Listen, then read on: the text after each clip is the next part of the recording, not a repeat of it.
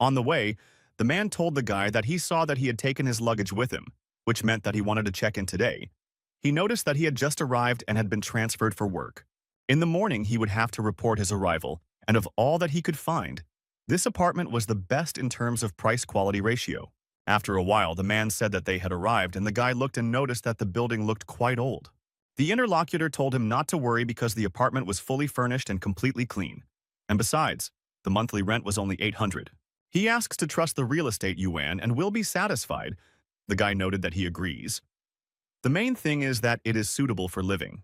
After all, this apartment is only intended for him for a few months. The man slammed the front door behind him and, from the expression on his face, it was clear that everything was not so simple. When they arrived together at the right floor, the guy said that he could leave the keys and let him go, and the realtor said that he was fast and would then quickly let him rest. The interlocutor noted that he had also worked hard despite the late night. He saw him off. The man said that in the morning he would bring the lease agreement, and after that he wished him a pleasant rest, and the guy told him to come earlier because he still needed to report to the management. Finally, the realtor slammed the door to this apartment behind him, and immediately after he did it very cunningly, he smiled, because he understood that it was wonderful. Finally, happiness came for him, and in the end this room was rented out. The end of the month was approaching, and he already thought that he would not receive a bonus. It's a good thing it's already late at night, otherwise these old ladies could have ruined everything. Probably no one told this boy that evil spirits live in this room. It also turns out that there are a bunch of old senile people here. The man walked along the road and wondered how such things could even exist in their world. And while he was going down the stairs, some ominous hands that appeared out of nowhere were already reaching out for him.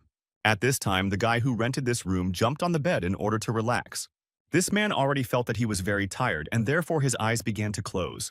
Soon after, it began to rain very heavily outside, and the window of his room was open.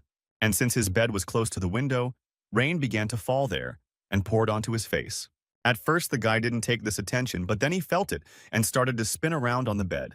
He moved a little to the other side so that the water wouldn't fall on him. When this man was sleeping peacefully on his bed, some monster appeared in his room and came straight to him. After that, the rain started pouring even harder, and a rose appeared, and there was a very ominous atmosphere.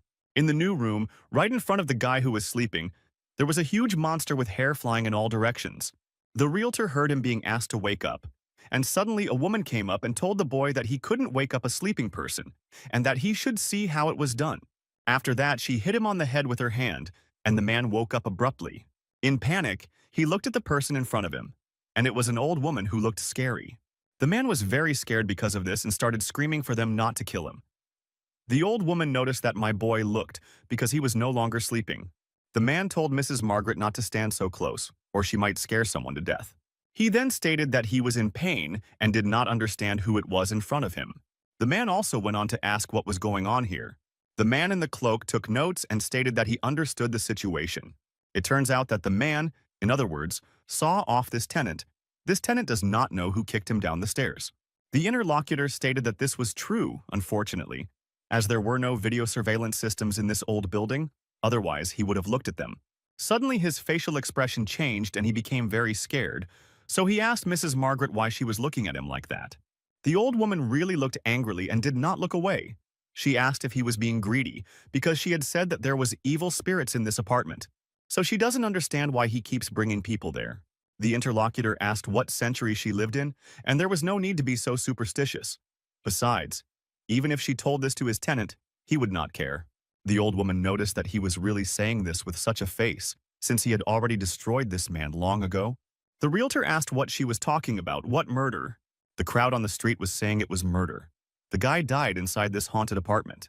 There is no need to even guess here, because they say that the cause of death was a repeated exacerbation of cardiopathy. While a crowd of onlookers stood at the entrance, a guy approached who sensed demonic energy. There is also a distinct sense of breathing, but no one can feel it. The hero noticed this huge building and thought that it would be really difficult. But after that, he put his hands in front of him and began to smooth out some seals. Then the power he had appeared in one of his eyes. And when it appeared, the main character was able to see the energy of people literally through the building. The walls didn't bother him at all, and the guy could clearly see where the people were and where the dead man was. The protagonist thought that, however, sharing was too difficult, and he was not interested in it. And while he was looking at knowledge and also thinking, He felt that someone was behind him. He turned his attention there and saw a boy who noticed that his brother, judging by his movements, was a fan of Naruto. The hero screamed in horror that he was licking his own snot, but the boy continued to say that if we talk about ninjutsu seals, then he also knows something. After this, he became more confident and told his interlocutor not to blink. The discouraged hero stood next to him, waving his hands. He soon thought that this kid really did seem cool. If this continues for a little while longer, he will really beat him. Soon the boy finished waving his arms and then spat forward, splashing water. Then he turned his attention to the hero and asked if he liked it. But at that very moment, to his great regret, there was no one there. The boy then realized the whole situation and shouted that his lollipop was gone. It turns out that he needs to do something, because he wanted to eat it together with his desk mate. The hero was on the roof with a lollipop and said that it was an annoying little devil, and what he was using now was not ninjutsu. And the power that he used and possessed is called the Art of Tao. The 3 dead guys who came earlier couldn't find him. Another one sat here for 5 whole days and also didn't see anything.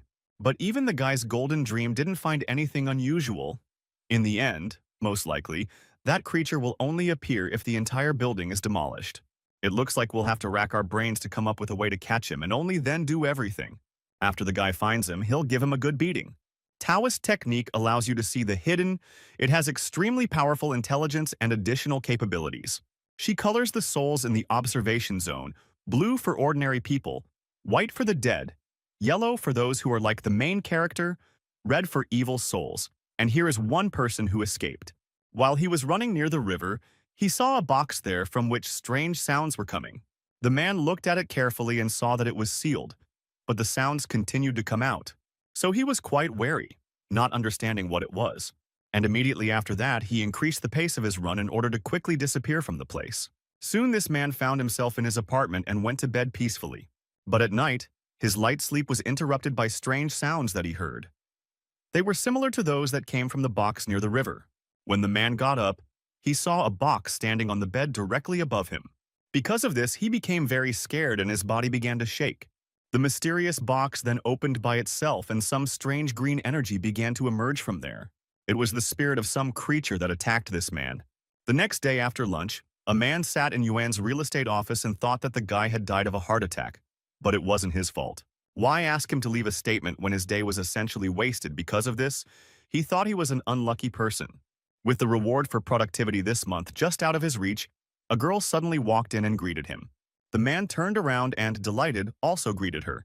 Then noticed that she had come to a place for buying and renting apartments. And before he could even finish this sentence, he saw the girl in front of him and immediately blushed. She was very beautiful and remarked that she wanted to rent an apartment with ghosts. The man continued to stare at her and remarked that of course he would do it, when he suddenly realized what she was asking for. So he said that a man had died in that apartment last night, and the girl had noticed that she had heard it. But he then asked her why she still wanted it. The interlocutor smiled sweetly and noted that this was all because she wanted to do a broadcast. Of course, the realtor was stunned by this and came up with the idea that modern girls love money more than their lives. Soon they arrived there, and the girl thanked him and also asked him to give her the keys. He agreed, and noted that then he would not go upstairs, let him take care of himself. Finally, she arrived at the top floor and wondered if this was the same bedroom where the man had died. In any case, for now she is interested in it, and she will fill her stomach with noodles. While the girl was eating, she wondered who could have created this because it was so delicious. A few moments later, an ominous, mysterious hand appeared from under the table and reached straight toward her feet. At that moment, it seemed that the attack was unavoidable, but suddenly the girl thought about something. So she abruptly pulled her legs under the chair she was sitting on, and the creature missed with its blow. She quickly rose from her seat and declared that she had almost forgotten about him. Of course, because the girl is alone in this ominous room, she should be afraid. Despite this, she took out the poster and noticed that here he is, the current rising star of music. It is this man whom she hung on the door who will become her amulet. Another portrait was also hung on the window in order to fence off all evil. While the girl was standing and admiring the portrait, the lights went out. So she looked up and wondered why it suddenly went dark. At the same time, behind her, she heard some strange sounds coming from the closet. That's why I was a little wary and asked who was there, but at the same time I came closer. Then, she tried to get something out of her closet and noticed that she had items that could scare her away. The new resident looked through the open crack in the closet and told the evil spirit to leave. A few moments later, a green light appeared there, and this alerted her. Eventually, the eyes of a huge monster, who was hiding in the closet in front of the girl, lit up. Then the girl quite calmly noticed where this creature was hiding. It was because of this that she suddenly threw open the door in front of her in order to get a better look at him. And when she did this, she noticed that now it was his turn to shine. Then she opened her backpack and pointed it straight towards the closet. And from there, two eyes lit up. After this, a huge raven appeared and flew out at high speed. The creature had a very sinister appearance, and it was clear that it was ready to attack the entity in the closet. When this happened, the girl immediately closed the closet door and held them. Soon he heard a voice that said to let him out and let him go out of here. He was ordered to open this damn door. The girl did not do this. And a few seconds later, there was an explosion that tore the door off and threw her a short distance, but fortunately she was able to stay on her feet and then opened her backpack. And then she shouted to one of the 8 trigrams, symbolizing the earth, to return it to the backpack. The raven flew in immediately after that, and the zipper closed by itself. And the girl said that it was her dear raven with black claws. She can make any demon show his true form, so why shouldn't he hurry up and get his ass out of that tight locker? That huge monster immediately after that opened the door and burst out. When he stopped in front of the person, he shouted that he would eat her alive. After this, the entity opened its huge mouth, which contained a huge number of teeth, ready to kill the victim. The girl hit him with one movement of her hand and closed his mouth, and then asked him if he still thought he was cool here. Continuing to strike, she stated that by issuing all these visas and shouts, he would only make things worse. After all, in that case, if he does this, then all the other neighbors will do the same. The girl delivered the final blow and noticed that she could not move normally with these 2 meatballs on her body. The monster was taken aback by this and asked who she was. The interlocutor stated that he looked just as he thought, using such childish methods of intimidating people. He is 100% sure that the monster is just a low-level spirit without any real power. This is also one of the reasons why he can't see its true appearance underneath. Then the main character involved the girl and made magical movements and declared that the monster would disappear. A capsule appeared in front of him, into which the image that was on his body was directed. Of course, the creature was stunned, because now the man in front of him showed his true appearance. The guy said he was from the famine suburb of Liu Shan and a champion demon hunter, and his name was David. The demon was surprised because he understood that this place could be translated as a department of the city of demons. The hero said that since he could hide his demonic aura, he thought that he was a spirit of lust. It was such a shame that he had to disguise himself as a busty girl. He didn't notice him with his golden gaze, and it seemed like his hiding skills were much better than this guy's. However, his actual strength is indeed weak, so he can finish off this creature with just one finger. The demon smiled and then said that then let him try to find him. After this, the entity tried to hide again, but when it began to do so, it felt hellish pain. The creature did not understand what had happened, and so it asked why this was so. David asked if he was asking why he couldn't hide. If so, he would say again that Crow could make any demon or spirit show their true form. That's why the demon can't do anything. Before the guy could finish speaking, this entity rushed towards the door with all its might. The creature thought that he must not be caught under any circumstances because he had to wait for her return. She really should be back soon. At the moment the demon touched the door, he again felt hellish pain and screamed. David stated that he would not be able to escape from this place because there was a talisman behind the poster. Also, this creature turned out to be much weaker than he had previously thought. Because of the simplest talisman, he really showed his true face. The guy was surprised when he saw this. He didn't notice that he really was just a small brat. The Kun backpack is used to store things and has a separate dimension inside it. Nan's spirit is made using spatial skills and synthetic skin, and can be used on humans and spirits, and also has the ability to copy people's appearance. And so it turns out that some huge monster turned into a small demon who was very scared. The hero crouched down behind him and, jabbing his finger, noted that this little brat was no longer so brave, and that there were no spirits in this world that he could not handle. The creature, with tears in its eyes, continued to say that he simply could not leave here. Because she had not returned yet, David asked what else she was like. Was he really intimidating them to wait for her return? The demon stated that it was true that they lived in antiquity, but many of them were weak and fearful by nature. The creature said that they were recruited by one organization, and because of their cooperation with people, their relatives began to mercilessly kill them. He himself was one of the survivors, and when he was seriously wounded, he hid in a closet. David said that he asked how she was waiting. The creature continued that after awakening, the world changed. People acquired new technologies and do not want to sleep at night, so they make a lot of noise. He hid in the closet until his grandmother found him. The old woman took him in, and then one day she fell to the ground. so he waits for her return. She left not long ago and has not returned since then. The hero realized that she was dead and covered the demon's mouth, telling him to stop making drama. The creature is annoying and should be scanned first. Having turned on the application, he told him to stand still and not move. The creature asked what it was. Was it really a demon scanner? The scan showed that this was Tang Wen, an endangered species. The creature was frightened by the voice, and the system reported that it had become extinct around the Beijiang era, and that the reason for this was being hunted by other demons. David noted that the reward for this mission is 200 bonus, but it will be interesting to collect it. It turns out he hit the jackpot, because the dying demonic spirit is worth much more on the black market. The creature was stunned, and thought that the black market was a terrible place. So the demon began to cry and, frightened, begged to let him go. And the hero lifted it up and noticed that, although it was expensive, he would not sell it. And besides, the grandmother would not return. And yet, from this day forward, from this moment forward, he will never be alone, afraid, or helpless. Because the hero will protect him, and his name will now be Richard. The demons were upset about this because they realized that they now had a name. And the main character asked him if he would accept the name he had given him, to which the interlocutor replied, yes. David then used the magic item and directed it straight towards the demon. Because of this, the creature began to be pulled inside, and it screamed loudly. Richard screamed to be let out, because he knew that you can't trust people, because they are all liars. And the hero, with a smile on his face, noticed that everything was ready and hid his magical thing in his pocket. And then he looked at the system, which informed him about the mission status. The guy noticed that it was time to leave and pressed that the mission had failed. He was a little hungry and decided to go with you and look for something tasty.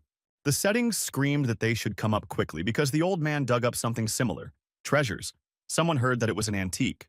But this thing weighs at least 500 kilograms, so it's not so easy to pull it out on your own. Someone asked what it was because it didn't look like anything valuable, but rather like an old barrel where he kept his cucumbers.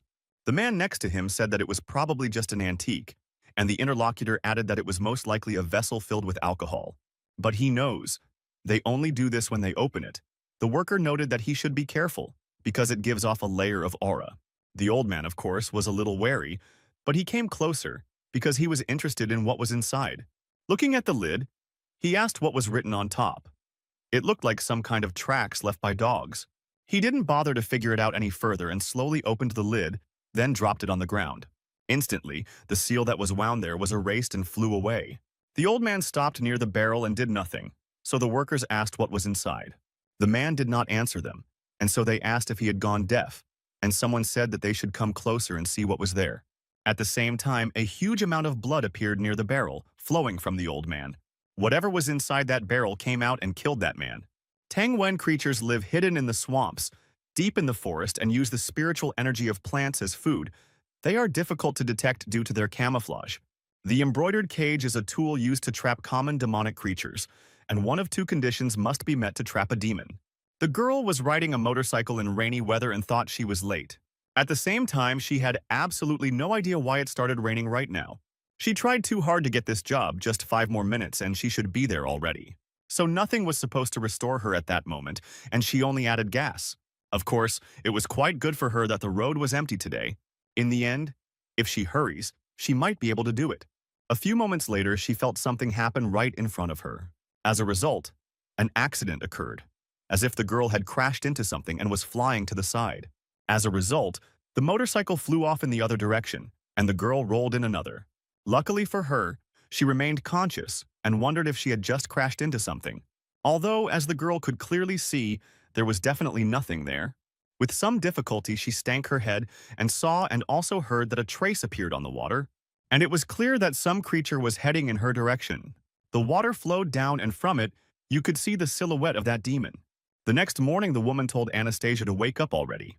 The girl did not answer for a long time, and she knocked on the door, trying to open it. And so, angry, she opened it, and then noticed how much time it was already, and she was still sleeping. Now she had absolutely no idea where the benefit was from the girl she had talked about before the move. Every day she got up and came home late. It is unclear what her father taught her at all, since she has many relatives to whom she could go. The woman really does not understand why she latched onto them. It turns out that Anastasia has neither shame nor conscience to behave like this in front of them. Soon after that, the door slammed shut and the girl realized that she had left, and that she had not slept all this time. and she also thought that it seemed that she would not be able to stay here for long. So we'll have to ask another aunt if she has a spare room where he can stay with us. But despite this, there was still a little bit left, and she would collect enough to find this woman. And when Anastasia finds her, she will immediately make her regret everything she did to them. After this, she mentally begged her father to hear her Israel and bless her with wealth. The woman said that in order for the man to stop staring and eat the eggs faster while they were hot, she also asked why he didn't talk to the girl. A lot of time has passed since she moved in, and she was going to live with them because of work, but it has already dragged on for 6 months. The man said that she was his niece, and if he didn't take care of her, then who would? The woman remarked that this would be the case if she didn't have money. But despite this, she should have saved up at least a little bit by now from all this work she does. She soon noticed that they would stop talking about her because they irritated her. So let the man go to work after he had breakfast, and she would go to the store. A few minutes later, the front door closed and the man was left alone. Then he turned to Anastasia and told her to leave because the woman had already left. The girl crawled out of her room and wished good morning to her uncle, and also swore to him that she had not tried to avoid his wife. He noted that he believed it, but she must be in menopause, so he shouldn't take it to heart. Let her go, wash up, and also sit down to breakfast. After this, Anastasia entered the bathroom and began to slowly wash herself. Just then, a man came up and stopped near the door and watched. He looked at the way the girl bent over and at her figure features and smiled slyly. Soon after, Anastasia felt that someone was behind her. So she became wary and then asked if it was the second aunt. The uncle smiled and apologized because he knocked on the door but didn't hear an answer, and he came here for dental floss after the meal. The girl remarked that she would be scared to death if he came up to her at night like that, and the man said that he would be more careful next time. The young interlocutor noticed that he had grabbed the thread and reached out to it to pass it on. But the uncle leaned closer to her and noticed that her hand was still damp, so he would take it himself. He also said that her wet hair smelled quite nice. He also remembers the very time he played with her when she was younger. Then the old man looked at her and noticed that in one moment she became so big, he accidentally took her phone and saw that there was more than 500,000 in the account. A young girl comes home late at night and is supposed to be doing all sorts of naughty things. In the end, if she needs money, he can give it to her only if she listens to him. Anastasia was stunned and noted that she thought he was the best of all her relatives. So at the same time, she couldn't think that Uncle 2 was a wolf in sheep's clothing, and when she got angry, she hit him with her knee. The old man fell to the ground as a result of this blow, and his interlocutor noticed that he was just trash. As a result, it turns out that she will have to look for new housing again. Soon, Anastasia was walking through the streets of the town and heard her stomach growling, so she thought it was worth having breakfast before leaving. There, the girl noticed a family sitting at the table and looking at her attentively. The woman told her daughter to eat a piece and be a good girl, but the little girl said that she didn't want it and that her daddy should just play with her like that. This made Anastasia sad and she thought to hell with it all. She still had to work hard today to earn money. The task she had to complete today was to earn 1,000 yuan. From 9 o'clock in the morning, and the girl was on the set and was photographed, she earned 300 yuan as a novice model. After lunch that same day, she was running along the road and having a snack on the go. She was rushing to the cafe where she worked as a waitress and told people to enjoy their food. In the end, she got 200 yuan and 3 hearts plus 150 extra. In the evening, she asked her uncle to look after her things for a bit. He said that she should put them here, and he would only change the oil and asked how long she would be delivering the parcels. The interlocutor said that this would be until she earned enough, and then she rode off on a motorcycle and said goodbye. The old man said that she should be careful, and his subordinates remarked to the master that the girl was so cute. But why was she doing the delivery? Uncle said that Anastasia does not only this, she also works in 3 places. Although he doesn't know what makes her work so hard, he can say with certainty that she definitely loves to ride. This is why this girl sees delivery as a way to relieve stress. At night, Anastasia went to a street called Lan Tien to make another order. At this time, the main character was there, asking himself what else he should try. Suddenly, he heard the sound of a motorcycle passing by him and saw that it was this girl. Just a few moments later, the thing he had on his belt started spinning. Of course, David realized that this was not good and opened it to see what had happened. When he saw that the compass needle began to spin as if it were crazy, he was simply stunned. The guy understood perfectly well that these were red threads coming from him. Then I paid attention to where they were going and realized that this was indeed a bad sign. And facing something like this is exactly what his teacher had in mind when the boy was younger.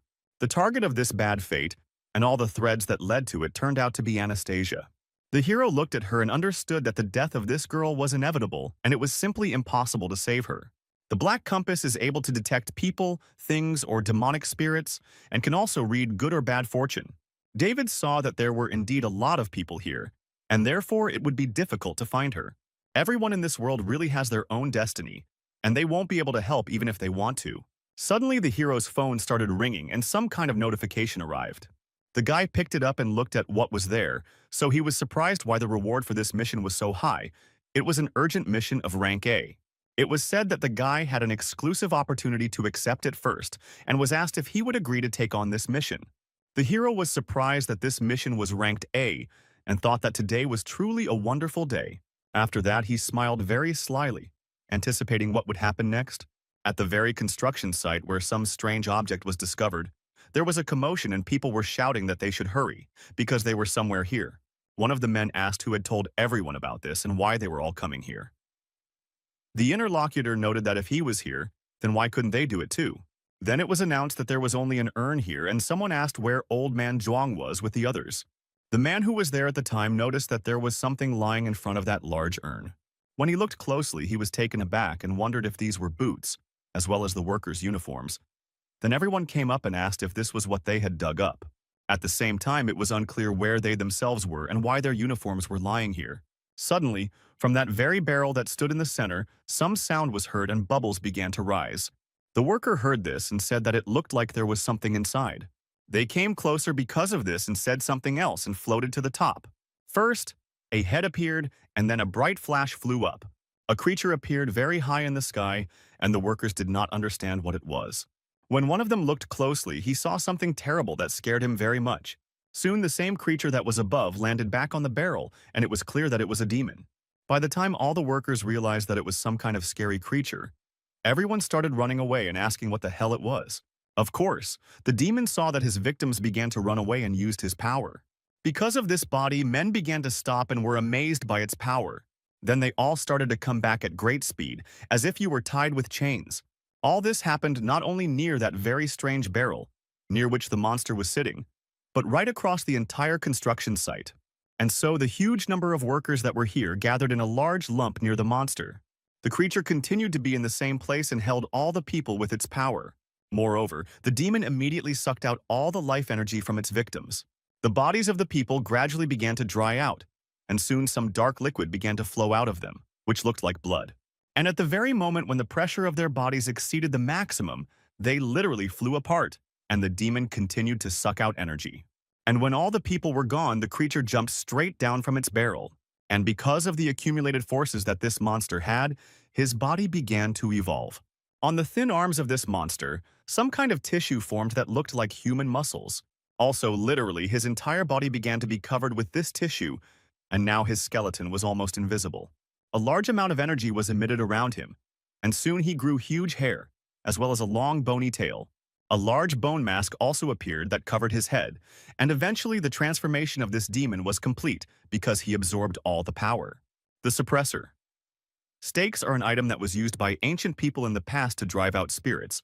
A demon with a top struck by these stakes is no longer able to do evil. The withering dead is a spirit born from a monstrous amount of hatred and anger that consumes human souls. Mummy, an evolved undead that has accumulated hatred for several thousand years, has an indestructible body and a ghost skill that can detect spiritual power. Soon the creature looked at his body and did not understand who he was and why he turned into this. Suddenly a drop fell right on his hand and the memories came flooding back to him. The last thing he saw in his life was the rain that was pouring down, as well as the two people who were above him. Soon they grabbed the man by the legs and began dragging him in an unknown direction. And then they used copper stakes and drove them straight into his hands. And then they left the man to die in the rain and he tried to somehow save himself. In the crowd of all these people, there was a little girl who was smiling evilly because of the situation. Remembering all this, the creature looked again at its body. It felt sad. Also, anger filled the body of this monster, and he screamed very loudly. Soon these same slow stakes began to glow and cause great pain. Due to their action, the demon's blood gushed out and he began to groan in pain. The stakes, however, severely limited his abilities and sucked out his life force. Therefore, soon the creature was almost without strength and fell to the ground. Then the monster tried to rise a little and thought that it seemed that these copper stakes were preventing him from absorbing energy. Suddenly he became wary, because he sensed danger and realized that something was approaching. So I decided to use my power and used the skill of foresight. Because of this, the wave of his energy began to spread around the area to make an even larger radius. The person he sensed was quite a distance away, and it took a while to sense him. The one who was approaching this monster was the main character, who was running quite fast. He even used his skill, where he still didn't understand who it was. But even despite this, his instincts are literally screaming at him to run away from this place. So the creature, using its last strength, rose and began to head in an unknown direction. The demon understood that his whole body was numb and did not have enough strength even to move. All his abilities were most likely simply sealed by these methods of stakes. Until he finds the man himself, he cannot die here. Indeed, over all these years he experienced great pain and suffering. Then, the monster jumped high into the sky and thought that he would return all this to the man who made him suffer. Because of the enormous anger he felt in his head, there was only one thing that he would kill him. Even in spite of everything, if it takes 1,000 or tens of 1,000 years, he will still find it. At that moment, when the monster was near the road, he saw a bright light at the last moment. This was followed by a violent collision with a girl riding a motorcycle. The precognition skill is a special visual skill that the mummy possesses. It allows one to detect souls and recognize spiritual forces at great distances from the object. The motorcycle's engine was still running, and because of this the wheel was spinning, so the monster noticed it. The mummy thought that it was a bright light, and something had attacked him from ambush. Could it really still be a hunter trying to catch him? There is a woman in front, and it appears she is one of the people who ambushed him, although it appears she too has sustained serious injuries. Suddenly the creature felt a strong energy that was above. So she looked up and thought that this man with powerful spiritual power must be close by now, and apparently he came specifically for him. Considering his current state, the demon thought that he was not his opponent, and therefore he had no other choice. The creature headed straight towards Anastasia, at which time she raised her head. At that very moment she saw a monster in front of her, although ordinary people cannot see demonic creatures. So she decided that she was imagining all this because of her injury. Soon the last of her strength left her, and she closed her eyes. But the demonic creature directed its tentacles. They gradually touched the victim's body and enveloped her body completely. After this, each tentacle, one after another, began to gradually penetrate into the girl's skin. This sinister force was directed through the skin straight to the heart and blood vessels, destroying them. Then the blood itself became completely contaminated with all this, and it got to the point where the DNA was affected. The girl's eyes soon opened, but it was no longer her, but a demonic creature inside her. Outside, it was still raining very heavily, and the main character came to the crime scene. He was very out of breath, because he had been running as fast as he could all this time. But the moment David looked at the vessel, he realized that he was probably too late, because there were no longer any traces of life at this construction site. He was shocked that so many people were killed in a short time, and he must hurry and then find him as quickly as possible. The magic compass that was on the boy's belt began to shake and make sounds again. At the same time, Anastasia's body began to move forward along the wet track. But at that moment she was no longer herself because the demon used his power and entered her body. Well, the demonic creature was walking down the road and suddenly a cat appeared next to him. As they approached each other, it was eye-to-eye contact. The cat immediately stopped and used its eyes to carefully analyze the person in front of it.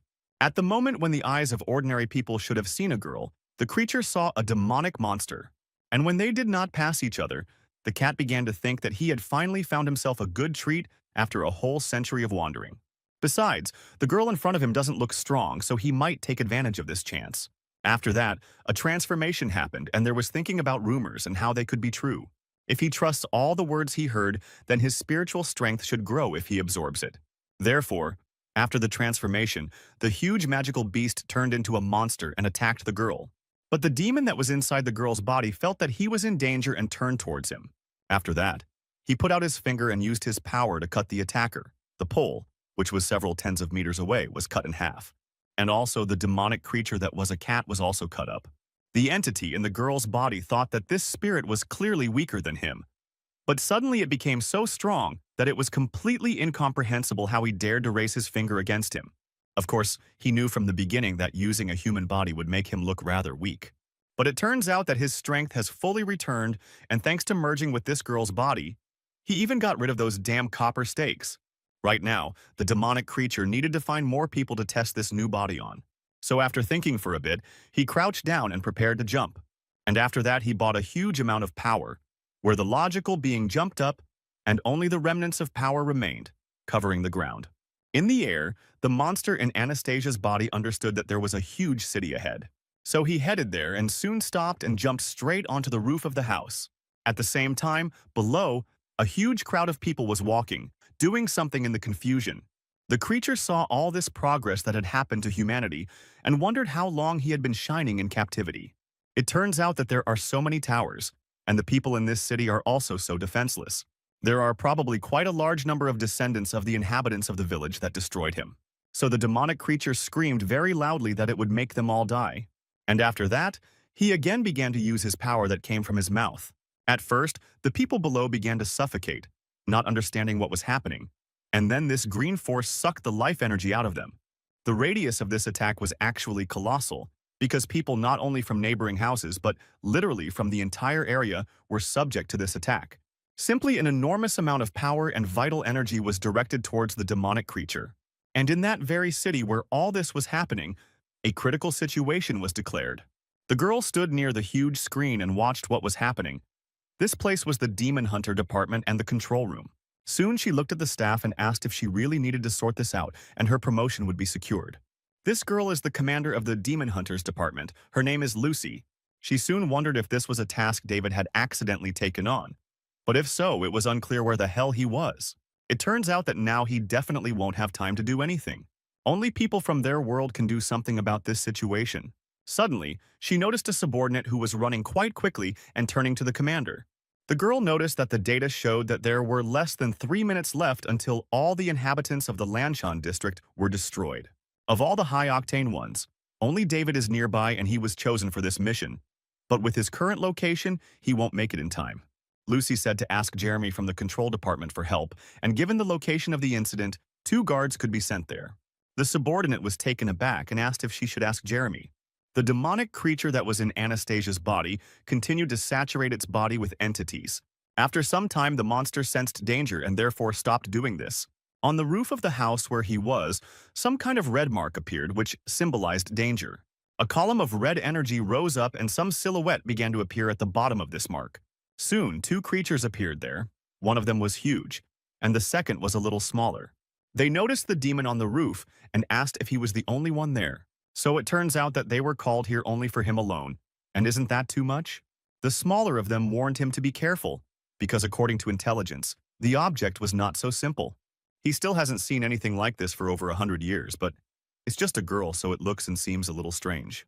The big hunter noticed that he would check her and asked the 3 brothers about it. Then he used a sharp jerk and was ready to strike with his hand. But the demonic creature easily foresaw this attack and was ready to repel it. So the monster in Anastasia's body jumped up and easily hit the attacker with its knee. Because of this, that big hunter was defeated very easily. The one who came with him remained motionless on the roof and analyzed the situation in front of him. The demonic creature then walked straight towards him and stopped next to him. Then he smiled and told his interlocutor that he looked much stronger than the previous one. And when the demon raised his head and looked at his opponent, he became frightened and jumped back several dozen meters. Then the mouth of this creature opened and from there began to appear those entities that it had absorbed. And at the same time, Anastasia would begin to come to her senses a little and see a bright light in front of her. At the same time, she did not understand why it was so bright here. Could it be that someone had launched fireworks right in front of her?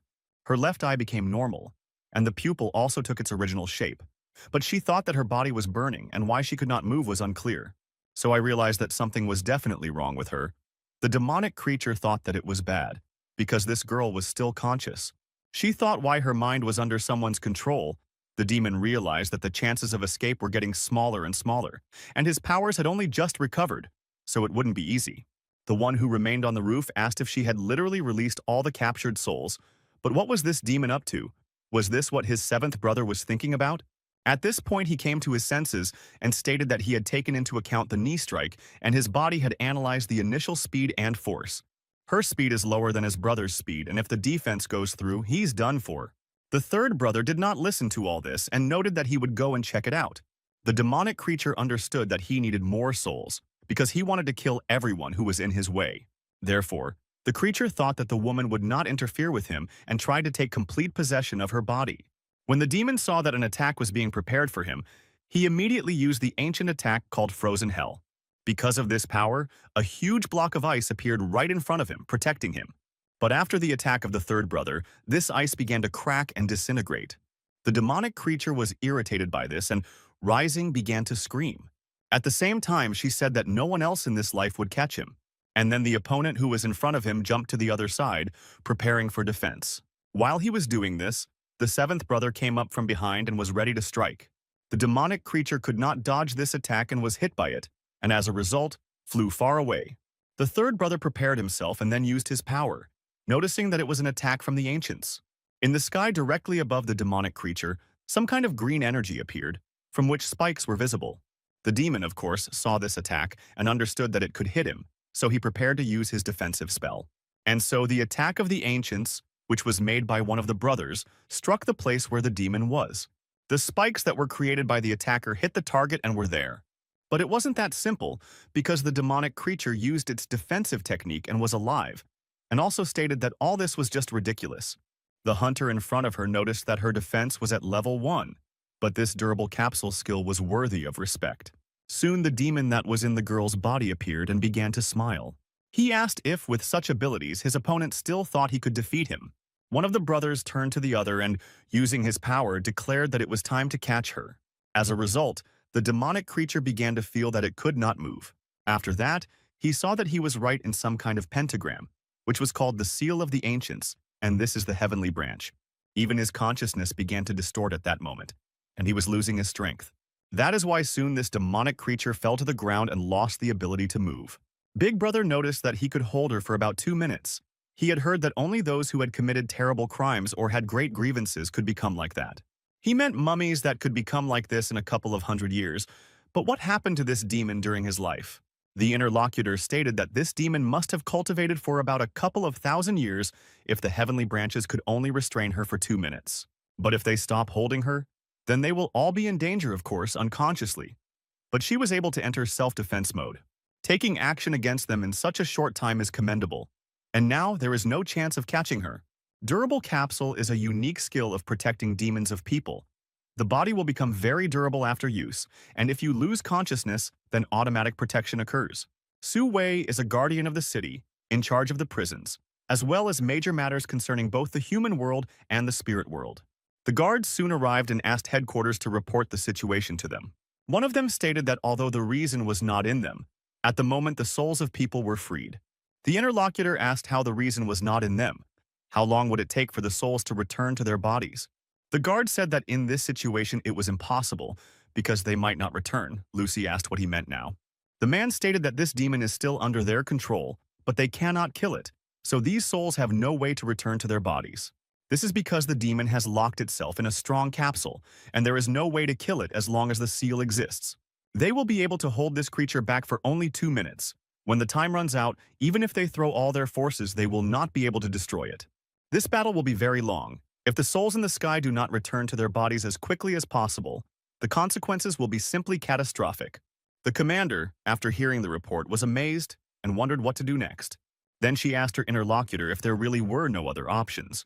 The interlocutor thought for a second and then stated that there was another option. The girl immediately asked what this option was, and the guard said that he was now referring to exile. The commander disappeared even more after that. I was amazed and thought, is he really talking about that exile? Her subordinate was also stunned and wondered if this meant that the situation was really urgent. She had once heard something similar from her colleagues, that somewhere there is a mystical jade seal hidden in the tower. Using a huge number of ancient spirits, people can subjugate and control them. And this place is also called the Third World. But if the guard really wants to know who, he has to ask permission from his superiors. If the captain does this without permission from his superiors, then everything will be very bad, Lucy said, so that he should start implementing it. The subordinate did not expect this and told the commander that she had not yet reported this to her superior. And the woman said that there were too many lives at stake and no time for this, so she would take full responsibility for the mission. The guard then asked if he could get his confirmation again, and should he still begin the ritual of exorcism of that demon? The commander stated that she was giving permission and let them proceed, so the guard immediately began to fold the seals. After this, a huge amount of energy appeared behind him, which spread in circles around the area. Then, he gradually began to speak words in a language that no one could understand except himself. Soon after all the words were spoken, a bright flash of light illuminated the roof they were on. The clouds that were in the sky began to fly away in different directions, and a pillar of light appeared from there. Somewhere at the same time, on the outskirts of the city, the main character was there and saw all of this. He had a compass in his hands and thought that the demon's trail had appeared again. It seemed to be the same as the settings, and it coincided with his current direction. All the red threads that came out of the compass were heading there, and the guy remarked that if it was a coincidence, he didn't think so. The same scary one who did the expulsion procedure looked up and waited for what would happen. From the very place where a gap appeared in the sky, the head of a huge monster appeared. This creature was from the third world, and she came here to drive out the demon. The huge monster opened its mouth and sent a beam of energy towards the demonic creature. Due to the power he sent there, the demon's defensive technique began to disintegrate into pieces. The creature itself was unconscious at that very moment and therefore began to rise upward without resistance. The main character was already near this place at that moment, and the red threads began to reach out to the demon. David saw this perfectly well and thought how strong that demon was if it had already come to expulsion. Moreover, it was unclear to him why the threads led him to him. If all this happened, it looks like the guy has already seen this girl before. He began to remember when this main one should come in, and remembered the moment when he saw the girl and his compass signaled that she was in danger. So the guy was a little discouraged because he realized that they immediately remembered her. It turns out that this is the same girl who was riding a motorcycle along the pedestrian street. David realized that the situation was now critical and used his golden eye power. Having scanned the essence of this girl, he realized that the human soul was mixed with the soul of a demon. If we talk about all this in other words, then she is half human. The hero rushed towards her and thought that he was interested, because such an opportunity does not often arise. So it turns out that he also wants to have fun inside this third world. The commander and his subordinates, as well as the guards, saw this and were stunned. So you thought, has this idiot really gone completely crazy? The main character at the same time was glowing with happiness and was ready to enter that world. The creature continued to pull everything that was in its path inside itself, including the guy. So soon, most of his body was already there at 0000 and 42 seconds. When only his leg was in the current world, there was 1 minute and also 28 seconds. After that, I wanted a guy. I plunged in completely and it was already 2 minutes and 9 seconds. Time continued to pass at normal speed, and when it was 4 minutes 52 seconds, the boy's hand emerged.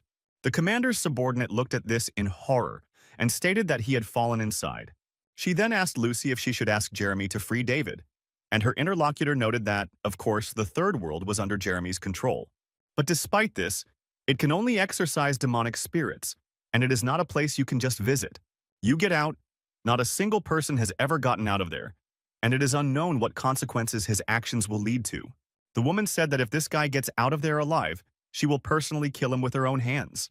It turns out that this thick-headed scoundrel David never listened to her. The subordinate felt sad about this situation and wondered if David would be able to come back from there. While the commander was training how she would beat her subordinate and was using foul language at him, the girl looked at the screen. She saw something strange, and it caught her attention quite a bit. And so, in the third world, in the fantasy world called Fantian, the heavenly door opened. The beings that were on the earth saw this and wondered if this door had really opened. One of the demons invented that the day had finally come, because he had been waiting for this moment for so long. All these years, he had been hunting at least 3 demons a day, and he had trained hard for this day, so he headed straight for the heavenly gate. The creature thought that when it got out of here, you would immediately go in search of prey, and then take revenge on those old farts. When the demon was almost at the gate, he said that this was freedom and soon he would truly be free. But his dream was not destined to come true, because soon he felt the explosion that occurred. And then a bright flash of light illuminated everything, and all the flesh and bones of the creature were burned. At the last moment, he thought that freedom was almost in his hands, but the destructive power of this world is truly great. Luckily, as long as he has a recovery organ, he will be able to slowly return to his previous form. If not this time, then it's a problem, because he will continue to train. He will come back, because with his abilities, everything will work out, and one day he will become that demon who will be able to escape from this world. Suddenly, he touched a person, and it turned out to be the main character, who swatted the eye that appeared on his cheek. Soon he landed on some hill and wondered what the hell this was, maybe some kind of fly. Despite the fact that the landing was quite fast, he stood on his feet and thought that this girl must be somewhere nearby. Then David looked around a little and wondered if he should be here. Of course, I should have looked around this place better and found her, but how boring it all is. While the guy was standing and thinking about everything, a huge monster in the form of a boar appeared right behind him and ran towards him. The creature stated that it wanted to see what kind of demon was sent here this time, but did not expect that people would appear here. It turns out that he hadn't eaten for quite a long time, and here he found such a delicacy. Despite the whole situation, David was glad to see this creature and asked the girl who fell before him if he knew where she was. Anastasia landed in a completely different place than the hero expected. The demonic appearance of the creature that had possessed her began to disappear, and the girl came to her senses. When she realized that she was okay, she immediately stood up and noticed that she would not be able to deliver that order in time. But suddenly she noticed that she was in a completely strange place and asked where she was. Afterwards, she thought that she was supposed to deliver food. And then she crashed into something strange, and soon she woke up again and saw some fireworks. The thought of injuries came to the girl's mind, and she realized that because of that accident, her wounds should have appeared, although her body still aches, but there are no injuries at all. Also, at that time, Anastasia could not understand who was able to transfer her here. For some reason, she can't remember a place like this that is located in Lanshan City. The girl stood there and thought about where she had ended up. The creature from above had attacked her and was ready to eat her at that very moment.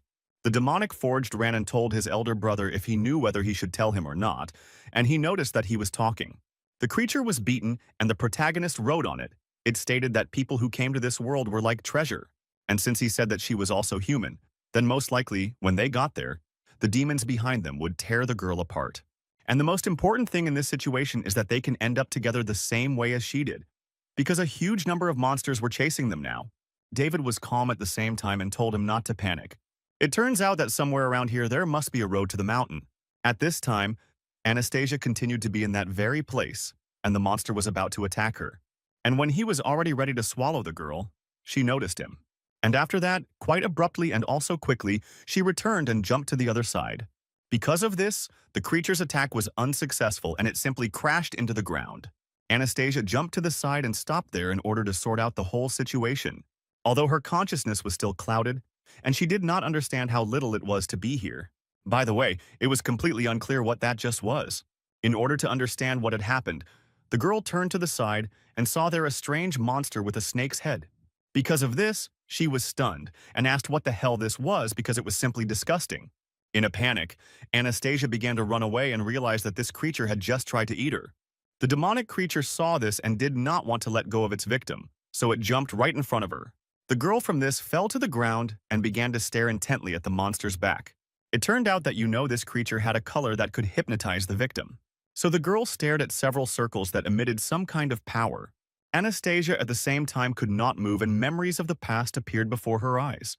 And she remembers the only time she cried was when she fell off her bike, the baby was crying, and her mother asked what happened and how much pain she was in. You should blame your father for not helping, and he asked her not to cry because let her get up. And this time she rode much longer. The girl screamed that he didn't love their daughter at all.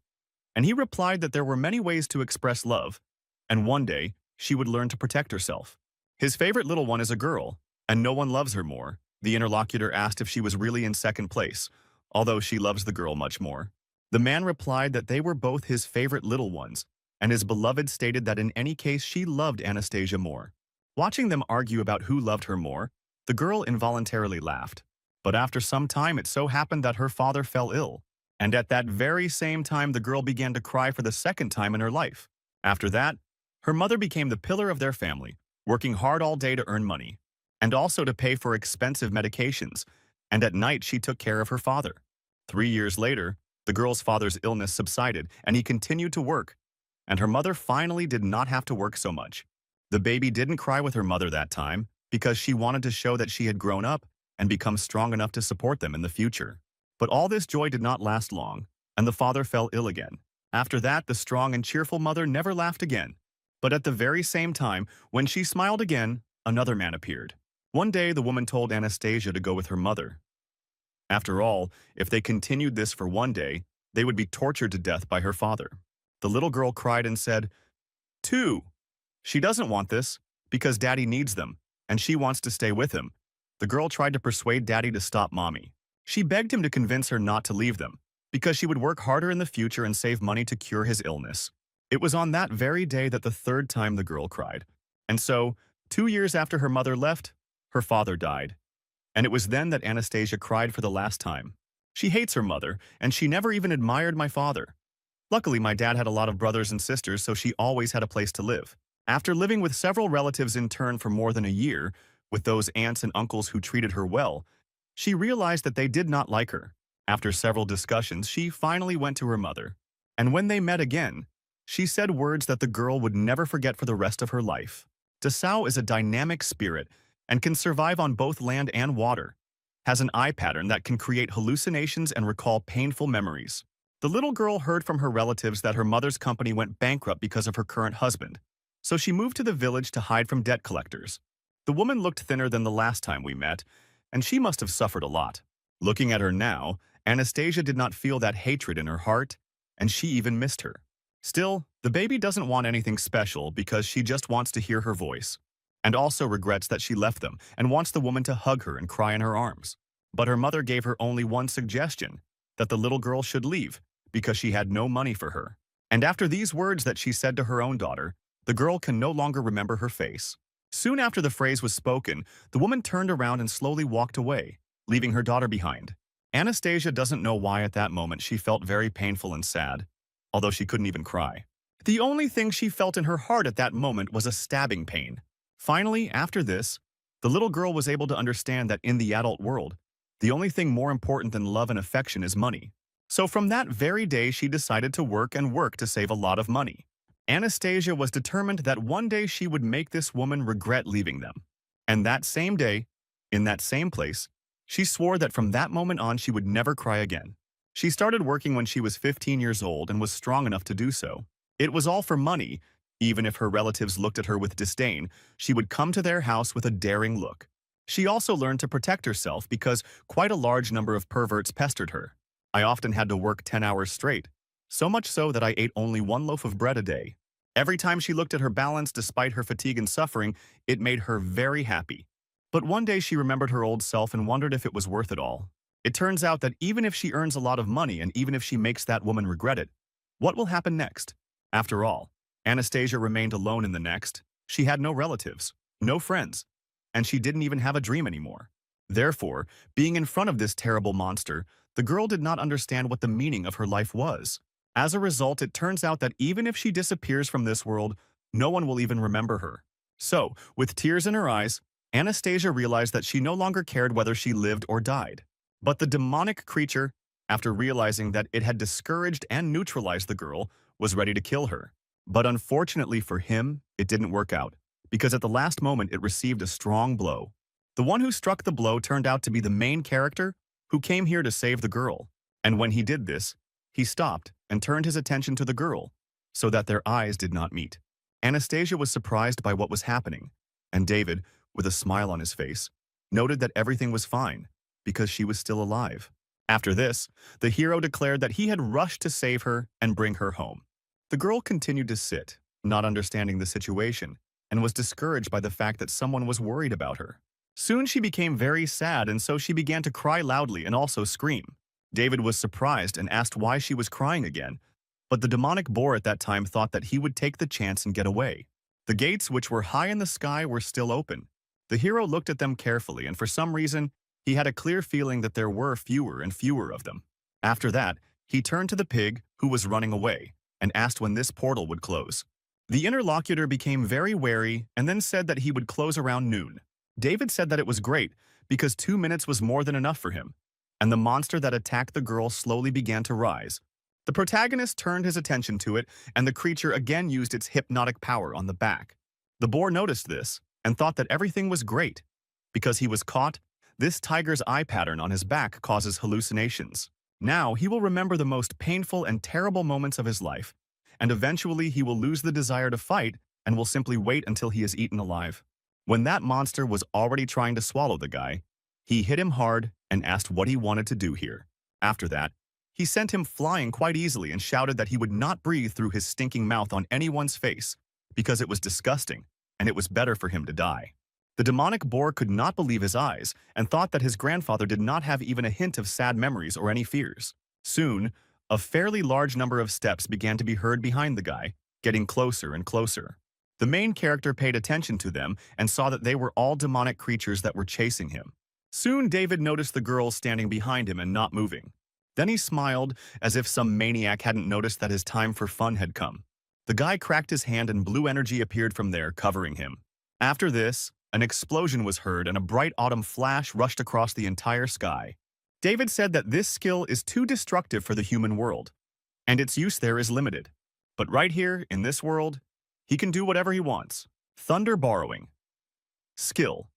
One of the 4 thunder seals on David's body, it can transform into a thunder form, which gives a variety of uses for this seal. Touching his left hand to the right side, the guy began to create, like this, magic balls. He created 3 balls and soon after, he aimed them at the monsters and fired straight at them. The first demonic creature that was hit didn't even have time to solo before the balls were already near it. When they collided with it, there was a huge explosion that struck the monster. But this attack stopped on her and spread further to the monsters that were ahead.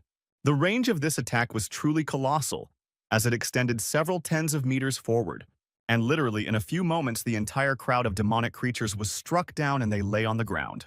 The protagonist saw this and stopped his attack, noting that it was too easy. After that, he smiled sweetly at Anastasia and noted that it was time for them to return. The girl, of course, was amazed, because she did not understand what was happening in this place and in this world.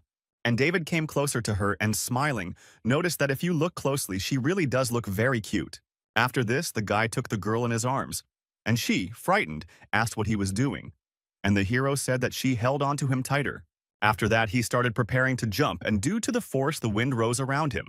Then the guy, with the girl in his arms, jumped up, and they began to rush into the sky at great speed.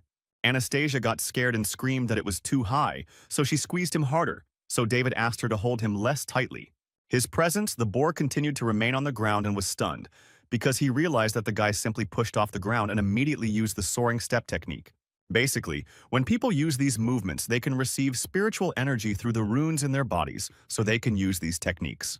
It's already great if a person can use such techniques, but he also used 2 different attributes, the thunder technique as well as the wind technique. Moreover, it turns out that he was able to use the technique without using runes, so the demonic creature does not understand who he is. At the same time, somewhere in the surrounding world, the creature continued to watch David. But there was not just one of them there. There were several individuals there. One of them, the one with the big horns, asked to be sent to watch him. But the main one of them stated that he will not allow this. No one can leave Darren, even if the process is almost complete. Nearby, several creatures guarded the entrance to one of the huge caves. There was something important inside, and a bright golden light was shining in the depths. This light came from a creature that was inside the protective capsule. The head of the huge monster that appeared from the 3rd world was still in the human world. Commander Lucy's subordinate girl turned her attention to the screen and saw something strange. From there, the main character appeared with the girl and said that she would strangle him. When Anastasia's body was back in the human world, she felt her consciousness clouded, and the demon began to try to take over her eye again. Everyone who was below, as well as the people from the headquarters, saw that the hero and the girl had escaped from the monster's mouth.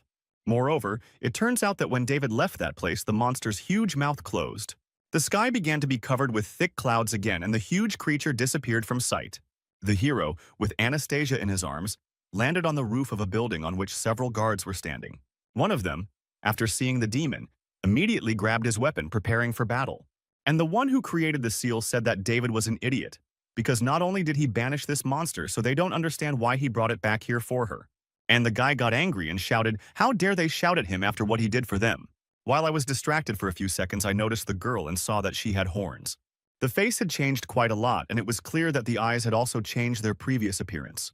Immediately after David saw this, he hit his hand right on the bony part of the face.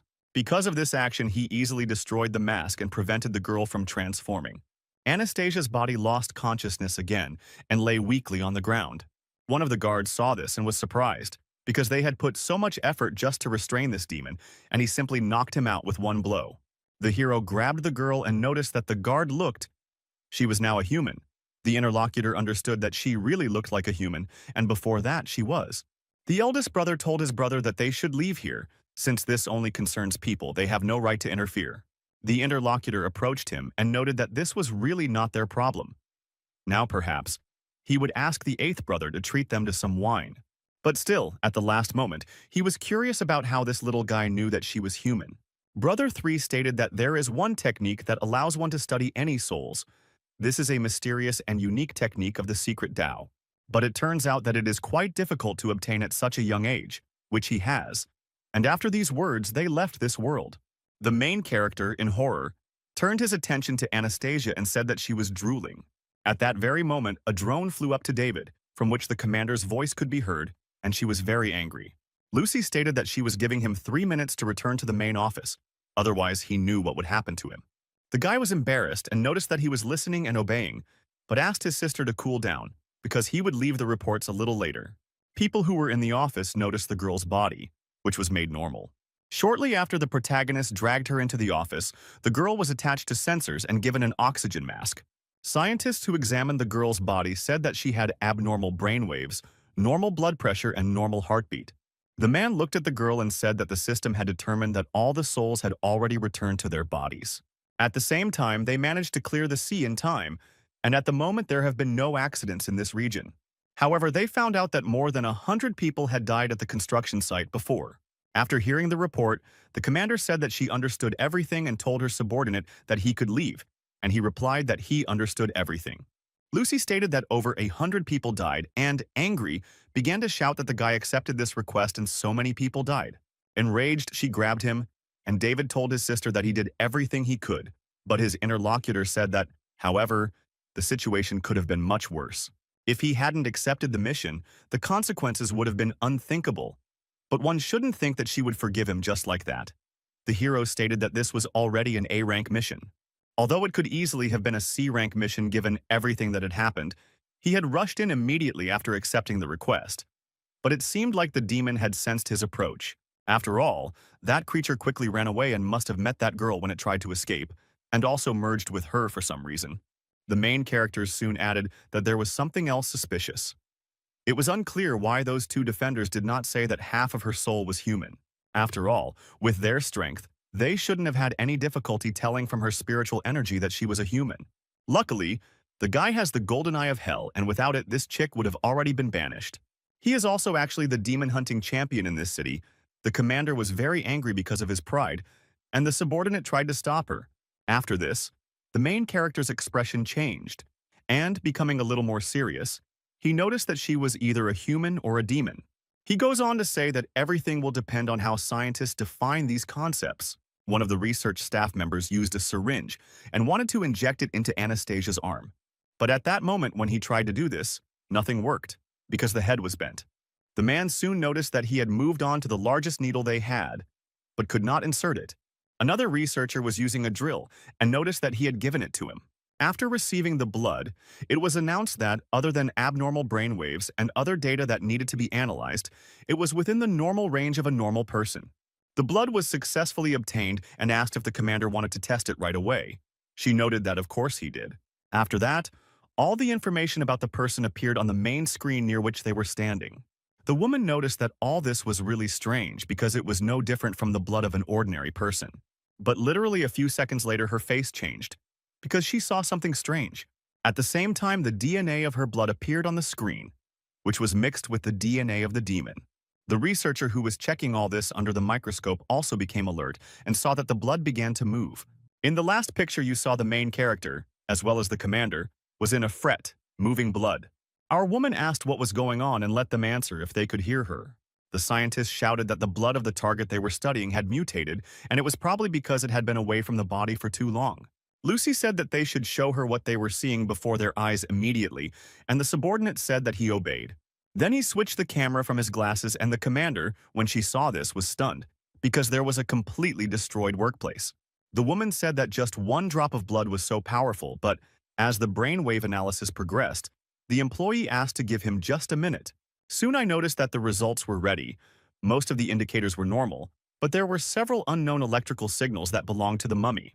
When compared with the reaction of the blood taken from her, a preliminary assessment shows that the girl's body is no different from an ordinary person as long as she is conscious. But, however, when the mummy's brainwaves take over her body, it turns into a demonic one. Thus, from all this we can conclude that this is a body in which both a human and also a demon exist. The woman was shocked, and David remarked that he wondered why the two defenders couldn't tell she was human. This means that it was not an obsession after all, but a complete fusion at the cellular level. But now it is unclear how this works at all. Lucy smiled and said David's name. He noted to his sister that she could hit or scold him, but she should not speak in such a tone and not smile like that because it was scary. The commander said that the power of one drop of this girl's blood shocked her, but he managed to make her unconscious with just one blow, and he is simply amazing. David noticed that his sister didn't praise him. She continued to say that now the girl is a mixture of human and demon, and he also knows that the Team or Ghost does not allow this. The presence of demons is unacceptable, not to mention she's an S-class ticking bomb. The rules say demons should be contained in the world of protectors, but half of her is human. The main character became wary and asked her to wait to see if she was thinking about that very thing. Luce noticed that he was smart before the top management made a decision. She believed that the girl would be in good hands under his supervision. David noticed that this was no longer funny. He had promised the master before he left the mountain that he would not have any relations with girls and that even living together was forbidden. The commander asked if he really wanted to say that she would have to take responsibility for her, not to forget that she decides whether he can stay here or not. The new hero was stunned and understood that his position was dire, but his interlocutor noted that he should not worry, because she would find a way to calm his master down. Well, or he wants to go back to that mountain and continue training. The guy said he thinks a man should be responsible for his actions. So, since he has accepted this request, he will take full responsibility for its implementation. Lucy remarked that this was good, and then turned to Katie and the subordinate, asking what was required of her. The interviewee stated that she would ask to take this girl outside and make sure that people from other departments do not see her. Katie was a little tense about this but said she understood. While the girl was talking on the phone, the woman noted that as for David, he should remember two things. The first thing is that no one should talk about the fact that he was in the third world. In the third, he must be next to this girl 24/7. The next time the woman called him here to headquarters to admit her, the guy noticed that he understood everything. Luce added that that was all for him to go and wait until Katie contacted him. The hero thanked the wallpaper and slowly began to walk. But on the way, he started thinking about why it now seems to him that he is the one with the problems. The subordinate turned to the commander, and the woman interrupted her and noted that she knew what she wanted to say. This kid will be fine. The strength he shows on normal missions is not enough. To be honest, this is only 10% of his true strength. Katya stated that the commander was thinking too much about it, because she was simply worried that the next time we took possession of the girl's body, David might accidentally kill her. The interlocutor said that they should go, because the top management was still waiting for a report from them. It turns out that they still have to clean up all the mess that happened because of David. The guy was on his way home at the time and sneezed because he was being remembered. He also realized that he had some really tough days ahead of him. Indeed, it was all very sad. At times, red threads began to spread from the guy. These threads appeared in quite large numbers and spread further and further. As a result, their path passed through the entire city in which the hero was located.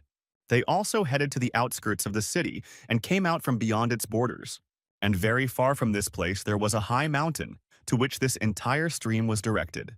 Almost at the highest point of this mountain, there was a temple to which these threads were directed. At the same time, there was some kind of circle on the wall, on which various symbols were engraved, and almost each of these symbols had its own thread leading to it.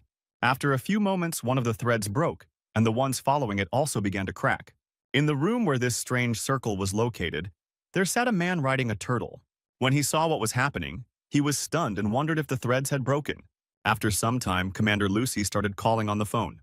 She called the very same man who was on the top of the mountain. He picked up the phone and called her Okrushka Lucy.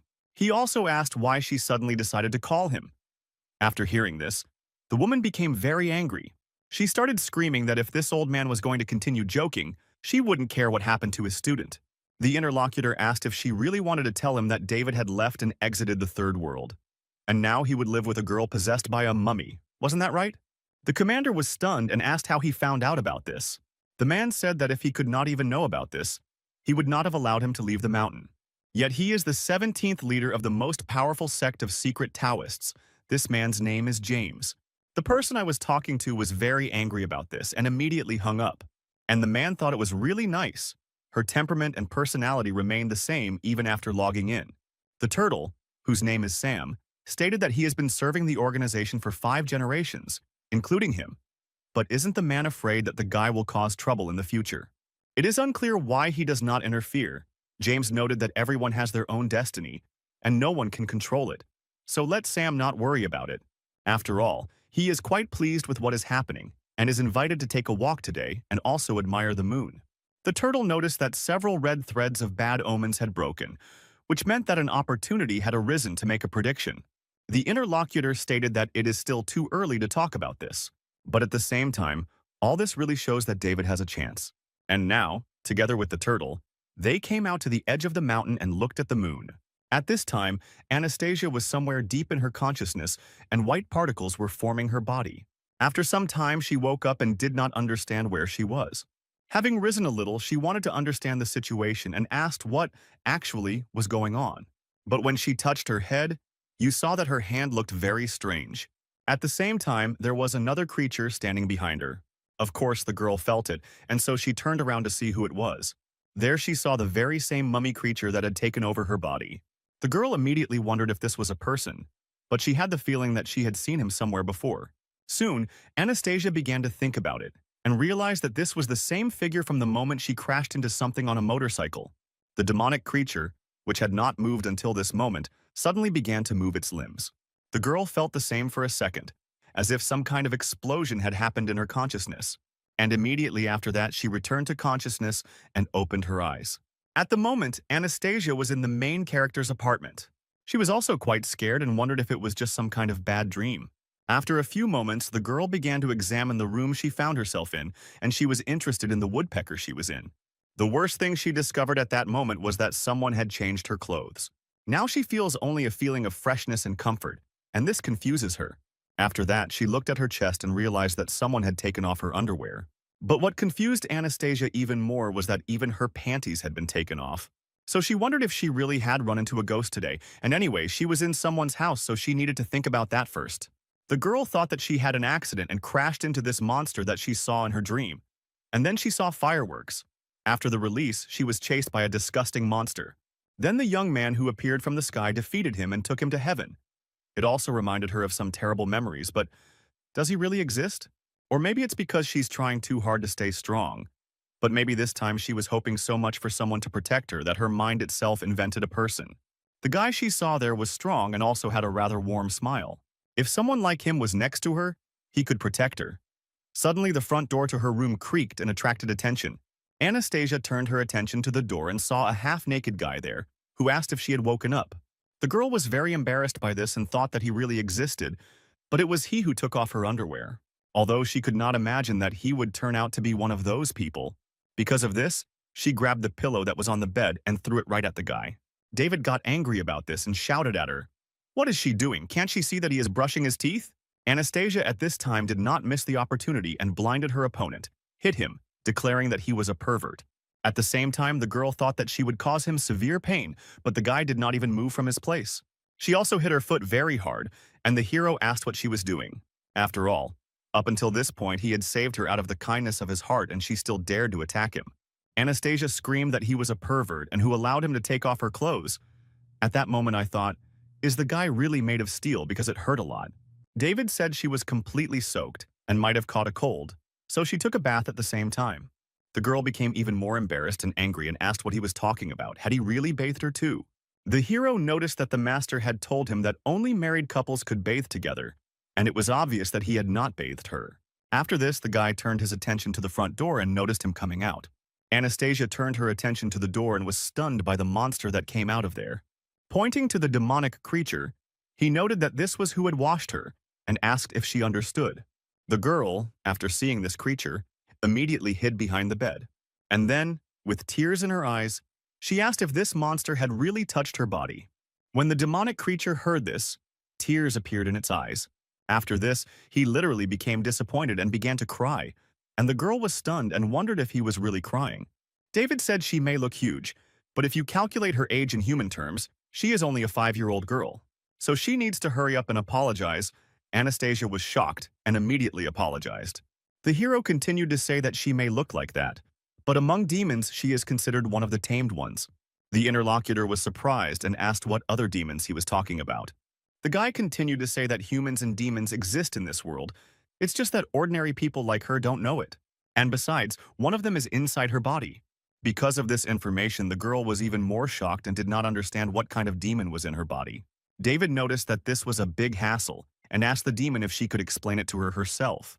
The creature came closer, and Anastasia noticed that she was sorry that it happened this way. But her interlocutor said that everything was fine, because it was she who scared her. After that, she asked the girl what she wanted to know, and she would tell her everything she needed. And the interlocutor asked why she was in this guy's house. The demon noticed that the ghost company ordered David to take her away. The girl was curious about what kind of ghost company this was. The interlocutor said that the ghost's company had a very complicated relationship with demons, and she would tell everything from the very beginning, to which the girl agreed. The creature said that they, like demons, had lived in this world since ancient times, but most of the bad demons treated people like food. And at the very beginning, people did not have enough abilities to fight the bad demons, but they continued to be eaten all this time. Many years later, people with outstanding abilities appeared and they stood out and also fought bravely against the demons. Organizations were created, and they were called sects. Each sect took on the responsibility of protecting people, and from that moment on, they gained more and more abilities. However, this also meant that human rulers became fearful of the demonic forces, and for this reason, the Taoists were persecuted. After some time, the demons burst in without warning, and with their combined efforts, unleashed a huge war, at which point the Taoists lacked the strength to fight back. As a last resort, the founder of the secret Taoists sealed most of the demons inside a jade seal. The very artifact that he used was called the Supreme Seal. And after this incident, the rest of the demons signed a treaty called a truce. They agreed to coexist harmoniously with humans, and later the Ghost Company was created to manage the demons living in the human world. And also demons that can harm a person. That's the end of this story. Anastasia said something else about the demon that she said was inside her, but her interlocutor said that she would be better off asking David about it. So they both turned their attention to the hero who was next to them.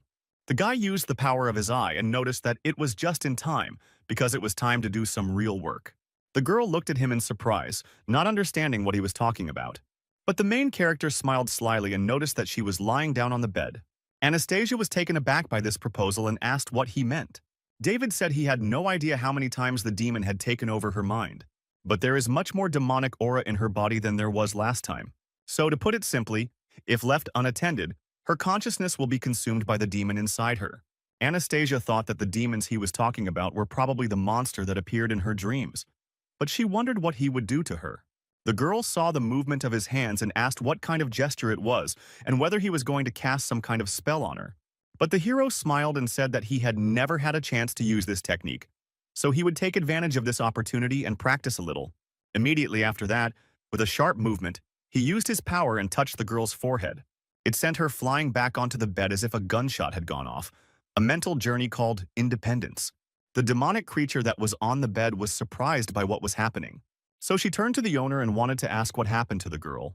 But at that very moment, she noticed that the guy's eyes were closed and he was literally falling forward. After that, he landed in a free fall on the bed and stunned his interlocutor with this. The demon thought she had never seen this move before, and the guy fainted but should be fine. Although with their current situation, maybe not. David was next to Anastasia and it seemed like he was hugging her. So the girl thought they looked like a couple. A few moments after the incident, Anastasia opened her eyes and realized that she was somewhere else. She wondered if she was back in that dream again, because she felt so weak and couldn't move at all. Suddenly she heard a voice telling her that this was not a dream at all. The main character was there, and it was he who told her that this was her subconscious. Anastasia was surprised and asked why he was here, and how he knew what the girl was thinking. The hero stated that this is all because his consciousness is higher than her consciousness. That is why he knows everything that she is thinking about now, receiving what she feels. By the way, there is a reason why she can't move, and it consists in the fact that the girl's consciousness gradually begins to dissipate. Anastasia looked around her and wondered if these white stripes of light were really her consciousness. After that, she wondered what would happen when her shining form completely disappeared. David said that what she was afraid of would happen, because her consciousness would disappear forever. If we talk about it in other words, then she will simply die. But still, the girl shouldn't worry because he will be there until she gets rid of this guy before she disappears. Then the main character turned his head in the other direction where the demon was. The guy said that even the thought of fighting with his consciousness already captivates him. The demonic creature remained unconscious the entire time. But the moment David began to come closer, he came to his senses and his eyes opened. Of course, the guy saw this and noticed that it seemed like he had finally regained his own consciousness. After that, he smiled and said that if that was the case, then he offered to fight. The creature noted that it might be that he really was just a normal awareness, but even if that was the case, he could still tell that the guy had grabbed him. It turns out that his interlocutor accurately revealed where the creature was, and at the same time did not want to let him go. David said he had had enough of talking and asked whether he would fight or not. The demonic creature became angry and stated that Sean must have sent him here. Let him just tell where he is now, or the creature will eat him. The hero was angry and said that if he continued to say strange things, he would simply hit him. The moment he said this, he saw a blow in front of him for an instant. The creature in front of him literally instantly kneed him in the head. The body of the opponents of reality turned out to be strong, and the demon felt it with his foot. After that, he decided to attack with his hand and delivered a pretty strong blow right to the head. Because of this form, the main character's consciousness fell apart a little. But his opponent continued to watch him and was ready to strike again. But just before he did it, he felt something. Then he jumped away from the main character rather abruptly and felt that his instincts were telling him to run away from there now. He was quite a distance away and didn't understand what was wrong with this guy. If his instincts are telling him to hurt you all this time, then is this guy really that strong? David became very angry at that moment and told the creature that he should not hit someone in the face. The demonic creature understood that this man in front of him looked ordinary, but it was still unclear why his very existence caused the demon to feel threatened. The hero began to use his technique and noticed that this was expected from an S rank. He actually managed to hurt the guy. It turns out that his attacks are really strong, but now it's David's turn to attack. The opponent noted that the man might indeed be strong, but it seemed he had forgotten something. But he forgot that this subconscious still belonged to him. So in the blink of an eye, the creature appeared right behind the guy. Then the creature grabbed the guy by the neck and began to strangle him. He also stated that this clown was created out of his desire for revenge. It turns out that he is completely invulnerable and the guy will not be able to escape from his grip. The real body said that the guy's consciousness was really strong, but it could still harm him. Besides, in his mind, everything is not so simple because he can still do something. What he's saying is that he can create an actual number of versions of himself, which is why he did all this. Of course, although their speed cannot be compared to the main body, they are almost as strong as it. As a result, it turns out that a blow from any of them is not enough to turn the guy's consciousness into dust.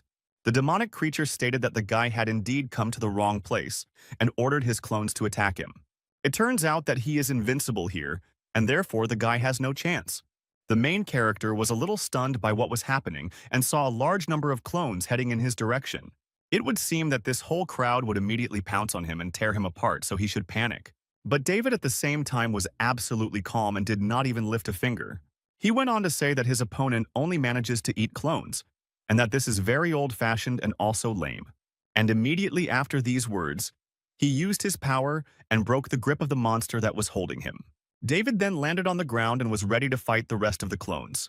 And at that moment, when he found himself at the bottom, he smiled slyly and his body began to deform. Soon the eyes as well as the mouth opened wide and energy could be seen flowing from there. There was so much energy that there was even an explosion that illuminated everything around for several tens of meters. The demonic creature, after seeing all this, was stunned and wondered if this was the guy's true form of awareness. David said he pretended to be weak, hoping he would use some kind of advanced technique. The monster even hit him, and is that all he can show him? If so, then it is simplicity. And he hoped that he would be able to put up a good fight. The demonic creature understood that this was very dangerous for him, and ordered all his clones to return to their positions. They all immediately rushed towards the main body to merge with it. Of course, the main character noticed this and didn't want them to reach him, so he attacked them. Where he was disconcerted by what was happening and wondered if they were completely destroyed. David was near him and noticed what a pathetic clone he was, how he wanted to destroy him or what. It also turns out that just recently he called himself invincible. After that, he used her huge hand, not noticing that the creature allowed him to teach a lesson. The hero hit him with just one finger and remarked that he would teach him a lesson in what it really meant to be invincible. The opponent's helpless body fell down, and David began his transformation again. The guy made his body look like the monster's body in order to approach him. When the hero came closer, you saw that the opponent's consciousness was already being restored, and it was very strong. Sean, who the demon spoke of, must have been his enemy while he was alive, But it is not clear what this creature went through during its life for everything to turn out this way. Anastasia continued to be in the same place. She always felt cheerfulness in her body. Then she turned her attention to her limbs and noticed that her body was fine again. The hero approached her and said that the war had imagined some kind of vessel and now let it seal that guy inside. The girl was twisted and asked which vessel and which one to seal. She does not understand what he is talking about. David stated that this was her consciousness, and only she could create something to contain this creature. Anything would work, and the hero had little time left. Then Anastasia asked what she should do. Perhaps she would create a bag and seal it there, or in a necklace, or perhaps in rings. The hero shouted that he was not asking what she wanted to buy, and she didn't see that half of his body had already disappeared, so the girl understood everything. The thing she had used to lock the demon appeared behind David's back, and the guy looked at it. But when he saw it, he was taken aback and asked what it was. The main character was surprised because there was a huge lipstick standing there. The demonic creature was on top and only the head and hands were visible. Soon after, the girl wondered if this could really stop this creature. Then her consciousness disappeared from that place, and behind the huge lipstick there was a demon hiding. Anastasia soon felt that they were cold, but she also wondered if it was raining. She was freezing, and her body was so heavy. In addition, she felt a sharp pain, and soon the girl saw blood and wondered what it was, whether it really belonged to her. Then some laughter will be heard, and the girl wondered whose it was. A man appeared there, and she asked who he was. He had no eyes, and soon he apologized to Arnold. A few moments later, Anastasia came to her senses and saw the main character in front of her. The girl got scared and started screaming very loudly, and then asked what he was going to do with her. David said that she was unconscious and kept mumbling about something. So he wanted to get closer and check if there was any demonic energy left in her. Anastasia said, if he is telling the truth, then can he get off her and asked about it? The guy said that for now he had sealed the demon in her, so she shouldn't worry and have a good rest today. The interlocutor asked if he was still inside her, but what had happened. The hero replied that, to put it simply, the monster was running away and he was chasing it. And then it found her, and somehow merged with her. He then used her body to cause trouble and was taken to the ghost company headquarters, but since she is human and not fully demon, she was sent to him. Before they can find a way to get rid of the demon inside the girl, she will remain here with it. Anastasia was very embarrassed at this, and also indignant at this, and shouted that he was saying such a thing. It turns out that he is essentially holding her captive, and besides, how can she stay in a stranger's house, especially when he is a guy? Who even knows if he's telling the truth, let alone that bath? David was almost about to kiss her, and his face was so close to hers. The hero asked what she meant by a kiss. The demon stated that he thought she meant a kiss on the lips, which is when a man and a woman connect and show love with it. David asked how she knew this, and the interlocutor said that she found out by watching TV. The hero added that she was too young, so she shouldn't watch such strange things. Anastasia was very indignant about this and asked if he was really trying to pretend to be ignorant. The main character stated that he had no idea what she was talking about. By putting your lips to someone else's lips, a person will get saliva in their mouth, and this is simply disgusting. The girl looked at him, and, judging by the expression on his face, she understood that he was not lying. But now could it be that this guy is what they call a complete loser? The hero turned in the other direction and noted that he was tired today, so they would talk tomorrow, and for now she could sleep here. His master once said something wise. The girl interrupted him and asked what he would do if she left. David continued to speak the words of the master that a man should never raise his hand against a woman, so if she wants to leave, he will not stop her. But he did note the warning that if she was not with him, the guy in her body could appear at any moment. So it turns out that it is the main character who can guarantee her safety. David also added that she shouldn't wander around because there are many demons living here, but it's not his problem if she gets scared of them. Anastasia understood that she couldn't do anything because she had nowhere to go, and this guy saved her life. He doesn't seem like a serious person, but he is a good person. The girl thought that she didn't know if it was because she was very tired, but it was easier for her to sleep here than in all those relatives' houses in which she lived before. After this, Anastasia closed her eyes and was ready to fall asleep. Somewhere on her back, something began to move and made some strange sound. Soon after, a pointed tail emerged from under the blanket, pointing upward. After some time, Anastasia opened her eyes again and was conscious. At the very moment when she got up, she realized that it was already morning. Still, we were sad and understood that we still couldn't believe what happened last night. Does she really have to stay with this guy from now on? And that thing is in her body, so it's unclear what she should do. Suddenly, the girl's attention was attracted by something that was in her room. Because of this, Anastasia became very scared and began to scream loudly so that it could be heard from far away. Anastasia and the demon came into the room and he asked what happened, why she was screaming at such an hour. She was really too noisy and suddenly they noticed something strange. The girl stood by the window and said that she hadn't noticed it last night, but this view of the new city center is simply beautiful. Anastasia admired this view and thought that this place was simply wonderful. The building they were in was the king of the northern city district. The girl said that she was dreaming, because the house is located on a square and is very large in size, consisting of 4 luxurious residential buildings and the tallest building in the country. The top floor is 121 and it reaches a height of 600 meters. This place has created the record of the most luxurious residence in the country, so it is known as number 1. The hero asked if she was really their agent, since so much had happened yesterday, and she was only shocked by this. He had already thought that the girl was making noise so early because she had something behind her, but the demon added that she had something behind her. Anastasia looked back and saw that she had a tail. Because of this, she was very scared and did not understand how this could happen. She screamed what it was and why this thing was above her butt. The hero asked his interlocutor if it looked pretty cool, and she noted that it was true. Yes. Suddenly, the guy turned his attention to the side because he felt danger, so he saw a tail that was moving towards him. This was an attack from David, which he easily managed to dodge. That's why that same bone tail flew forward and it seemed that it no longer posed a threat. But suddenly, he changed his direction at one of the joints. So again, he rushed towards the main character and attacked him, and all this happened for some time in a row. David continued to twist and turn in various pirouettes, avoiding the attacks from the tail, but it wriggled in different ways and was ready to attack him. After that, the guy started running towards Anastasia, and the demon tried to stop him. It was indeed dangerous because that bone was heading straight for his back. At the last moment before the attack, the hero dodged and jumped down, and the tail headed towards the girl's head. Of course, he didn't hurt her, and stopped just a few centimeters from her head. The main character noticed this and said that it looked quite interesting. Sometime after this, David threw a can of soda up and the tail cut it into pieces. Anastasia did this and wondered if she could really control the tail. The guy was inspired and remarked that it was amazing because now he wanted something like that too. The girl asked why he was so happy. She didn't understand why she had a tail. Didn't he seal that monster?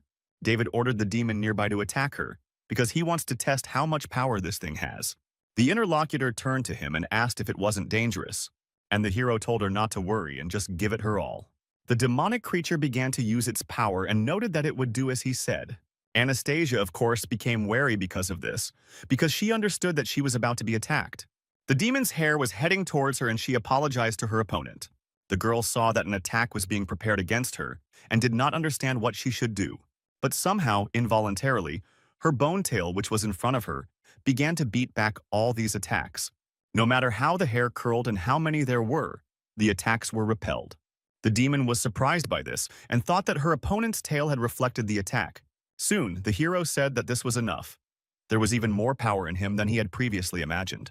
He noticed Anastasia that the power of her tail can be compared to a B-rank demon. She keeps it under control, but it can protect her in case of danger at its own will. He thinks the tail attacked him because the girl was scared by surprise, so he thought she was in danger and attacked the strongest one nearby. Immediately after this, David clapped his hands near the girl's face. The tail began to move and the boy with a smile on his face noticed her looking. Then he attacked the guy and he grabbed him and then he said, "That's exactly how it is." Still, it's just incredible that even after being sealed from the demon's consciousness, she can still use its abilities. The girl was angry and noted that he was so ugly that those around her would take her for a monster in this form. David asked her if she seriously thought he was ugly, and she replied that he was. After that, the guy said that he didn't understand her at all because the tail was so cool. And besides, last time she seemed to have a fate that she could hide. Let him concentrate and try to make his tail smaller. And the girl asked if it would really work, but in any case, it didn't hurt to try. After this, Anastasia closed her eyes and began to concentrate, saying that the tail would become smaller. And soon she opened her eyes and felt that something had happened. She then turned her attention to the tail and declared that it had worked. David congratulated her and remarked that he had to get to work, so she should be a good girl and stay here. He had never seen such a case before. It was a man and a demon fused together. Now they could only watch this situation. The girl tried to stop him. The hero asked if he really didn't understand what he had said, since he had no idea how to extract this demon from her. Anastasia smiled and said that she was not talking about that, because she wanted to work for the ghost company. David was very surprised by what he had just heard and noted that it was clear to him that she just wanted to die. The girl got angry and shouted that she shouldn't be underestimated. But while she was shouting about this, the hero's phone started ringing. He picked it up and looked at it, then declared that he had enough chatter and needed to work. Suddenly, the guy looked more closely at what was on the screen and his facial expression changed for the worse. The commander wrote a message stating that the company had decided to temporarily suspend all of his missions. So let him continue to stay at home and also keep an eye on the girl and wait for the news. The demon saw that her master's face had changed and asked if everything was okay. The main character sadly showed the message and said that he was now unemployed. Anastasia then noted that perhaps we could help him. David glared at her and told her to stop. She was only making the situation worse. After all, it was because of her that he lost his job. The interlocutor noted that his mission at the moment was to make sure that nothing happened to her, so they removed him from other matters. Of course, it turns out that he can't take missions from the company. But despite this, it turns out that they can still perform personal tasks. The hero was at first stunned by this, and then with a crazy smile on his face, he noticed that she was right. Then his grin changed to a serious face, and he asked what they meant. Anastasia said that she would be responsible for finding jobs, but they would fight demons together, and they would also split the profits. 70% for him and 30% for her. The girl offered to cooperate and continued to look at him with a sweet smile. After that, she extended her hand and said that her name was Anastasia and that she was looking forward to their work together. The hero looked at her in surprise, but then shook her hand and said that his name was David, and he was also waiting impatiently. The guy expects that he will not create unnecessary problems for him. Of course, this was not what Anastasia expected, and she was a little surprised. David turned around and said that for many people, capturing demons means putting their lives on the line. So she shouldn't think that, being capable, she will be competent enough for the ghost company. It turns out, after all, that the world is 1,000 times more terrible than she can even imagine. But for him, it's just a game. It's not for nothing that he is the best person in the demons in the city. The girl was stunned and thought, did he really say this whole conversation just to brag to her? But he continued to say that she should know that for people like him and her, staying in one place waiting for an order is mortal boredom. If she had enough skills to handle this job, then so be it. He would cooperate with her, the girl said. Then it was a deal. At night, in one of the huge valleys, several young guys were walking. One of them said that this was a restricted area and on the outskirts of the city. So perhaps they shouldn't have come here. The interlocutor asked if he was really scared because this was their secret base. He brought him here only because they were friends, but if he was scared, he could go home. The boy said that he would go with them anyway. Soon they all got to some building, and that guy said that it was their secret base. The boys stopped near a huge building, and the front door was boarded up. The main one of them smiled and said that now he would tell all the rules. Let the boy close his eyes, and they would all hide. After that, he counts to 100 and looks for them. And if he can find them, he will become a member of their group. The interlocutor noted that he understood everything. After some time, the boy stood near a huge building with his eyes closed and counted from 1 to 100. Soon he finally finished and, looking fearfully at the front door, announced that he was entering. After that, having plucked up his courage, the boy ran inside, and from there only darkness could be heard. The rest of the children were not inside, but were hiding behind a tree and smiling. The eldest of them noticed that this boy was just some kind of fool, and if he found out that they had abandoned him, he would surely wet his pants. The boy in glasses asked if they were sure it was right to leave him there alone. The interlocutor said not to worry. There was only one road from here to the city, and he would get there himself. The boy said that his father is part of a consortium of 4 large firms, and if anything goes wrong, it will be bad. The boss said that this bespectacled guy was talking too much today, and another boy said that it was true. It was just a little joke. What could possibly happen? The first guy noticed the status because his father's company fired his father, the boy, and after that he still asks to be his friend. He then stated that he could bet that the boy was peeing himself out of fear, and the other man smiled and stated as if he were admitting it. The same boy who entered the building and went looking for his so-called friends made his way through the building. It was actually quite dark there, so he used a small flashlight, thought he checked the first floor up and down. So hopefully they are all hiding on the second floor, and this house is so scary, it was unclear how they were using it as a secret base. He mentally begged his comrades not to scare him, because if he wet himself from fear, they would definitely tell the whole class about it. Suddenly the boy noticed something in the distance and, looking closer, thought that he had found one of them. But when he took a closer look, He realized that it didn't look familiar to him. That's why I got scared and thought, could there really be a little girl there, but why is she there? Suddenly he saw the silhouette move, and then he heard a voice telling him to leave this place. The same girl who had been standing in place just a few seconds ago rushed towards him with great speed. At this, she stopped right in front of his face and shouted, "So he got out right now." Naturally, the boy was very scared by what was happening and began to run away from the building screaming. On the way, he began to cry, and with tears in his eyes, he turned to the side to see if the girl was still there. But later I became even more scared because I saw that there was no one there. Immediately after that, a voice was heard somewhere near him, begging him to play with her. The boy turned his attention forward, and there he saw some creature that was telling him to play with it. The hero was in some strange world and had acquired a new outfit and was ready to attack. Immediately after that, he fired and hit his opponent. But it turned out that it was just a game that David was playing at home. He turned to Anastasia and noticed that she had been hanging around in front of the monitor all day. But hadn't she finished yet? If things continue at this rate, it is unclear whether they will get any work at all. The girl continued to click on the keyboard and soon announced that everything was ready. Suddenly, her attention was drawn to a sound coming from the front door. Anastasia looked at the guy, and he continued to sit in the same place, so she realized that he didn't even notice the doorbell. And right now, she acts as if she really lives here.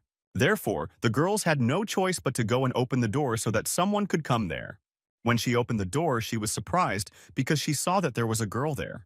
Anastasia hesitated a little and asked who she was. The interlocutor smiled and said that she had brought her things, but the motorcycle was now in the auto repair shop. After what the girl had just heard, she was stunned and couldn't believe her ears. So she wondered if she really was that 5-year-old girl. The interlocutor stated that this is exactly how it is, and she apologizes for not introducing herself then. She went on to say that her name was the demon Yatun, but she could call her Sophia. Anastasia thought that this simply couldn't be because all of this couldn't possibly be true. The girl remembered that green, huge monster that was a girl, and now she saw a beautiful baby in front of her. Sophia said that she was happy because now she could spend more time with her. But the girl thought that this was probably just some kind of dream, because she couldn't be a child. Besides, looking at her chest, she couldn't understand whether she was really only 5 years old. Soon they entered inside, and Anastasia noticed that she understood everything, because she said that she was wearing human skin, although it sounded harsh. The demon stated that everything was not as bad as it seemed, since she could not put on real human skin. She has a small black ball called a spirit bag. When she presses it, it envelops her body and she looks like a human. It turns out that it was David who chose this bag with the image for her. The interlocutor was surprised and asked if it was really him. After that, angry, she threw something at him and remarked that he was incorrigible. Because how could he give such an outfit to a 5-year-old girl? He must be completely crazy. David shouted that she was so rude, because, by the way, she was now in his house, but she continued to hit and shout at him. The interlocutor noticed that he disappeared, dared to say something, and called him a pervert. The girl is only 5 years old, and he chose this image, and does he consider it decent? And the hero said what the problem was, because his master said that people like it. Sophia wants to please people, and besides, that spirit bag was hard to come by, although he has no idea what's attractive about those 2 pieces of hanging skin. Anastasia looked at him in great surprise and thought that he was some kind of idiot. Was he really that stupid, or was he just pretending? Then she noticed to her little interlocutor that people were not as kind as she thought. Let her remember that boys will like her, but she cannot let them touch her. Sophia looked at her and noticed that she understood what she was talking about. If she were human, her appearance would be her disadvantage. But she is a demon, and she doesn't care what people do to her as long as they like her. It turns out that she is a liar, because if they knew what she really looks like, they would find her disgusting. Anastasia understood that all this sounded rather sad, and so she approached the girl and touched her with her hands. She went on to say that Sophia was a good little girl, and these are the kind of demons that they are. They deserve to be treated kindly and respectfully. After the little girl heard all this, tears appeared in her eyes. The girl saw this and noted that she seemed to have gone too far, but she did not scold her and apologized for it. The little interlocutor said that she was just like David, because they were both kind people. It's all because they tell her the same words. In one of the huge villas, the man came to the boss, and he told him that the caretaker had notified them, and they found 3 children who were with the young master. However, there was something that the interlocutor noticed, so that he continued. He continued to say that they combed the mansion they were talking about, but the boy was not found there. The geolocation data on his phone says he is still in the house. Eventually, after that, they used thermal imaging to find him, but they couldn't even find the mouse. Although, Even despite this, it seems that the gentleman continues to move around the house. The boss asked him if he thought it was the work of demons, and if so, to contact the company. In any case, let him set a large sum as a reward and ask for the best demon catcher. At that moment, the man cried very bitterly and told his subordinate to return his boy home. Anastasia said she got bored and opened an online discussion about paranormal phenomena, and many people write about their experiences of encounters. They encounter mystical events and how much it disturbs them, and some of the stories will be worse than many books. So it looks like this is where the people are who really need their help. The protagonist asked if she wanted to say by all this that she had found them work. The girl said that she wrote down the ones that seemed the most plausible, and it was too late now, so she would check them tomorrow as soon as she woke up. David said that she would get by on her own if she continued to sit at home doing nothing, and he agreed to her proposal only because she promised to find a job. At the same time, the guy is not very patient, and if he doesn't work tomorrow, then he has no reason to deal with her. The hero did not understand why she wanted to catch demons with him and insisted on joining the ghost company. Anastasia said that in her current situation she cannot work, and besides, he cannot sit at home forever and look after her.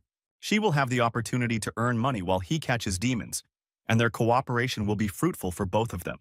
She thought that the most important thing is that this company will pay good money, judging by the size of the building, and it is really strong, so if we work together, the fortune will be ensured. And the main character seriously said that catching demons is an unsafe occupation, but is she really ready to risk everything for a couple of bills? The girl confidently noted that this was true, and she didn't even care what happened, because she only needed money. David was surprised by this, but noted that his master was right. It turns out that all the girls in the city are ready to do anything for money. Anastasia shouted, "What difference does it make? If there is work tomorrow, then he won't go anywhere. Neither he nor she can retreat." The hero then noted that he was going to bed and was expecting good news from her tomorrow. The girl became a little wary after this and thought that everything should probably go well. She eventually went to bed, knowing that she would need to find a client tomorrow. Perhaps this is the very chance that the gods have given her and she needs to use it. Then the girl turned her attention to the side where the photograph stood. A wife and family were chosen there, and Anastasia thought that she would meet her very soon. The girl got out of bed and mentally asked her dad to pray for her in heaven so that she would find a client today. After that, she dressed completely in her clothes and left the room. But when she opened the door, she was quite surprised because she saw David there. The guy said that she surprised him because it was still early morning, and they already had clients. At the moment, they are downstairs and waiting for them, so we should go. After that, together, they went down from the floor they lived on and headed straight towards the men who were waiting for them. After the main character saw them, he noticed that it was just wonderful and it looked like they would have fun. Anastasia was wary when she saw these people because some kind of terrible demonic energy emanated from them. The men opened the door and said that their boss wanted to meet them at his residence, and so invited them for a ride. They had a rather menacing appearance, but politely asked to sit down.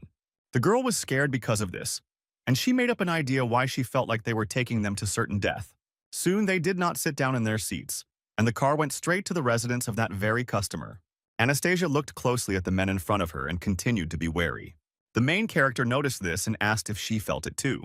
After that, he smiled and asked if she felt that they were demons. The interlocutor said that she knew it because there were two ghostly figures behind them, but she thought it was just an optical illusion. David said his vision technique allows him to identify demons based on their spiritual energy color, but she says she can see the true essence, and perhaps it's all because of the demon that is in her body. So there is a chance that he will help her get into the ghost company. After some time, the car finally arrived at its destination, and everyone came out of there. The hero said that this door was huge. Do they really have dinosaurs living there? He scanned the place with his technique while they were riding in the car, and the spiritual energy of the inhabitants here is at least A rank. Still, it's too much if the guards were sent to bring them. He then asked them when he was not planning to attack them. But together with the girl, they saw that the guards began to change their clothes and asked what they were doing. The guards apologized and noted that they did not want to damage their clothes because they were quite expensive, so there was no understanding. They explained this. It turns out that the girl and the guy went out onto private property, and now they are attacking them. This location was chosen only so as not to break the law. The girl asked what this was all about. David said that, except in extreme cases, legally registered demons are not allowed to attack a person because it is a crime. But despite this, they found a loophole in the rule to fight him. The man stated that if the boss's idea could make them admit defeat within 5 minutes, then they would allow them to see him. Then Anastasia was asked to step aside for her own safety. The girl quickly began to run away, and the creatures transformed into their true form. And soon it turned out that they were huge wolves. The protagonist smiled after seeing their true form, and the opponents began to move towards him. One of the demonic creatures rushed towards the hero quite briskly, and he managed to jump back at the last moment. Then he smiled and said that he really was fast. David began his upward movement in order to jump further away from his opponent. But another creature was already waiting for him in the sky, and so the guy was caught between them. Of course, at the last moment he saw their attack, and the girl was watching all this from below. Anastasia became alarmed by the situation and shouted at the guy to take care of himself. When David was in the sky, he said that before that, he thought that he would only have enough legs to defeat them. But he added that it seemed he had underestimated them, so they should fight. So after that, the guy raised his hands, which had been in his pockets all this time. And literally a few seconds after that, a huge explosion thundered in the air so that stones began to fly in all directions. Anastasia was stunned by what was happening and tried to dodge the fragments. After that, she looked up, not understanding what was happening there. The main character, in turn, continued to fight the monsters, striking them in turn. The girl asked herself what had happened there and did not understand what to do. All that was visible in the sky was a huge stream of energy that was spreading in different directions, and because of this, she couldn't see anything. David, using his enormous speed, managed to fight off both monsters at the same time. He soon grabbed both opponents with his hands and declared that he did not want to fight them anymore. And then, at great speed, he slammed these creatures head-on and said that they needed to cool down. The creatures were horrified by what was happening, because they did not expect such a sharp attack. Finally, Anastasia was able to see something in the sky, but it amazed her. After all, literally a few seconds after the battle died down, one of the creatures landed right next to her. The demon landed with such great speed that it broke through the ground and sank into it. The girl wondered what had happened, because she heard an explosion, and then something flew to the side. While she was still unaware of what had happened, another explosion was heard behind her. It was the main character who, at great speed, landed another creature with the help of his hand. Then he climbed onto the monster's chest and asked how they liked the fight, whether they would admit their defeat. One of the creatures began to climb with the last of its strength. It stated that they were mercury wolves and would never admit defeat while there was a chance to win, so they offered to continue the battle. The protagonist stated that he was indeed a brave man and it looked like he would have to hit hard. At the very moment when David was about to attack, the mercury wolves felt goosebumps on their skin. The simple blow the boy was supposed to give them filled them with fear.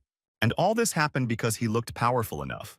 But it was not just powerful, it was enough to destroy an entire city. The creature had already imagined this picture before its eyes and was therefore very frightened. And then the wolf immediately declared that he admitted his defeat.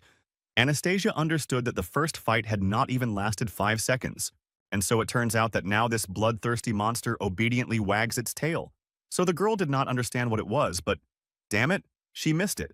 The girl saw that the other creature had done the same, then declared that if his brother had given up, then he too would admit his defeat.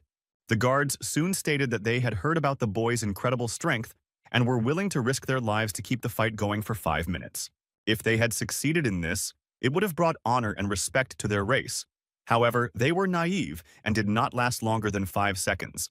So he asks the protagonist for forgiveness because they were reckless. But Anastasia at the same time begged them to put on their panties. A few minutes after the incident, the huge entrance gate swung open. The hero said that he got bored after a few blows, and he already read their power. The girl asked if that was all, and the guy replied that after that it was no longer interesting to fight. Then he asked how many blows she had noticed. The girl answered that it was 1, but the hero noticed that he had hit him twice. The wolf asked if his fellow tribesman felt anything strange, because he had struck him, but he had not hit him. It turns out that at that moment there was an invisible wall between them that protected this guy. The guard thought he was imagining it, which is quite strange because his clothes are also in perfect order. The interlocutor noted that if the rumors he heard were true, then this guy was a mysterious monster. Anastasia asked how he achieved such strength. Considering he was still so young, could it really be that his master taught him such cool techniques? Together they walked along a road where grass grew, and in this grass sat a creature that was watching them. Soon the girl said that she had something to confess, and the hero told her to speak. The interlocutor stated that she simply could not find this client. The hero was angry and asked what she was saying and where this employer came from. Anastasia said that she had no idea, but he had already promised her that if there was work today, They would cooperate with him, and there was no turning back. The chief was told that the guests had arrived, and he said that they should be allowed inside. There was a guy near the table who asked if David had really defeated the Mercury Wolves in 5 seconds. His sword tells him that it wishes to taste his blood, and he wonders if he can hear it. The hero and the girl were discouraged and thought it was stupid. David wondered if he was serious. If his sword could really talk, then let him say something else. The girl thought he was an idiot because he wanted to fight him. The guy in the mask said that those 2 scars on the faces and the Mercury Wolves were his doing. On top of all this, it turns out that he defeated them in 2 seconds. A fly was flying over the man's head and he noticed it. After that, using his weapon, he made sudden movements and killed her. He did it so well that the insect was disassembled into pieces. After this, the interlocutor noted that he was interested, but what would be faster? His sword or the guy's fists? The main character continued to stand still and did not move, and his opponent struck him. After that, I used a skill called Flying Fish Dawn, and because of that, a lot of cuts appeared there. But literally a few moments later, this masked man with a weapon in his hands flew out of the window onto the street. He did it with such great speed that he did not have time to stop immediately. When the guy fell to the ground, he thought that the hero didn't even move when he rushed towards him, also came out unarmed, and then the blow happened. The man, who was still on the ground, noticed that someone had approached him. The hero stated that he hated rude people like that man because he attacked him without any reason. The boss clapped for this and remarked that the guy was indeed #1 in the ghost company. After all, it turns out that he was able to defeat their strongest bodyguard in an instant, and the job will definitely belong to him. The man said his son had gone missing in an old mansion, and the ghost company had sent people to investigate last night. Of course, it turns out that they didn't find anything there, but the man is sure that the boy is there if this is the work of a demon, and even the company couldn't cope. So he's probably incredibly strong, and the man asks the guy to help him find his son, because money is not a problem. The hero was inspired by the fact that he was incredibly strong, but the girl was inspired by the fact that money was not a problem. David said that it all sounded cool and he accepted the offer. Anastasia said that they would definitely find his son. Suddenly, the man who was supposed to give them a job suddenly changed his expression. The girl also turned her attention to the side and saw that there was some boy there. But she was stunned by this because she saw demonic power in him. The boy moved rather slowly, and his pupils showed that they were empty. After a while, the old man asked what was wrong with his precious son, since he was like a vegetable. David said he looked scared and wondered what he saw there, and his father begged his dear son to wake up. Anastasia then said that it was as if there was a soul above the boy, and it seemed to be in a lot of pain. The hero smiled because of this, and said that the mummy's eyes were no worse than his. The old man stood up and asked if his boy was possessed, and if so, he was asking to save him. The main character said that the boy had lost his soul, and if they didn't find it by midnight, he would die. The man grabbed the boy by the leg and noted that his mother died early, and that he had no one except the boy. He would give them anything, just so they could help. Anastasia soon noticed something and began to approach the boy. She also stated that he had something in his right ear, and it was some kind of red thing. The main character immediately ran up and asked the girl to move away. After that, he formed seals on his hands and performed a spirit dispersal technique called moments. Literally a few seconds later, some kind of creature began to appear from the ear. Then this creature jumped out so quickly that the hero barely had time to notice it. After that, he used his enormous speed but did not manage to catch this creature. David was taken aback by this because he thought he had hit him, but he was able to escape. Yet it was truly astonishing to him, and he caught a glimpse of that entity out of the corner of his eye. The hero then suddenly jumped out of the room in order to catch up. He soon declared that this creature was quite nimble, and that was why he already liked it. So it turns out that he tried to catch up with him for some time, but his attempts were futile. The guy with the sword in his hands saw this and declared that this was his chance to show his abilities. So he used his fishing pole skill called Moonlight. The main character felt the radius of this attack, which quickly spread throughout the area. Just as he was about to catch up with the creature, the swordsman appeared out of nowhere and delivered the final blow. All this was done so abruptly and quickly that the creature was cut into several pieces. The masked guy smiled after that and said that his sword was still faster. Then a girl and a man ran up and asked if they had caught him and what it was. The guy asked him if he thought he lost last time because he was too reckless, and he should fight again. And besides, wasn't that a cool move? David noticed that the green spiritual energy looked familiar. The interlocutor continued to say that it didn't matter what the target was. If it got into the radius of destruction, he would die. After that, he looked at the hero's hand and asked what the hell was going on. Why did he turn him into a black bean? The hero understood that this was a combat retreat technique, but wasn't this the technique that one of the branches of the secret Taoists used? But this simply cannot be, because this sect was exterminated long ago. On one of the roofs of the huge building, there was a greenhouse of plants, and there sat a man who noticed that one of his beans was damaged. If they were able to get his battle servant to show himself, it must be one of them from the Maoshan sect. So this person is afraid that they will meet soon. The guy in the mask said that a face like his should only be shown by a strong opponent. He is a freelancer, and they should be as dangerous as revealing their identity. But his sword says that the heroes are worthy of it, and he is an independent warrior saber whose name is Ricardo. The man said that he didn't have to find his son's soul, and Ricardo was angry and said that the guy should have turned around and looked at him before leaving. The girl said that this guy said that he himself was really a Taoist. The guy said that people like him awakened spiritual energy themselves. They have so-called superpowers like in video games. Each of them has a resource of spiritual energy, and perhaps he will tell the girl more someday. She said that she would behave well, and the hero thought that it would be bad if this was the work of the Fanxian sect. They are ready to jeopardize the honor of their master with their vile actions, so they should be taught a lesson. The girl asked why they needed to come here at night, since there were 4 hours until dawn. David said that those who were good at hiding, like the guy, were most visible at night. Therefore, he said that they should go in, because the sooner they finished, the sooner they could snore in their beds. Anastasia looked carefully at this huge building in front of her and became wary. Her eyes started to change its shape at that moment, and a demonic force appeared. And at that moment, she heard a voice that told her not to go inside. She became wary and did not understand who said it, but control over her right eye no longer belonged to her. And so, for the rest of the time, the girl heard only words about not coming in. Anastasia grabbed her head and did not understand whether the demon that was in her body had already woken up. Suddenly, she realized that something had happened, and the picture before her eyes began to blur. Soon after, the right eye changed its shape back to a normal human one. But now she didn't understand where she was because it was a strange place. Soon the girl saw the urn and wondered if she was in her subconscious again. Literally a few moments later, a hand appeared with that same urn and also made creatures. Anastasia became very wary and saw that a dried-up corpse had crawled out from there. At that time, she was very scared and looked closely at the creature in front of her. The copper stakes that were thrust into the creature's body began to dissolve little by little. The girl saw something paranormal and scary in front of her, so she got scared. The body of the creature in front of her began to tighten with skin. And rather, it already looked like a boy who was begging not to go there because he did not want to be locked up again. He had no face, but he kept talking about how he didn't want to be locked up. Anastasia saw a picture in her subconscious when he was in a barrel and was immersed there. It was the long loneliness of this creature who sat alone and cried. Soon, the girl returned to the real world and did not understand why she was crying now. She was kneeling, and David approached her, asking why she was crying, and if she was afraid, then she should just not go in there.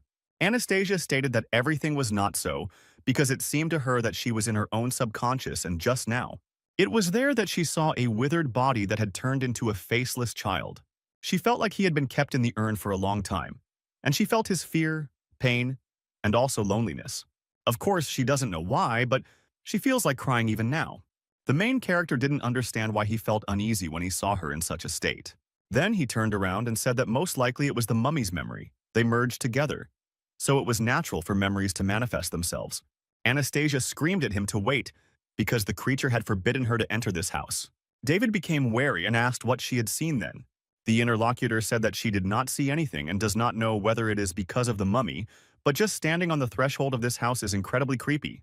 The guy thought, he wondered how the monster knew to run away. Not only his eyesight, but also his sensitivity was better than the guy's.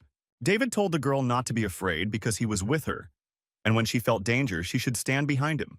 Anastasia remembered him, and remembered the words that she should not be afraid because he was with her. Also the words that when she senses danger, she should immediately stand behind him. And then when he said that he was glad that the girl was alive. The moment when David said that he came to save her flashed before her eyes. Anastasia understood that, of course, it was possible that he was a narcissistic, selfish, and petty scoundrel. But despite this, his words make her feel safe. So she asks him to wait, because she is afraid of the dark. David said that he didn't want to go out and fight with someone, and his interlocutor asked if he could slow down, because she was really scared.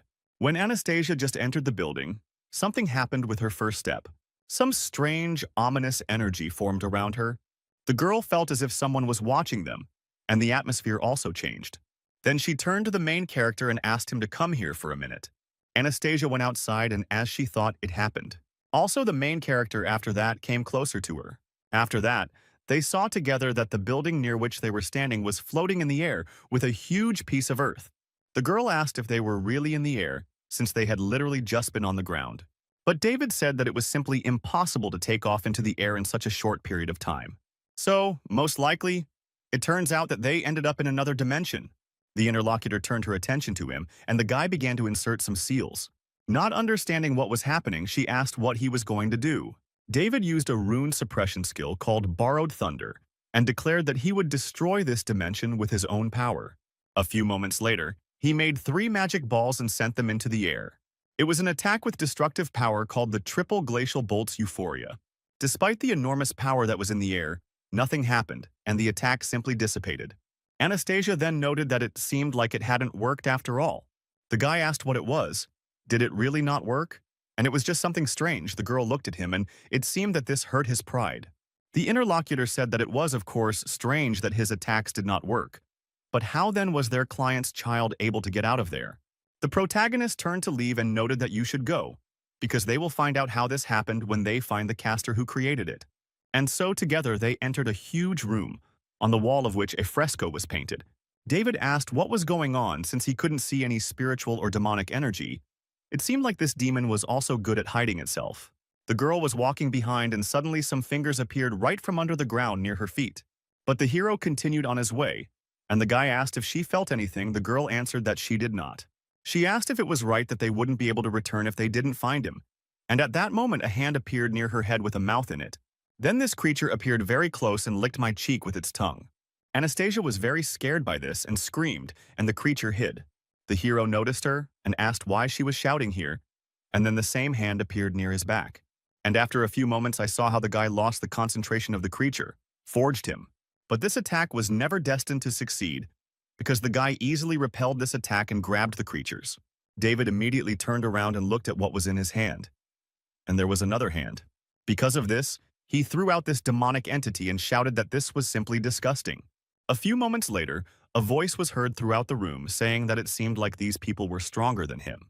Then it existed, bent, and declared that it had been a long time since he touched the girl and they were all so delicious. The main character was irritated and therefore shouted that it was enough to talk and that he should drag his ass here. And then, from the wall on which the drawing was, hands began to appear, as well as something that looked like a head. The guy and the girl turned their attention there and expected that this creature would appear there. And when the head of this demonic creature appeared, it told the guy to leave the girl, and maybe he would spare him. David was already very angry at that moment and asked Anastasia to step back. After all, it turns out that the demonic energy of this thing in front of them is 5 times stronger than the mummy that is in her body. The demonic entity that had been in the wall the entire time began to attack, pulling its limbs out of the wall. The main character smiled and said that it seemed like this order was not a waste of time at all, and that he finally had a worthy opponent. Soon the head of the huge monster was right in front of the guy, and he stopped without attacking. The demon stated that his opponent looked calm. After that, he added that he assumed that it was the ghost company that sent him here, but the hero said that it was enough to waste time because they were in a hurry, so they should fight faster. The creature asked why he was fussing like that since the boss had finally let people in here, and it would be a shame if everything ended so quickly. Using his hands to negotiate, the demon asked, "How about a little game?" David became even more angry and noticed that this chatterbox was starting to irritate him even more. Soon after, a demonic creature's hand emerged from the girl's cheek. But there was not just one hand, there were several of them, and they immediately attacked the guy. Yes, so it was done to grab him and hold him. The creature told the hero not to try to get out using brute force, but if he touched something, his hands could grow from that very place. So if he destroys his limbs, this girl will also suffer because of it. But who knows? Maybe she will die from blood loss. David asked if Anastasia was okay, and if she felt any strange sensations in her body. She replied that she didn't feel any. But the guy was tied up. The main character thought that if she doesn't feel anything, then that's already good. The demonic creature moved closer to the guy and noted that it advised him to take care of himself first. Immediately after that, he, using his limbs that were around the hero, began to squeeze them tighter and tighter. Anastasia was stunned because she could do nothing about it, and the limbs continued to grow from her cheek. The main character started screaming loudly after this, and the girl was worried about him. The creature said that he lied about the girl getting hurt, because if he had such an ability, he would have attacked them long ago, and people really are emotional creatures. He then added that he forgot to tell the guy that the longer he was wrapped in his body, the stronger the pressure became. Right now, that same boy is most likely experiencing incredible pain, and maybe this will finally shut him up. Anastasia got quite angry about this and could no longer contain herself. The demonic creature then pointed its hand towards her and declared that it was time for them to have some fun with her. But she managed to dodge his attack to the side quite easily. After that, the limbs that came out of her cheek began to tear one after another. When the demon saw this, he was stunned, because he did not expect that she would be able to cut them off. Also, this is the place that was affected, and on the cheek began to tighten when using some force. The demonic creature didn't understand why her aura had changed so suddenly, so thoughts began to creep in about whether she was a monster. And at the same time, while he was thinking about all this, the girl did not stop and began to attack him. Using her immense demonic power, she struck straight at the creature's head. Of course, he didn't expect this attack, so he easily missed it. The monster hit the wall from which he climbed out, and remained there for some time. Anastasia approached David and noticed that she could not have imagined that he would lose consciousness from something like this, although there is nothing wrong with that as long as he is unconscious. Now she will use the demon power that is hidden within her and protect him. The demonic creature became very angry and, calling her a piece of trash, declared that her end would soon come. Immediately after these words, limbs began to appear from various points in this building. The demon stated that he was actually quite interested now. At this point, he wanted to know how long she could hold out against him. Anastasia thought that since she had decided to join the ghost company, there was no point in staying behind David's back. It turns out that the body is no longer what it was before, and now it can even fight. Although it turns out that the demonic energy of this monster is 5 times stronger than what is inside her, so she will not be able to win in a one-on-one battle. All the girl can do at the moment is circle around him. Of course, there is a chance that she can hold out until David wakes up. The demonic creature, after a very short pause, began its attack using its limbs. Anastasia saw that an attack was being prepared against her, and she thought that she could do anything. But after a few moments she was surprised, because she did not understand why her tail did not appear. The demonic creature had almost touched her and was ready to attack. But in the end, he failed, because when the limbs approached the girl, a stream of wind appeared that dispersed them. Anastasia was surprised and did not understand where these gusts of wind came from. As a result, the demonic creature's hands, which were supposed to attack her, simply flew in different directions. At that moment, the main character approached the girl and noticed that she was really doing well. But it turns out that it is not his style to be protected by a girl. She looked at the guy and happily announced that he had woken up. David asked her if she thought this weakling could knock him out since he was just pretending. But she screamed that he was a liar. The guy asked if she wanted to work for the ghost company, and you can consider it a little test from him. Besides, doesn't her tail appear on its own in case of danger? The girl hesitated, and the hero continued to talk. Does she know why he didn't appear? It turns out that when the hand grew out of her face from the genitive, he asked about his feelings, and she answered that she did not feel anything strange. And then it dawned on him. In the end, this thing is not that strong at all. Emitting false demonic energy to appear more impressive is what it can do. So it's most likely a D-rank demon, which is the lowest of them all. After that, the main character prepared for an attack and used the borrowed wind technique. Using it, he flew up from where he was ready to begin his attack. The demonic creature that was still in the wall became a little wary because of this, and then the hero smiled slyly and asked him if he wanted to see what spiritual energy looked like. After that, the demon was attacked and he thought that this guy was just a stupid kid, but just looking at him makes it hard to breathe. Although, is it really possible for a person to possess such strong spiritual energy? The demon can't take it anymore and is about to vomit. A few moments later, some air appeared from various parts of his body. David looked at what was happening in surprise, and the creature's head fell off and dried up beyond recognition. Anastasia came up to look at it, and the hero said that they tried so hard but it turned out to be just the gatekeeper. He wanted to ask him for useful information, but the creature was unconscious. The girl looked at the face that appeared from under that very mask and declared how disgusting he was. It turns out that he won't even be able to escape if he wakes up. David stated that they should move on. If he was guarding this door, then his master was most likely upstairs. Suddenly, the demonic creature woke up and asked if he was looking for the boss. But if so, then he was just a stupid child who didn't know his place. The main character got really angry when he heard all this and asked what he just said. Was he really pretending to be dead all this time? He went on to say that he suddenly felt a strong desire to kick his ass. The interlocutor smiled and thought that he was indeed easy to provoke, but his target was his companion. As Anastasia turned around to see what would happen between David and that creature, some kind of door appeared behind her and limbs crawled out of it. The monster tried to grab the girl and thought that it would be easy to take her if the guy was not with her. At the moment when the main character was distracted by the creature that was in front of him, he heard the screams of a girl behind him. After that, he turned around and asked what happened this time. Why was she screaming? But at the same time, when the guy turned there, he saw nothing. Because of this, the hero, of course, was stunned and asked where she had gone, and the monster had also disappeared. Anastasia found herself in some other place and asked where she was. The limbs of that creature were near her. In order to figure out what happened, the girl started shouting the guy's name. But since he did not answer her, she walked along the corridor. In one of the rooms of this huge building, in which the hero and the girl were, there was quite a large number of soft toys. These were not just any toys, but their eyes were glowing and a large creature was sitting in front of them. The demon with limbs returned to this room and noted to the main one that he had caught that girl, as he had asked, and then asked what he would order to do with her. A large and dark demonic creature sat and ate a large amount of food that was in front of it. And so he threw food into his mouth, she noticed. Let him walk free for now. After all, in the end, she will stay with him forever. Anastasia at this time walked along the dark corridor and thought that she had separated from David. It's a huge building, really strange, but it's not clear what all these rooms are for. The same demon they fought with did everything to separate them. But it is not clear for what purpose this was done. While the girl was thinking about this, some creature appeared in the corridor above. Anastasia literally noticed her out of the corner of her eye and looked up to take a closer look. But there was no one there anymore. And so she wondered if she had just felt like someone had been staring at her. Suddenly, children's laughter was heard in the corridor ahead, and the girl then noticed that she saw children. So I wondered if there were other kids here too.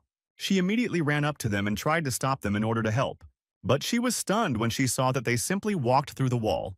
So Anastasia wondered because of this, could these really have been souls?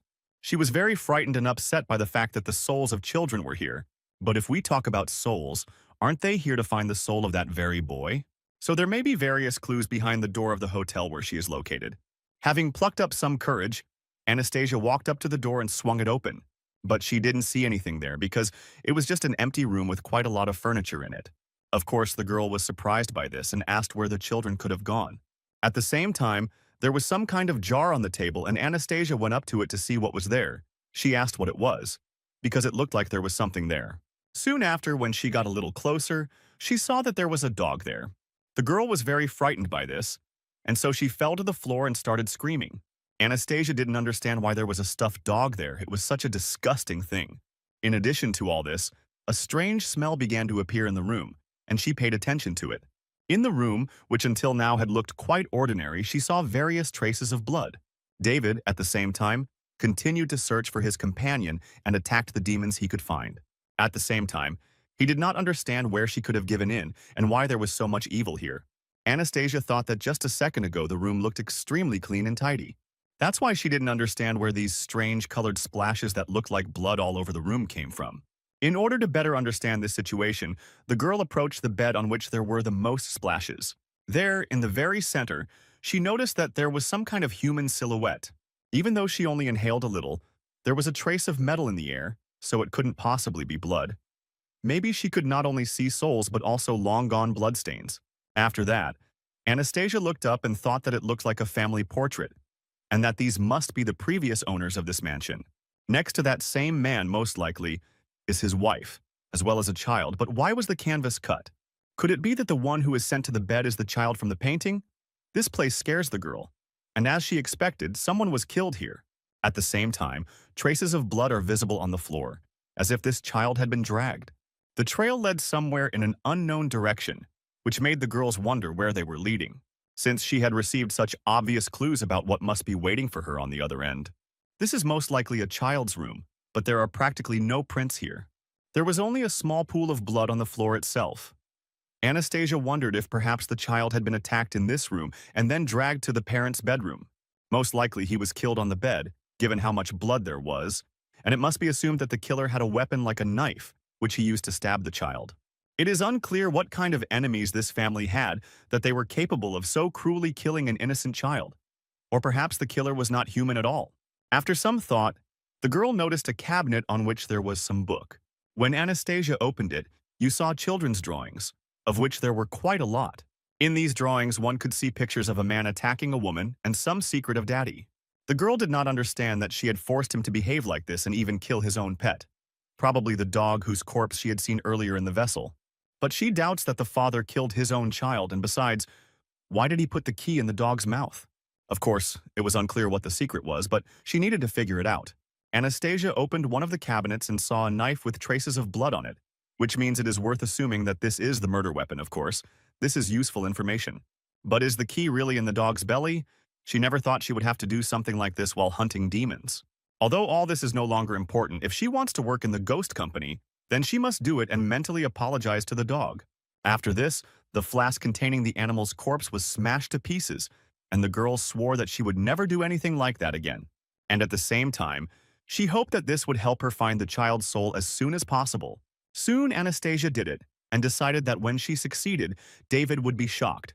But it was unclear why this key. Suddenly she remembered that she had definitely seen that there was a safe in this room. After that, the heroine approached him and opened it with the key as she thought he came up. So she took out something and thought, could it really be a secret notebook? The girl looked at the cover and there were many words written on it about what should be killed. On page 1, the man wrote that this was the worst money of his life. The workers took everything from the workshop and he wants the girl to have a secure life, but now it is impossible. The man went on to say that the best thing that happened to him was his wife and the birth of his child. Only his wife could help him, and they decided to settle in a mansion outside the city. He took the advice and life became better. The mansion is close to nature and there are a lot of children there, so it would be nice to live his whole life like this. The next page said that his wife was not like that, because some letter had arrived that she and the servant were trying to kill him. But the man did not believe it and wanted to throw the servant out.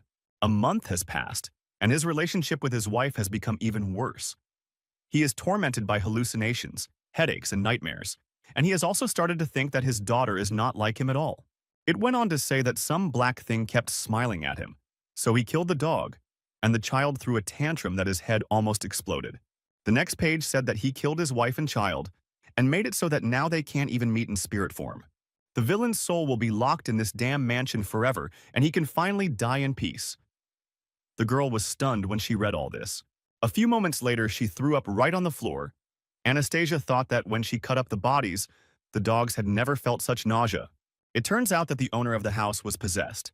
But how could he so brutally kill his own wife and child? The girl's thoughts were interrupted by the creaking of the closet, the door of which opened by itself. And after this happened, some rather scary and dark energy began to emanate from there. Anastasia, alert, turned to him because she understood that the closet had opened on its own. It was most likely the father or the vengeful spirit of the child, but whatever it was, she had a bad feeling. If the girl's tail doesn't appear, it means she can handle it herself, so there's a high probability that it's the demon who created this dimension. So at that very moment, it was already interesting what it was. Since the door stopped opening, this girl thought that she would probably have to find out everything herself. Suddenly, she removed her hand and thought that everything was going too smoothly, because the child's soul had led her to this room, where she found many clues. And also the cabinet suddenly opened by itself. No matter how you look at it, it looks like someone is leading her by the nose, and besides, this demon was able to create fake demonic energy. So it is possible that the demons here can hide their presence, and finally such scenes are often shown in movies. Anastasia is not as vulnerable as David. She is still alive only because she is careful, but she has begun to neglect this quality. So, most likely, it turns out that it's not worth opening the closet, because the most important thing now is to find David and complete their mission. If she falls for the demon's scheme, she will not only become useless, but will also be an extra burden. At the same time, something began to appear from under the ground behind her. Soon the girl heard a voice asking her to help him and save him. This spirit continued to say that the girl was the only one who could help her. Anastasia turned her attention to her and saw that this little girl who was hovering in the air, she asked not to be afraid, because if she wanted to kill, she would have done it a long time ago. The heroine was stunned by this and asked if she really was that child. The interlocutor said that she brought her here so that she could learn her story, and perhaps she would believe her if she did her a favor.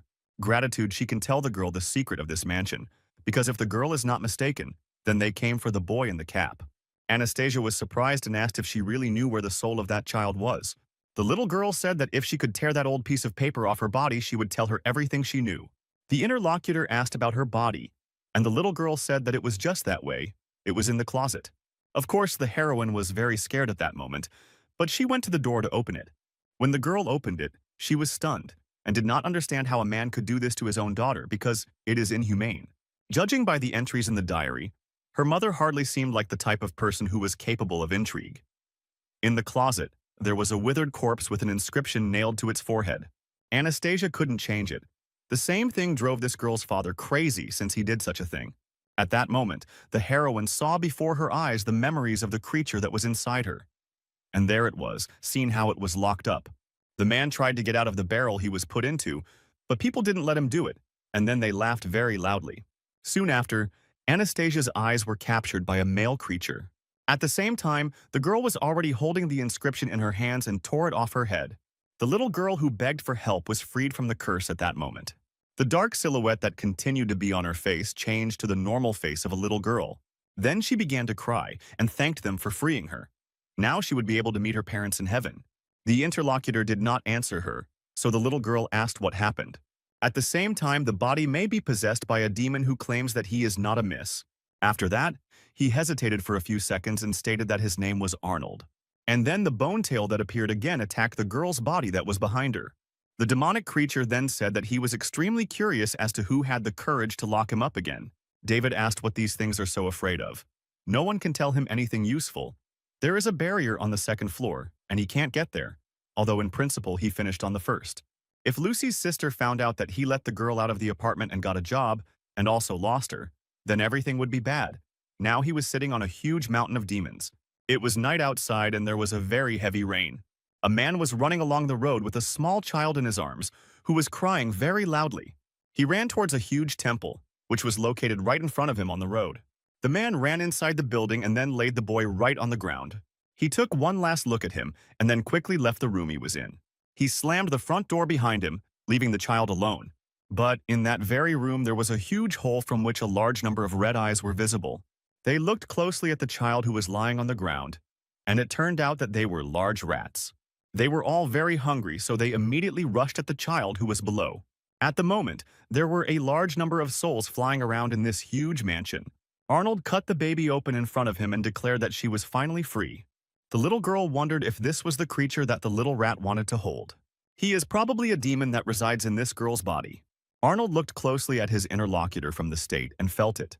The little girl said in fear that they were similar because they were both lonely children. The demonic creature was surprised at this moment because it suddenly felt some kind of pressure. The interlocutor stated that the little rat was angry because he had scattered her soul, so before it disappeared, she asked him to listen to her carefully. It turns out that he can control the space inside the mansion, and all attacks against him are useless, so it is simply impossible to destroy him in this place. In other words, at the moment he is simply invulnerable. But even despite this, there is a way to defeat him. Suddenly something strange appeared behind the baby at that moment. The little interlocutor continued to say that one day she saw something, and suddenly hands appeared from that space and grabbed her. They covered their mouths so that the girl would not have time to say anything. After that, her body was pulled right into the circle that appeared behind her. Arnold watched the situation closely, what was happening, and realized that the portal was still open. So it looks like it was left right there for him, and that's why he jumped in there. And so the demon in the girl's body soon moved to the space where the boss was located. After this, he became angry and asked if this creature really wanted to lock him here. The interlocutor stated that it did not matter that the girl had destroyed her soul, and he would simply absorb her, and then they could be together. But before this little girl dies, the girl will have to play with him. Arnold told him to let the girl go or he would beat the crap out of him so he would spit her back out. The creature, which looked like a rat, stated that he hated it when people were rude to him. So if she is not obedient, he will have no choice but to eat her. The demon in Anastasia's body only smiled at this and told him to try it. Immediately after this, Arnold rushed towards the creature that was his opponent. The little rat asked if the girl had really said anything. After all, it turns out that he is God in this world. The creature, using its fingers, began to attack and because of this, twisted the girl's leg. Arnold noticed that something had happened to his body and turned his attention there. After that, the body collapsed to the ground and only a scream of unbearable pain could be heard. The boy immediately began to say that he was very sorry, but she left him no choice. and therefore he should be more obedient. Since she doesn't want to stay and keep him company, he has no choice but to break her legs, so he asks if she still wants to leave here. He didn't force all these demons to stay here so they could play with her. All this is done because they help the creature to enter the dwellings of people, to take what it wants. But that same boy in the cap who came to him yesterday is the same as they are. They feel lonely together, and everyone will find happiness only if they stick together. The creature continued to say that it had food and things to play with the boy, but he said that all he wanted was to go home and asked to be let go. The creature swallowed a bit of his soul and freed the boy. As soon as the girl entered the space created by him, he already knew about her no matter how well she hid. Speaking of the mummy, he heard that eating its flesh can increase your demonic power, so how about leaving your legs and he will let you go? Arnold gradually began to come to his senses and rise to his feet. He then stated that if this creature in the form of a rat wants his limbs, then let him take them. At the same time, he used the 4 eyes skill, saying that he was really worried that the creature would be too dead to take them. The demon realized that the woman noticed the bloodstains in the room after she subconsciously used the 4 eyes. However, it did not work in the mansion. In the end, this demon's spatial abilities may hinder him, but he can still use them.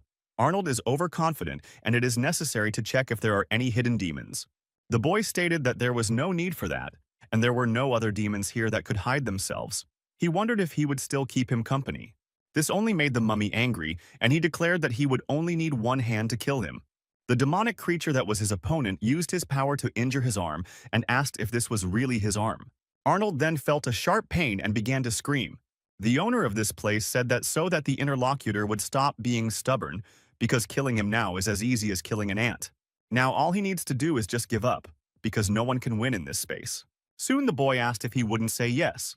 The mummy seems to have a good tolerance for pain, and I wonder if he would be able to handle it if the creature damaged his internal organs. After this, the owner of the space did this, and blood gushed from the girl's mouth. The rat got some blood on him and said that it was really mean because she had stained him. Arnold coughed up blood and said that the creature was finished. The interlocutor pretended that he had not heard and asked what she said, since he could not hear her. The mummy screamed that he was not going to repeat his words to the dead man. Immediately after this, the blood that was on the rats' bodies began to move to the side. The boy looked closely and saw that it was forming some kind of blood flow. It was Arnold's attack called Six-Fold Combo Burst, and as a result, a huge explosion occurred near the creature. The demonic creature in Anastasia's body continued to sit in place and watched carefully what had happened.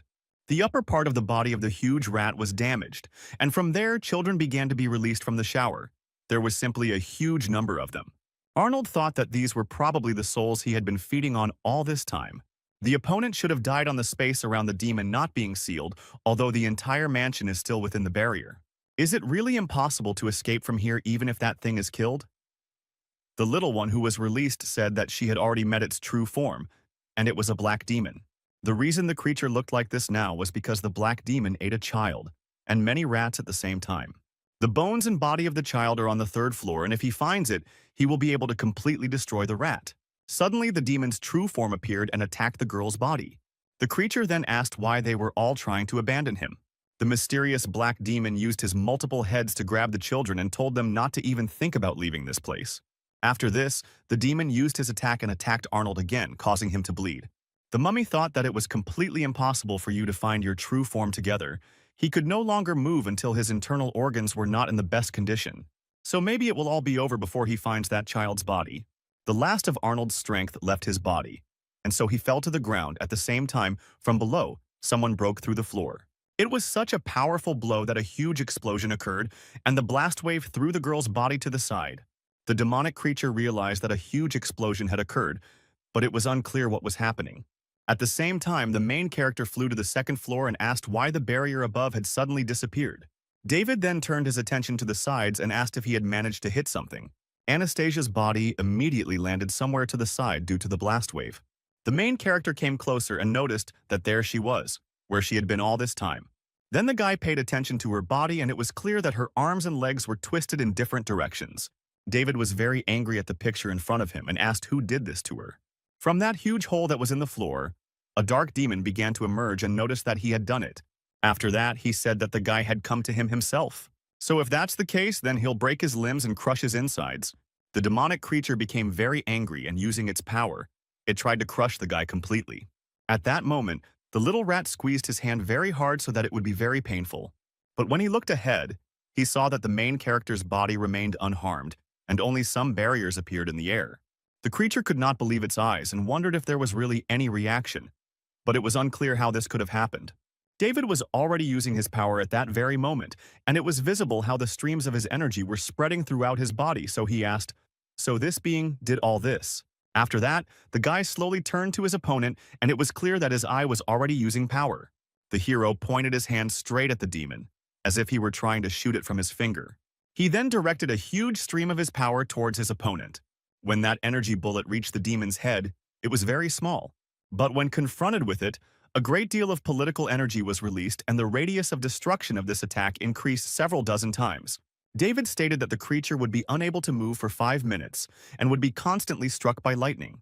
Then the guy looked at the girl's body and noticed that it was now her turn. But he addressed her not as Anastasia, but as a mummy. The demonic creature that had taken over the place continued to writhe in pain, and the protagonist stood and looked at Arnold. Then the hero noticed to his interlocutor that his consciousness was sealed. Besides, he wouldn't be able to get out of this state anytime soon, so he wants him to tell how he did it. The interlocutor stated that now was absolutely no time for chatter because the demon behind him could not be killed. If he wants to finish this place off, he'll have to find a body to use. The guy should also hurry because the creature here is invincible. David said that the guy in front of him was a demon who had killed hundreds of people. And did he really think that he would believe his words? There is no such creature that is 100% invincible. But if such a thing exists, then it can only be David. The demon's eyes began to change slightly, and it was clear that the girl was trying to gain control. Anastasia came to her senses and shouted that he had enough of being stubborn, so let him go right now and do as he was told before. After all, at the same time, as soon as that demon recovers, he will definitely run away. And if this happens, then the main character will not be able to do anything, and no matter how much strength he has during the day, he should hurry while there is no barrier around. David stated that he understood everything and then used the power of his left eye. And that skill is called the Eye of the Underworld, and with it, he scanned the entire area around. For several seconds in a row, he carefully examined everything around him in order to find that boy. Soon, the guy's gaze focused on the top, and he realized that what he needed was above him. So, immediately after that, he suddenly jumped up there. Anastasia heard a voice that thanked the lady. She was surprised, and wondered if the mummy had thanked her and called her a lady. The main character continued to break through to the top and collapsed the floor. Then she looked around and realized that this must be the body she was talking about. There on some rag lay the body of a baby, of which only bones remained. David looked at him with sadness and asked him to rest in peace. The demonic being that was the master of this place felt its soul dissolving. Soon after, his entire body began to disintegrate and turn into a green substance. The protagonist jumped down and ordered the prisoner to return. Then the head of the demonic creature flew away from the main body to the side. In the last moments, the demon thought that he had been too careless, thinking that the guy was an ordinary Taoist, so he thought that his instincts would not work. From the moment people entered the mansion, it became clear to him that there was a mummy in that girl's body. But about that guy, on the other hand, he couldn't even say who he was. This man's spiritual energy is so strong that he cannot tell what he is. Within moments, the creature's head had almost completely evaporated, but his huge body turned into a dark lump of demonic energy. David looked at all this and wondered if this thing was dead yet. From the demon's body emerged another soul of a boy, who was killed. Anastasia looked at him, and it was clear that this child had started to cry. And from the open mouth of the soul of this child appeared a girl, as well as a boy, whom they were looking for. The protagonist looked at all this and declared that it meant the child's soul was with her. Since she managed to escape from the big demon, she should soon go to heaven. The baby cried and said that he didn't want to disappear until he saw his mother. His soul was stuck in the depths of his consciousness, and he couldn't control the body of this monster. But he used his soul and the bodies of those rats to become strong. But the baby had no freedom in his body. But now that he has truly become free, he wants to see his mother, after which he will return to the boy's soul that is next to him. David said that everyone has their own path, and he advises to ascend as quickly as possible. He is trying to bargain with them using these human souls. This means he does not trust them.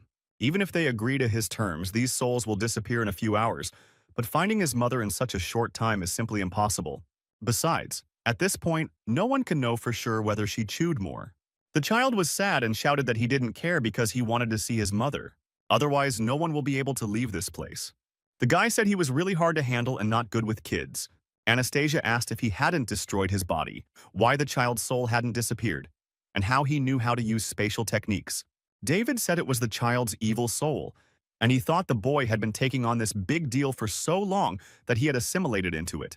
Therefore, if the guy is not mistaken, then this larger company of demons is a parasite. The girl asked in what sense a parasite. In response, the hero said that he doesn't really know its characteristics, but there is a signal on the phone, so he can check it. The guy showed that this is much. A demon that is capable of creating separate parallel spaces the size of a mousetrap, devouring souls.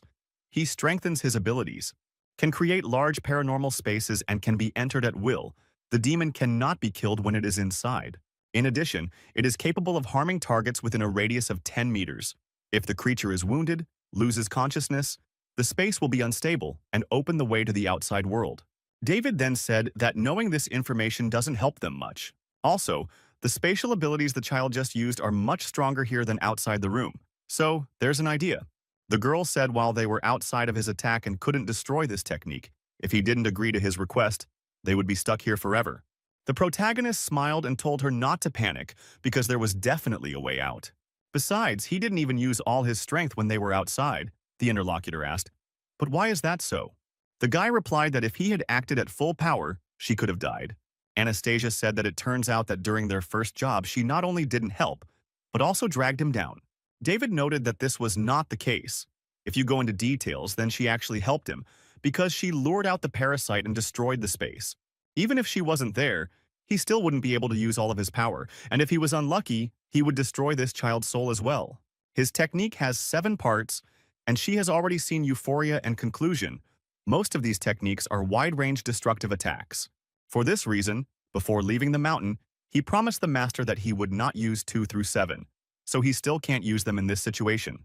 But you can try a pure physical attack, which is a metal ironic technique. It will allow you to see what only his master has seen before. A few seconds later, a huge amount of energy covered the guy's body. The soul of the girl who was recently saved became very wary when she saw this. She told the child that he should let them go because he himself knew that the man really could be important, and such a fuss would not help him. The interlocutor said that he knew that she was just as pathetic as he was, but at least her parents were there for her. But his father abandoned him here to feed the rats, and his soul was captured by a monster. After the mother saw that the boy was gone, she must have been very worried and waited for him to return. It is precisely for this reason that anyone who prevents him from seeing his mother will simply die. The little girl realized that all this was bad, because the anger that was in him turned him into a demon. The girl wanted to stay and tell him, but the boy told her not to interfere. After all, she can't understand what he feels because she had a good father. But the boy didn't. The child received the memories of the demons and knows that her father was a good man. He knows this because the monster captured him first. The demon was brought here by the boy's father, and then, after it became attached to her father, he became suspicious of everything and killed the girl. The demon's intention was to turn this place into a haunted house so that no one would be able to come here. And then he would find a home for himself. The reason the demon forced its master to commit its murder was because the adult man could control himself and would not submit to control. After this, he chose the baby because the baby's mind was not yet fully developed. Over time, the baby gained intelligence, but by that time, the demon had completely taken possession of him. The girl thanked her interlocutor for telling her all this. She hugged him and said that she knew there had to be a reason why her father had done what he had done, and the baby had helped her clarify the situation. The little girl knew what happened to the baby's mother, but she couldn't tell him about it. All because sometime after the girl was killed by her father, she woke up and discovered something. Her body was a soul, so she was terrified, and some mysterious force wrapped around the bedroom prevented her from leaving this place. No matter what she did, she couldn't get out, and then she found her own body and a strange piece of paper on it. That's why the girl immediately wanted to rip it off because she was so scared. It seemed to her that the reason she found herself in this situation was somehow connected with this piece of paper, that what was keeping her trapped was this piece of paper. Over time, the baby realized that in addition to her own consciousness, she had lost all her emotions. She no longer felt fear, did not cry, and almost forgot who she was. At the same time, a feeling other than loneliness became increasingly evident, and this terrible feeling that filled the whole body was anger. When the girl's entire mind was filled with bloodlust, her thoughts were interrupted by the cry of a child. She thought she was hallucinating, but then there was a loud noise in the street. The girl could not hear what was happening, but she saw something terrible before her eyes. The woman asked why the man was hiding their son. Was he trying to blackmail her? In order to prevent her from telling the officials that he should surrender, having done something vile, karma would still catch up with him. The man shouted, "Has she really gone crazy?" After all, he said that the incident that happened to the gentleman and his family had nothing to do with him. The girl said that she saw the fake letter that he wrote. She grew up with her, so she knows very well what kind of person she is. And it is unclear why he is trying to quarrel them. These people do not have many relatives. The woman knows he's been keeping an eye on their mansion. And now that they're both dead, does he really think he can get his hands on her? The man shouted that it was enough to anger him, because it was the gentleman who had gone crazy and killed his entire family. And what did this have to do with him? The interlocutor said that the secret was watching him. He went to your witch's house and took the incense burner from her. She didn't think much about it because she couldn't believe it. But after the master used it, he went crazy, and there must be some kind of shamanism there. The man shouted at her to stop making a fuss over nothing. Did he really think the police would believe her? The girl asked if he was still trying to justify himself, then let him tell why he buried the bodies under that tree after the gentleman killed himself. Hasn't he been trying to hide the fact that they both ended up dead all this time? And also copied the gentleman's handwriting and transferred the ownership of the mansion to himself? And he even deceived the students' parents, saying that they had run away because they were being chased. It's unclear how this man is going to explain himself when the police find all these bodies. These people have treated them so well all this time, so the man is simply inhuman.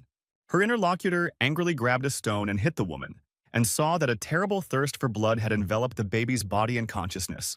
It was from that very moment that she decided to suppress it within herself. After the man buried the bodies, he left the mansion and never came out again. The man walked inside and was stunned to see a huge rat sitting on the floor. But he was even more surprised when this creature turned towards him. After all, he had the head of a child and the body of a huge monster. The demonic creature called the man Daddy and asked him to play with it. The man tried to escape from there, but soon his body was completely torn apart by this creature. Those two people must have been his parents, but now the boy would never be alone again. The child felt something strange, and the souls of these children began to crumble. The main character was near them at the same time and was heading there. Soon he felt that something was happening ahead, and so he dampened his energy a little. Anastasia noticed this and thought, could this really be that illusion technique? Because the children she saw before must have been from that technique that the girl used. The boy fell under this illusion, and now he saw that he was in his mother's arms, so he was very happy. The next image that appeared before his eyes was of him and his family sitting at the table. The girl who created this illusion watched from the side as the boy smiled. Because of this, she smiled, because she also understood that she was feeling pleasant emotions. After that, she turned her attention to the protagonist and thanked them for freeing her. Then she turned to Anastasia and asked her to help her thank this good gentleman who was inside her. He could feel all the pain and loneliness she had been experiencing for the past few years, which is why he wanted to destroy her soul. The boy who was next to her asked his mother to eat a little. But the girl said that in any case she was grateful to these guys, and she hopes that one day they will be able to meet the people they miss so much, somewhere in heaven. After this, the souls of the children disappeared, and this entire huge place began to emerge from under the spell. Then the estate they were in finally returned to its original location. The main character didn't understand what was going on at all, because the barrier had collapsed before he had done anything, and it was also unclear who the girl was. It turns out that in addition to all this, she also left behind the soul of a child. The hero used a sphere and placed the boy's soul inside it. He then stated that it seemed like he didn't know a lot of things. Anastasia said that everything was confusing, and even she couldn't fully understand what had happened. David said that then she should not forget about it, and asked if it hurt. The interlocutor answered that it did not hurt much, but she could not get up. The hero came up and picked her up. The girl became embarrassed and asked what he was doing, why he suddenly picked her up, and he asked if she was really going to crawl home. Anastasia stated that if there were real spirits in this world, then reincarnation must exist, and asked where the two children had gone, to the underworld. Will they be able to meet their relatives who have passed away? David said. As long as the demon does not exist in this world, there are no gods. As far as he knows, there is no underworld, no reincarnation. The interlocutor said that if this is so, then she has one more question. Pora became embarrassed and asked why he got angry when he saw that she was hurt. David looked at her in surprise and remarked, "Wasn't it obvious? He did promise that he would protect her." But she found herself in such a state that she would end up becoming a scapegoat if word got out that he couldn't even protect the girl. Anastasia thought that it was because he was worried about her and got angry. The hero noticed this and asked why she suddenly turned red. Was it really a fever? When they returned, the hero said that he had freed the child's soul and he should recover from sleep. The man thanked him for this and said that he would transfer the money soon. Anastasia's wounds were treated, so the guy picked her up and said that they should rot the car because they were returning. The old man asked them to wait, because he had one more task for them, if they were interested in it.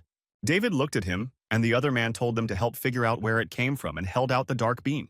Many years ago, all kinds of warriors with different abilities appeared among humans during their war with demons, and over time, humans formed their own sects. All Taoists had their own strong attacks. The most famous among the 5 pre-racist sects were the secret Taoists, secret magicians, secret creators, secret observers, and secret brokers. Among the secret Taoists, the most special and powerful sects were Maoshan and Fangxian. The first specialized in close combat and loved to use weapons. They were the most skilled in the techniques of wind, lightning, fire, metal, which they cultivated.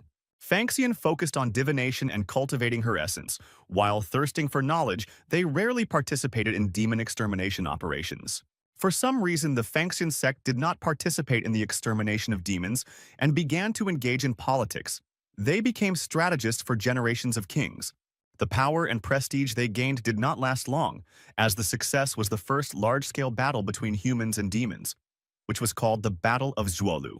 The Taoists were having a hard time dealing with the endless waves of demons that attacked the city. At the very last second, the Fangxian sect sent all of its members to fight. Unfortunately, the sect was destroyed, and this is all the information about their warriors. That is, the man said that he understood everything, and now the subordinates can go. He then said that in the company database, the ghost said that the Fangxian sect had been destroyed a long time ago. In this case, he doesn't understand what this tiny black bean was doing in his son's ear. The hero said that it was a secret technique of the Fangxiangs called the bean emptying technique. She turns plants into souls, which is something only very powerful warriors can do, and this technique has never been passed on to people outside the sect. All this means that the other party is definitely a Fangxiang warrior who managed to survive. The man said he knew it was quite rude of him, but he wanted to know something. It would be nice if they could tell him how this black bean is used. The hero thought for a few seconds and then declared that he was being used for espionage. In simple terms, someone is watching the old man, but as for the reasons, the guy thinks that it is somehow connected with his business. On the way here, the hero was told about what happened in the mansion. The owner of the black bean has nothing to do with the missing child. David doesn't care about his relationship, but they seem to be in the same group and use the bean retreat technique. So it's obvious that this man is an outstanding Fangxian warrior, and yet he did something so despicable, the guy is going to lure him out. After a while, he took Anastasia in his arms and left the estate. The old man looked at them and remarked to his bodyguard that he had not said a word since they had arrived, so it was not like him. So I asked if he had been sleeping the whole time they were here. When there was no response, the man shouted the same phrase again and woke up the swordsman. Ricardo woke up and asked if they had already left. Of course, it was true that there was always a person who was better. So it looks like he'll have to train harder, or he'll become too confident in himself. This guy that works for them is #1 in the city when it comes to catching demons. But that's only because Ricardo isn't in the company of a ghost. After this, he approached his boss and remarked that he would like to quit. Still, he doesn't want to be a bodyguard but wants to join the ghost company. This man was an ordinary idler, and so the old man was surprised and asked if he understood anything he was giving up. At night, the entire city where the events took place was lit up with bright lights. And so, on one of the streets, a guy was walking along a pedestrian crossing, and they told him not to underestimate the target this time, because, apparently, he does not exist in this world. Their database can't find it, and the only thing they can confirm is that the target knows how to use spiritual energy. Of course, they made preparations at the harbor and prepared a boat for him. After completing his mission, he must immediately leave the city. And this man was a supporter and a so-called mercenary, and his name was Bill. When he heard the instruction, he noticed that he understood everything. There was a man sitting in the room saying that he was finally making a move. A subordinate said that their target was the strategist of the Quanhai Financial Group. And he must be quite extraordinary, so can you really trust the mercenary they hired? The boss noted that there was no need to worry so much because he was #1 in his business. His target is a common strategist, and so far he has managed to complete missions without being noticed. He once destroyed an entire terrorist organization by himself, and the most frightening thing about him is that he used only one bullet to do it. On top of all this, he fled the scene of the crime and left no traces. After killing this strategist, the man is very curious about how the Kwanhee financial group will deal with him. Bill looked at the moon and thought that this was his 112th order. He had never failed a mission before. In order to successfully complete the mission, the most important thing for the killer is intelligence. So this job is a huge test for him. After all, at the moment the mercenary has almost no information about the other side. He, in turn, has been observing his target for a little over a month. It is quite difficult to understand his behavior. The current goal of reality is man, as if he were some kind of mystery. He only goes around the house, stays, and this is his own house, as well as the Kwanhee financial group, so he has no personal life at all. Apart from reading, this person has no interests or hobbies. He does not use electronic devices, and he does not even have a mobile phone. The most curious thing about this is that the man sleeps only an hour every day. It was just now that he looked up from his reading and looked at his watch. The mercenary knew his instincts were telling him that this man knew about him.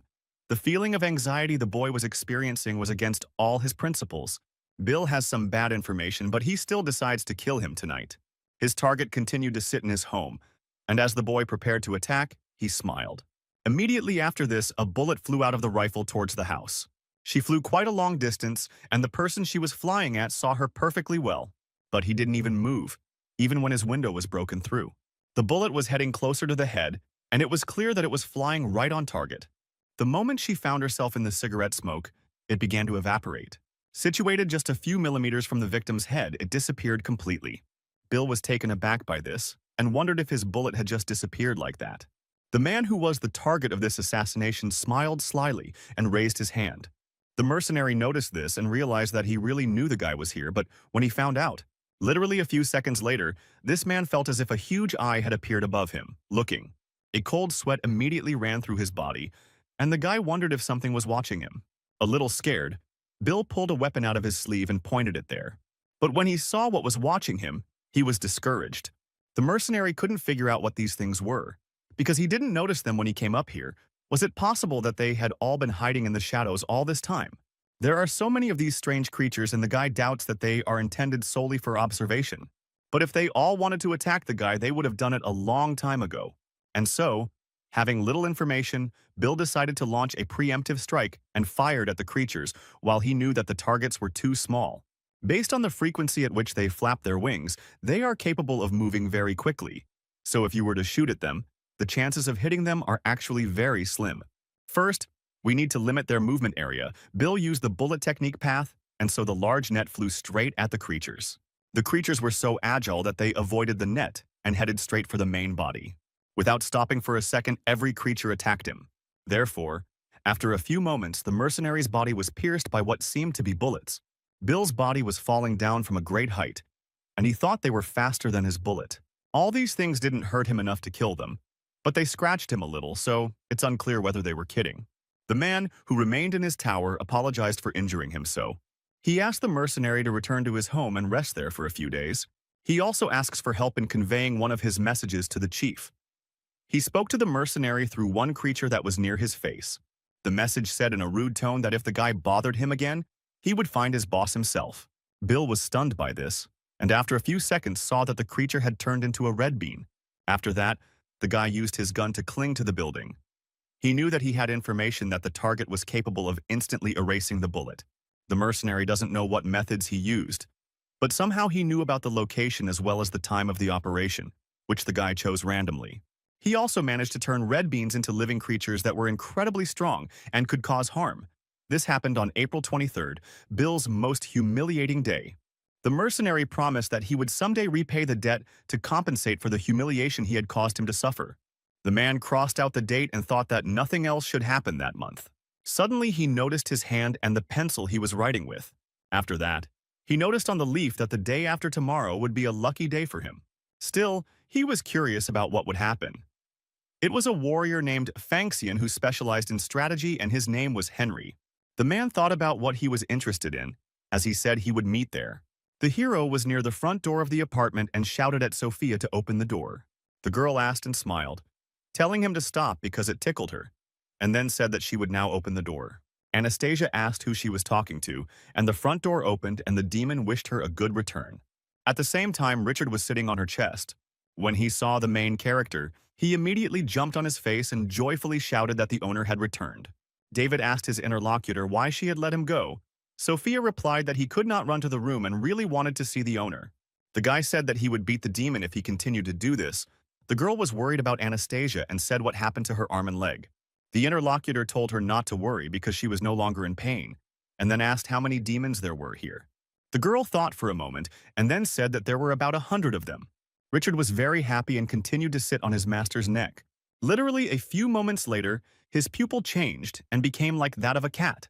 At the same moment, a red mark appeared in the room, from which something was supposed to crawl out. The heroine saw that portal and asked what it was. Sophia looked and said that this was a teleportation ion gate connected to another world by a yellow path. It seems that the Lords of the Bloodhounds are already here again. The interlocutor was surprised and asked what other world it was and what kind of guests they had. The demon stated that for Mr. David they were indeed guests, but not for them demons. After all, for them they are kings. Richard was surprised and noticed that it felt like something terrible was approaching, so he did not understand what the lady was doing.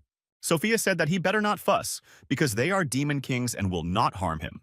Anastasia said that she was already completely confused and asked if someone was approaching. The demon said that she had already told her the story of the ghost company. In the human world, only a part of the demons remained, however. She did not say where the majority went, and this place, which they call the second world, is the demon city of Lantern. But these creatures have the greatest power in that world, and they are called the Five Bloodhounds. They showered the demons with love and care and are kings to be kneeled before. It also turns out that seeing them is a huge honor. The demons then knelt down, and someone began to appear from the portal. Anastasia turned her attention there and saw 5 small creatures there. So I was stunned and asked if these little ones were really the kings of the demonic world. In reality, the kings of the demon city of Lanting came here, and there were 5 bloodhounds. The girl thought that she could see the true forms of demons before, or at least tell how strong their spiritual power was. Take those 2 mercury wolves, for example. Before she could see ghostly figures that looked like wolves and sense how strong their spiritual energy was. But these creatures, like David, she doesn't feel at all how strong their spiritual energy is. Their energy exists like air. This only frightens the girl even more.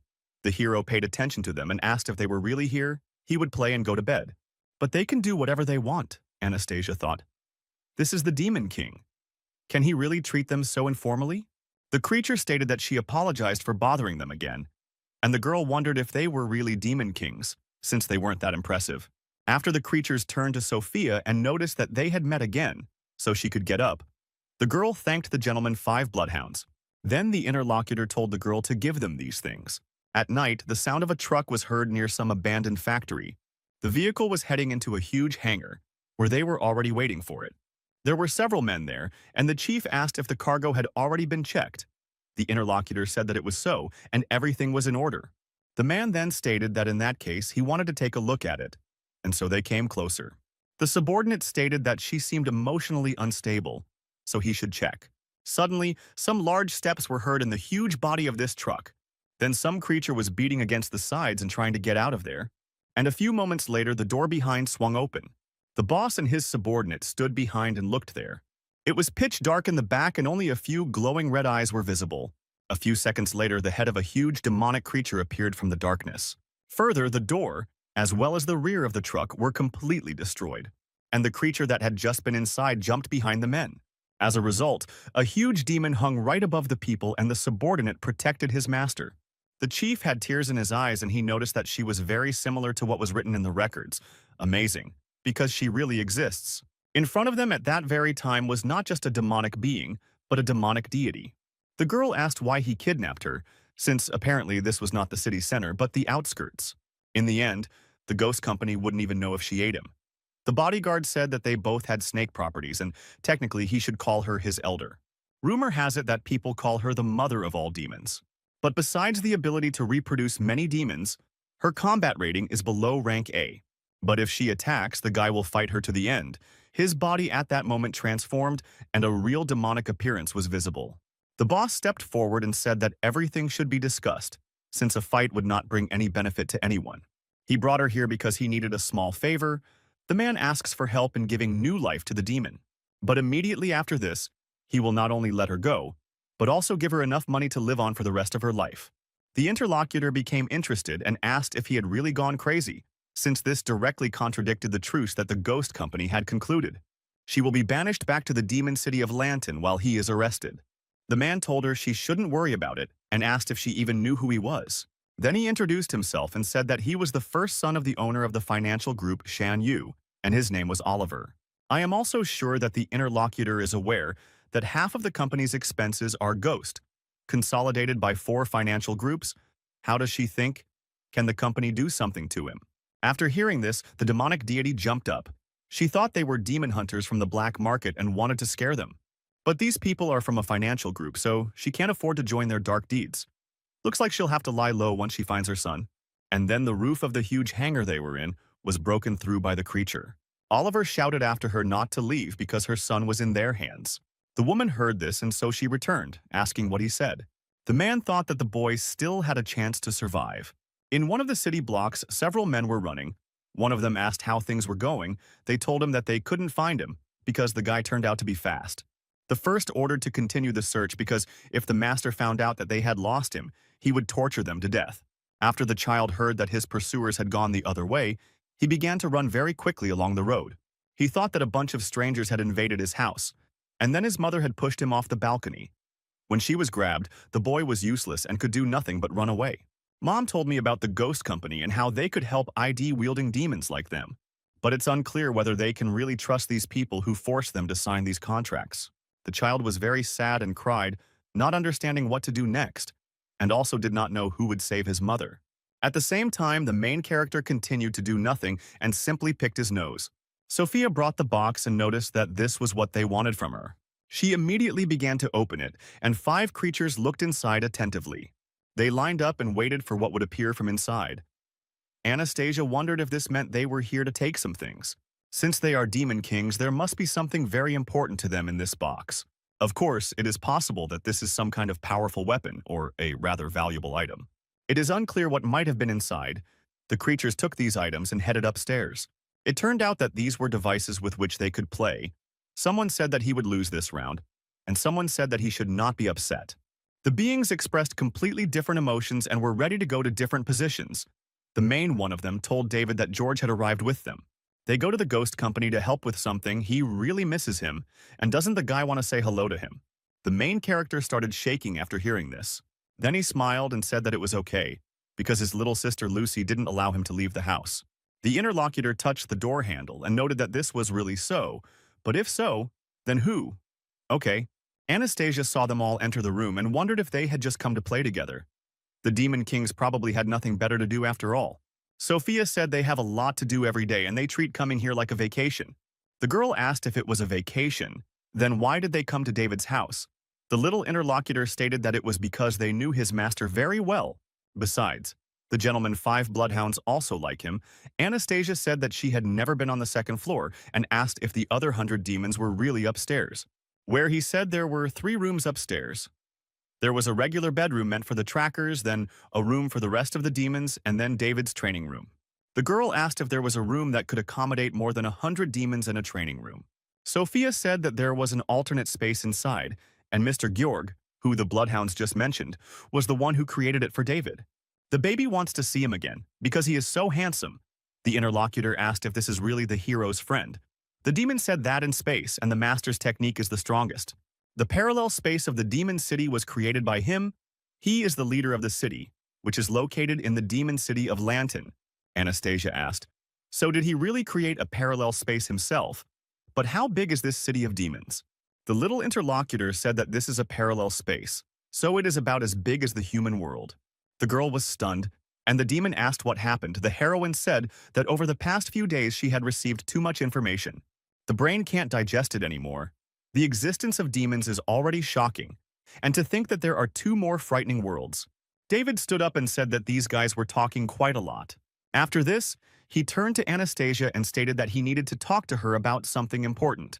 For her, this is the basic knowledge to perform in the ghost company. Somewhere in the company headquarters, the ghost in the Luzang branch was the commander. She stood near the huge screen and waited for the meeting. Soon the woman turned her attention to the side and noticed that someone had entered her room. Lucy turned to her interlocutor and asked if he had finally arrived. The guy, with a smile on his face, moved inside and asked what orders Miss Lucy would give. This was precisely what the leader of Zhuai City of Demon City Lanting, Georg, the commander, said that the number of accidents in various cities was rapidly increasing. They have to do something about it, because sooner or later the citizens will find out about the existence of demons. Therefore, the woman would like him to help them create a special demonic tool.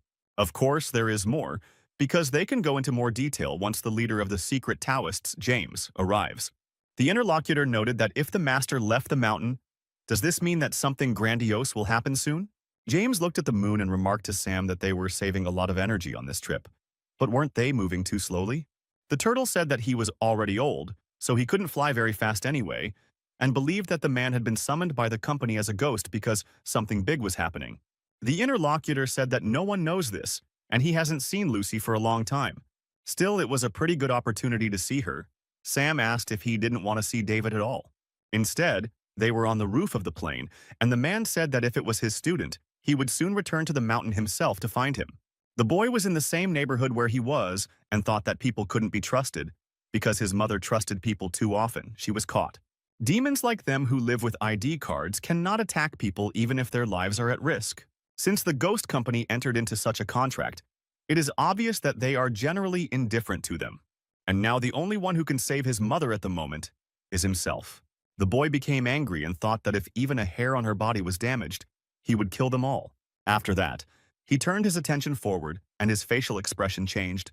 After all, there he saw a girl who was walking between the piers and eating ice cream. She also noticed the boy and immediately turned her attention to the side. There hung one of the many surveillance cameras that looked out over this outskirts. When the girl noticed that the camera had turned on them, she immediately threw her purchases on the ground. After that, she grabbed the boy, who looked like a demon, and said that he was running after her. At that moment, when the camera turned to the place where they had been before, there was only a bag left there. The stranger said that it would be bad if the surveillance cameras caught the boy. He was surprised and asked who she was.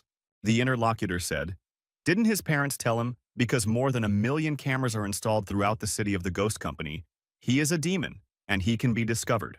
The moment the system finds out that he has revealed himself as a demon, he will be sent back to the demon city of Lanton." The kid asked if she was also a demon. The girl did not respond to this and stated that he was lucky that she had bumped into him. After that, she declared that she was from the ghost company and stunned the boy with this. He instantly became wary because of this and jumped far to the side. Then he got angry and said that if she was from the ghost company, then she shouldn't pretend that she was here to help him, because the boy didn't care anymore. Katie said that he must have some misconception about the company and asked to be taken to his parents. The little interlocutor said that he only had his mother, but people had taken her away. The girl asked what he was saying. Had she really been captured by people? Let him tell her the time and place, and she will report it to headquarters right now. The boy shouted that it was enough to pretend to be a good person. She must have come here to catch him, and he is not as stupid as his mother to believe everything that some person says. Let the girl not think that she became afraid of him only because she is from the ghost company, but she is just a human and she should not underestimate the demon. She asked her interlocutor if he didn't trust the ghost company. If that was the case, then she wouldn't request reinforcements. Then she swears by Katie and her position as the second in command of the ghost company. He swears that he will definitely save this boy's mother. She then said that they should go, because first they would go to his house. The boy asked her to wait and ask why she was helping him. She noted that she did not understand why he had a delusion about the ghost company. But there is something the girl must tell him, because there is more to it than helping to maintain peace between humans and demons. The main goal of their company is to protect demons. The boy was surprised and thought that this look was telling him that she was not lying. After that, he lowered his gaze downwards and returned to his human form. Suddenly, I felt some strange energy ahead of me and asked the girl what she was doing. She materialized a vehicle and asked him to get in. The kid was stunned and asked where this motorcycle came from. Soon after, they were racing together at high speed straight down the road. The boy sat in the back and liked the way they moved. Katya asked why he hated the ghost company. The boy looked a little embarrassed and then stated that it was all because many of the terms of the truce were unfair to the demons. The girl believed that his mother did not resist when she was captured. She was a good mother, because if she had resisted, she would have been in trouble too. The boy may think it's unfair, but has he ever thought that there are not only a lot of bad people in this world, but also a lot of bad demons? Without this trait, many demons will try to find a loophole and take advantage of it. And it is these creatures that pose a huge threat to humans who are unable to fight back. It will be difficult to keep the secret about the demons when humanity starts to panic from this discovery, and the girl thinks that most will not want to coexist with them. While what happened to his mother sometimes happens to others too, boys, however, should not forget that half the reason for their existence is to protect against demons. This is exactly why Katie loves this job, so she asks him to trust her because she will definitely save his mother. The boy smelled it with his nose, and so he shouted for the girl to turn left. Katie said he held on tighter in that case. After this, the girl made a sharp maneuver in the vehicle, turning left. Then she asked if her little passenger had discovered the people with whom his mother was staying. The demon said that it was not so simple. His nose was always very sensitive, but his mother's smell came straight from here. Katie told him to hold on tight then because she would speed up. The boy said that now he believes her 100% and will pay her back if she manages to save his mother. The girl smiled and said that that was all she wanted to hear from him. After that, she picked up speed and together they raced along the road, following the smell. After some time, the vehicle arrived at an abandoned factory and the boy said that he could smell his mother in that place. Katie said this is Ukraine and this is one of the places where demon hunters make their deals. The boy walked forward and told her to stay behind because he would protect her and also not to harm the people because they would run away as soon as he saved his mother. The interlocutor approached him and stroked his head, noting that he should not use violence no matter where he was. She came forward and said that she had promised to save his mother, so she would do it no matter what. Besides, maybe she really is just a clerk now. But despite this, she used to be one of the employees of the department responsible for capturing demons. The deputy commander of the ghost company, Katie, took out her sword weapon and was ready to fight. She said that if something happens, she will always be there. The boy smiled and said that it was good. Together, they headed inside the factory, and Katie said that they should save their mother. The boy continued to say that he could clearly smell her inside the factory. The interlocutor asked if he was sure about this since it looked like there was no one here. She can only smell diesel fuel inside, and it's very strong, so she assumes there was a big truck here. There was also a huge hole in the ceiling, so she asked if it was possible that his mother had already escaped. The demon didn't answer, but she looked at him and saw that the boy was sniffing the floor. He crawled over quite a large area and noticed that his mother's smell was coming from underground. So, most likely there should be a secret door here. The girl came closer and told him to move back a little. I also asked him to stand as far away from that place as possible. He was a little surprised, but agreed to it. Katie touched the place where they had been all this time, and some kind of green, acrid smoke emanated from her hands. It literally filled the entire space near which the supposed door was located. Soon the girl said that there really was a secret passage there, and it seemed to be for a freight elevator. So she suggested that we go down together and see what was below. After a while, they headed to the cabin and soon the elevator arrived, giving a corresponding signal. Katie said it was quite a long descent, so she asked if the boy was okay, but he looked ahead and said there was something there. There was a man ahead who noticed that he was already bored, but he no longer thought that anyone alive would get here so quickly. The girl said that she was from the ghost company and asked for assistance and to give the child's mother back. If after she refused that, she would arrest him on the grounds that he was an accomplice in the kidnapping of the demon. The man asked if she was going to arrest him with a sword alone. He answers only to the young master, and there is an order that he gave him. Katie noticed this creature in front of her, and he said that all outsiders should be killed. Then he created clones, similar to himself. And he said that if she managed to survive at least after he smoked this cigarette, then he might think about letting her go. A large number of clones of this creature rushed straight ahead down the corridor. The company's deputy director understood that she would have to fight them. So she used her weapons and applied tremendous force. Because of this, the girl easily repelled the first wave of opponents with one blow. Then, performing various pirouettes, she moved around the room and killed the creatures in front of her. Katie made this swift attack so fast that she was soon near the main body. At the same time, she did not want to stop and was ready to make the final blow. The creature that guarded this place was shocked when it saw the girl's leg. The deputy commander of the ghost company hit him with great force and drove him into the door that was behind him. The opponent then fell to the ground, and the cigarette that was in his mouth also fell. He then remained in an unconscious state, and the openness that had been there a few seconds ago was no longer there. Katie then stated that smoking was indeed harmful, and that the boy should not learn bad habits from this uncle. The boy was simply taken aback by what had just happened in front of him, and noted that he understood everything. Soon they were walking down the corridor together, and the girl asked his name. The demon said that she could call him Damien. At the same time, Oliver's bodyguard was near the screen and saw them walking. The girl and her little partner made their way inside this huge room, and there were various installations there. Damien tried to sharpen his sense of smell even more and smell his mother's scent. After that, he felt something and said that he smelled his mother. He is located in that very far room that is in front of them. Katie told him to stay close to her because there was security there, and the girl was sure that there would be even more inside her. The boy agreed to this. A few seconds after he said this, something rushed past them and grabbed him.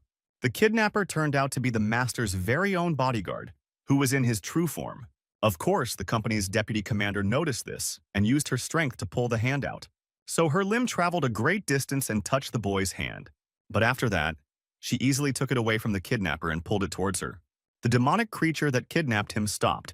He then stated that he had just been informed that they had lost the child. No one thought that he would come to them himself. Then the guy said that the girl is human and yet she can stretch her arm so far, but this is unexpected. Katie immediately said that on behalf of the ghost company, she was calling on him to surrender and give up the mother of this child. But the demon shouted that it didn't matter to him who she was. Until the young master finished his research, she would not be able to leave. The girl immediately prepared for defense, because she felt that an attack was being prepared against her. The creature jumped up its throat to make its attack more unpredictable.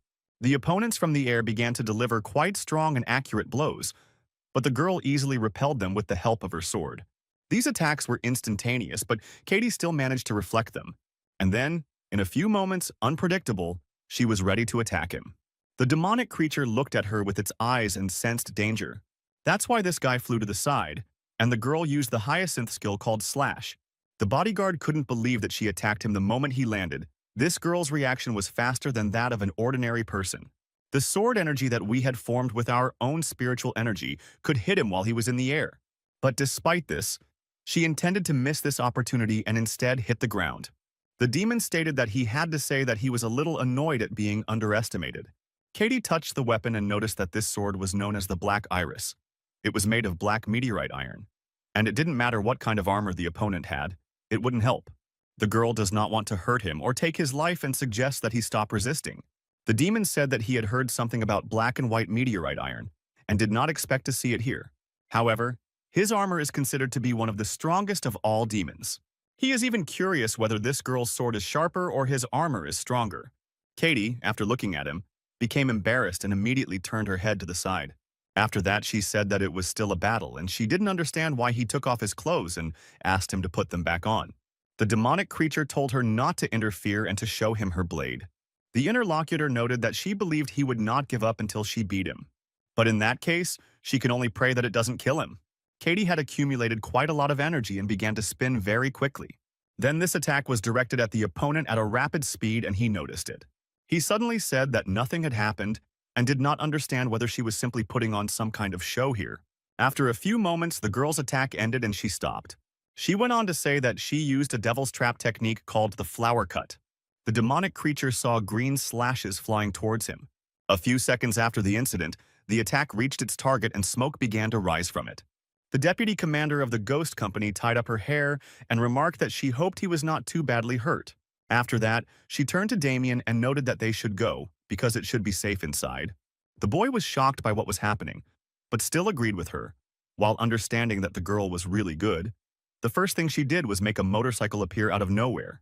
Then she discovered a hidden passage, and not only is she a good fighter, but she can also extend her arm and enlarge her weapon. The boy became curious about who she really was. Suddenly, the picture before his eyes began to blur and become distorted. Damien was surprised by this and wondered why his vision had deteriorated. He turned to his interlocutor and wanted to say something, but did not have time, because he fell unconscious. The girl noticed that something had happened to the boy and asked what was wrong. But the answer to this question was given to her by her opponent, who appeared from the smoke and noticed that the boy had been poisoned. He doesn't know how sharp the girl's blade is, but his energy, created by her spiritual energy, cannot harm him. Katie was taken aback by what was happening and wondered how this was possible. How could he have remained unharmed? Suddenly, she felt her pupil become much smaller. The picture before her eyes also began to blur, and the interlocutor said that she should not be surprised because she had also been poisoned. Now her vision is blurred, and soon it will weaken and she will feel a tightness in her chest. Then her body will go numb until she loses all combat effectiveness. The swordswoman didn't even feel anything when his poisonous sting pierced her. The moment he grabbed the child, he had enough time to introduce the toxin into their bodies. The girl understood that this situation looked very bad for her and noticed that it was mean. The demonic creature continued to say that the poison he used was the least lethal and slowest acting. Of course she won't die from this. His job just doesn't allow anyone into the lab. The moment the experiment is over, he will let her go.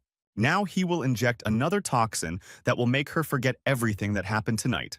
Katie noticed that her opponent had approached her and was already ready to take the taxi away. So she used her power to retreat, and a huge smoke appeared right in front of the demon.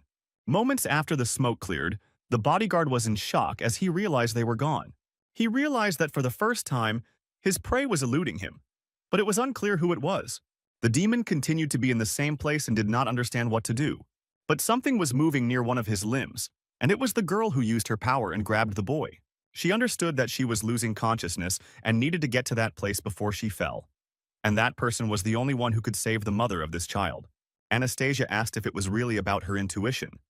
David said that it was. She did well in the old house. If it weren't for her, the mission would not have been completed. It's all because that guy in her body can see things that the hero can't. For example, that same spirit of the Bean, if it weren't for her, the guy wouldn't have known that there were still warriors of the Fanxian sect in this world. David sealed the consciousness of this mummy. For tonight he appeared again, and it seems that all this is not so simple, but it's okay because with him, the girl is safe. Then he smiled and said that they should come up with a plan for this mummy. If the girl wants to get into the company of a ghost, she should have at least some intuition. Same as the different demonic categories, there are 4 main demonic categories in the world: spirit, fairy, monster, and god. Most spirits are born from possession and resentment of people. When they die, ordinary people do not see them, and they move only at night or in dark places. Fairies are born when plants and inanimate beings absorb the spiritual energy of other living organisms over a long period of time, moving day and night. Monsters are born when animals cultivate spiritual energy on their own, and they move around day and night. Divine beings appeared before the appearance of people. They have enormous destructive power and move both day and night. Anastasia noticed that it means that there are actually different types of demons. That's good. But what is spiritual energy? Because today he said that the girl also has it. The guy said that all living beings have this energy, and she can think of it as some kind of mysterious force. For people, it is spiritual energy. For demons, it is demonic. Literally, all people in the world are born with spiritual energy, but it is not active, as if at that moment it is locked inside a chest. But one fine day the chest suddenly opens, and it is then that a person becomes endowed with superhuman abilities. But most people's spiritual energy is not activated unless they practice cultivation. Of course, a very small percentage of people are born with active energy. They are the same people with superpowers, like from the movies. At the same time, the hero said that they call them wanderers. Anastasia noticed that she really did remember how that red-haired scoundrel called himself a wanderer. David said that they usually don't join the ghost company. Some prefer to be bodyguards for the rich. To avoid being labeled an outcast, most of them hide their superpowers. Catching spirits is an important and secret job, and the headquarters won't let you just join their ranks. So if a person is not a Taoist and wants to join the ghost company, he must be recommended by another Taoist. But the girl shouldn't worry because his master can recommend her. Then he proudly wanted to tell about his master, but he felt something on his shoulder. Anastasia, while she was listening to him all this time, fell asleep and lay down on him. The guy was a little surprised by this and didn't know what to do. After that, he turned his attention to the far part of the room, because he saw someone there. Sophia took a picture of them and David shouted what he was going to do. The happy girl ran away from there and laughingly said what a great couple they were, but it was time for her to go to bed.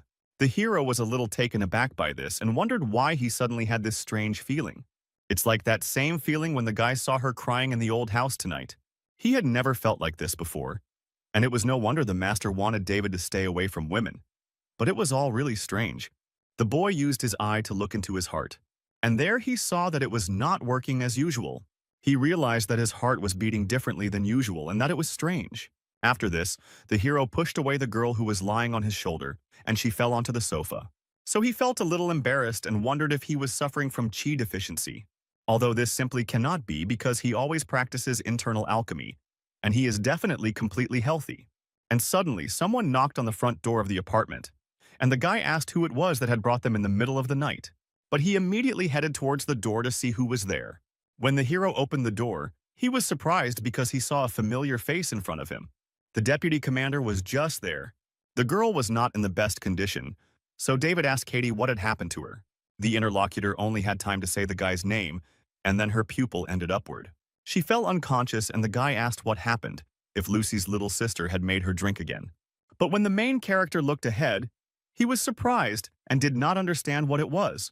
After all, right ahead in the corridor, he saw a boy who was also lying unconscious on the floor.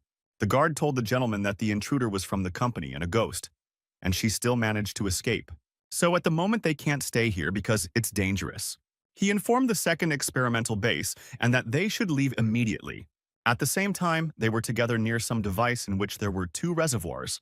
In one of them there was a deity, and in the second there was some girl. A few minutes later, a notification appeared on the monitor screen stating that it was a successful gene match. After Oliver saw this, he broke into a crazy smile and laughed for a very long time. The bodyguard looked at this and was a little surprised because it all looked strange. But the guy continued to laugh and stood near one of the tanks with the deity. After that, he smiled and noted that he had found a way to bring the man in the upper tank back to life. There was a girl there who was connected to various devices, and her name was Jennifer. 2 days after the incident, Anastasia said that she had been unconscious for 2 days and couldn't they take her to the hospital?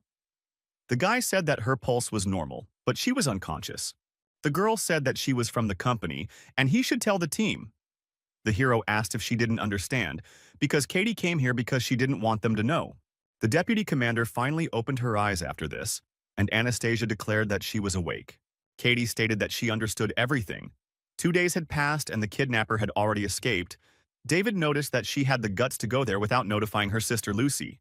The interviewee said that at the time the boy did not trust the company, so she promised him that she would save him herself, and it was an emergency. The hero said that he would help and there was no question about it. But it would take some time to find his mother. Damien said he has a really good sense of smell, so he might try it. David asked if he could really find his mother just by smell, and his interlocutor noted that it was possible, because he had found that very base. The baby climbed onto the windowsill and the girl asked him to be careful. The demon began to use his keen sense of smell to detect odors in the surrounding area. The demonic deity that was his mother continued to be in the laboratory where experiments were conducted on her. The smell that was emitted in that laboratory and spread through the ventilation shaft. Then, rather massive fans blew air into the room from the street, and now smaller fans were drawing various smells out into the street. This arrow system was at the top of the mountain, and so the smells spread throughout the city. Even the huge house where the main character lived could hear all this. Damien spent a long time trying to catch the scent of his mother. Soon he smelled a familiar scent and immediately shouted that he had found his mother. The hero then turned to the boy and noticed that the little fox was coming down. He told him to go and have dinner, and the guy would be back soon, while already using the rune suppression skill called Borrowed Wind. Oliver remained in the lab and kept a close eye on Jennifer's condition. After that, he turned to the control panel and, turning to the console, asked it to provide an analysis of the degree of success. The system reported that the transmission of genetic brain structure data is 30%, also a low success rate and a carrier of safety. After this, it was announced that the transfer of genetic brain structure data had a 65% high success rate and the carrier was in danger. And soon it was said that the transfer of genetic brain structure data is 100%. The success rate is 99.9%, and the chance of survival of the carrier is extremely low.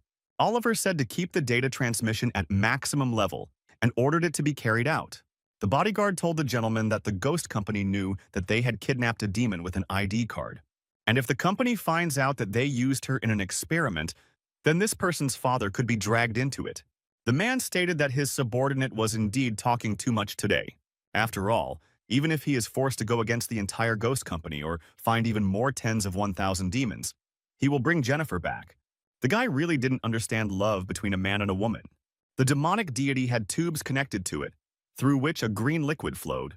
Soon, they began to define very strongly to fill up, and the woman's body began to move on its own. Her body also became overfilled and this liquid began to try to get out of there. The girl who was in the upper tank continued to remain there. Just 2 years ago she was sitting and beaten, and some man was holding her down.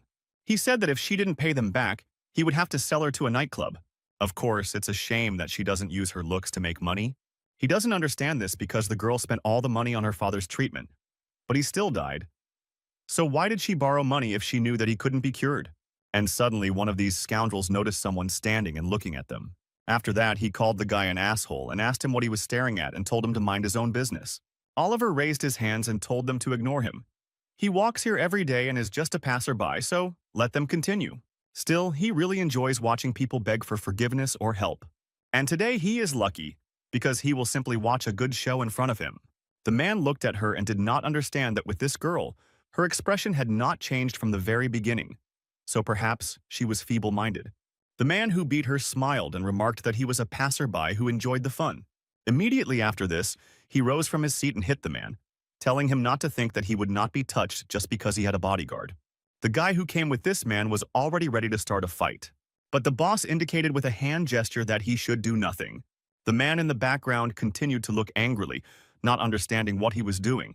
Oliver smiled and remarked, "So that's what pain is. What a wonderful feeling it is." Literally immediately he put his foot down and prepared to attack. He kicked his opponent in the head so hard and fast that he didn't even have time to realize it. And literally a moment later, the man's body flew back several meters. The thug's subordinate immediately ran up to him and asked if he was okay, or the boss. Immediately after that, he called Oliver a bastard and asked if he even knew who they were. The man then took a coin and threw it in their direction, then said that he was asking for forgiveness, that he thought he heard a skull crack, and that it looked like he would spend the rest of his life as a vegetable. So they can exchange this gold coin in the bank for 30 million, but that's for hospital expenses. The man looked at it and said that it was a gold coin from the Kwanhee company, then apologized and told him to pretend that nothing had happened. Oliver shouted that this money also included everything that this girl owed them. The interlocutor said that he understood, and she was completely at his disposal. The man said that this sidekick he taught him was pretty tricky, so he would take him somewhere fun tonight. The girl stood up and asked to wait. She thanked them for returning her debt. She then said that she had nothing, but she could offer herself, and a man could ask her to do anything. Oliver thought she was an interesting girl and asked if she really wanted anything. And so, that very night they went to the Kwanhee Company Hotel. Jennifer went to the bathroom where she had to wash her body completely. And when she did this, she looked carefully at herself in the mirror. Then, having made sure that everything was okay, she gradually began to leave the bathroom. Oliver noticed her and told her to come to him if she had already washed her body completely. He then asked if he understood correctly that she said that she was ready to do anything. Then the man smiled rather slyly and noticed that she took off the towel. Without a second thought, Jennifer obeyed this order and the towel flew off. Oliver looked into her eyes and noticed no emotion when she took off the towel, so he was not amused. Immediately after this, he rose from his seat and came closer. For a few seconds, he simply watched her, and then grabbed her hand rather abruptly. Immediately after this, the man threw her head down on the bed. But at the same time, when he saw this back, he was simply discouraged. After all, there were a huge number of abrasions and marks from blows on the lower part of her body. It was that night that the man saw the marks on her back from borrowing money from loan sharks to save her alcoholic father. She grew up without a mother and with an abusive, alcoholic father. Oliver wondered at that moment if that was all that made her who she was now. At the same time, he didn't even know why. But since then, he had a special feeling for her. It was a great desire to protect her. The man showed more and more interest in her. They went shopping together, and this brought him great interest, or just like traveling around the world together. Jennifer never showed any interest in any of these things. It was as if at this time she was just a puppet that didn't even have a soul of its own. This girl was different from all the women he had met before, those women who could pretend to be anyone just to get what they wanted. But what they were all crazy about meant nothing to Jennifer at all. Still, this was the first time Oliver felt so worthless in front of a woman. He wasn't sure. He had to find something that would interest her, no matter the cost. But even after a year of unsuccessful attempts, Jennifer continued to be the same, like a puppet. So the man told her to forget about all this. He had enough. So he didn't want to get involved in it anymore, so he decided to let her go. But when Oliver said all this and was about to leave, the girl stopped him, grabbing his hand. After this, he turned around in surprise because he did not understand what they wanted from him. Jennifer cried at that moment. She had finally changed. There was someone next to her. That was why she begged him not to leave her. At that moment, when the man saw her so defenseless and sad, he realized something, because it turns out that he had unconsciously fallen in love with her for a long time. And that same initial desire to protect the girl erupted like a volcano, and the mind simply got out of control. Oliver hugged the girl and said that he could promise her never to leave her. But there was one condition. Then he became embarrassed and looked away, declaring that she was his girlfriend. The interlocutor pushed him away immediately after hearing these words. Then she moved away a short distance and turned her back to him, and the guy did not understand what had happened. Jennifer was so shocked that she was embarrassed by what she heard. Then, with a bright smile on her face, she said that they should not start dating from tomorrow. Immediately after the girl reported this, a truck appeared and hit her. Remembering this, Oliver understood that he had already lost her once, so this time no one could stop him from saving her. Shortly after this situation, a huge explosion occurred right in the ventilation shaft above. The bodyguard heard the noise and realized that something bad had happened. Oliver. And he also looked up and you could see sand pouring from the ceiling. The demon realized that something was above, but whether this company was a ghost was completely unclear at that moment. How they found this place so quickly. A column of dust rose from the room behind the door. The bodyguard immediately ran out of the room and headed towards the intruder who had entered there. Of course, he understood perfectly well that the walls of this building were protected from rocket attacks, but what could get through them? When the creature appeared in the room, he saw a huge column of dust, as well as a large hole in the ceiling. It was in this cloud of dust that he saw a guy who asked who had kidnapped the mother of a small child, saying that they should return her. Otherwise, he would beat them up so much that even his own mother would not recognize him. They need to do this quickly because the guy needs to get home for dinner. And when David spoke about this, the bodyguard was already behind him and ready to strike. At the same time, Oliver ordered that this guy be brought to the console. The system obeyed him and soon some mechanism began to appear from underground. There was a beaten man tied to the platform, and the man remarked that he had found the driver of the truck. He made up the story to try to escape from what he had done. Soon the girl will be reborn again, and she will need human blood to stabilize her newborn body. That's why he told Jennifer to enjoy him after she was born. The man stood and looked ahead, but in the body of the demonic deity there were more female individuals. The main character continued to be in the same place where he was, but at the same time he was attacked by a demon who was ready to strike. When the creature attempted to pierce the intruder's skin in order to inject him with poison, the tip of his finger was broken. The bodyguard was very surprised because his sting broke before it touched his skin. A few moments later, the protagonist turned his attention to the attacker and gave him a strong slap. The blow was so strong that it sent the creature straight into the ground, and David wondered what the hell he had just tried to do. The demon thought he wanted to knock him out with the sting, but who would have thought that he would be hit in the face before he could do anything? In truth, he is a first-class demon, and this kid hit him with ease. Besides, it turns out that he is frighteningly strong. The hero paid attention to this creature and asked if it was really he who kidnapped the child's mother. The bodyguard thought that he probably wouldn't be able to face this man face to face, so he would have to drain his energy. Because of this, he began to emit some kind of smell, and the hero asked what it was, whether he had really farted. But the green haze that the creature was playing with continued to spread more and more. The demonic creature jumped aside and thought that he did not mean to take his life. But this person in front of him is no ordinary opponent, so he has no choice but to use his strongest poison. Upon contact with this poisonous gas, the skin will swell and the body will become rigid and paralyzed. Just a small inhalation will be enough. His internal organs will rot and decompose. The burning pain will be like swallowing molten iron. The poison will not be neutralized, and even God will not save him. The gas will fill the room in a few seconds and his opponent will not be able to escape. Soon after he loses the ability to fight, the demon will pull the poison out of his system and then find a way to lock it away. While the creature was thinking about this, you suddenly notice something strange ahead. After all, the huge cloud of poison with which he filled this room headed straight upwards like a tornado. The demon continued to be in the room and watch what was happening. At that moment, he could not understand why the gas suddenly began to be sucked out. The hero used a seal suppression skill called Borrowed Wind and said that if he wanted to fight, then he should fight properly and stop showing off. David practices internal alchemy, and this poison cannot harm him in any way. But before he could say this, he suddenly felt that something was wrong. Immediately after this, a large stream of food that was in his body came out.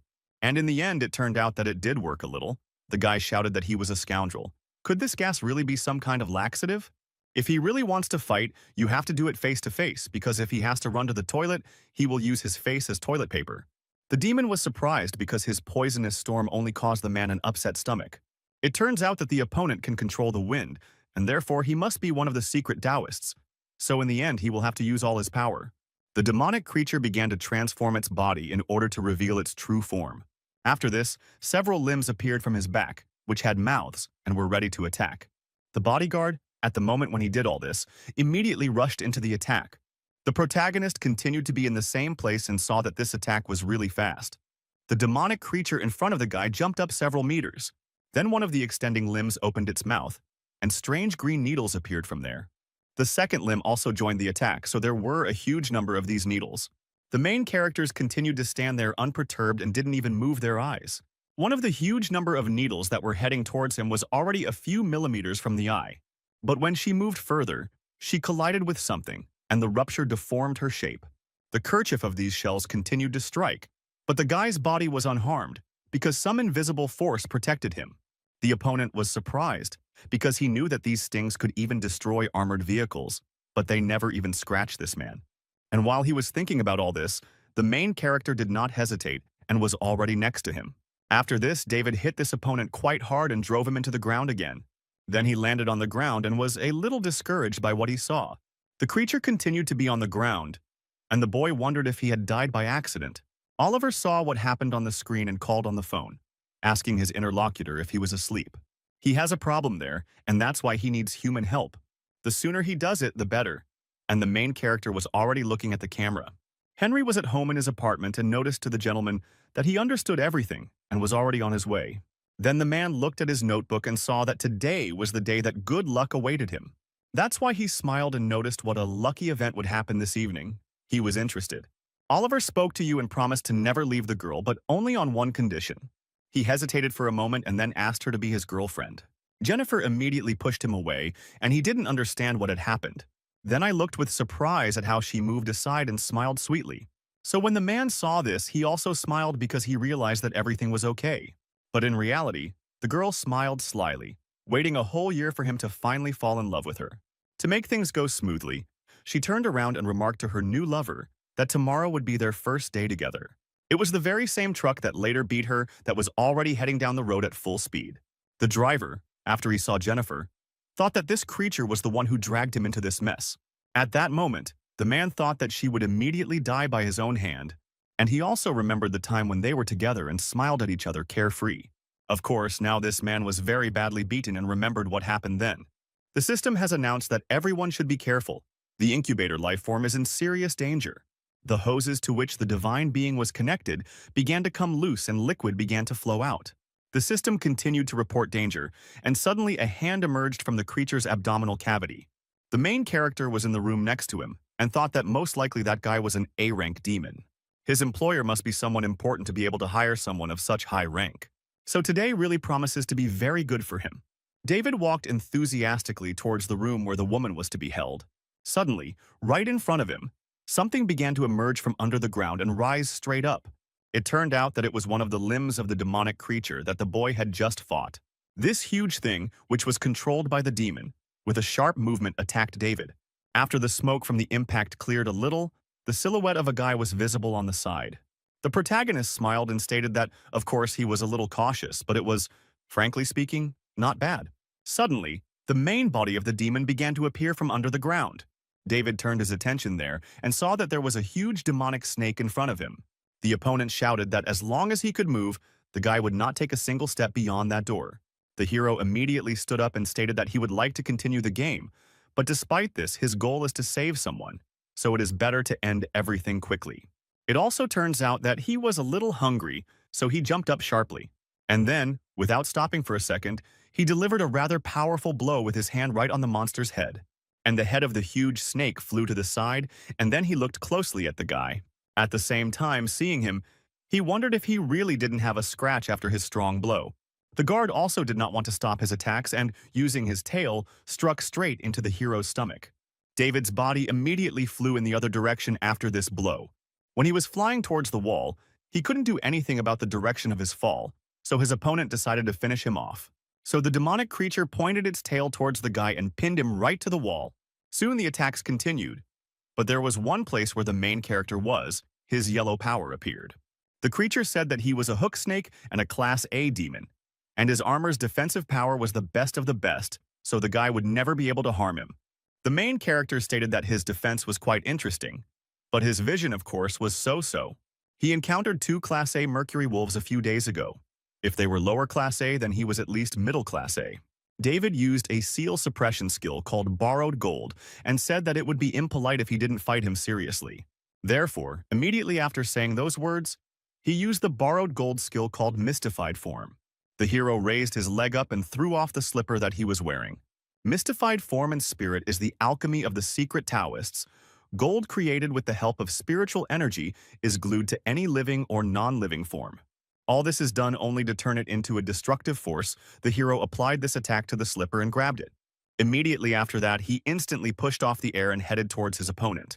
The demonic creature was irritated and asked if he was really using the slipper as a weapon. After all, he had enough of looking down on him. David didn't answer him then and delivered his powerful blow to the same slippers.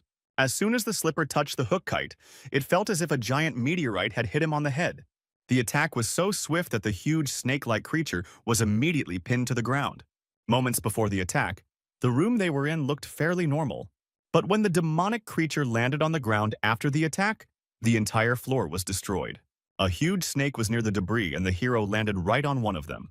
The guy then went on to say that he wasn't looking down on the creature using the slipper, but that he would have died if the hero had glued the gold to his fist. Soon after, David headed towards that wall and it flew out at a tremendous speed.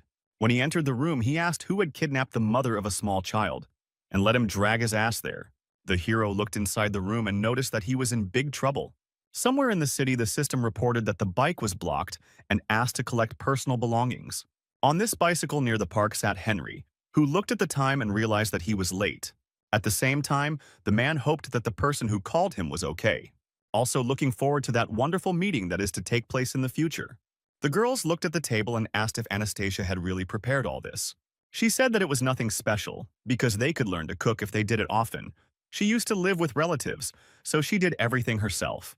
Katie said, "Stop with food is great."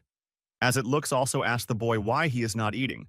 Sophia said it is delicious she can eat 20 bowls of rice in the evening. The boy sat sadly and said, "Will this older brother really be able to save his mother because he thinks those kidnappers have quite a lot of people?" The girls told him not to worry. The ghost hunters in our company are divided into 4 ranks from the strongest to the weakest. The division is from rank A to rank D. The demon said that for each rank there are 3 more categories, for example, the highest rank A, the middle rank A, and the lowest rank A. It turns out that in the entire state of Lucian, there are only 10 A rank officers, and out of all these people, only 3 are of the highest rank. It would take at least 5 A-class officers to defeat a C-class demon, but a single high-ranking officer could handle it on his own. Of those 3 high-ranking officers, David is the strongest and has the largest number of captured demons behind him. He is actually the best, and at least the girl doesn't think that there are demons in this world that can defeat him. Damien got excited and said that it was cool, and it turns out that this older brother is so good. If this is so, then his mother will definitely come back soon. Anastasia understood that David was indeed very strong, but he was too easily provoked. And since he is strong, he probably does not like to work with his head on his tasks. The girl hopes that this time everything will go smoothly, and he will save the mother of this child. Although for some reason she has a bad feeling about this. The hero knew that Katie said that the mother of this child was captured for some kind of experiment. And now in front of him is the only demon, who is tied to a lab table. They tried to save him, but his demonic word energy, besides, is a human man with dried essence. And next to him on the floor there appears the corpse of some demon. David turned to Oliver, who was sitting on the ground with a gun in his hands, and asked what the hell had happened here. That thing on the lab table, is she the mother of the child he kidnapped? The hero noticed the man in front of him and was a little shocked. After all, he was smiling and crying at the same time, so the guy thought, could it be possible that he was crazy? Just 5 minutes ago, a demon's hand emerged from the belly of the demonic deity. The man who was in that place was thrown back by the blast wave. That's why he hit the glass flask that Jennifer was standing next to. The man looked ahead and saw a large number of demonic creatures falling to the ground. There were quite a large number of them, but it seemed that none of them were moving. As a result, the system reported that the incubation was successful. The subject's vital signs were 99%, but the brain was still in an unconscious state. 1% of the subject's vital signs and consciousness were terminated. The incubation subject is in danger, so the system asked if Oliver wanted to save her. He smiled and replied to save her. Therefore, the system immediately began to perform surgery on the demonic deity in order to save her. The man looked closely at the demons that appeared there, and one of them began to rise. He smiled and turned to Jennifer, but suddenly the happy expression on his face changed to a sad one. The demonic creature smiled back at him and remarked that she had no idea he was so attracted to her. The driver of the vehicle, who had been in the laboratory the entire time, looked at what was happening in horror.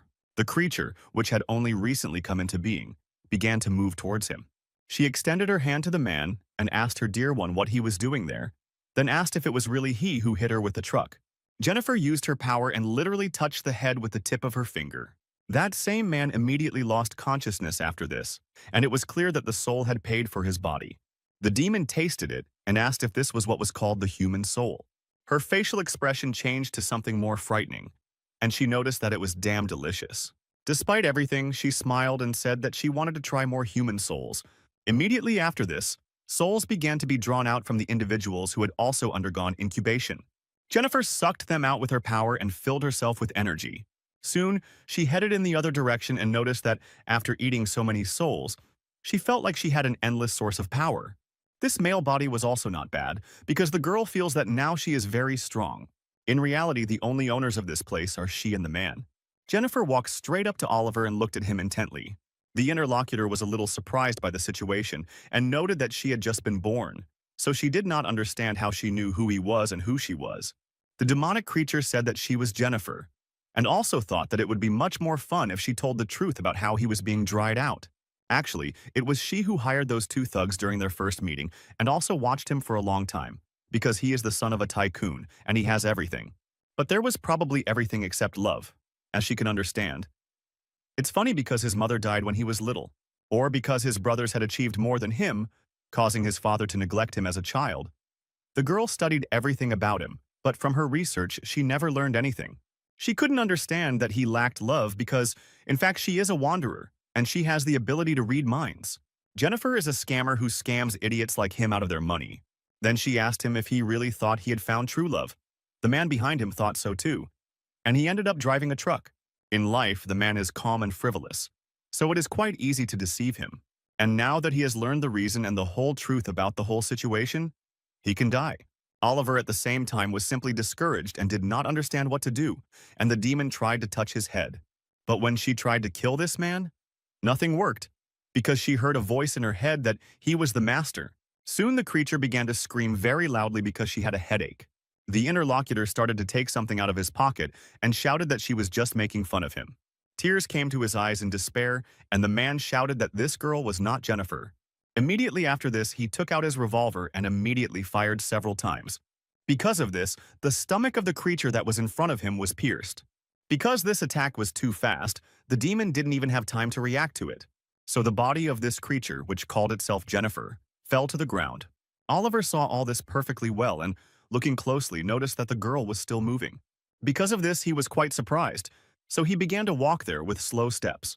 The man did this carefully because he did not understand what had actually happened. But he was discouraged when he saw that Jennifer was still conscious and said that he was the master. Then Oliver panicked and shouted that it must be some kind of witchcraft. After all, at the moment he just killed a monster who was talking nonsense to him. The demonic creature turned to him and remarked to the owner that she did not have much time. But she begs to listen to her, of course. She apologizes for lying, but that was not her goal. And this whole situation happened, only to lose the fact that she has a split personality. In the beginning, that very personality appeared in order to protect her. The girl remembered how the man hit her and shouted that she had been outside all day, and was this really all the money she had? It turns out that this isn't even enough to buy him snacks, so he grabs his belt and yells at the baby to stay still. Jennifer rolled over onto her stomach and offered no resistance as she was beaten. As a result of these actions, she had huge abrasions on her back, as well as bloody marks from belt blows. After this, the father said that she would not have any food this evening, and if she did not find money tomorrow, he swears that he will beat her half to death. The little girl looked at her with sadness, and as she grew up, she did some research and learned that split personality occurs due to childhood trauma. This is a form of defense mechanism that occurs during the growing up process and is associated with an unhealthy environment, separation, and lack of support from others. There is also another belief that as a result of prolonged emotional suppression and the inability to confront reality, the brain activates a defense mechanism. After all, he ends up creating another personality to protect the main one, and then that one appeared. That same night when the father beat the girl for not bringing money, he was sleeping peacefully in his room. The little girl, who already had a split personality, looked through the crack in the door at him sleeping. By the time she came to her senses, it became clear to her that she had already left her father, and also at that moment she was already living 100 times better than before. After Jennifer found out about the other personality, She said that she would protect her and not allow anyone to harm her. She also said that she would make them the richest woman in the world. But the girl herself did not know that when she spoke about wealth, she meant cheating people out of money. She can read people's minds, so she can easily make a man fall in love with her. She is also damn smart. She becomes a new person after she deceives someone. Because her personality was so strong, the girl became just a puppet. She didn't like it when men touched her. She hated it even more. However, the real Jennifer didn't have the strength to fight the other me. The personality made her realize that there were ghosts in this world, but there was no god she could turn to for salvation, so she wanted to die. Then Oliver showed up and showed that God really did exist. Whatever his intentions, he was the only one who didn't touch her. And at the same time, he was ready to stay close. He really is a good person, and the girl really wanted to tell him this. But she couldn't break free from her control, so she couldn't get a word out of her head. And when the man hugged her that day, for the first time she felt warmth instead of contradiction. Perhaps because of the other person's ability, she felt that he was missing something in his heart, and it was the same thing that she was missing. That's probably why she was attracted to him. She doesn't know what love is, but at that moment she thought that Oliver had been wounded many times, but became a hero who saved her. The owner has feelings for her because of the ability of the personality. She knows that he has a strong desire to possess everything. That's how he fell into her trap. Jennifer is half a liar and has a ruthless personality inside her, so she doesn't deserve to be with him anymore. Oliver started crying and said that he still liked her, but was it really her who made him feel that way? The interlocutor smiled and said that it seemed that God really did exist. So she wanted to say that then in the next life she wants to meet him. But the girl did not have time to say all these words and her body became lifeless. The interlocutor cried and tried to reach Jennifer but realized that she was dead. Then he continued to look closely at her body, and he was so sad that he cried like a child. Soon falling to his knees, Oliver screamed in despair at the time. David said the demon on the floor had large open wounds, and the bullets in that gun were probably custom-made. This product can only be manufactured by a weapons company that provides weapons and equipment to a ghost company officer, so he asks who he is. The interlocutor asked if he was really a ghost from the company, which meant that he might know something about reincarnation. David stated that as far as he knew, reincarnation did not exist, and asked if perhaps he could answer his question first. Oliver was simply disheartened when he heard that reincarnation does not exist. In despair, he began to say that he had failed to protect Jennifer, and that he had killed her. After this, it was as if the madman began to laugh, because he no longer understood what was happening. The main character looked at him and was surprised, but what was happening? Then he turned around to run and said that this guy was crazy. He would be better off just asking the ghost company to sort out this mess. In theory, the demon that is in the operation environment is the mother of this child. It doesn't matter. And first he will take her back. Suddenly, the system reported that the rescue operation had failed, and there was no sign of life for the victim. When the hero heard this, he looked at the woman and realized that he was in complete trouble. Then he thought for a second and realized that he could do something. Immediately after that, I made a few seals and used my superior eye skill. After that, he smiled, realizing that this action should help. Well, now he should report this to the ghost company. Oliver grabbed his weapon and held it to his chest. A few moments later, the main characters heard a loud shot. He was surprised and turned around to ask what the hell was going on. But there she saw that the guy, who had been sitting in despair all this time, shot himself in the heart and killed himself. Soon Oliver felt that the picture before his eyes began to blur, and he was dying. The next place he saw was the endless beach and the ocean next to which he was standing. He didn't understand what was happening then, and suddenly heard the girl addressing the owner. Looking forward, the man saw Jennifer, who was wearing a white beach dress, smiling and saying that God really does exist. So after a while they held hands and began to walk carefree along the beach into the sunset. The lovers smiled at each other, and the atmosphere was truly very peaceful. In the real world, Jennifer, as well as Oliver, were lying on the ground with no vital signs and smiling. Here their bodies were far apart, but in another world they walked carefree along the beach. At that very moment, the man had some kind of spiral on his arm that was flowing through his veins. It was she who was used by the bodyguard who appeared in this room, and he did not think that the gentleman would kill himself for the sake of a woman. The sting of this demonic creature is capable of creating illusions, and at least he will die in a beautiful sleep. The protagonist noticed him and said that his master was dead, but did he still want to fight? The demon offered his movement and did not respond, so David said that he was talking to you. The interlocutor took the owner in his arms and noticed that the owner was dead, so now he cannot find him guilty and asked to allow him to take the body home. Suddenly, the guy turned his attention to the side, because he noticed some person there. It was Henry who turned to Fred and remarked that he was apologizing for being late. Immediately after that, they passed each other, and the guard did not say a word to me. The guy thought that when the man came to the company, he thought that something was wrong with this man. The gentleman died, but he acts as if nothing happened. Henry then said that he had done a good job and asked to be allowed to take care of the rest. Fred thought that this man never did anything, but every time he saw him, he shuddered. The main character saw that someone else had appeared and asked who he was. The interlocutor said that his name was Henry and asked if he would keep what happened a secret. David asked what kind of parents would give their child such a name because it was strange. The strategist said that he works as an advisor to Kwan Hee's company. If there are just frequent rumors about what happened here, it could harm the company's reputation. The guy asked what would happen if he refused. The interlocutor said that he could name his price. They could say that they had the same teacher. So how about giving him some slack? The protagonist remembered the bean situation and asked if the same teacher was the bean scatterer. Henry looked at this and said that it was indeed so. After all, he was the successor of the Fangshan sect. David smiled and said that this was just wonderful because he had just received an order in his name. Then he asked to answer 3 questions and would not think about not telling the ghost company about today's incident. First, why did he put a war bean into the ear of the son of the CEO of the Wang Group? Second, the Fangxian sect was destroyed, but who was his teacher? The last question, he heard their wars specialize in internal alchemy and clockwork astrology, and are also good fighters. Therefore, the guy was interested in whether it was true that they were so good, so he really wanted to make sure of all this. The interlocutor noted that for the first question, the reason was simple. Each of the 4 main financial groups has its own sales market, and it is difficult not to have conflicts of interests. He is like an advisor, helping the boss to get more profit. To monitor not only the Wang group, but also other groups. In order to avoid detection, he placed a bean in the boy's body. Wang is a busy man, but loves his son.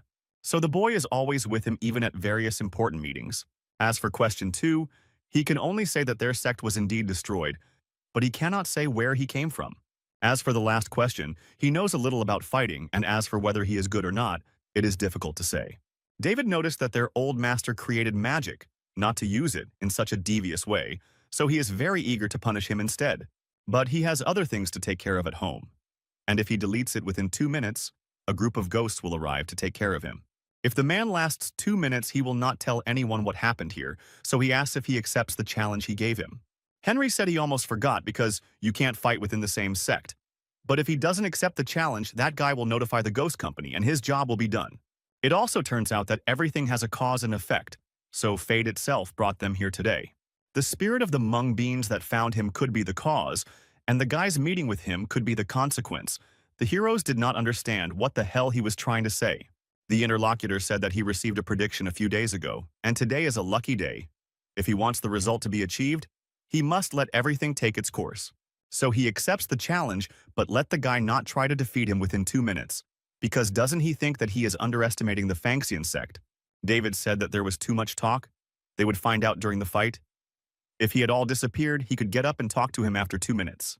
Besides the fact that the guy won't notify the company about the ghost, he will be able to do whatever he asks, if it is within his capabilities. And he can also predict, so he asks to let her do it for him. The hero then made an obscene gesture to his opponent and noted that this night would be fatal for him. Then he turned on the stopwatch on his phone and the countdown began. The guy didn't waste any time after that and immediately rushed into the attack. A few moments later, he was in the air, hanging directly above his opponent. Henry was also ready for a fight and used seals. The next moment after he opened his eyes, symbols were visible there. The man began to mumble some words in order to use his technique. The hero was heading towards him with a smile on his face to attack, and the man used a skill called Star Orbit, so he easily blocked David's punch with his bare, open palm. The guy seemed to hit a wall which spread the force of the blow to the sides. Then he noticed that a large amount of energy, which was released, was directed behind his back. Also, the space that was around the opponents also changed. David realized that he had hit him in the palm of his hand and had not seen his movements, so it was unclear how he could have pulled it off like that. Moreover, it was unclear how his opponent could suddenly distance himself from him like that. When the hero looked up, he again did not understand what had happened and why it had suddenly become so dark. At the same time, the place where they were did not change.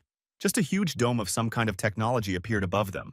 The boy realized that the man had used a hand seal and must have cast some kind of spell. As for capabilities, It seems he is able to teleport freely within this dome. If the guy looks closely, then he will definitely be able to find some kind of loophole in the technique. Henry continued to pass out and raised his hand, as if he was trying to hit. David noticed this and realized that it was a strange gesture, but it was unclear what this man was doing. The strategist continued to smile and struck from literally a great distance. He did this about 10 meters away from his opponent, but a moment later he literally found himself next to the guy, and immediately after his swift attack was successful, he retreated the same distance.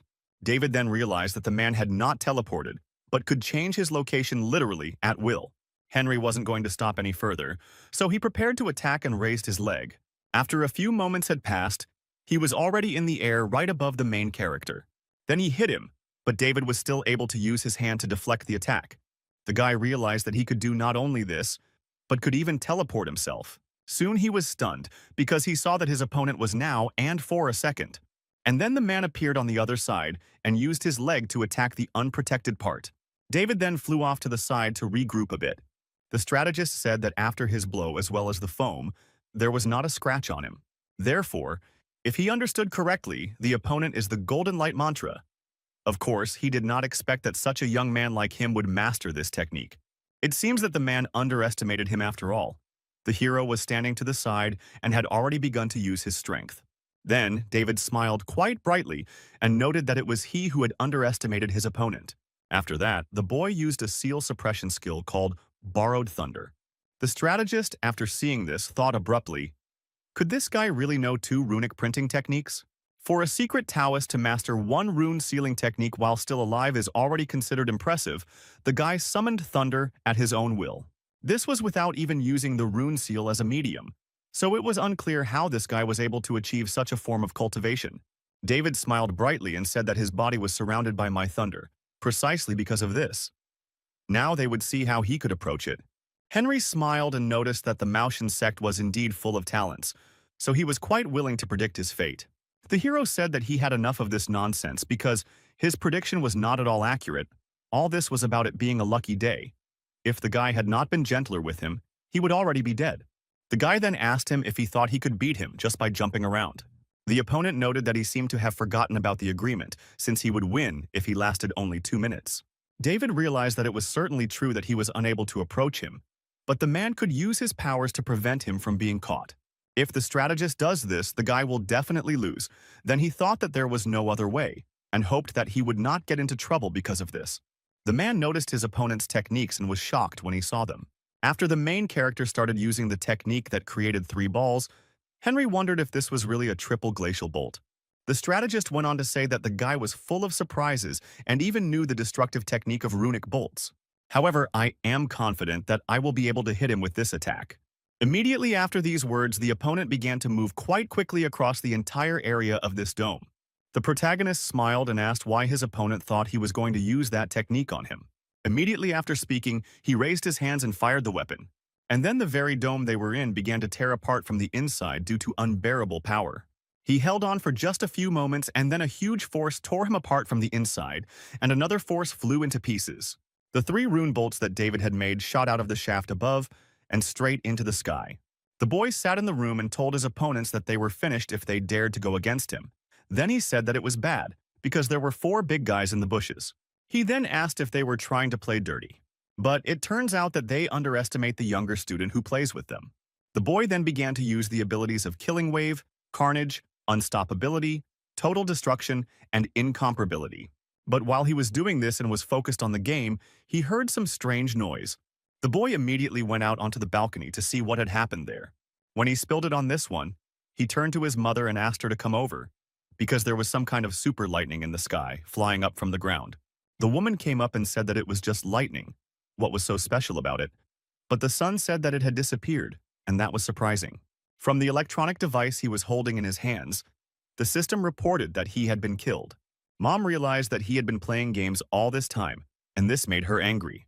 Then I started to educate the boy and noticed that I told him to do his homework, but he was playing with toys. Henry looked up and saw that the roof of the building was destroyed. He stated that it was a beautiful sight. If the attack had been aimed at him, he would have died or been badly injured. David said that he shouldn't worry because he wasn't that ruthless, and he simply got rid of his opponent's dome. Now they will see how he will dodge his attacks without his power. The main character was not going to waste time, and after that he immediately rushed into the attack. The man noticed this and folded his seals again, and also muttered some kind of spell. David was in the area of effect of this attack, and it was aimed specifically at him. After what happened, the guy felt that something was wrong with his body and threads began to emanate from him. This very attack was called the form of revival.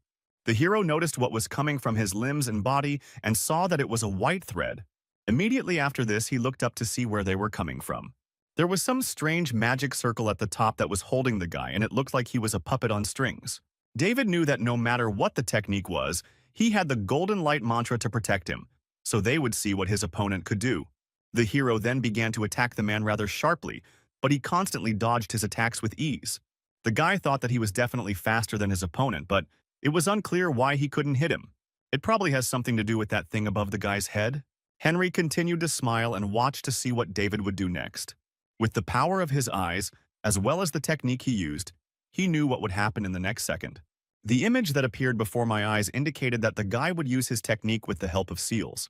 The strategist at the same time was quite curious about what kind of technology he would use at the moment. Although at this moment he should not lose concentration, as well as his own vigilance. The stopwatch on the phone continued to work the entire time and it was 1 minute 01 second. Henry then used his smoking pipe for another attack. The man created quite a large amount of smoke, which enveloped the guy. The main character covered his face to avoid inhaling the smoke and wondered if it was poisonous. He didn't have time to get set up, because he saw that his opponent was on top. The guy then realized that all this was just a trick for his escape.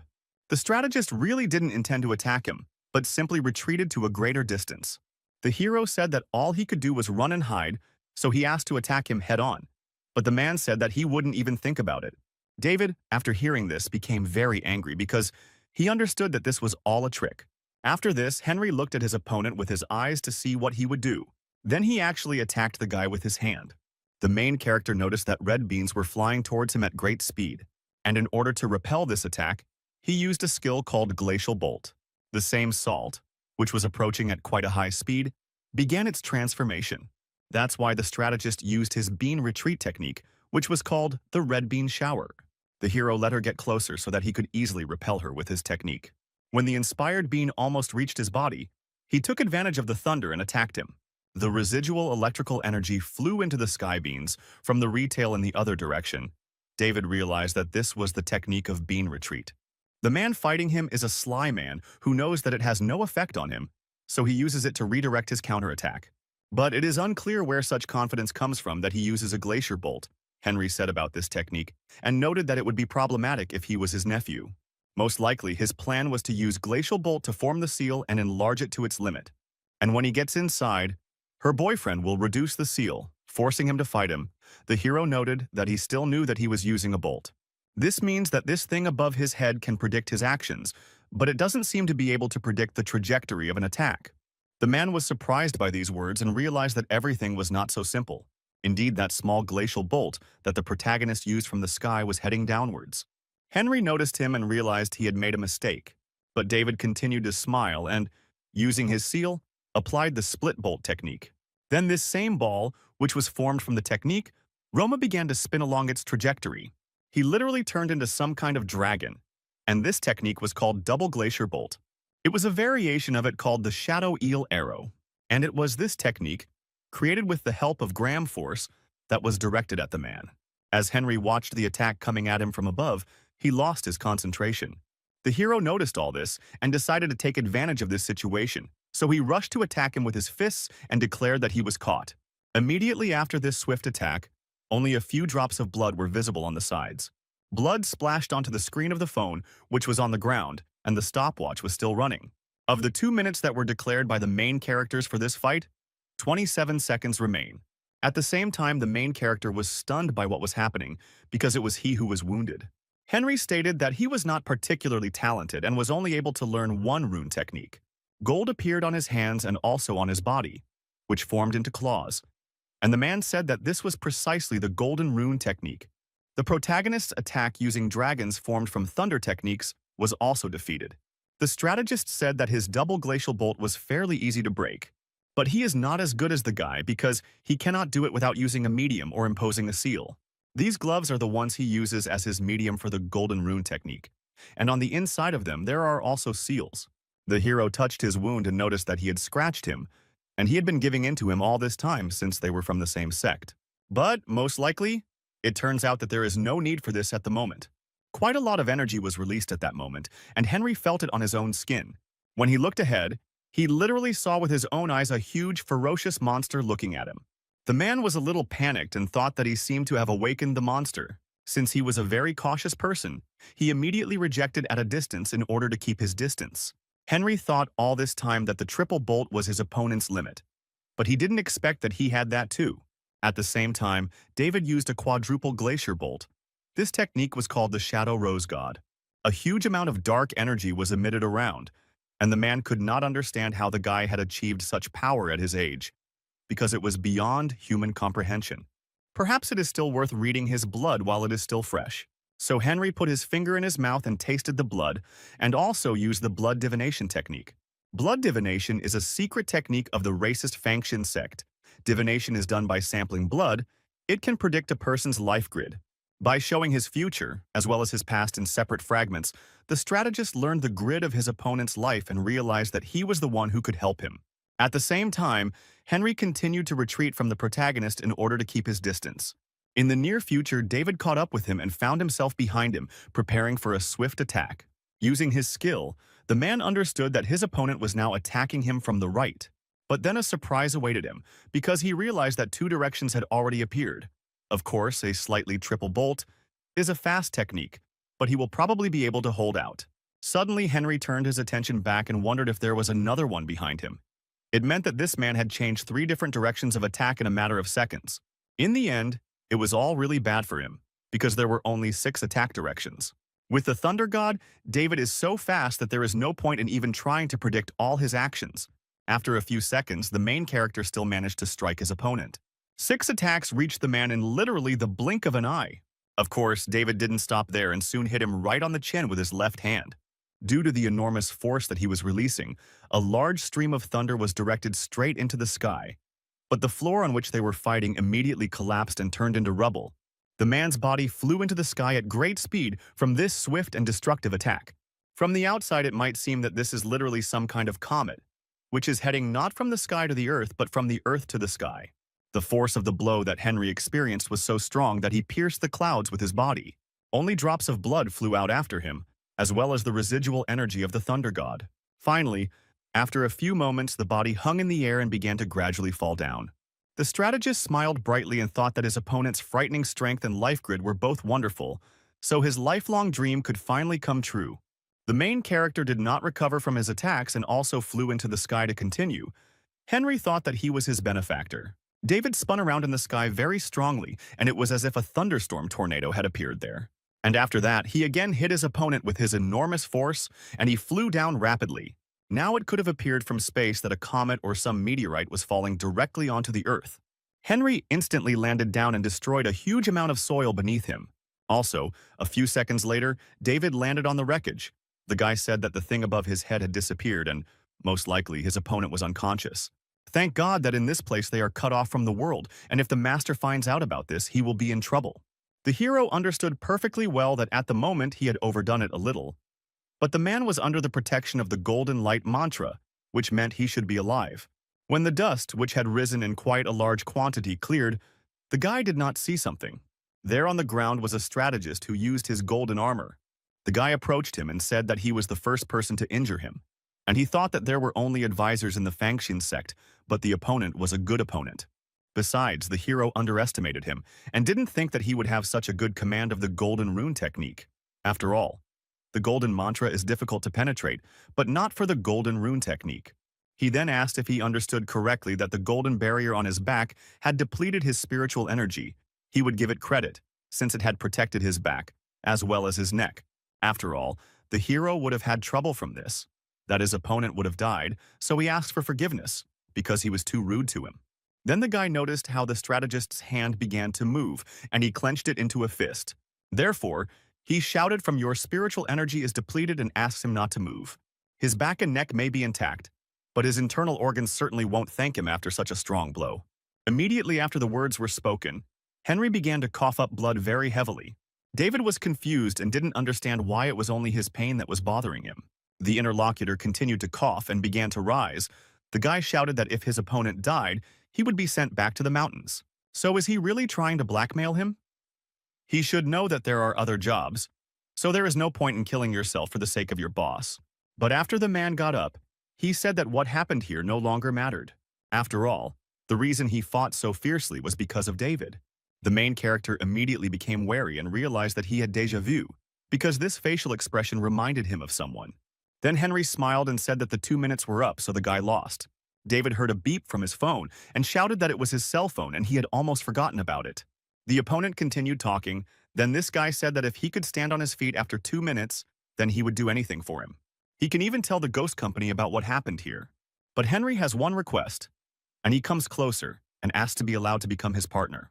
Heroine became wary of this and shouted at the man not to stand so close, then asked if he knew he was so damn weird. At first he told the guy not to say anything to the company about what happened. Now he says he does exactly the opposite, as his partners also want him to. Does he have a concussion? Henry said he was completely fine.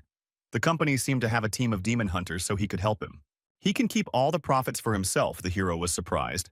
Because isn't it for the sake of a high salary that one becomes an advisor? And now he offers free help. Besides, the man is still not working for the company as he plans to cooperate. Henry smiled and said that it was no problem. After all, he was the last of the Fanxian sect, so becoming an officer of the ghost company would not be difficult for him. And he asked correctly, realizing that the entrance exam, which takes place once every 3 years, would begin very soon. The main character thought that this was all bad, because this man had completely gone crazy. The strategist then remarked that it seemed he had put the guy in an awkward position. But then, how about a deal? Before that, he used his blood for fortune-telling and will tell about what has been bothering him all these years, and the guy will allow him to join the team. David said that he had enough of this nonsense and should leave these tricks for naive losers. Even if he hid everything from the company, they would find out sooner or later. So the strategist should worry about how he will report to his boss. The guy will not waste his time because he has a child waiting at home. The other person smiled and asked if he really didn't believe in the power of the Fanxian sect's fortune-telling. Then he started telling me that the guys are turning 20 this year and he lived in Luzon for 2 years. Previously, he lived in Kunwei, which is about 200 kilometers away and is also the heir of the Maotian sect, and hopes that he has divided Kunwei, 200 kilometers away, correctly. Then he continued that the guy lived on Mount Fenruo until he was 18, and recently he let a girl into the house who was doomed to a hard fate, but was able to solve her problem. The hero was surprised and thought, could he really see this for himself? The Fanxian warriors really were as good as his master said. Henry asked if he hadn't had any doubts over the years about being able to master 2 rune techniques and have such a high cultivation. And most importantly, did he ever accidentally think about his birth? When the heroine heard these words, she immediately looked at him carefully because she understood that this was disturbing. The strategist continued to say that he was spreading some information about the boy's birth. And when he was about to do this, blood started pouring out of his mouth again, and he started coughing very hard. He then leaned down and laid his head on David's shoulder, also stating that he would be fine after a few days of rest. When the man leaned closer to the boy's ear, he began to tell him about his secret. Slowly, he spoke the words about the secret that he saw through the blood divination. With all these words, he simply stunned the guy. The strategist went on to say that they were indeed destined to meet. With the last of his strength, he said that he lived on the top floor of the building where the guy lived. The protagonist immediately used the borrowed wind technique and rushed into the sky. At the same time, his thoughts were blurry and he wondered if what this man said was true. David grabbed his recent opponent and they raced to his house. At the same time, some creatures were watching them, and one of them said that this man was really something. These were demonic creatures who saw the battle that had just literally happened. The demon with wings noticed that everything was clear. Why the master ordered to watch? It's not for nothing that he is the best officer of the Ghost Company. With his abilities, even all of them in the 11th Earth Branch cannot defeat him. The interlocutor stated that he thought this man had shown only part of his own strength. The second demon started to squeal and asked why they were standing there. They needed to leave immediately, because if the guy noticed them, they were dead. The first being told him to stay put, because at the moment, his intuition tells him something different. From under the amount of debris of the laboratory, which was hidden deep underground, something began to emerge. It was a creature that broke through concrete walls with its tentacle. It turned out to be just a snake form of a demonic creature, and it turned out to be Jennifer. The demon was completely healthy at that moment and smiled because he could continue to exist. His strength was gradually restored, and it was also clear that there were no wounds left on his body. The creature began to speak now, speaking on behalf of the man, because this is the one Jennifer was talking about. He said that he did not even know that there was the ability to be reborn. Besides, it seems like his strength has increased significantly now. Getting shot right after coming back to life seems like it was a blessing in disguise. It also turns out that apparently the weak personality of Jennifer that existed is no longer in this case. We should thank that same guy because before he was just a sub-personality inside Jennifer, but now he is the only one who controls this body. So she will always seal the personality of this girl inside herself. The demon believed that she was also a woman, like her main personality, and eventually turned into a male monster. In fact, it is quite a pleasant feeling. Because I like being a man, suddenly the creature became alert, because it noticed something behind itself.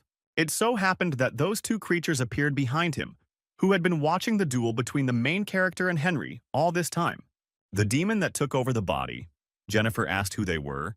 The interlocutor said that he was a demon created, and with the demon of the mother and the person it is something.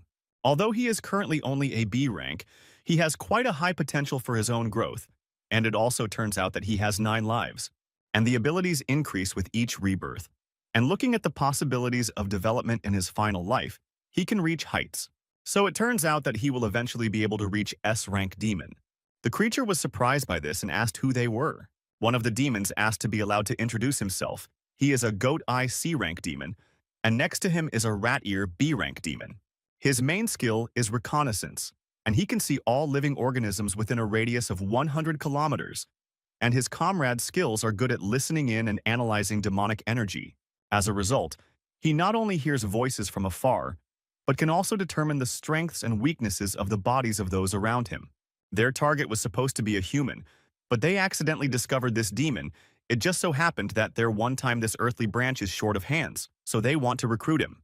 They told all this in order to gain trust. The creature had just been reborn as a demon and needed a place to stay. The snake asked if they really wanted to win his trust with just a few words. What a stupid joke that was. So, smiling slyly, he asked what if he refused their offer. Beautiful Ear said that the interlocutor knows about their abilities, therefore, he will be considered their enemy.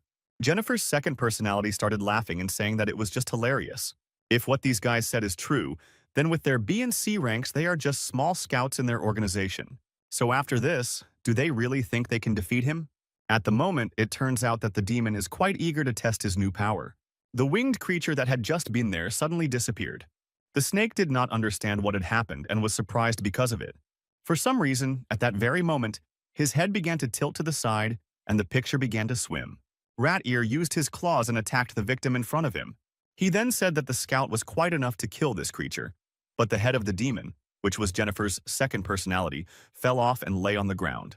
After this, the soul of the demonic creature that was in his head emerged. When it rose a little upward, it exploded and flew into pieces to the side. And then the pupil of the head that was lying on the ground began to move, and life appeared in it.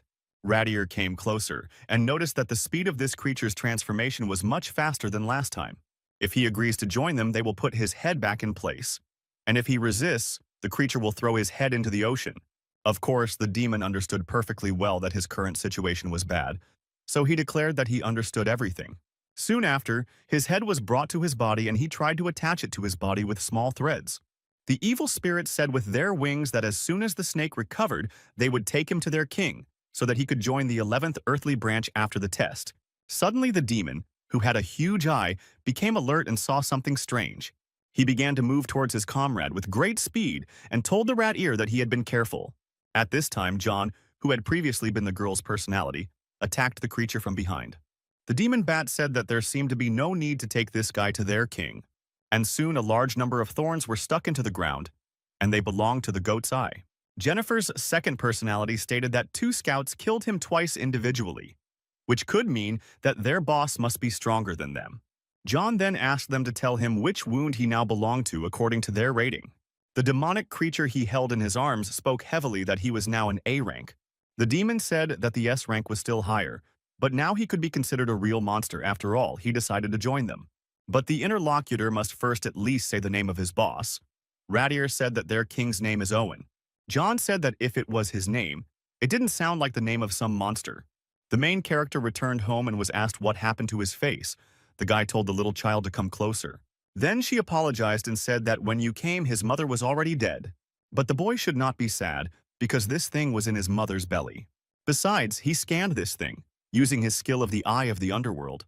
There, inside, is an image of his mother. And fortunately, she knew the technique of reincarnation. Damien will have to protect her until she comes out from behind this shell. The boy was sad and began to cry, but when he sniffed, he noticed that it was his mother's scent. Therefore, he thanked his older brother and noted that he would protect his mother in any case. Anastasia noted to David that she would warm up the evil for him, but the guy responded by saying that he was not hungry, so he would go straight to bed. Katie was surprised. Because of this, she calmed the boy down and told him not to worry. After all, she will ask the headquarters to assign her to be the boy's guardian, so there is no need to cry because they will help him take care of his mother. Anastasia wondered what was the first time she saw the guy so serious, but what happened there? After David went up to his room, he quickly locked it from the inside. His face looked discouraged and he was sad. So he thought about the master. The bloody clothes, as well as the strategist's gloves, were placed on the table. He headed to the bathroom immediately after arriving at his home. Quite a large amount of blood was washed off his body after he fought David. Also on the chest at that moment there was a huge wound in the shape of a cross, under the pectoral muscles. Immediately after Henry left the bathroom, he took one of the shells from the closet and also tied up his hair. The man then went into a room near which there was an altar with offerings, as well as a pillow. He bowed down and began to pray, telling the master that today he had met his benefactor. This man had the fate of the emperor himself. If he serves this guy well, he will be able to fulfill his master's last wish. Henry found himself in front of a portrait of a sage who was sitting and meditating. Around this same time, the main character was in his room, staring intently at the ceiling. He couldn't concentrate and relax, so he was very angry. Then he rose up on his bed and thought that this was really annoying him, although in the end he thought that the master would never lie to him. But this man who told him the secret had no reason to lie. If what he said then turned out to be true, then why would the master lie about his birth? David thought that instead of worrying about it tomorrow, he should get a clear answer from that guy upstairs. Then, the hero again definitely went to bed and decided that he would end this now and needed to sleep. After a short period of time of these thoughts, the guy finally fell asleep. After this, he began to have a dream about how the master was sitting near a pond and fishing. A little boy came up to him and spoke, but the old man was sleeping at the time. The boy was quite persistent, so the man woke up and asked what had happened. Then he turned his attention to his student, and the hero asked if he could eat the huge boar he was holding in his hands. The old man shouted, "With you!" He returned him back to the mountain. The boy asked why this was so. Was it not tasty? James did not notice that if he ate it, then who would take care of the piglets? David sat down next to his teacher and spoke to him, but the old man was angry, so he told him to leave. But the hero was persistent and asked if all this meant that his parents also lived on the mountain. The master was in an awkward position and therefore stated that he found it near the Taoist temple when it was still very tiny. Maybe his parents had some difficulties, that's why they left him with him. Of course, the man tried to look for them, but all was in vain. The boy got angry and noted that he understood everything. James told him not to be upset and life there is harder than he thinks, so maybe they were forced to give him away. Besides, isn't he happy with him? David then broke into a bright smile and remarked that since he was given to the master, he was his father. The old man looked at him in surprise at first, and then smiled, because he was pleased. So he called him a stupid boy, and noted that he raised him, and of course, he is the father. So the hero declared that from now on he would call him Dad. The man declared that all this was nonsense and let him call him a simple master. Georg said that the picture of the project has finally come together. He will do everything in his power to help, but is it allowed to participate in the research and development of demonic weapons? Lucy told him not to worry about the higher-ups. She would take care of them. Let him just do what he had to do. Now he is the best in space manipulation in the demon world. The interlocutor said that he understood everything and was flattered by this. The commander said that then a little later let him go to the weapons company. They are responsible for the research and development of demonic tools.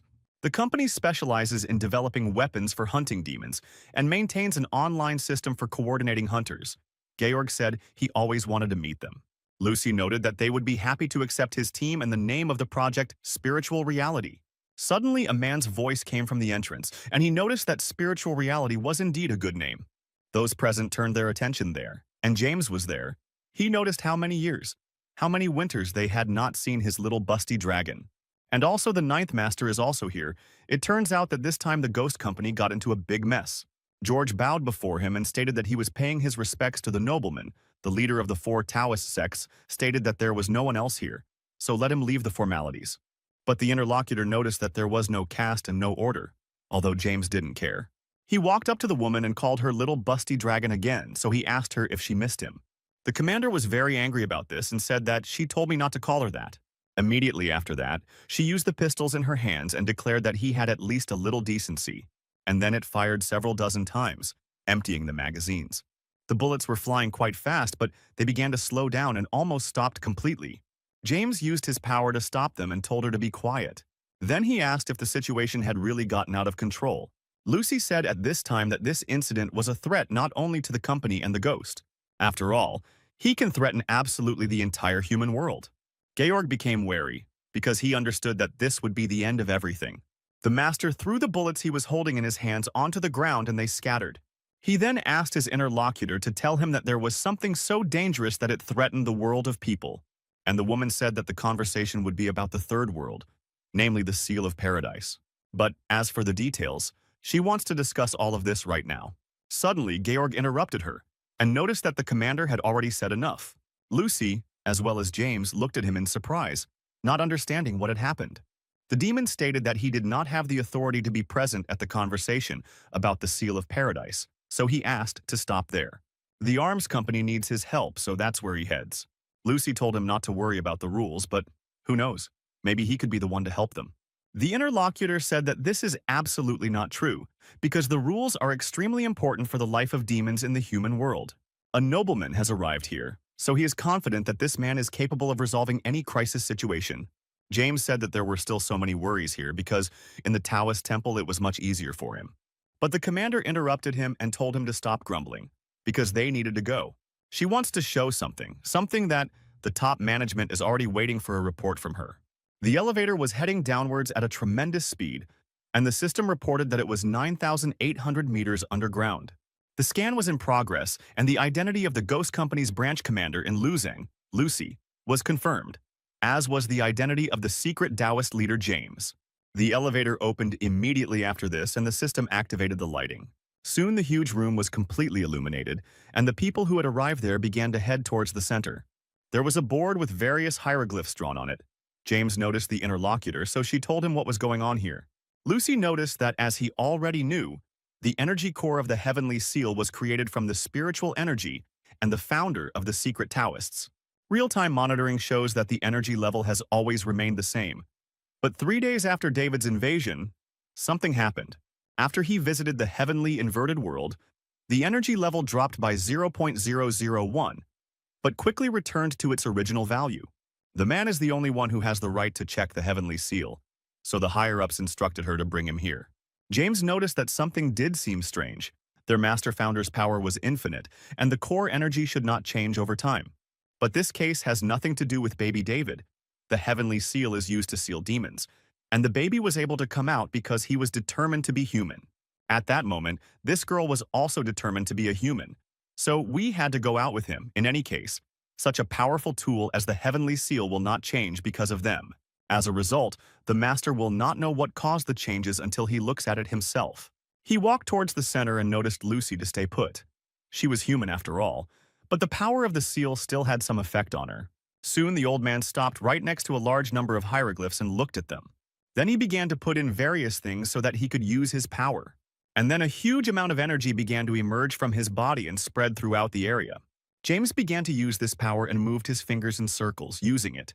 Finally, after he had done all the manipulations, he ordered to rebel. Some of the cells that had hieroglyphs on them began to move a little. After this, some of them began to rise one after another, one higher and one lower. Literally after a while, huge columns appeared, stretching almost to the ceiling. But one of them actually continued to grow until it hit the top. And then the square-shaped particle began to move downwards when force was applied. The cell then dropped a little lower, and a very bright light began to glow at its tip. Lucy continued to be at quite a distance, but she still felt the energy on herself. The woman thought about how monstrous this spiritual energy was, because it was difficult for her to even breathe. although he was very far away. And then right before her eyes she tore it out. She sees the legendary heavenly seal that appeared from the cell. James began to slowly walk along the columns, which advanced one after another straight to the seal of paradise. Soon he had already climbed up and stopped to get ready. Next, the master served several seals and used his eyes of the underworld. What the man saw there excited him a little. Immediately after that, he turned to Lucy and noted that it was time for her to notify the royal leader, that is, the commander-in-chief of all demon hunters. Of course, the girl became very wary and asked what had happened. James said that someone was trying to break through the seal in the heavenly inverted world. He had already created a small crack, and fortunately the seal had repaired itself. The commander was stunned and wondered if the demon could really make a crack in the protection created by the heavenly seal. The old man told the woman to tell the royal leader that the company in all 12 states needed to be notified to be on alert, and he would stay behind to strengthen the seal. Near one of the huge mountains in an unknown upside-down world, demons gathered. All these events took place in a huge cave that stretched far inward. There was some orange protection destroyed there to make it look like a crystal. It was just then that the creature that had been sitting inside all this time emerged from it. She had no head, but at the same time she approached the outskirts and stated that the target had swallowed the bait, so that his friends were already outside. Finally, the time for interesting events has come, and this creature will pull the rest of the demons out of here within 2 days. He promised that he would definitely do it, but there were quite a large number of creatures below that were very strong. It was quite sunny outside, and Henry continued to be in his top-floor room. He was sitting on a chair in his greenhouse as usual, but there was already a chair prepared for another person. With the help of his power, the man felt that someone had broken into his apartment and therefore declared that he was there. He didn't even turn around, but asked the guy to sit down, and the main character came to him and asked if he had really left the door open for him. David noted that he wanted to get to the point quickly and wanted to state why he was there, but he was interrupted. Henry asked to wait because his phone was ringing, and therefore he should be allowed to answer the call. The interlocutor called him Warrior Fanxian and said that he finally turned on the phone, so the director looked everywhere for him. The man interrupted him and said that he was asking for forgiveness, but from now on he would not work for Kwanhee's group, so they should not try to contact him anymore. Then he threw his phone up and ordered one of his subordinates to throw it away. The further the better. The red beans started to carry away his device.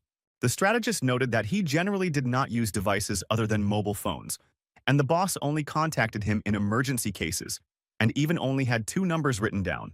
One belongs to the boss, and the other to his son, although he won't need it now anyway. And all this is because from this moment on, they are partners with David. The hero did not resort to pleasantries and asked why he needed him. The interlocutor noted that all this is because of the things that some people chase after their whole lives. There is a chance that the man will be able to get close to her with the help of his partner's tax. Of course, he knows perfectly well that he came because of what Henry said yesterday. His ability to foresee only allows him to get scraps of information. So he asks for forgiveness because he will not be able to give the guy a full description of his past, but perhaps he will learn more in the next prediction. The hero asked in what next vision he would give him a drop of blood and let him do it right now and right here. The interlocutor smiled and stated that he could not do this. He had been repeating the word partner since the previous night. After all, if he wants to get more information, he needs something first.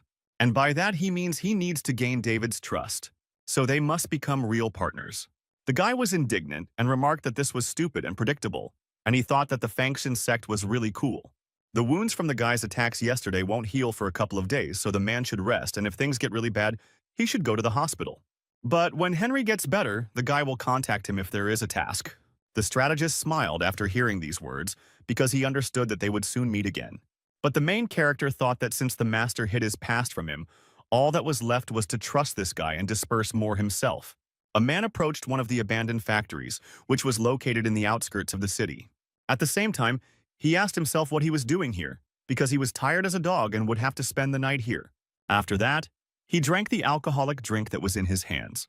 Then the man's attention was drawn to something strange that was in front of him. These were 2 strange objects that were floating in the air and rotating opposite to their axis. The man who noticed this said that he had mixed something with alcohol this time. Immediately after this, these strange objects rose into the air and circled there. In the end, they turned out to be huge, and the old man approached them. He noticed that it was interesting because they were like real ones. If only he could see some girl now. Moments after the man was hit, blood began to flow from his eyes. The bottle of alcohol fell to the ground and the man's head was crushed, as were his limbs. At the last moment, he screamed very loudly because he was experiencing terrible pain from how his limbs were twisted and also his bones were broken. It turned out that these were some objects that were similar to dynamics, and with the help of their power, they squeezed the victim inside themselves, and it became very thin. And so, at the final stage of this rapid attack, two things collided with each other. Controlling these strange objects, what kind of demonic creature was on the side? The demon was pleased with this situation and noted that even in such an isolated area there were people. It still looked like they would have to continue searching for a new place. Soon the creature turned its attention upward because it saw something strange. Then he heard a voice that said that this creature liked the way they solved problems here. The monster first looked carefully at who they were and then blushed because he was terrified. John hung on the bat's leg and told the creature not to be so upset, since he was just a new member of their team. The demon told the rat ear that he had really disgraced them, because he couldn't believe that a newbie had beaten him up. It's just a cat spirit, and he actually informed His Majesty about it. John said the creature was a big talker for a shorty, and he was also curious about how strong its gongs were. Therefore, he asked if he would like to fight with him by chance, and his interlocutor was irritated by these words. And then he said that if His Majesty had not said that he wanted to see him, he would have killed him long ago. The cat spirit demonic creature thought that he was becoming more and more interested in this majesty they were talking about. Soon, all the members of the group that were heading entered one of the large rooms. The short demon stated that this was exactly the newcomer that his number had been enough to meet. In this huge room, there were 3 demonic creatures sitting on several containers, and so the first of them declared that His Majesty was expecting the arrival of this demon. The entity that looked like Anubis asked if it was a cat spirit that looked weak and if it was really an A rank. But the girl was delighted and noticed that finally there was at least one decent spirit present here. John continued to stay on guard and counted the monsters from 1 to 6. Immediately after that, he smiled and noticed that there were only 7 of them. He then turned to the creature above and noted that he could sense its murderous energy coming from all the way up here, so there was no reason to hide there. The creature that was the demonic grasshopper noticed that he was thinking too much. There was a reason why he was there. This is because there is a good overview of the situation. If this demon fails the test, then he will immediately finish him off. The cat food fell down and declared that he was really starting to like this place more and more. The monster in the pink suit told the rat ear not to make His Majesty wait, and the interlocutor responded by saying that he understood everything. The girl was delighted and said how lucky they were to have the rat's ear. Otherwise, they would rarely have had the chance to hear the enchanting voice of His Majesty. The demon bat stated that it could not hear any electronic devices within a radius of 1 kilometer except rats, and there was no presence of spiritual energy. And so the yellow demon turned to His Majesty and declared that he could speak. And immediately after that, he threw down the cloth that covered the tray that he had been holding all this time. John thought that these monsters were acting so mysteriously, and now their boss was finally going to show up, and he was dying with anticipation. Finally, the fabric flew off in the other direction. The creature noticed what was there and thought, could this really be some kind of joke? And there sat a small green frog, from which the creature spoke, and it remarked that it was nice to meet him. He asks for forgiveness because due to his special status, he cannot be present in person. His name is Owen and hopes the guy will join them. John said that at first he was angry because the creature he was so interested in didn't even show up and was still talking to him through a child's transmitter. But now he is happy. The whole situation shows that the interlocutor is very careful. The demon needs a place to live and also really likes the way they work. His Majesty asked if it was true that he wanted to join their team. The cat spirit noticed that he needed to be told what he needed to do to prove his suitability. Owen asked him to let him introduce the director of their team. It was the creature that was on his right. His name is Dave, and by Polish standards he falls into the highest rank category A. The interlocutor noted that if he understood correctly, then the highest rank A is very strong. So he wondered if the boss wanted him to fight him. His Majesty stated that he understood everything correctly. If he could kill the director, then the place on the team would belong to him. But otherwise, if he dies, they guarantee a good burial. The director of this team immediately rushed towards the opponent after hearing these words. He then remarked that they should begin the battle, since His Majesty had already said everything. The demon said that he heard that the being in front of him had grown to rank A after reincarnation, so he was looking forward to their fight. The cat spirit made a very surprised expression and continued to look somewhere. Then she said that we should wait a second to beat only 7 of them. The interlocutor noted that this was so, but that it worried him. The boy pointed and remarked that in that case, what is that red one that is right behind that yellow boy in the center? Dave wondered if anyone had gotten through to this action at the rat's ear, and if it could be a high-ranking member of the ghost company. So he immediately ordered the demon bat to go and check everything out. And suddenly, his facial expression changed very abruptly because his body was pierced by an opponent. The company director did not expect the attack at that moment and therefore easily missed it. The girl said that the slightly naive guys are cute, but their director is too trusting. The creature, which looked very much like Anubis, shouted at the cat spirit that he was a scumbag. John said that in a fight you should use your brains, and he's just a dumb dog. The guy from the official aimed at the heart to play with it longer. Suddenly he became alert, because he felt that something had happened, so he wondered if his hand was stuck. Dave then stated that it seemed like calling it a fight was actually flattering. You see, it can only happen if both opponents are equal in effort, but his opponent is definitely not worthy of a fight with him. The creature then touched his limb with its right hand and began to use its power. The demon stated that this cat spirit was definitely found as food. At that moment, John's limb began to rot and the flesh began to peel off from it. The girl said that everything the director touches rots and gets sucked into him, and she thought that they would have a new member on the team. What a pity. A few moments after the incident, the guy's terminal came off and he flew off in the other direction. The director was a little surprised and asked if he had really cut off his own hand. After that, using his power, he began to heal his wound and also absorb the limb. Soon there were almost no tracks left, and the demon dog asked him if he really thought he could escape. Dave was very aggressive at that moment and immediately rushed to attack his opponent. The cat spirit was a little confused and so retreated so that the opponent could grab his leg. John understood that his situation was really bad, but his interlocutor was telling him to turn into a pile of bones and become his food. The guy thought that he could defeat his opponent because they were of the same rank. However, he did not know that there was also a higher rank, and it turns out that he is somewhere in the lower category. But the demon also cannot believe that the difference between them is so great. At that moment, John's consciousness was clouded in the fight against Dave. Only one word broke through the tangle of thoughts, and that word was run. The demon dog said that she heard he had 9 lives, but then it would just crush his body. And then it will just take and completely absorb him. The cat spirit only recently became a demon, and therefore lacks combat experience. But it was precisely on the brink of life and death that his instinct itself helped him remember something. The team director hit his opponent very hard with his left hand right in the head. The limb of the guy who was holding the monster at that time was torn off. He asked what it was. Did he really tear it off before he absorbed it? John then said that the monster's impressiveness frightened him, and even made him forget some things. And forget the name, he himself has acquired a couple of new abilities for himself. So if he plays the situation correctly at this moment, then the opponent will not be able to touch him with a finger. And immediately after these words, the body of the cat spirit flew apart in different directions. The small particles of the body instantly began to move away from the demonic creature. The demon dog was surprised and asked if that was all he could do. If this is true, then you are very naive, because if they are trying to escape at this time, then the game is already over. The demon, who had been sitting on the top floor all this time, remarked to the minister that this job was just for him. And when this evil spirit was already ready to attack the opponent, he suddenly stopped and noticed something strange. John, using his new skills, turned his body as if into a tornado and asked who said that he was going to run away. Then the body began to gather into the correct shape, and the cat spirit declared that he had never had so much fun. Jennifer's second personality wondered why he hadn't realized this before. After all, it was at the same time that he was resurrected from a bullet wound and tried to get out from under the rubble that he received liquefaction. The second time, the rat ear cut off his head, and the guy wanted to attach it back, so he gained restoration, and after a fight with these creatures, he died again. When he came back to life, he began to think about how to develop efficiency in combat, learned to turn his limbs into any weapon, but was struck by the possibility of liquefaction.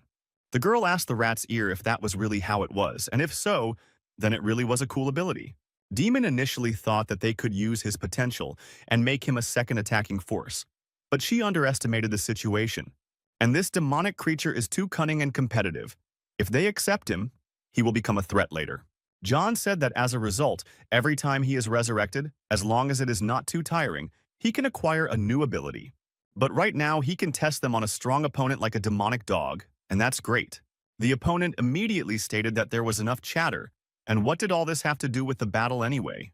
The demon smiled madly and remarked that it had a special meaning because didn't he think that their fight would become more exciting? Their team director was a little surprised by this and just looked at the guy. The creature now looked more confident and constructed a sharp weapon from its limb. John said that at the moment his strength was no match for his opponent. The interlocutor asked if this was really the weapon he mentioned and whether he hoped to distance him with it. The cat spirit smiled very brightly again and remarked that he was thinking about what kind of ability he would acquire the next time he crossed the cult. And so, a few moments after his own words, he used his limb and pierced his own head. His body immediately fell lifeless to the ground because he was killed. The demonic dog was stunned by what was happening and shouted that this guy was crazy. The shorty shouted how pompous he was. I just wanted to flatten him with a goat. Turning to the minister, he said that they should forget about moral values and ethics and just let them eat him while he was still dead. The director stated that such a low and desperate act was not at all his style. A few seconds after the creature's death, its soul began to escape through its open mouth. And soon, as it happened the previous time, the soul that flew into the sky scattered in different directions. Dave was a little surprised by what was happening and continued to watch intently to see what would happen next. For a few seconds after the incident, nothing happened, and everyone was in their places. But literally a moment later, the creature's body loosened up and flew towards the demonic dog. The director said that the boy knows that if he touches it, the demon will be embodied. So his new ability is simply obvious. And it definitely belongs to Dave, it was just slightly changed. The creature immediately began to accumulate its strength after this, and it was visible that its body had increased in size with the accumulation of muscles. Also, the horns grew, and the director said that the guy was still a Slovak, so he would show him how huge the gap was between their ranks.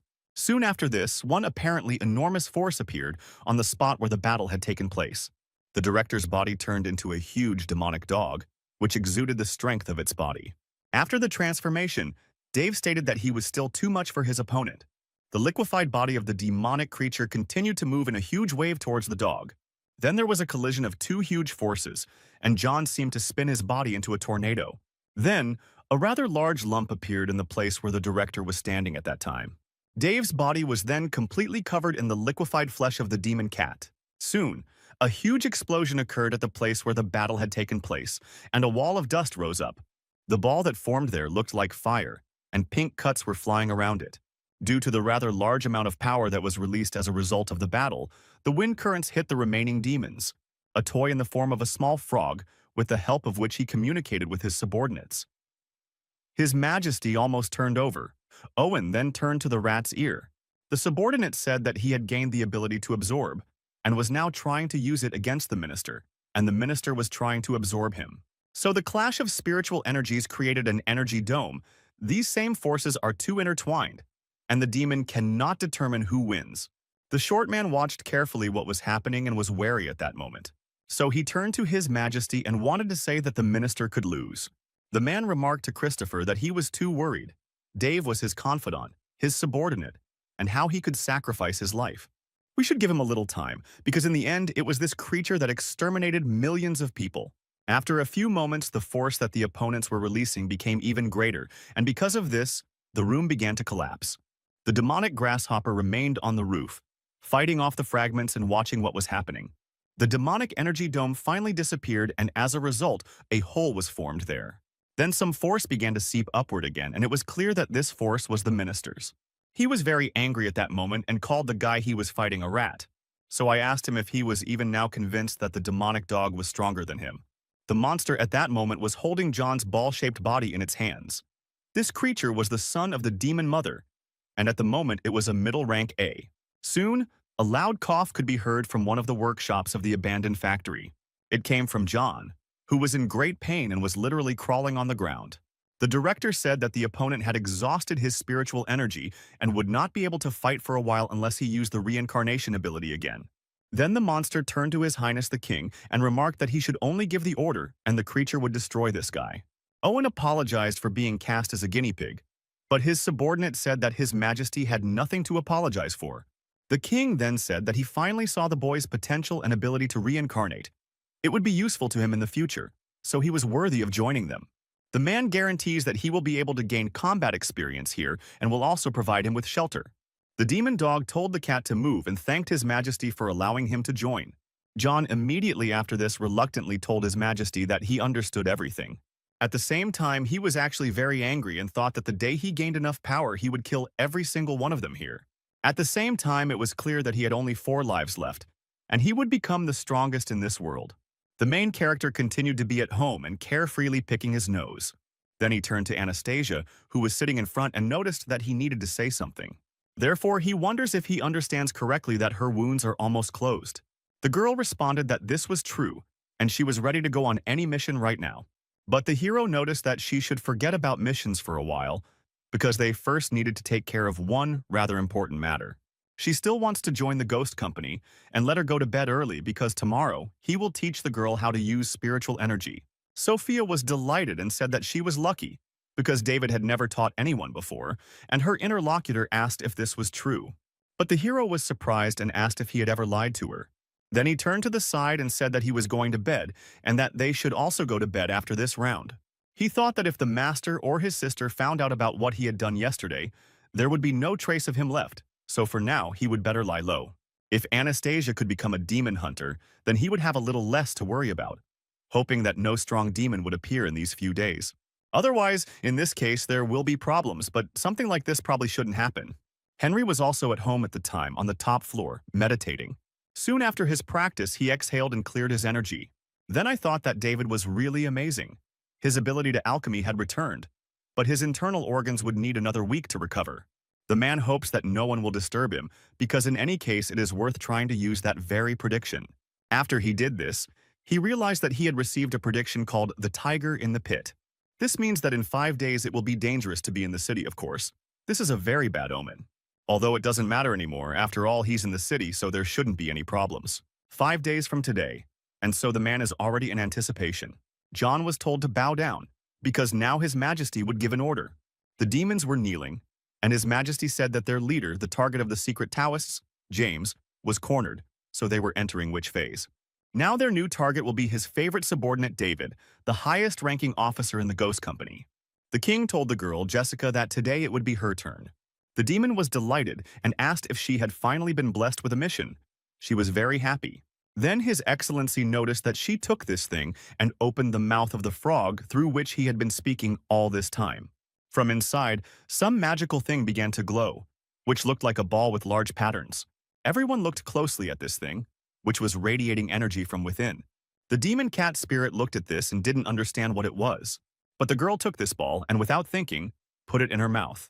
After that, she smiled sweetly and remarked to the king that she would treasure this like the apple of her eye.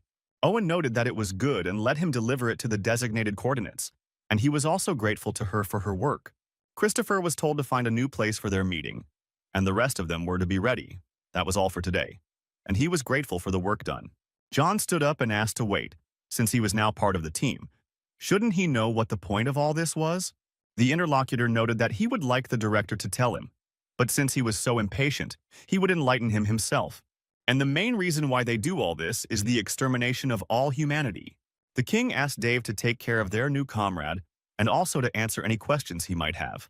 The man then stated that that was all and that the only sound he could hear was the sound of him passing out. Jessica shouted happily that they could finally move on to the next phase. She was having fun, and she wanted to shout for their perfect world. John turned to the demonic dog and noticed that the heir said that he could ask him questions. The interlocutor asked what exactly he was interested in. The guy said that His Majesty was probably stronger than him, but I wonder how strong he is. The director said that he did not at all advise raising the topic of the king with him. Besides, he himself did not know it. Since the boss approved of the guy, he would treat him as a comrade. But as long as he behaves well and can promise that no one will give him any trouble, John said he does have the ability to be a general. So it turns out that he can literally see the whole picture, and the creature smiled slyly, and he already had a plan. Then the demon turned to the girl and asked if he understood correctly that her name was Jessica. So he noted that he had a couple of questions for the miss. I wonder what the ball in her belly is for, since they're on the same team, thinking he deserves to know about this next phase. Christopher yelled that he was just a newbie and shouldn't tell him any important information, but the girl said it was okay. After all, the king himself chose him. Like their comrades, the shorty noted that he did not want to be a comrade with a demon like him. She told the guy not to take it to heart.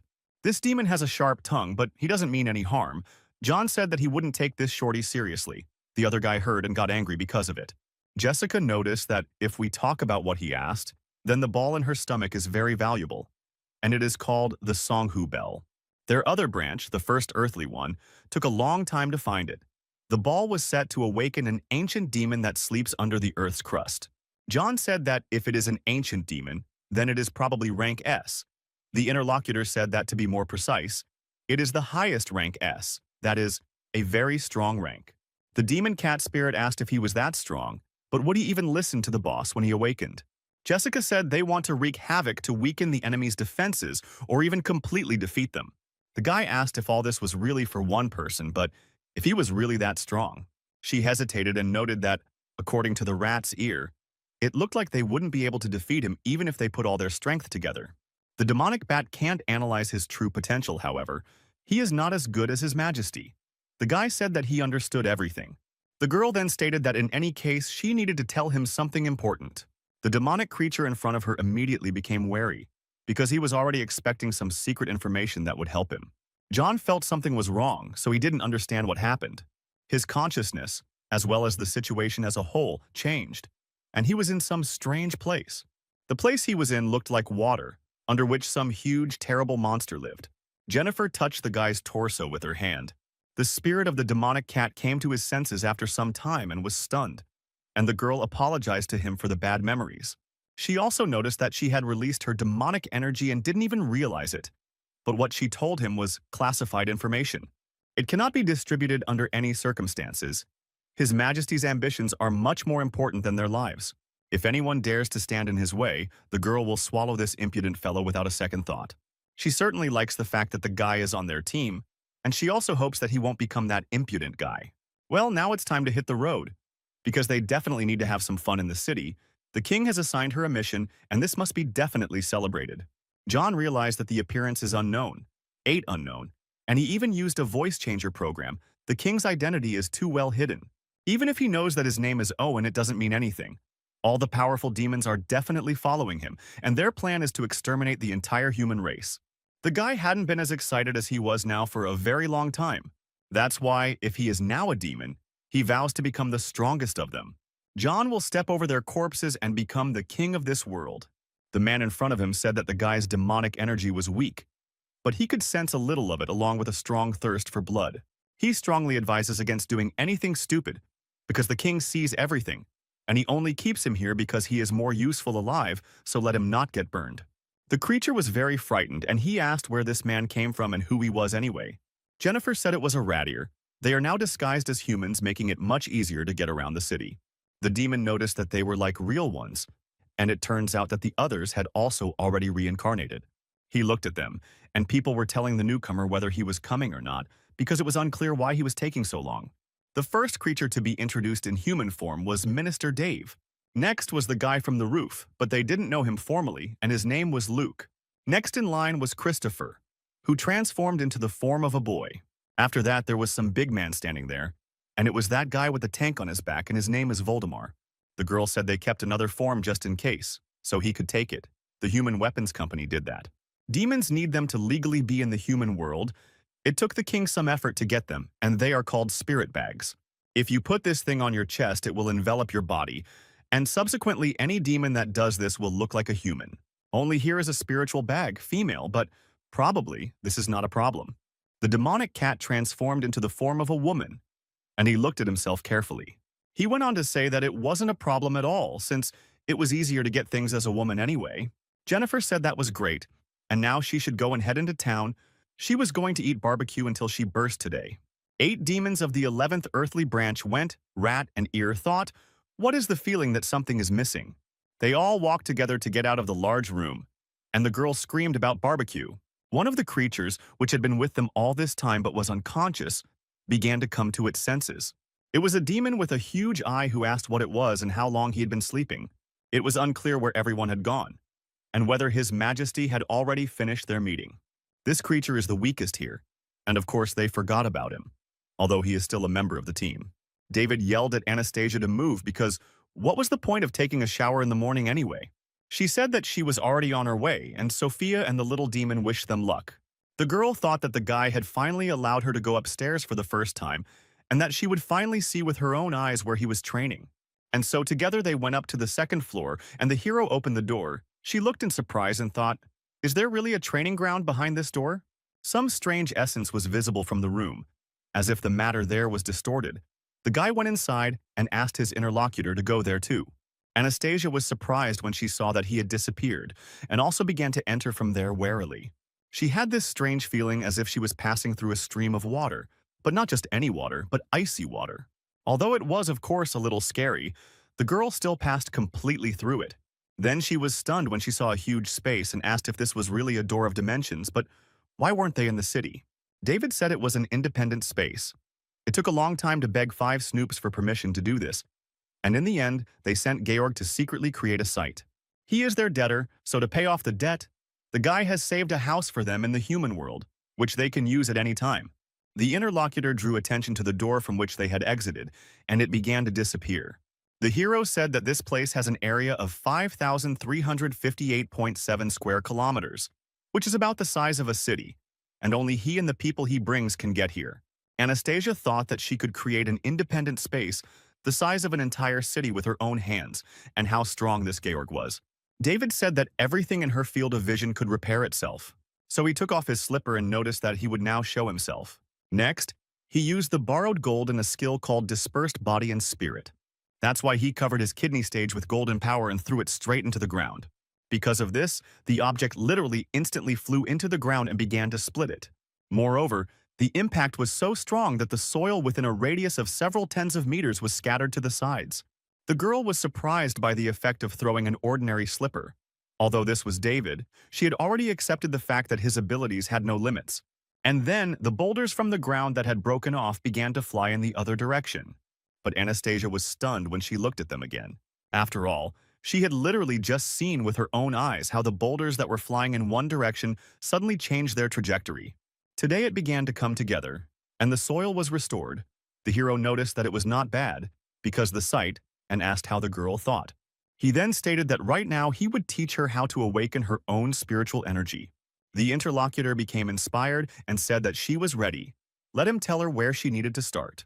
David noted that they needed to come up with a teaching method first, and Anastasia wondered why she had such a bad feeling about this. An hour later, the girl was lying on the ground and thought that quite a lot of time had already passed. Being so strong for a guy, it is not a problem to teach her children. She needs to become an officer as soon as possible. She is not connected with David in any way and lives at his expense. She couldn't do it anymore and said that until she became an officer of the company, the ghost would not take money for assignments and was going to perceive finances as payment for lessons. Vo always gets in the way of our mission and doesn't think she's good enough to complete her own mission, so by refusing money she can't pay for clothes and food. No matter what, she must become an officer, and then she will be able to receive money and give it to the guy, because she does not want to be in debt to him. And the woman she thinks about will still regret all this time that she left her, as well as her father. While Anastasia lay and thought about this situation, the hero shouted that he understood everything. She stood up and asked if he would really start teaching her. The guy replied that this was not so, but he had come up with someone who could teach her. The interlocutor was stunned and wondered if he hadn't tried to think about how he would even teach. The hero said that he suddenly remembered that the master hadn't taught him in childhood. In this, David learned to use spiritual energy himself after going to the toilet. So he has no idea how to practice channeling energy, and the girl thought that this is definitely his style. But who is this man thinking about? Soon the protagonist brought a new teacher for her, and the man came with a flower. He held it out and noticed that his name was Henry. He was David's friend. He also heard that the girl wants to learn how to use spiritual energy, so he is here to teach her. Anastasia thought that if he was a friend, then he was probably also good. Then she said her name and thanked him for taking on this. To her, this man looks like a gentleman. He is cultured and polite. However, it is completely unclear why the girl gets goosebumps when she looks at him. The main character shouted that they had enough of lounging around and should hurry up and start practicing.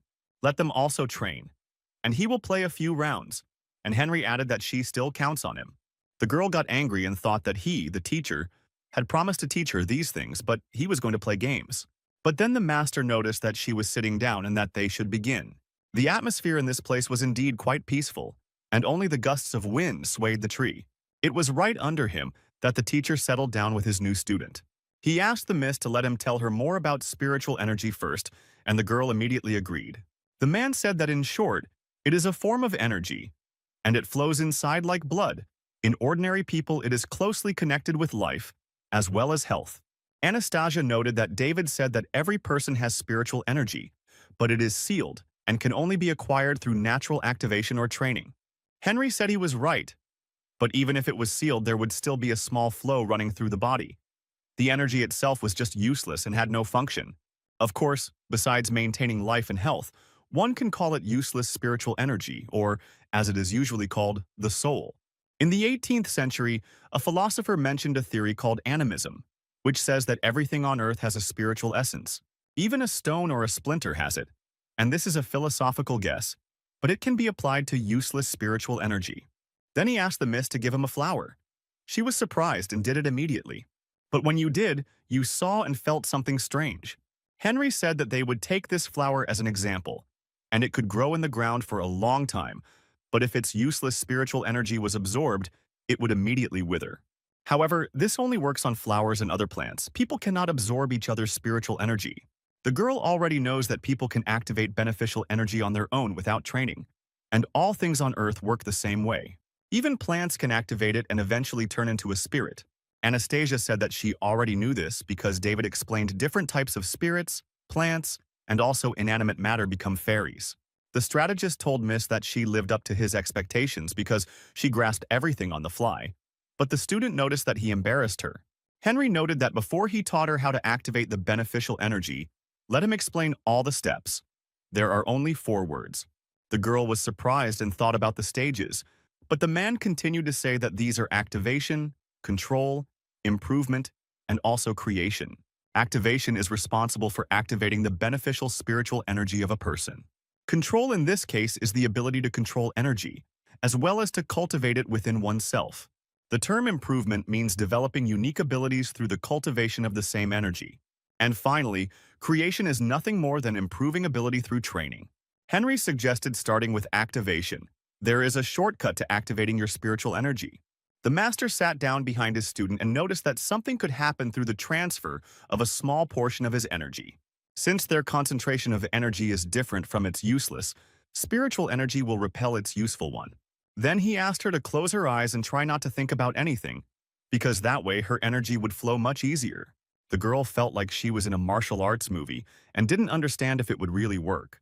Henry told her to remember that she needed to try to clear her mind and feel the flow of spiritual energy. She said she would try. The master continued to say that now he would pass his energy through her body and begin to do so. A few seconds later, he was surprised because he felt something strange in his hand. After all, your energy comes out, pushing away the internal energy that came from within. Soon the man's flow was completely interrupted and a large amount of alien, incomprehensible energy began to emerge. This stream was so strong and huge that it pushed Henry back several tens of meters. Anastasia felt that something had happened and therefore became wary. She looked back and was surprised, so she asked what he was doing there. The strategist thought that if he was not mistaken, then this was her demonic energy, but she was a simple person, so why was there such a strong demon inside her? His wounds hadn't completely healed yet, but her demonic energy had seriously affected him, so he still shouldn't be petty. The girl ran closer and asked why he was bleeding. Did she really do it? Henry noticed that Miss was not very worried. Still, these are old wounds that he received in the battle with David. She said that the guy is careless with his strength, and he should not hold a grudge against him. The interlocutor smiled and stated that he also had a question. Could she explain why there was demonic energy inside? Anastasia was embarrassed and thought, David, this fool, didn't even explain her situation to him. Sometime after this, she told everything that had happened and remarked that that was the whole story. Henry said that it was about a mummy, and he had heard of such a thing because it was an S-rank demon. She was destined to meet David after all. The interlocutor stated that in principle it was not very good, but that was also a good fate. The strategist thought that there was a mummy inside her. If she activated the spiritual energy, then perhaps she would have access to the demon's energy, and that would be great. With the power of the mummy, David will become the king of this world, he told Miss. It sounds like a blessing in disguise. She is both human and spirit, so it will be easier to activate spiritual energy. The girl noted that if this is true, then how long does it take her to activate the vegetable man? The man stated that ordinary people are not capable of this. She will need natural talent and a good teacher, and in this case it will take 3 years. She asked how a person and a spirit in one can do it in 6 months, but the strategist said she could do it all in 3 days. The student was discouraged and wondered what he was talking about. Could she really handle it? Henry noted that they should clear up a few things first. And with a smile on his face, he asked why this mummy had awakened again. The girl understood that it was she and David who sealed the mummy, but in that battle in the mansion, he captured her body again. What is surprising is such a change in behavior, because he even thanked her. And that poor girl also said thank you, as if this mummy was not the same one she met the first time. The girl then thought that she also wanted to know what exactly was going on. So I noticed that since the interlocutor asked, it means he has a solution. The teacher stated that this was indeed the case, but first he needed a drop of her blood for foresight. Anastasia said, if it's just that, then let it be. Henry said she bites her finger, and Miss knows how to get straight to the point. The girl understood that he was also a Taoist monk, but he looked more reliable except for his ability to fight. David was a complete idiot compared to him. After the man received a drop of blood, he immediately put it in his mouth and used the blood divination skill. After some time, Anastasia saw his face and asked what happened. She, however, did not understand why he was crying, but tears were welling up in the man's eyes. Henry soon noticed her and noticed that there were 2 demons inside her. The student was taken aback and asked if there really were several demons inside her. The master stated that everything was correct. It looked like he and David had only sealed one, and the other was still at large. To be more precise, they only replaced the mummy's consciousness, but the original consciousness of this child is still inside. The girl thought that he probably meant the faceless boy who appeared in her subconscious when they were on a mission in the mansion. The strategist said that through blood divination he could see fragments of a person's memory, and that was how he knew about the child's presence.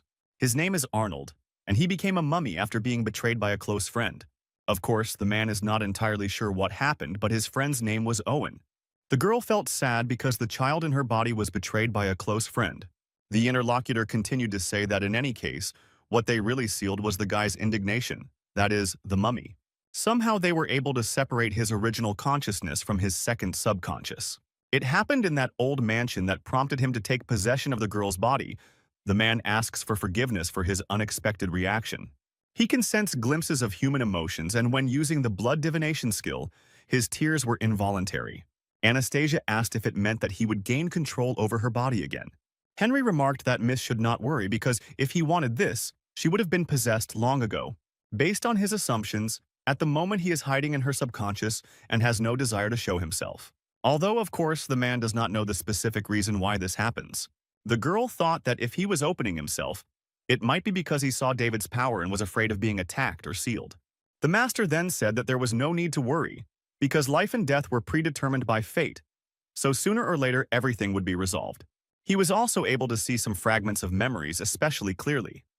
The older the memories, the more vivid the picture. He can even see more, like she had a happy life before her father became seriously ill when she was still a child. Her mother could not bear this burden and left them for a rich man, and the girl was left all alone when her father died of illness. She had countless relatives, but they all literally turned their backs on her. But in the end, her mother had to take her away. But when she saw her, this is what happened. And at the same time, the girl became very angry and screamed at him to shut up. At the same time, her body began to transform into a demonic form. Henry then apologized to Miss for being rude, because he said all this on purpose so that she would learn how to activate quickly. The girl's face, as well as her eyes, turned into a mummy as she took complete possession of the body. But now Anastasia was fully conscious and did not understand why she had turned into a mummy. The teacher stated that if his guess was correct, then even using the mummy's power, her consciousness should not be replaced. It seems that this creature's power is actually based on anger. Henry smiled and thought that from this moment the lesson was officially considered to have begun. Jessica stood next to a huge aquarium in which quite a large number of fish were swimming. While she was looking at them attentively, someone began to slowly approach her. It was Dave who said that Voldemar had just received a secret commission from the king and wanted her to act tonight. The girl agreed to this, and the interlocutor turned around and told her not to linger. Everyone else would be waiting for her outside. Before leaving, the creature stopped and looked at its interlocutor. Jessica was a little worried at this and thought that the guy should be patient a little longer. After that, she changed her appearance and immediately headed along the huge aquarium. This space was in some kind of cage in which those sea creatures were swimming. Anastasia and her new master continued to train at David's training ground. The girl asked if it had officially begun in the form of mummies. Henry said that it wasn't like that. He made her angry on purpose to turn into a mummy, so he asks if she felt anything unusual during the transformation. The girl stated that if we were talking about anything unusual, then it was only rage, as well as a thirst for blood. The man said he didn't mean emotionally, but physically. Anastasia thought that if it were physical, then if he hadn't mentioned it, she wouldn't have noticed. It turns out that she felt a hot stream passing through her body at the moment when she took on the appearance of a mummy, as if boiling blood were flowing through her veins. The mentor stated that if she was able to catch the hot flow, then it was demonic energy. The student noted that this was true because it felt as if her blood was boiling. The strategist wondered if it was really bubbling because he thought that she would only be able to feel the flow.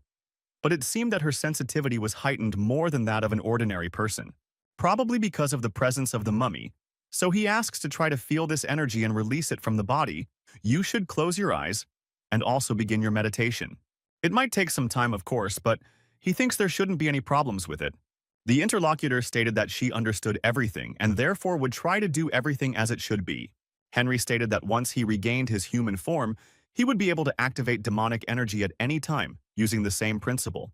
Anastasia then closed her eyes and prepared to meditate. So she let go of all the worries and stress and focused solely on relaxation. As a result, sensitivity to the place where she was located, as well as to nearby sources, began to disappear. Soon even the presence of his mentor and his spiritual powers began to disappear. The heroine felt only in her body, as well as the demonic and her own energy that flowed through her veins. Her sensitivity reached such a level that she could literally feel the cells of her blood. Soon after, red demonic energy began to cover her body and emanate upwards. The mummy appearance that the girl had acquired just recently began to gradually disappear from her body. The strategist was right in front of her and continued to watch the situation carefully. He was soon dismayed that the girl was able to deactivate this form in less than 10 seconds. But also in this class, she was able to learn even activation. Anastasia was happy at that time and asked if it really worked. Henry kept smiling and thought that if she was trained well, she would definitely become a great fighter.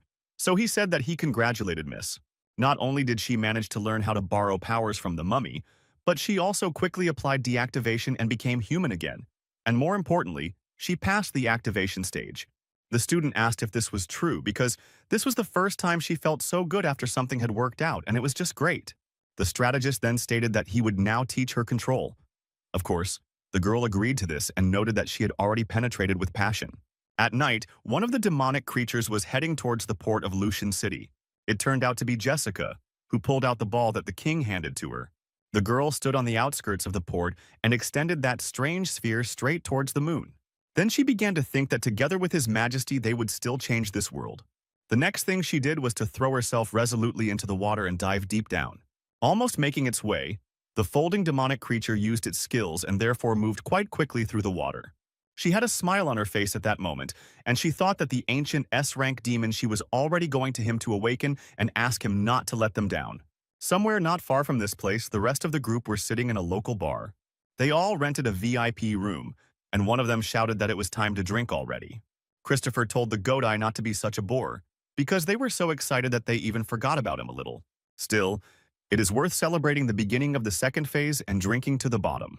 John continued to be in the form of a girl, as it was familiar to him, and looked at the situation that was happening. Then he turned his attention to the minister and noticed that today was a wonderful day, so why did he have such a sad face?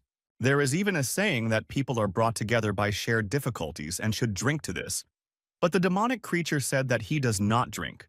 The guy said that it was good, and then asked to just talk. The interlocutor noted that if he still wanted to say something, then he shouldn't drag it out. John asked if they could really just show up in a human bar like that. Dave responded by saying that His Majesty runs this bar, and it is their gathering place. The demon cat was only surprised at such a place and at such a level, which meant that it seemed that the king was indeed a rich man. The minister noted that this was nothing, since where Jessica was heading was also His Majesty's property. At the same time, the demonic girl actually arrived at her destination. She emerged and said that she had arrived. This local turned out to be an oil rig that was very far out in the water. The demon asked if he really had an oil rig. To build something like that, you would need at least several billion. So how much money did he have? Then he said to wait a second. If an ancient creature is being carried out in that place, won't it destroy that tower? The demonic dog stated that this was His Majesty's secret property, and their task was to inform people about the existence of the ancient demon. At the same time when this happens, the ghost company will begin an investigation and eventually blame the people who extract the oil. And in that case, it will mean that the company will not know anything about their plans. After John found out everything, he realized that this Owen was definitely not stupid.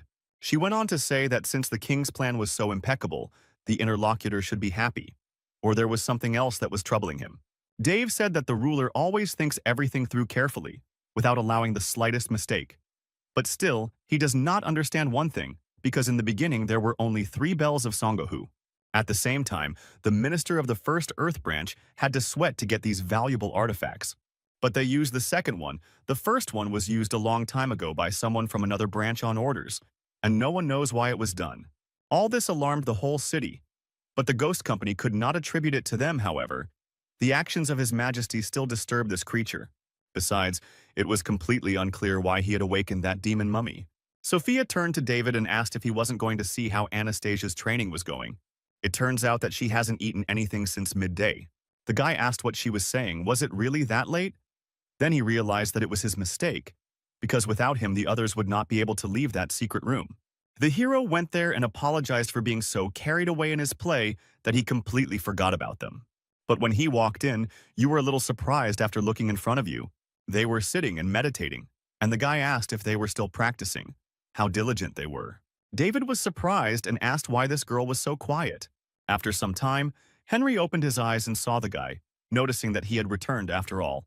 The hero began to squeeze Anastasia and asked what happened to her, because she didn't even react to his deal. The strategist stated that she had mastered activation and was now in a meditative state, cultivating control. The hero noted that this was already in one day. He knew that calling this person was a really good idea. Then he used his eye and noticed that they were going to check her homework now. Her spiritual energy acquired a yellow color instead of the usual blue. She also learned to accumulate energy in the body so that it would not be wasted in vain. The teacher said that even for talented people, it takes years of practice to achieve such results. Henry said that Miss is both a human and a demon, so the senses are heightened. It will only take a few days to master. The guy noticed that this is great. He doesn't really know anything about cultivating spiritual energy, so what is she doing now? The man said that she had learned the breathing technique and was now in a meditative state.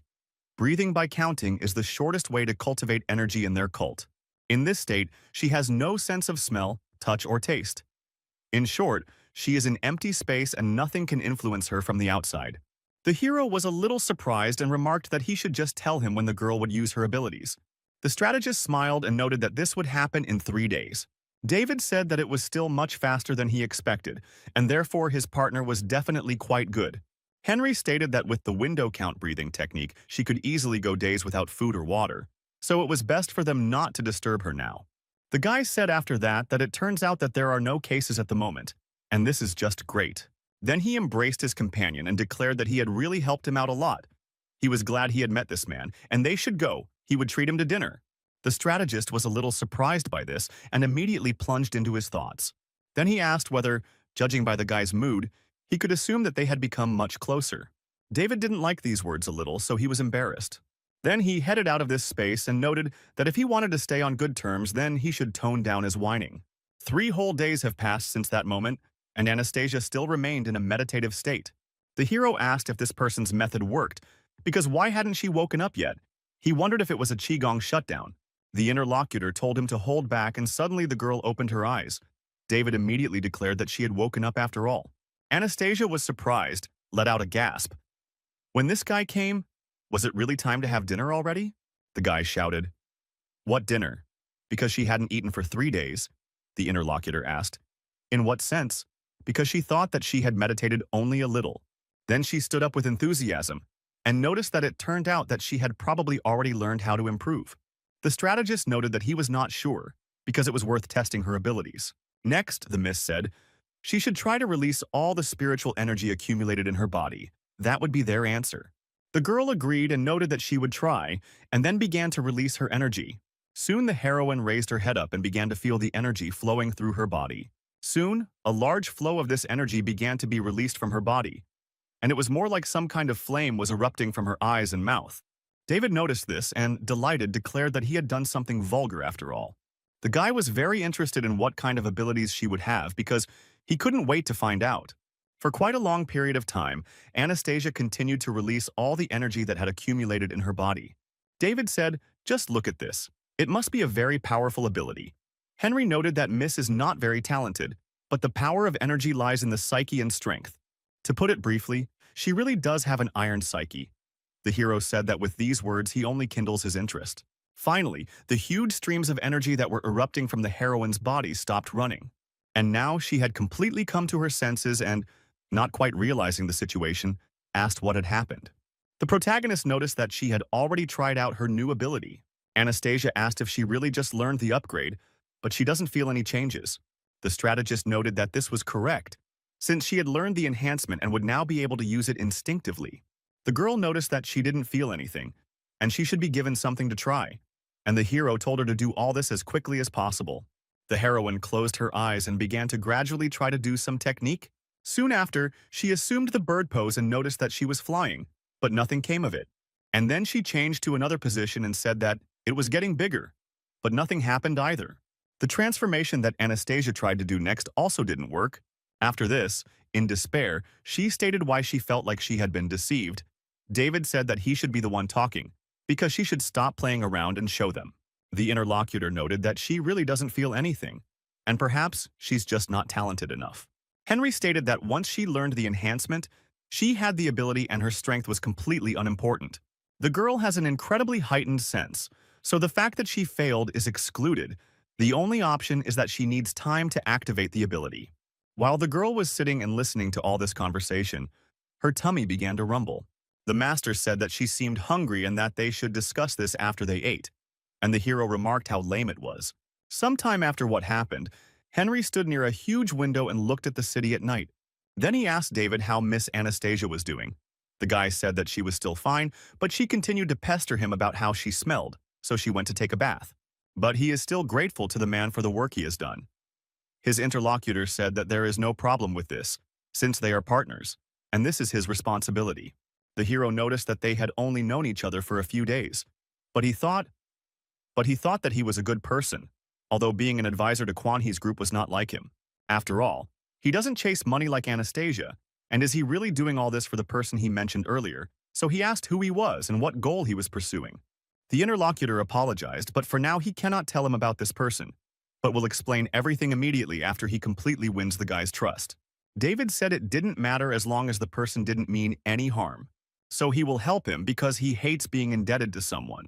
Anastasia continued to sit in the bathroom at this time, and she felt sad. Also, there were Sophia and Richard in their demonic forms. The girl noted that her friend should not worry, because her ability would soon be revealed. The heroine stated that perhaps, but she needs to become stronger because she does not want to be a burden for David on their next mission. Richard walked towards the girl and noticed that he had a very good feeling and she was incredibly strong because he could feel it. The interlocutor lifted him up and noted that he was a silly boy, because what he felt was most likely a mummy inside her. The moment the girl said this, her awareness began to change and she felt something strange. Screams began to come from the bathroom they were in. The main character and his partner heard this and ran here, asking what happened, whether her ability had really opened up. Sophia ran out of the room and noticed that Anastasia had disappeared somewhere. The girl said that she was just playing with the blackie and suddenly disappeared. Could this really be her new ability? Although it is quite interesting what exactly this ability was, since she was also naked. The protagonist noticed that he couldn't catch a drop of her spiritual energy, even with the eye of the underworld. So could it be that she really disappeared? Soon David said that he understood everything. Anastasia must have the ability to instantly move. She probably won't impose it. She felt her ability while taking a bath. And without knowing it, I moved to another place, but this is just a wonderful and cool ability. Henry stated that he considered all this to be truly unlikely, because as soon as the ability awakens, its bearer subconsciously understands what it consists of. The girl was taking a bath and would certainly not want to be anywhere else, no matter the circumstances. Well, unless she's the same person as David and doesn't care about the details, the guy asked what all this meant. Did he really want to say that he can run around naked? If this is so, then let her simply tell him where she might be. The interlocutor stated that he was afraid that only Miss Anastasia knew the answer to this question. The heroes had already begun to panic and noticed that if Lucy's sister found out that he had lost the girl, then he would definitely be in trouble. A few seconds after the incident, the girl said that she was there. Everyone immediately became alert and turned their attention to the entrance door to the room. Indeed, the girl was there, but for some reason her body was translucent. They began to worry about the heroine, and then she felt her eyes closing and the malaise in the matter. Sometime after she lost consciousness, she opened her eyes. The hero noticed that she finally woke up, and it seems that her new ability is invisibility, like the black one. Sophia said that she is very glad that the girl is okay. The guy asked what the problem was after all. Why did she hide and not say a word? The demons were still worried about her. Anastasia joyfully shouted that she had superpowers and invisibility. It was so cool. The interlocutor noted that it was so, although he hated such abilities. Suddenly, Henry declared that he still thought it was definitely not her. After that, he asked if the heroine could explain in more detail what she felt during the process. The student said that she was very sorry and that she definitely didn't want to scare Sophia. The interlocutor noted that it was nothing to worry about. The main thing was that she was okay. The girl then said that when she was playing with the blackie, she suddenly felt dizzy and decided to go out to get some fresh air and lost consciousness on the way. And when I woke up, I was already invisible, so I wanted to change my form, but I couldn't do it. However, she felt spiritual energy leaving her body, so she tried to control it, was able to reverse the process a little and became half-transparent. But she still fainted when she saw her friends. The master listened attentively and then remarked that he thought he knew what her ability was. The girl became inspired, and her interlocutor stated that her ability was borrowed. Somewhere around this same time, there was a demon under the oil rig. She illuminated the area at the bottom with her sphere, and there lay the bones of a huge creature. Jessica took the ball that Her Majesty had given her and began to manipulate it. The enormous energy that was inside was released, and the particles of the ball disintegrated into pieces.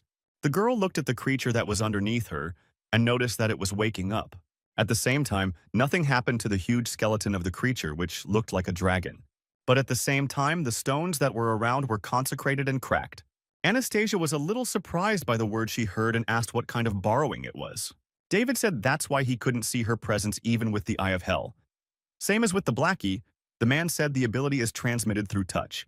The demons said it was cool and that it amazed them, and the girl asked if she could really borrow the abilities of other people. Henry asked David to give her his hand, and he asked if she could also inherit his ability. After that, he still touched the girl's hand, and she even became quite embarrassed. The guy asked her with a smile on his face if she felt anything. Anastasia was very embarrassed at that moment and noticed that she didn't feel anything. David was surprised and asked in what sense. Was her borrowing somehow selective, and he was too early to rejoice. The man turned to Sophia and asked her to give her her hand. The young girl was surprised and asked if she really had to do this, and then she touched it and asked if it was so or not. Suddenly, something strange began to happen to the heroine, and that is why the demon looked at her in surprise. She said that the girl could control her hair, just like her. The protagonist later noticed that this ability only works on demons. Anastasia's hair began to spin at the same time, just like the ability of the little girl who stood in front of her. Suddenly, the girl's face changed dramatically, and she began to lose consciousness because her pupils were dilated. The demon screamed that she had fainted again, but the interlocutor said that there was no need to worry, because she simply had a deficiency of spiritual energy. Soon Anastasia woke up and asked what had happened, because her head was spinning. Henry said that he was right, because she can only take on a demon's ability, not just one, because she can borrow multiple abilities at once. It is transmitted through touch, and the duration of use most likely depends on how much spiritual energy the girl has in reserve. The hero said that she just needs to touch. The man stated that she had passed out due to energy depletion, but by practicing futile breathing, she would be able to expand her reserve. To find out how many abilities she can use at once, and how long it would take to train non-stop, he realized that the ability was based on the fact that at first, when using the technique, she would not be able to fully master it, but over time, the ability would develop for attacks. Henry understood why he needed to cultivate the form. The hero shouted that he had had enough, and everyone misunderstood that there was no need for long speeches. Richard said that he was really smart. While the strategist continued his long speech about this ability and how he came to this conclusion, the girl felt something strange.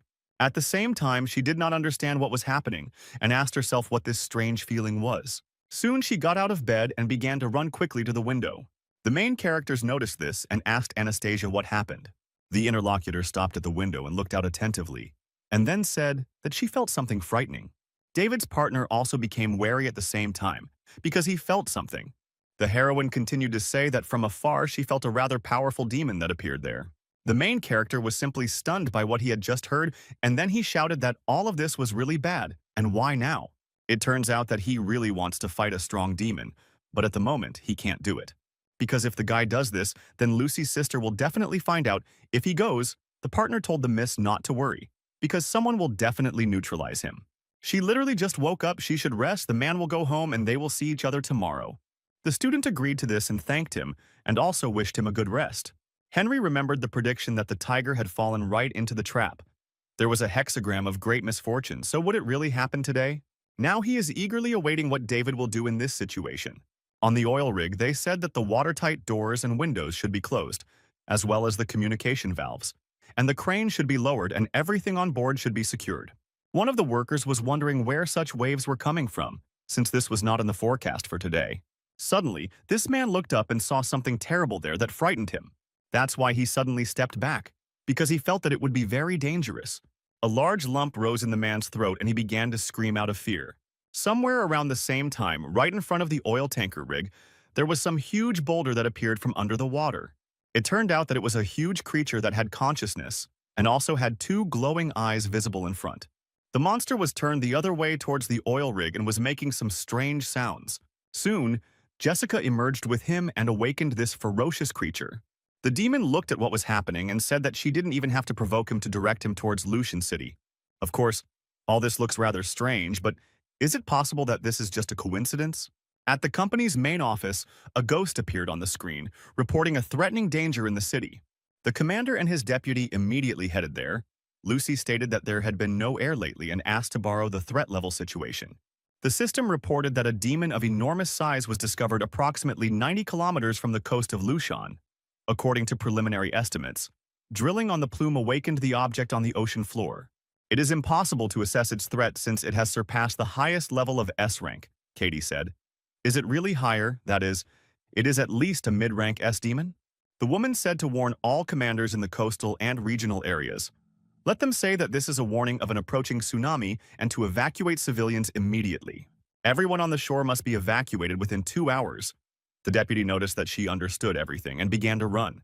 At the same time, I thought that Lucy's revenge had been awake for 3 days in a row, no matter what happened. That's why she mentally begged the woman that she had to hold out in this situation. The commander ordered to calculate the speed of the target and how long it would take to get to the city and which route it would take to get to the area. The system reported that the target speed was 45 kilometers per hour, where it would take him 7 hours and 45 minutes to reach that point. It was easier to know that even if they used A-rank officers, they were not capable of fighting on the water. He would reach the shore in 2 hours, but even 3 would not be enough to evacuate the residents. In short, it looks like they have no choice but to fight him or disarm him, so they need to ask for their help. The commander said to notify the Judicial Department of hellish punishment and have them contact the defense court. Also, the tracks should be conveyed to all of them, and they should move there immediately. The huge demonic creature continued its direction towards the city, and suddenly a portal appeared high in the sky. He was right above the huge creature, and the guards were ready to attack him.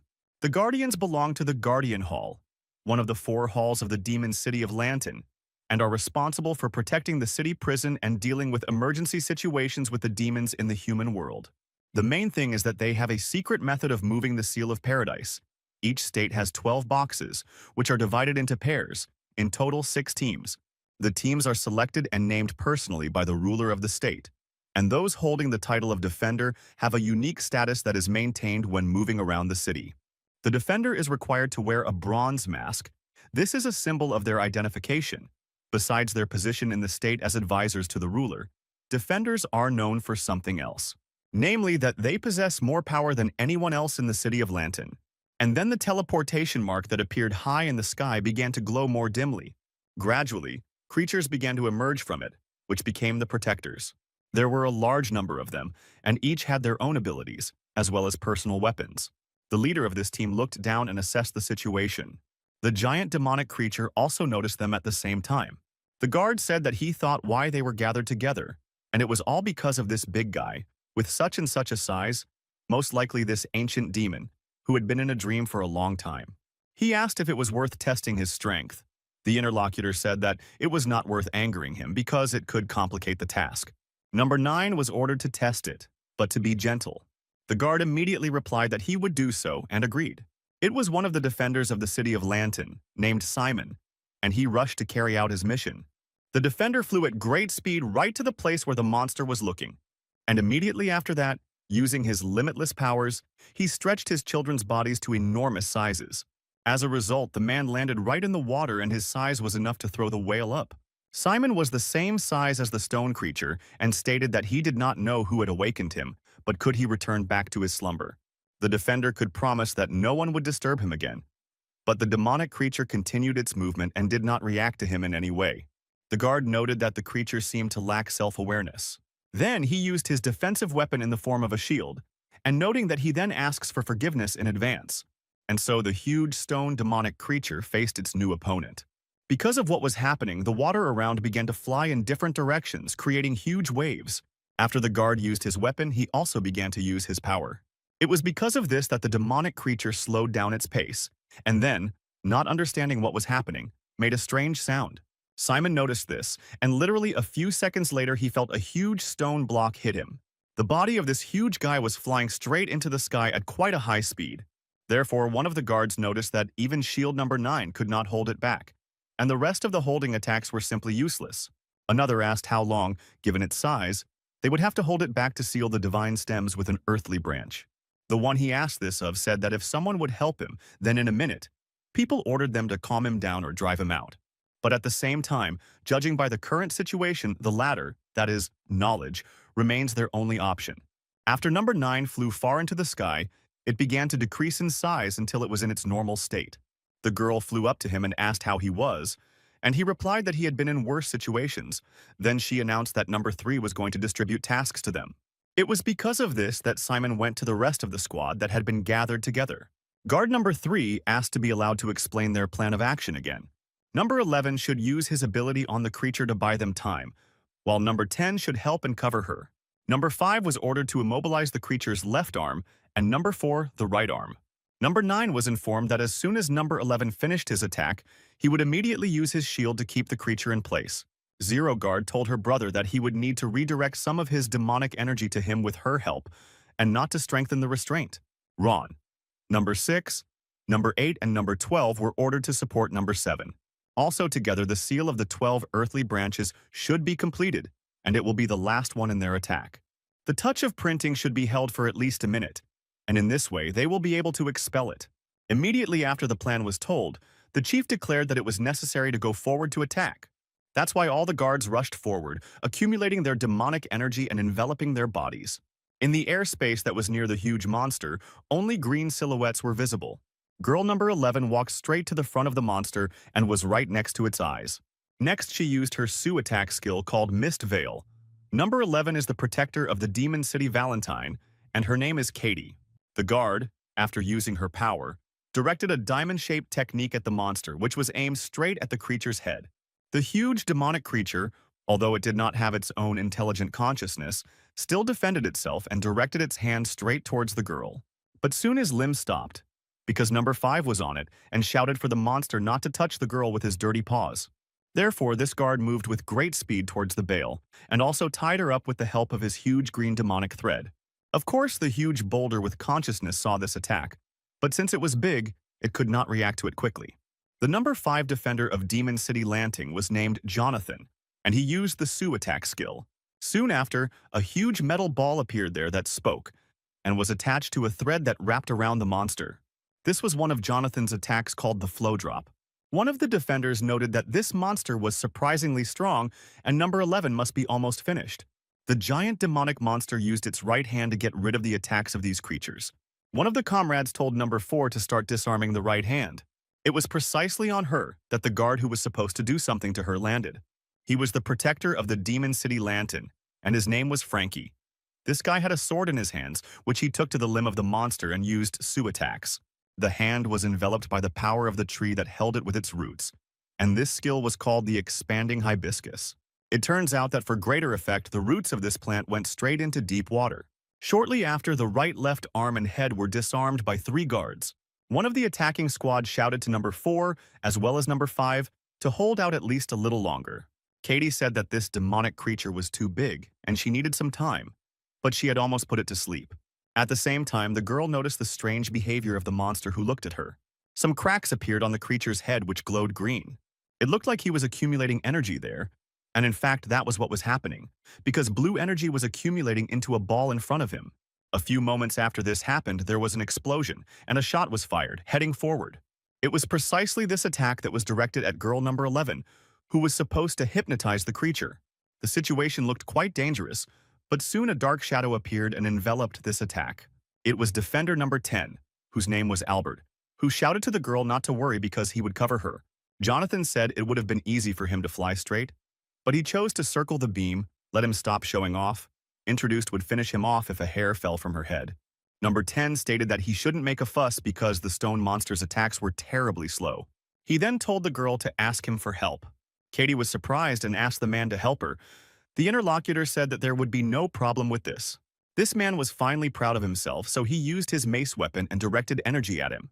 It was precisely Sue's defensive attack called Misty Shadow Escape. The girl's body was enveloped in energy that was supposed to protect her. A few seconds after the incident, the monster's beam finally reached its target and pierced it through and through. Katie, however, continued to be under the protection of her partner. So she was not injured. And thank number 10 the seal was put on, and the demon would be unconscious for 10 seconds. He said it was nothing she did the dirty work for. The huge stone demonic creature continued to stare forward for some time. Then its huge chasm, from which several eyes were visible, closed and sank down. And then it was said that it was finally number 9's turn to attack further. Simon at the same time was already right above the monster and was ready to take part in the duel. He used his defensive weapon in the form of a shield and told him that it was time to wake up. The man named his shield the Blue Ghost Tripod, and after saying these words, the object he was holding in his hands broke into a large number of pieces. All these parts became much larger and began to wrap the demonic creature in a circle. As a result, some kind of structure was formed that looked like a dome. All the parts of guard number 9's weapon finally came together and formed a sarcophagus, which hid the monster inside. The drone, which the commander could use to communicate with her subordinates, was heading to the scene. He rushed towards it with incredible speed, cutting through the space of water beneath him. The woman was worried and therefore bit her nails because of the situation that was happening. Lucy then asked how long it would take for the drone to fly to its destination. The system instantly calculated everything, and it was announced that the estimated time of arrival was about 3 minutes. The commander understood that if the guards failed to cope with this, the consequences would be irreversible. The city is too densely populated, and it is impossible to evacuate everyone in 8 hours. In addition to deaths, people learn about the existence of demons. And if all this really happens, then the human world will simply be mired in chaos. The deputy ran to the command post with incredible speed and immediately addressed Minister Lucy. The girl was quite out of breath and noticed that she had good news. A voice came from behind the front door of the direction point, asking the commander if she would allow them to enter. The woman realized who he was and immediately gave him permission to do it. Georg immediately walked inside after this and noted that he had learned from Katie what was going on, so he had an idea that could buy them at least a little time. The interlocutor asked whether he was hinting that the spiritual reality projects had been completed. The demon looked at her sadly and noted that she wasn't there yet, but would be ready within 8 hours. He's already done his job, and now the weapons company just needs to tweak some details. They should take into account the expressive size of the monster. Even if the project is completed, is close enough to the city to be noticed, he asked. Katie said the company has a person who can bring a thick fog. This could help them, because if this thick fog were redirected towards the demon, it would probably be possible to hide it from sight. The commander noticed that this could actually work and so thanked Master Georg, telling Katie that this was a high-ranking officer B, named Adam. Let her contact him right now and tell him to drop everything and head to the position in Logwan. The deputy said she will do it. But she has one question. Why didn't she order the defenders to destroy this demon if he was such a big threat? The woman asked. Didn't she notice anything strange?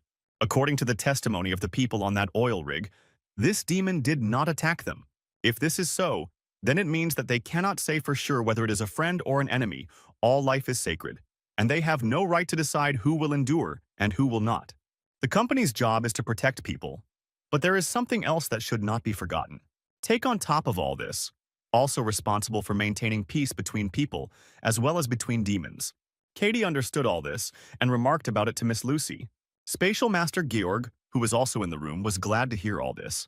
The girl then said that she would contact Adam immediately because she felt better knowing that they had a plan B. The commander looked at her subordinate and thought that if only the spiritual reality would be finished on time. They also have a plan B, and this is definitely their ace up their sleeve. After all, this same schoolboy David will certainly be happy when he finds out about him. But despite this, the woman still hopes that it will not come to this and that the defenders will be able to neutralize him. The beggarly creature continued to be in the dome created by number 9. Guard number 3 announced to his friend that it was now their turn. His interlocutor did not hesitate for a second, and therefore immediately rushed towards that monster.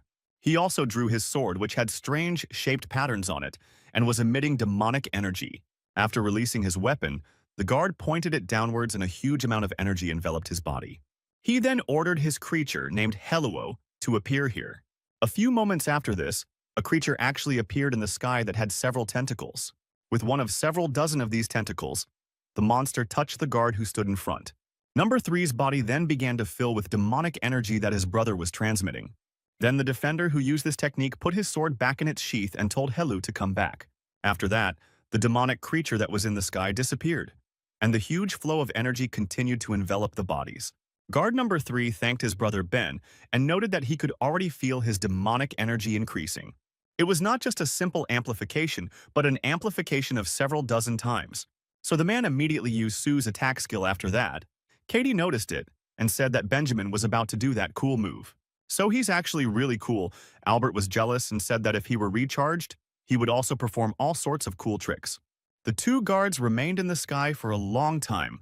Soon after, the sky began to light up with a green light and demonic energy began to emanate from it. Suddenly, something huge appeared, which looked like either an asteroid or even a meteorite. And this stone block was heading straight for the demonic creature that was hidden in the sarcophagus.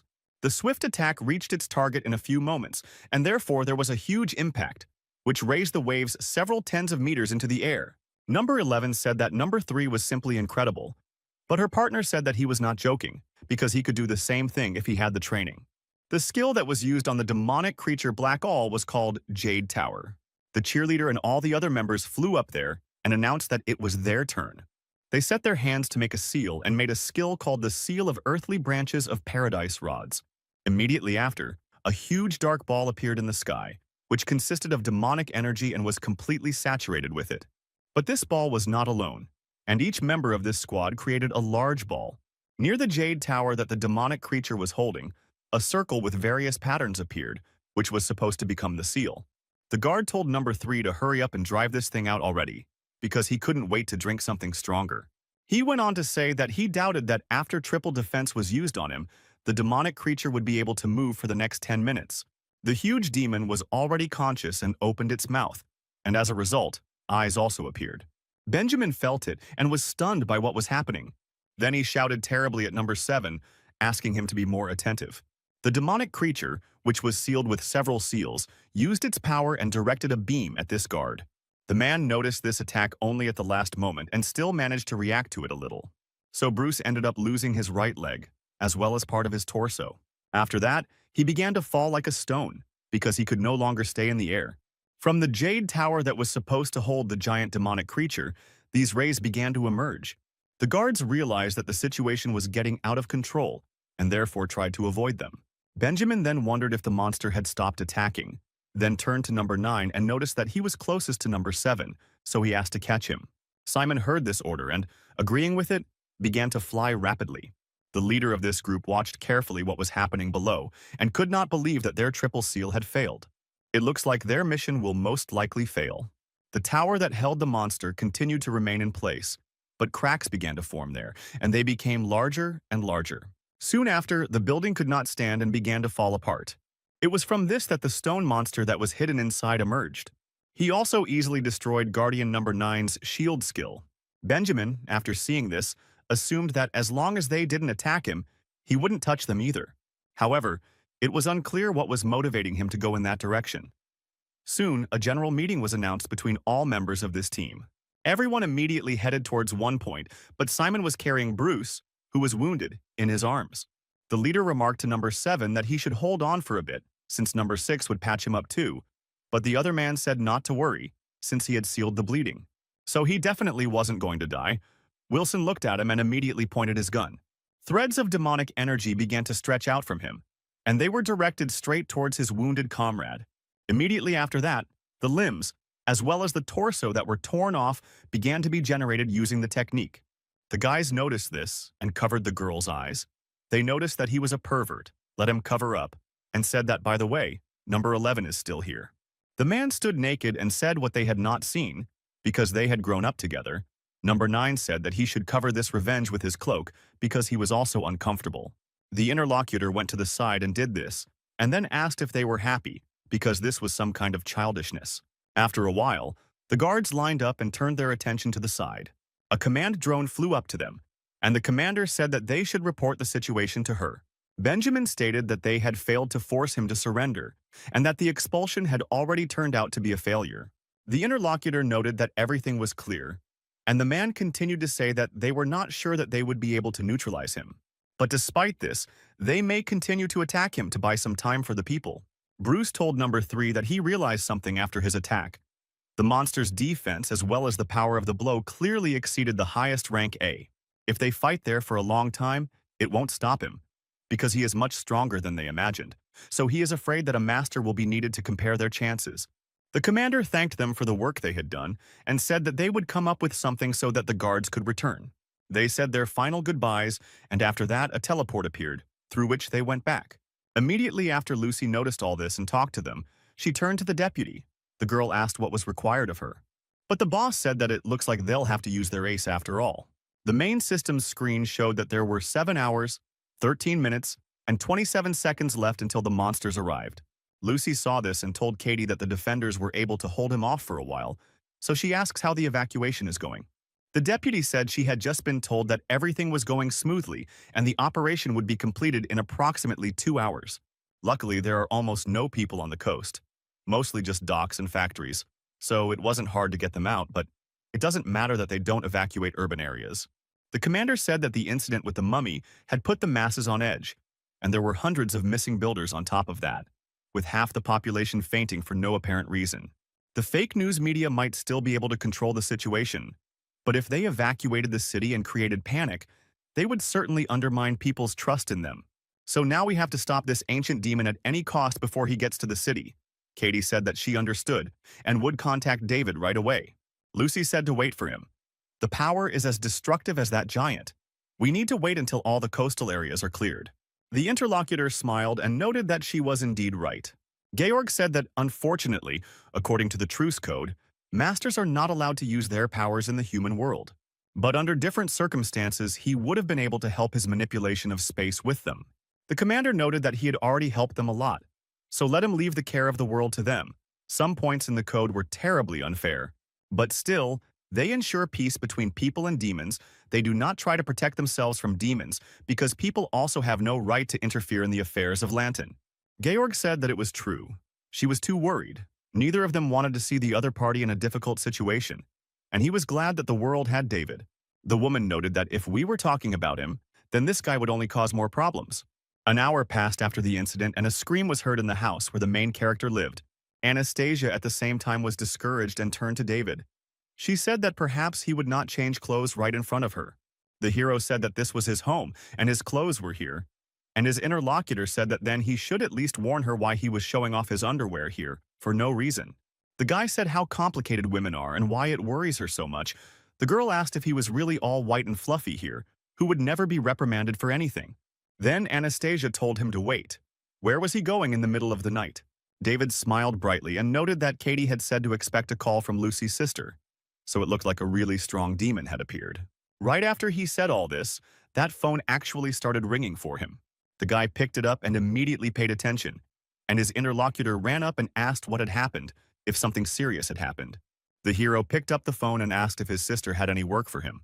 The commander said that he understood everything correctly, and also wanted to know if the mummy was still locked inside that girl. David said not to worry. After all, she is inside. The girl has learned to control spiritual energy and even knows how to use abilities. Lucy asked if she had really mastered spiritual energy in a short time. This is no longer a joke. The guy said that everything is complicated there and one should relax, but he still gives his word that the girl is completely safe. After all, he knows how risky it would be if the mummy escaped while he was on a mission. Last time, they had almost lost half of Lucian City's population, and he wouldn't joke about that. Anastasia thought she had done nothing wrong, but so many people were in danger because of her, and she was still a threat in the eyes of the company, a ghost. While the main character continued talking to his interlocutor, he noticed the girl. He saw that she was standing sad, and understood that all this was because of the previous situation. That's why he asked his sister to wait, because he would do everything, but on one condition. And he asks to allow Anastasia to participate in the state championship this year. The girl was surprised because she didn't understand what he meant. The commander was also surprised and noted that she would ask the top management and that it should not be a problem. But she would have to wait until the end of this mission. Let him bring her to meet the committee at headquarters, and then they would decide everything. David agreed and said that he would do everything. Everything would be fine if she vouched for them. Then the guy said that he had done everything and now he would go and say hello to that creature. Anastasia stopped him and asked why he had done all this. The interlocutor said that his teacher liked to repeat that one must be responsible for one's words, and he promised her.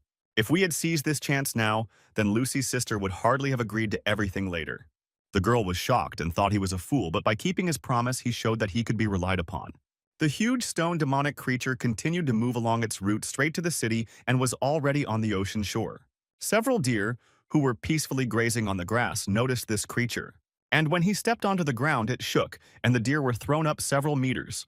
The monster continued to move and did not stop at anything, not even looking at his feet. Suddenly, this creature became, because I saw in front of me how dangerous it was. So the monster stretched out his left hand and began to create a ball using demonic energy. And from this ball, a beam of energy flew out, which was rapidly directed into the period. Despite the fact that the distance to the main character was really far, the monster noticed him.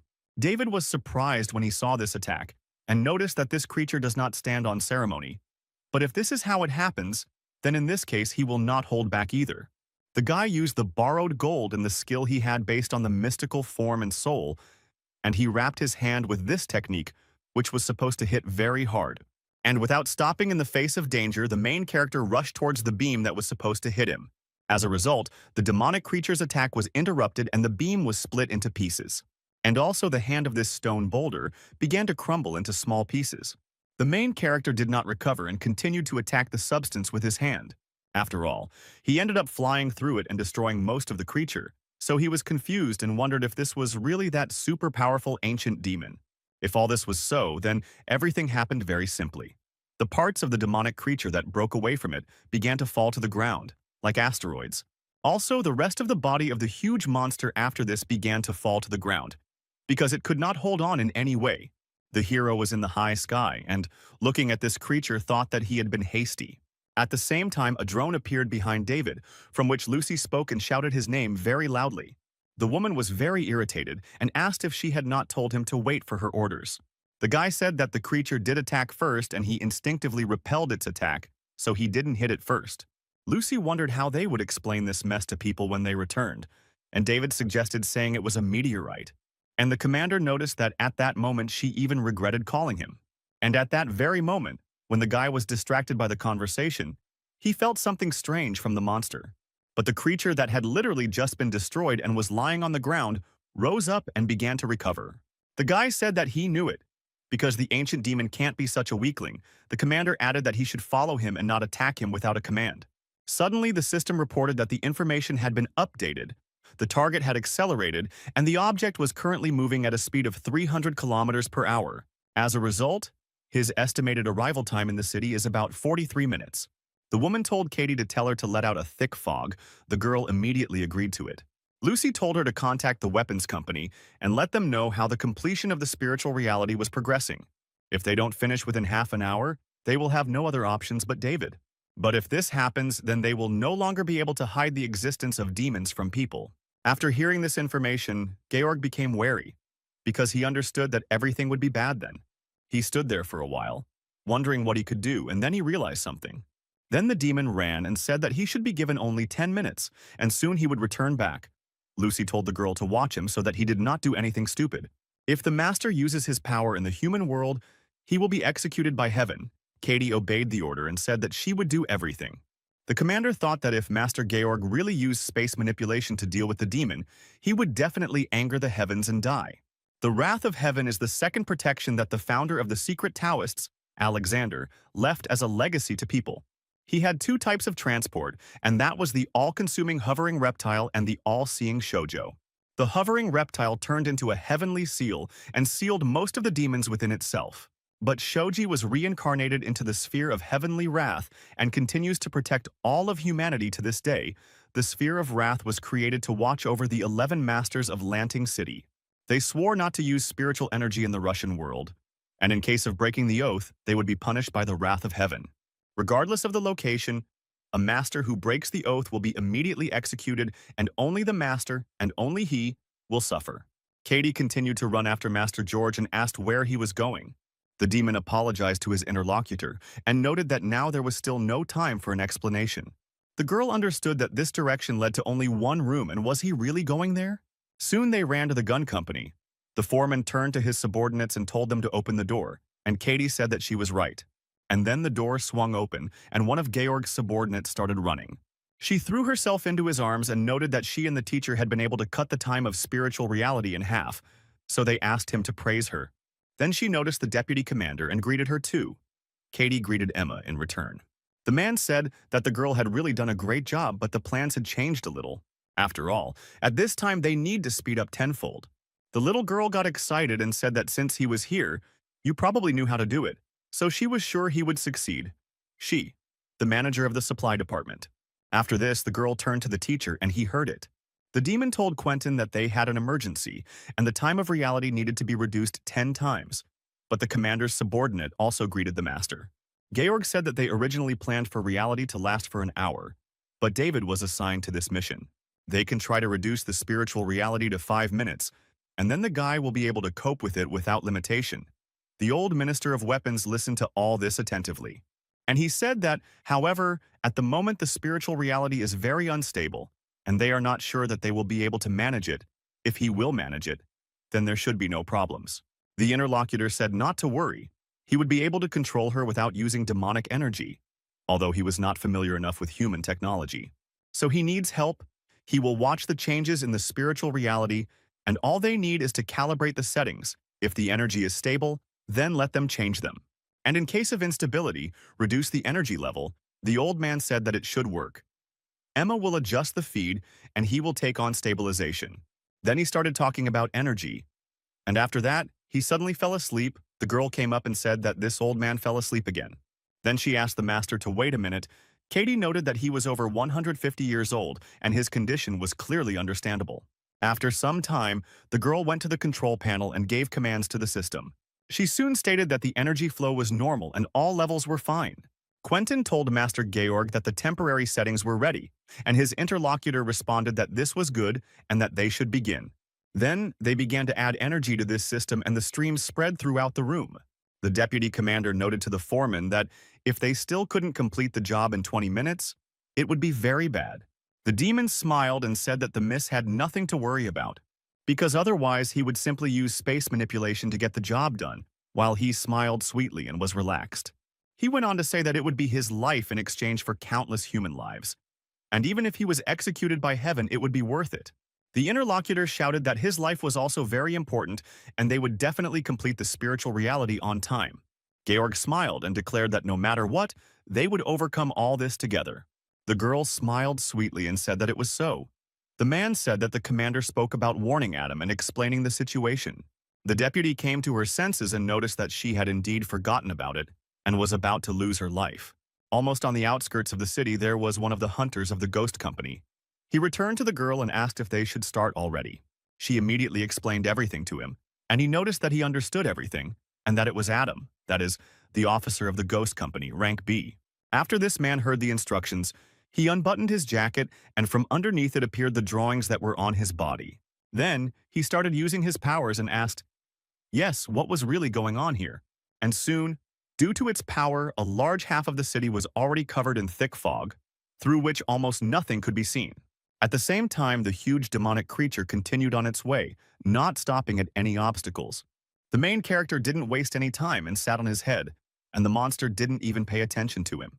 Of course, at that time David was very indignant and wondered what they were waiting for here, because he was very bored. Nashi asked if this monster had any brains at all. If we assume that it doesn't, then it can't defeat the guy. That's why it runs away from him. If this is so, then let him simply return to where he came from, and why he is heading to the city is unclear.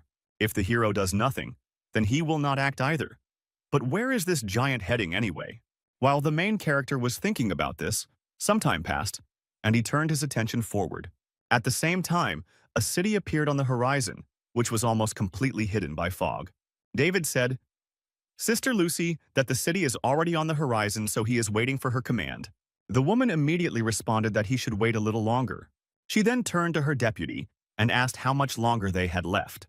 The other person didn't answer, so she kept asking Katie to answer her.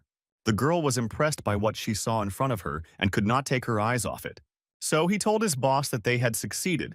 The commander said that it was great, and then he sent the drone with the project to David. Katie turned to the master and asked why he hadn't done this before, but the man noted that it was all because it was incredibly dangerous.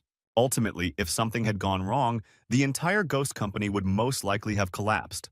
The girl noticed that he was always so careful, and he probably had a backup plan in case of some failure. He said he would use spatial technique to redirect the energy in a different direction, Katie shouted. Didn't she say that his life was also very important? David, after hearing the instructions, sat for some time waiting for that item. At the same time, the drone was carrying a cube with spiritual reality at great speed. Finally, he brought it to the main character and immediately dropped this thing into his hand. The guy caught it and asked what it was. He was told that it was a spiritual reality. Namely, the demonic device was literally just created by the weapons company. It creates a parallel space, the area of which can reach 4,000 kilometers. But to speed up the construction process, the space-time was reduced to 5 minutes. The guy's task is to eliminate the object after this time. But you can activate this very object by pressing the large button located there. The main character got inspired and said that it was cool. It was like a portable training room. That's why, without even thinking about anything else, he pressed the button and was ready to act. After this, the cube gradually began to increase in size, and the monster's head was already immersed in it. Soon this space expanded to an even greater size, and so the monster was completely submerged. But that was not all, because the parallel space continued to expand, plunging deeper and deeper even into the city. So some people have already come under its influence, but did not feel it at all. After one of the guys slowly started walking around, his body became covered in cubes. Then, as if in a matrix, parts of his face from those very fragments began to disintegrate and be transferred to another space. All this, of course, concerned not only the people who fell under its influence, but also the animals and other creatures that were there. That is why people continued to be in their same places, but at the same time the parallel universe intersected with them. This space was even visible from space. That's how huge this cube was. After the expansion was completed, the hero cheapened everything and shouted that now there were only 2 of them.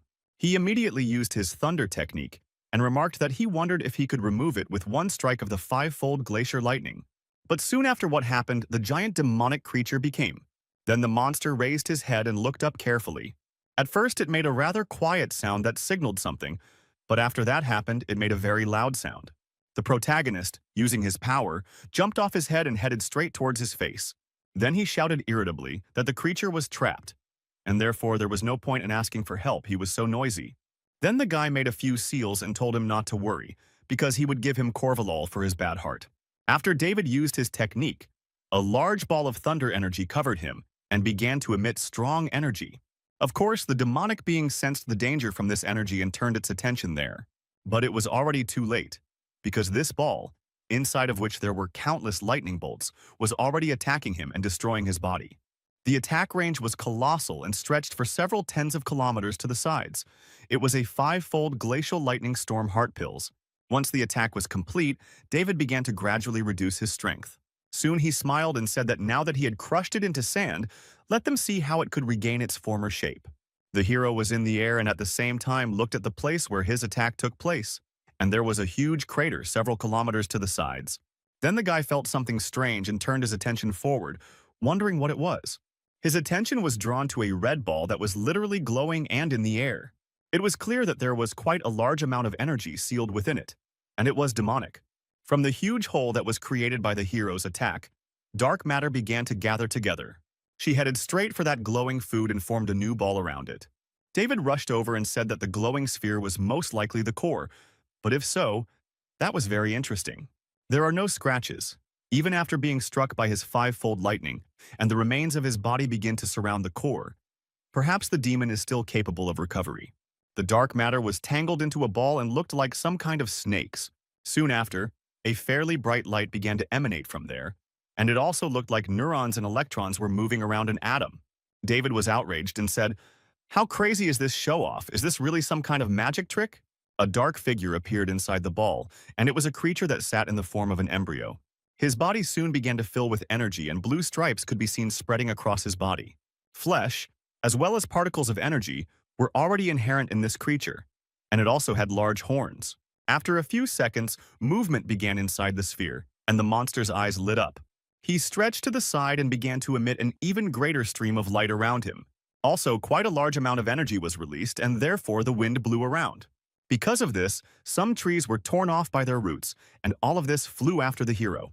David remained in place and noted that he was simply transforming, but didn't he think that was too much? Soon a being named Nicholas was born, surpassing the highest rank S. At the moment when the demon was first born, his eyes were completely empty and his consciousness was not yet in his body. Then a few fools appeared, running chaotically throughout the orbit. But soon after that, consciousness appeared and eventually the eyes became normal. The demonic creature that was in the air turned its attention to the protagonist. The guy also looked at him with a smile on his face and noticed that he liked to stall for time. But at least he didn't look like a complete weakling. The high-class demon didn't say anything and simply extended his hand, making some strange gesture.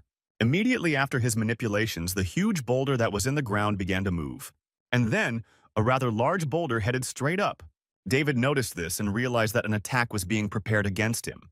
Then he smiled and said that it was cool because he could control the earth, but the creature did not stop for a second and attacked the guy. Nicholas took advantage of his opponent's distraction and attacked him directly in the stomach with his hand.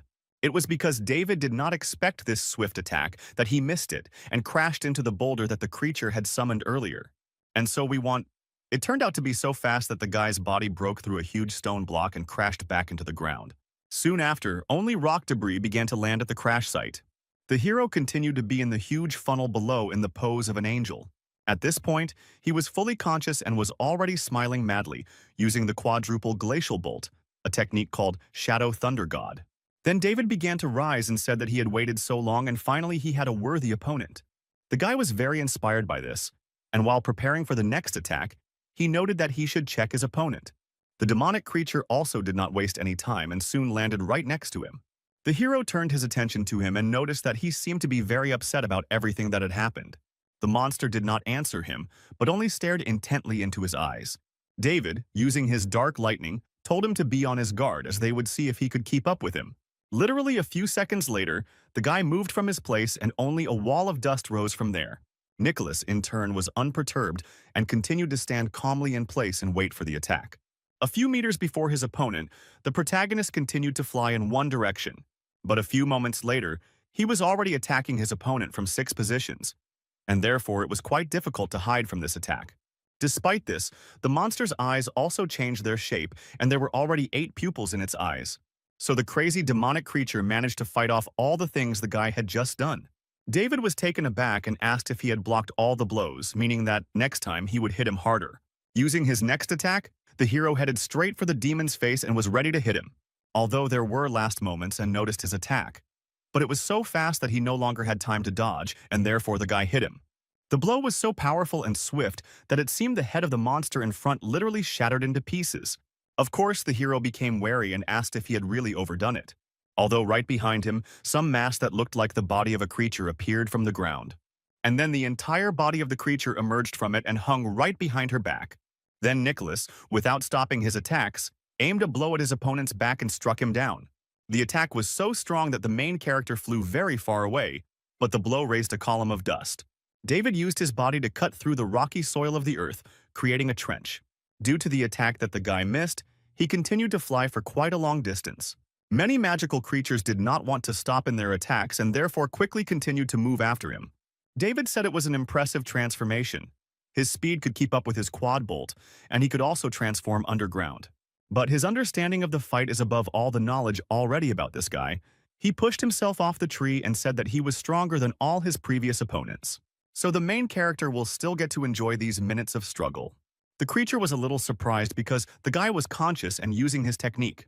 So after that, the stone fist that appeared from the ground moved to attack the guy from behind. David noticed this sneaky attack and said that he was trying to sneak up on him again. He then used his 4 glacial bolts technique and easily destroyed the arm. The demonic creature then used the same technique of attraction and then attacking with its main body. So he caught David again with this trick and attacked with his leg quite strongly. The demon then landed on the ground and began to use his power, releasing a large flow of energy. So huge tentacles emerged from the ground, and they were made of stone, like the tentacles of an octopus. David was in the sky and noticed this attack, so he asked when he would finally calm down because I hope not again. All the fingers moved upward and had already reached him, so the guy noticed them. He was a little surprised by what was happening and asked what now. This technique then gathered together into a rather large ball and enveloped the guy's body. The energy that had been emitted from the main character's body until then stopped doing so, and the creature flew away to the greatest distance and stared intently at the ball. Then Nicholas continued to manipulate the rock with his hand and clenched it into a fist, telling it to compress too. The very same ball that David was with then exploded, and a pointed polygonal star appeared. Soon, the heroes asked if this was all to make their battle more intense. Let him warn them. It turns out that he currently has a golden mantra on him, so his attacks are like tickling, which is why the main character asks him to show him more serious techniques. The demonic creature was a little surprised at first, and then began to prepare a blow with its hand. It was accumulating quite a large amount of energy there. Then Nicholas's body began to return to its axis, accelerating in radical energy. The main character used a triple glacial bolt to escape from the pointed star. Because of this, the rock that enveloped his body shattered into small particles. The guy smiled and said that it couldn't be that way, that this was all he was capable of, that he should stop holding back and attack him in earnest. After he said that, you turned your attention forward and were a little surprised. But then he smiled, because he saw a strong attack on himself and noticed that it was much cooler than that very cobblestone. The tornado, which is made up of fire and wind, is quite creative, and they will see what this attack can do. So without even dodging this attack, the hero literally hugged her when she reached him. The boy's body soon began to burn due to the fire that was there. But the worst thing about this situation was that his golden mantra began to crack. And soon after the onslaught of this unimaginable force, it completely collapsed. David realized that he was in a difficult situation, and it seemed that the golden mantra had broken. Also, due to this attack, he not only lost his defense but also his clothes, so he was completely naked. Soon the tornado changed its direction and hit the ground with great force. But when this attack hit the ground, it did not cease to exist and literally pierced the mountains, water, and all other soil. Sometime after that, the elemental attack, along with the guy at the end, reached the city, and when she transformed, the hero flew at great speed onto the roof of one of the buildings. The demonic creature did not stop pursuing him and therefore hung over this city. But when he discovered that the guy was still moving, he was still stunned. David stood up and said that this attack was not bad, and now he does not have the golden mantra on him. But despite this, the golden mantra is only a shell. His skin and bones are made of golden runes, so it's a pity that the creature still hasn't managed to harm him. By the way, these runes are 3 times stronger than the golden mantra. He has no idea how it can recognize human speech. However, if this is all he has in his arsenal, then the guys will now have to call it a day. Nicholas got quite angry when he heard all these words. That's why he was preparing for his next attack, and a large amount of energy was being generated on his chest where his core was. It was accumulating into a dark demonic energy that seemed destined to erupt. And indeed, behind all this there was a massive attack from a beam that looked like fire. The main character noticed the massive amount of this attack and noticed that it looked quite powerful. He didn't even try to dodge it, and the attack hit its target, then destroyed half the city as if it were a nuclear explosion. There was even a fairly bright flash, and there were several circles in the sky that resembled a mushroom. The building really did start to collapse instantly, and it was like a nuclear bombing. The soil that was subjected to this attack was literally reduced to dust, ground down to atoms. A few moments later, it all ended, and a huge crater formed in that place. The creature continued to be in the same place in the sky, and steam could be seen coming from it. Nicholas also began to breathe quite heavily, which was not typical for him before he attacked. The protagonist emerged from the vortex and said that the creature had used up almost all of its demonic energy along the way, so he got what he wanted and would put an end to it. The demon was literally taken aback by what was happening, because he did not expect the guy to survive. David said he couldn't remove it with a quadruple bolt, but he would destroy the unfinished structure if he swung at it with sextuple or septuple bolts. When the creature shrank, it became stronger and more cunning, since it was able to deal with a 4-fold bolt, and he was not even sure if he could defeat it in 5 minutes. But soon the idea came up to pretend that he was on equal terms with him, while forcing the monster to spend all his demonic energy. And all this was done so that it would be as easy as pie to remove it. Even though it's a bit weird to fight him naked, he's worried that he might have an ace up his sleeve, so he might as well transform. Then the guy stretched out his hands in different directions and literally snapped them, and said the name of the spell, Borrowed Gold. Huge streams of spiritual energy, which extended from different sides, headed straight towards the guy's body. The creature felt this force, which even passed through him. He also became wary and surprised by what was happening right in front of him. Nicholas knew perfectly well that he shouldn't let the guy finish his transformation, because then he would definitely be in danger. That's why he immediately began to accumulate the residual demonic energy and prepare for the attack. David noticed her and said how rude it was, since he had waited patiently during his transformation. The first thing that appeared on his fingers was gold, and now they looked like claws. So the protagonist clenched his fist and pointed towards the demon's limb. It was because of this that their limbs dueled with each other, but the monster's hand was shattered into pieces as a result. The demonic creature was shocked by this, seeing his hand shatter into tiny pieces of flesh. Of course, David's body at the same time did not stop its transformation, and he became covered in golden armor. The transformation began to accelerate more and more over time, and so his body was already completely transformed from the neck down. Finally, his head had completed its transformation, so the perfect shape was ready. It was a seal suppression technique called Borrowed Gold and the form of golden rune armor, the guy said, as he, because he is waiting for a sigh of admiration.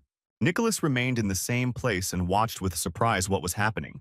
At the same time, from his expression, it was clear that he was discouraged and also perhaps a little scared. So, realizing the danger that came from the main character, he rushed to run away from the battlefield. The hero noticed this with surprise and stated that it seems in human form his body parts do not regenerate as quickly as in stone form. The earth is his safe zone, so this is a very smart decision for this creature. Yes, but they only have a limited amount of time for these games, so it's time to end all this carnage. The demonic creature began to run away from him at great speed, and the hero also caught up with it. Nicholas tried to get to the ground as quickly as possible for Togo to replenish his strength. And soon after this, the creature flies over the ground and touches it literally with the tip of its fingers. David noticed this and asked what he had just drawn on the ground. The very same affected limb of the creature that was torn off began to heal. Soon after, regeneration actually occurred and the limb appeared on its own. The hero was surprised and thought that his hand was in place. But was it just from touching the ground? If so, then this is actually a huge problem.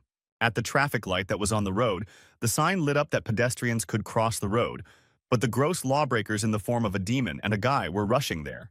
Soon Nicholas pushed off the ground and turned his back in the other direction so that he could face the guy. David noticed him and asked why he stopped. The demonic creature's body began to glow differently than before, and he too began to transform. The pupils, as well as the rest of his flesh, were also transformed, and it was as if he had become stone. The moment the creature touched the ground, he had accumulated energy and was therefore ready to attack. The hero knew that he was using the accumulated energy of the core in his body. Everything is clear here. This is his final form. So the creature at this moment gives it its all and attacks its opponent with incredible force. The guy easily dodged the head-on attack that the demon proposed. Then he saw that his opponent had flown down and asked what the hell was going on. Was he running away after missing? Nicholas, however, headed straight in the direction of his attack and literally dove into the ground as if into water. David was surprised when he saw this and asked if he was burying himself in the ground. Although the creature simply emerged from the building that was on the right side, then the monster decided to take advantage of the element of surprise and therefore rushed to attack. The main character used his turn, but was able to dodge it at the last moment. The creature disappeared again, and the hero became angry and asked if it was not enough for him. Shortly after, the demon appeared from below and again tried to take advantage of the element of surprise in his attack. David missed this attack and received a rather strong blow to the head. Two rather enormous forces, which both opponents exuded, soon clashed in the sky above the city. The hero said that the demon had already used up most of his demonic energy and therefore was not so fast. Using his abilities to pass through the building's ground to make it difficult for him to determine his location is a very clever idea. But it seems he overestimated his final form and his attacks are useless and his actions are so easy to predict. Then David used the Eye of the Underworld. There he saw how the creature was being fed on a strange trajectory, moving along the walls. The next attack was definitely going to be from the right, and that's why the heroes recognized her. As the demon approached, the hero extended his hand towards him in order to attack. After this, there was a collision between them, and the creature felt quite a strong blow. Because of this, part of the monster flew off, and the body itself sharply moved upward. All this was done because the hero understood that the demon should not be allowed near the soil or it would recover. The creature flew in the sky for a long time and suddenly noticed that the guy suddenly appeared next to it. David wasted no time, as there was a limited amount of it, so he headed after the creature and attacked it. Nicholas blocked in hopes of defending himself from this swift attack. But his body could not withstand the pressure and flew down at quite a high speed. The main character said that he put all his strength into that blow, but only broke one rib, and he in turn took it very well. Apparently, the monster's final form is actually pretty good, but unfortunately, the guy doesn't have time to continue their fight. David immediately after that, he began to fold seals or use the borrowed gold skill that he wrapped around his body. This skill was called Fists of Initial Armor, and two huge fists appeared in the sky. David told the demon that he was good, because this was the first time he had had so much fun since leaving the mountains. But despite this, the clock is ticking, and whether the creature will live or not depends only on fate. Nicholas noticed one of the huge limbs moving towards him at great speed. Immediately after this attack, the creature's body was quickly pressed to the ground, and a huge explosion occurred. But despite everything, they stopped, and his fists simply began to continue to strike straight towards the ground. The attack was quite massive and also prolonged, and the creature's chances of survival were becoming less and less. The soil, which was located within a radius of several kilometers, began to collapse due to the constant impacts on it. Over time, however, things continued as usual, and the dome, which was created by spatial technology, began to gradually disappear. The commander noticed this on the screen and said that the time of the spiritual reality had come to an end, so David's coordinates should be determined. The company's drone immediately went to search for the man. The main characters approached their opponent and noticed that he was still breathing. Did he really use the remnants of demonic energy to stay alive? But even if he uses the earth, you will not be able to return to your original form. The demonic creature's hand continued to tremble and it crawled forward, but soon it sank down. The creature fell to the ground and lay there for a few seconds, but soon began to continue its movements. David noticed this strange behavior and asked if he was really crawling towards the city, despite his condition. But why was he so eager to go there? The company's drone reported after some time that a suspicious life form had been detected. The commander shouted for David to answer where he got this armor and why he had long hair, and also whether this was the same ancient demon. If so, then let her not take her eyes off him until he disappears weakly, and she will immediately call the defenders, and he will be banished to the third world. The guy didn't answer, so the woman yelled at him and asked if he could hear. The monster continued to move and made a strange sound. The hero turned to his sister Lucy and told her not to call the defenders yet. Where he is in no condition to fight, and so now is the perfect time. Right now, he needed to clarify something, so David sat down next to him and sealed the lawsuit. He used a skill called trans, following someone else's path.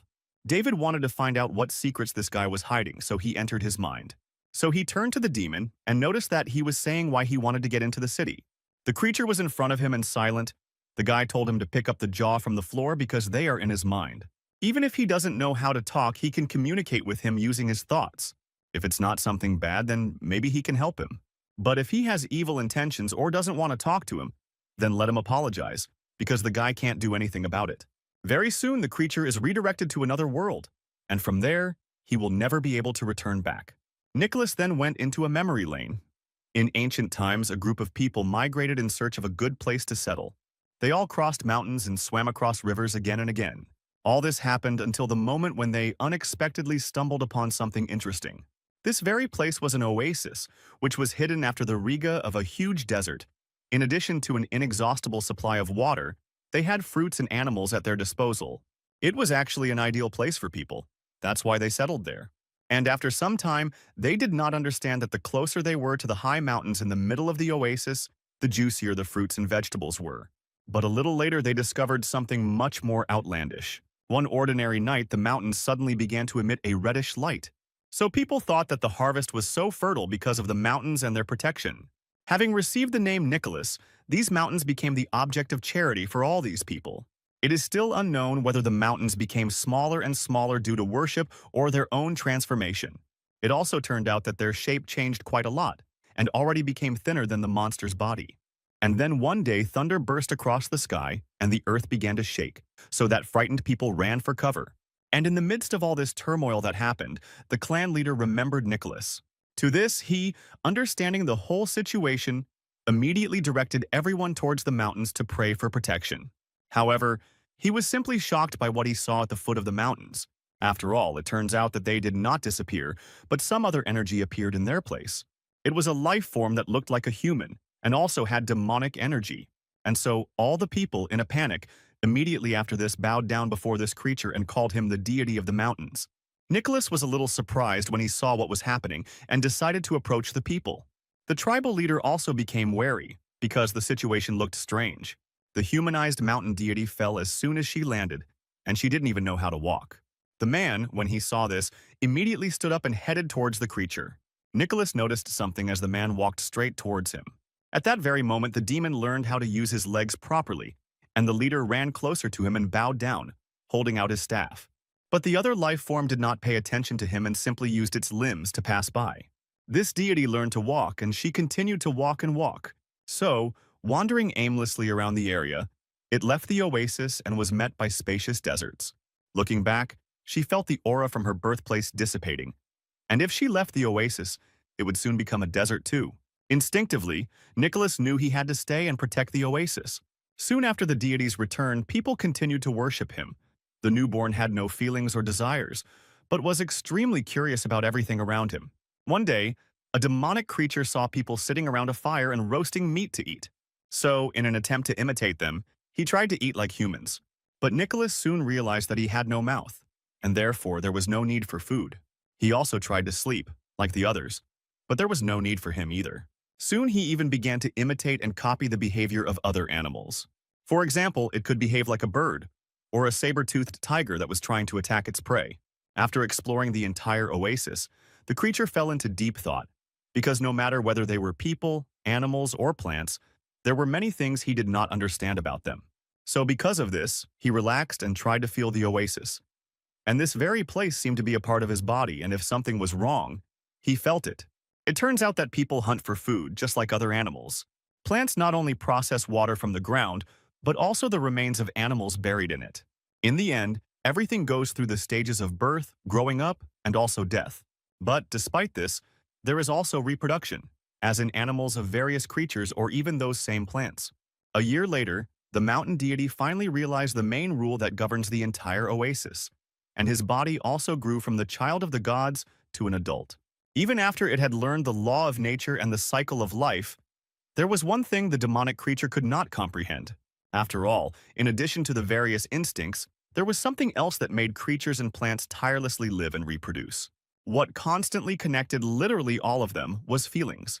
These feelings had no physical form, but they were in all living organisms. The mountain deity could not project the same. In complete solitude, unknown feelings began to grow within him, and he could not know what this feeling was. It was what they call loneliness. Nicholas continued to wander tirelessly around the oasis, trying to figure himself out. Having experienced loneliness, the mountain deity realized that all the creatures around him had relatives, but there was no one of the same species as himself. So there was only him in this world, so the demon gathered some of his body's energy into his tail. After the creature did this, it immediately tore it off and threw it aside. Because of the demonic energy that was in this limb, the tail did not collapse, but a new life form began to emerge. So the mountain deity created another creature of its kind, and people named her the mountain spirit Yu. The mountain deity did not have human emotions when he saw another creature of his kind, and the loneliness in his heart still did not go away. The female specimen, which had literally just been created, tried to stand up, but fell, just like her fellow before. Seeing that this creature could not yet walk, Nicholas immediately approached her, and after that he tried to help her get to her feet. The spirit of Yu saw this and extended her hand for the creature to help her. It was from that day on that other feelings began to develop between him and the mountain spirit.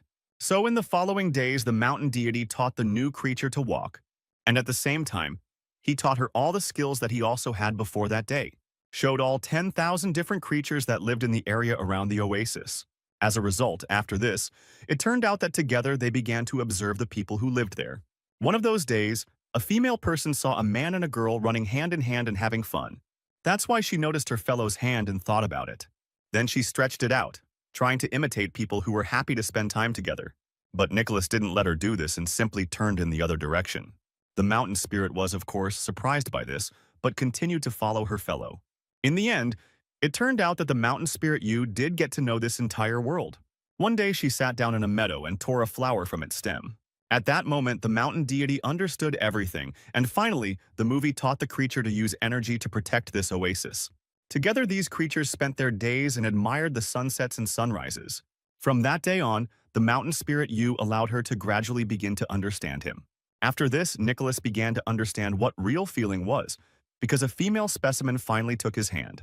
So they never separated and lived for more than 100 years, but the happy times did not last long. Due to climate change, the desert became even hotter, and this gradually affected the situation in the oasis. The riverbed dried up, the plants withered, and it became impossible for the 10,000 living creatures of the oasis to survive. In order to protect this, the mountain deity used all the energy and the dried plants turned green again as before. But this could not last long, because the water source in the oasis had long since dried up. Mountain spirit Yu realized this. She felt how hard it was for the mountain deity and thought about how they had protected the living beings of the oasis for over 100 years. This is how the female made her decision. Although the existence was able to talk, but at that moment the mountain deity could, of course, feel. It was that very moment when the mountain spirit said goodbye to him. Nicholas's feelings flared up at that moment more than they had been before, and he rushed towards his beloved. But despite this, the process was already irreversible and a large amount of energy began to be released from Yu's body. As a result, it turned out that she gave all the energy of her body without a trace to this entire place. The energy then rushed into the clouds and transformed them into a black cloud. Immediately, a heavy rain began to pour down, which contained energy and downpour, and it lasted for almost 3 days and 3 nights. Not only did all the plants in the oasis regain their vitality, but the springs also returned, which was enough to overcome the dry period. Unfortunately, the mountain deity had been cultivating for over 10,000 years and was able to gain a human form, and the mountain spirit was just its transformed tail. In the end, for her to spend so much energy was tantamount to killing herself. But she did not regret it, because in the end, she protected this oasis, which was the contentment of the city, the rose of life. And in the last minutes of her existence, he howled next to her. Death for the mountain deity was part of the natural and inevitable order of things. During his life, he had seen many deaths of living beings of the oasis. The creature did not know why, but the way the mountain spirit turned into stone before his eyes had a special meaning for him. Even if she didn't really die and there was still one last drop of energy in her body. But it was precisely all this that made the mountain deity experience a feeling that was previously unknown to him. It was a strong, heart-rending pain, like a huge insect gnawing its way out of his body and squeezing his throat, not allowing him to breathe. Because the mountain spirit Yu had turned to stone, the deity felt lonely. Only now did he finally understand the true meaning of feelings. It consists of not demanding anything and being there, just as he demands nothing in return from this oasis, silently protecting it and valuing it more than life. Although the mountain deity knew that the mountain spirit still had one last drop of energy left, it could no longer take on its former form. And even in spite of this, he still made a decision, and the core that was in his chest began to rise up. In order to continue to protect the oasis and to continue the life of the mountain spirit, he sacrificed his own body. Nicholas surrounded his beloved Yu with his own body. As a result of all this, it turned into a huge mountain. A fairly large mass of rock began to form with thawed rock. It all turned out to be a rather large demonic creature, which is what David saw when he fought with it. The demon had a rule that he protects the oasis and also protects the mountain spirit. As a result, it turned out that 2 large mountains were formed, which were connected together. The people living in the oasis captured them and began to pass this story on from generation to generation. The descendants invented writing, and to perpetuate the memory of them, they erected a stele at the foot of the mountain and wrote on it Mount Nicholas. Times have changed. Humanity has begun to develop very quickly, and now contemporaries have long forgotten about them. People discovered that there were mineral deposits in the Nicholas area and began industrial mining. And the heart of the mountain deity, taken for a useless stone, was thrown deep into the sea. And then all this happened, and the main character stood there, discouraged. David then noted that the monsters were essentially monsters, and he himself did not know why he woke up. But this means that his goal was not the city at all, but he was looking for his relative, although he should wait, because there was also a huge mountain in the oasis. If the guy remembers correctly, then there is a fairly large mountain outside the city to the east. His goal is outside the city to the east, and he was simply passing through the city on his way to it. So if the creature could talk and immediately explained, then he wouldn't beat him half to death. And doesn't he know how to become small? His speed is incredibly fast and he would have flown straight there. The guy assumes that he did not stop small in order to conserve energy. David now knows that he is a good spirit and made a mistake by beating him. Now everything is clear, and words cannot fix the matter, but why not do something? He will take him with him to a huge mountain and guarantee that from now on, no one will bother him anymore. The drone, using its metal limb, tried to reach him. Lucy did so and asked David why he passed out. Soon the guy finally came to his senses from the demon's consciousness. The commander saw the serious face of her subordinate and asked what he was planning. The protagonist lifted the demonic creature and helped it walk. He then said that his target was Belus, not the city, and his interlocutor asked what he meant. The boy didn't answer and jumped up and told the creature to hold on, because he would take him with him. The command drone was communicating with them and asking the guy where he was heading. David told his sister that the demon wouldn't last long. There was no time to explain, and he could only tell along the way his goal was not the city anyway, and he was looking for his relative. The city simply happened to be in his path, and he poses no threat to humanity. The commander told him to simply tell her what he had found out. David talked about this for a whole 5 minutes and noted that this is what it all boiled down to. The commander said that, based on this information, many questions were resolved. It turns out that he would not have harmed those drilling platform workers and would not have attacked if the night watchman had attacked her. Then she ordered David to first go to the location of his target, and if his relative was really found there, then they would not cordon off that area. Katie was worried and hoped that this ancient spirit would be able to see his relative, because she already felt so sorry for him. Then she turned her attention to the master and Georg, who was crying and saying that he had sacrificed his body to protect another. He slept for more than 10,000 years, and when he woke up, the first thing he did was go look for him. He has such pure feelings, and how much he had to go through. The girl asked the ninth master not to tell the veteran to pay too. They should pray so that he could meet his relative, and that's okay.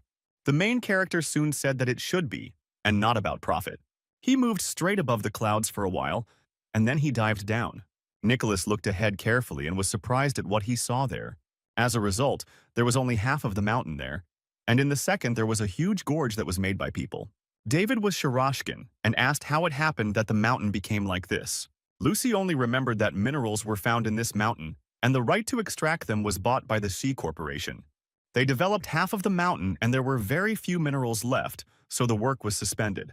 The girl hopes that when the ancient spirit sees what it looks like now, he will not get angry and decide to take revenge on people. Together with the demonic creature, the main character is found to have fallen down. Then he said what they wanted. They dug up half the mountain. He can probably feel whether his relative is still alive.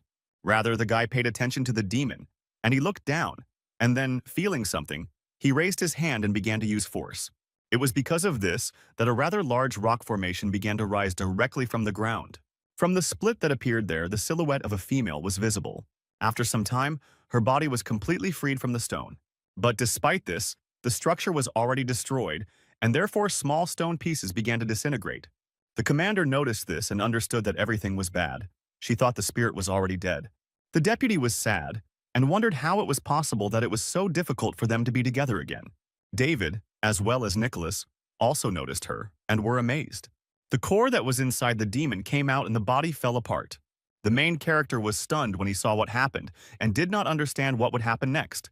David looked at the scene that unfolded before him and was perplexed. It turns out that there were such pure feelings between them. And in the end, what was it? Blood ties, friendship, or love? The commander asked the guy what kind of ball it was, because he wasn't thinking of becoming a huge monster to take revenge on people. The hero said not to worry, because this is not true at all. Although the body of his relatives fell apart into pieces, but the energy already exists in the mountain. So the guy thinks she has long since merged with the mountain itself. David then used his eye of hell and looked at the ball and saw huge streams of energy. He thought that the creature had turned out to be a truly respectable opponent, and from then on no humans would bother them.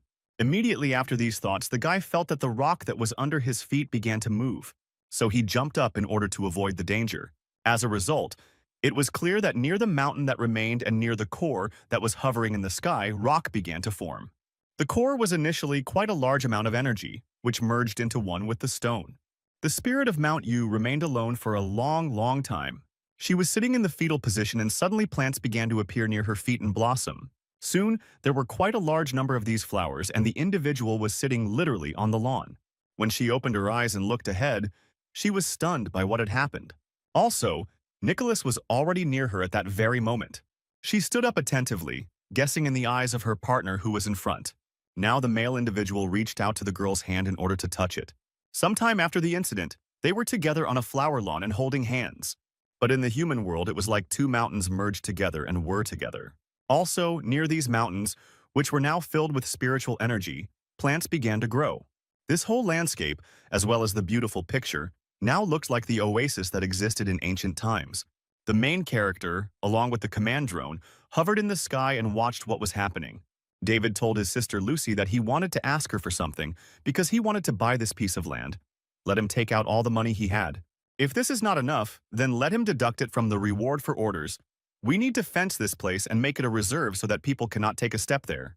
The woman said not to worry, because she had the same plans. They still hadn't fully investigated the unauthorized experiments with energy conducted by Hayes Air. So they will not dare to object to handing over the land for the establishment of a reserve, and besides, people should maintain utmost respect for the mountain deities. David said that he hoped that it would be so, and remarked to his sister Lucy that he was leaving the rest to her, and he himself was returning back. The woman told the deputy to contact Kwanhee Corporation as soon as possible. The girl did not answer her because of this, and she tried to get through to her when suddenly Keat came to consciousness. The commander asked if she was okay. The interlocutor apologized and noted that she had just been thinking a little, because the place she was defending had been destroyed by people, and a relative was killed. And he, without complaint and without anger, would have sacrificed his freedom to continue to defend this place. After sleeping for 10,000 years, he was finally able to see his kinsman, but even his body had long since disappeared. For the girl, such an outcome would have been too cruel. The deity, as well as the mountain spirit, did not seek either glory or disadvantage, and people used that place for their own needs and did not know the measure. Because of this, Katie felt very ashamed that she was born human. George came up and addressed Miss Katie, saying that people distinguish between good and evil, and demons too. They also spend their powers to maintain balance between people, as well as demons. This result, in his opinion, is not at all cruel, no matter whether he has the freedom to take human form. If this place, as before, will prosper. For them, whether in life or after death, being together is already real happiness, especially since they both still retained some energy. Then, he quietly said that he wanted them to cherish each other and live happily ever after.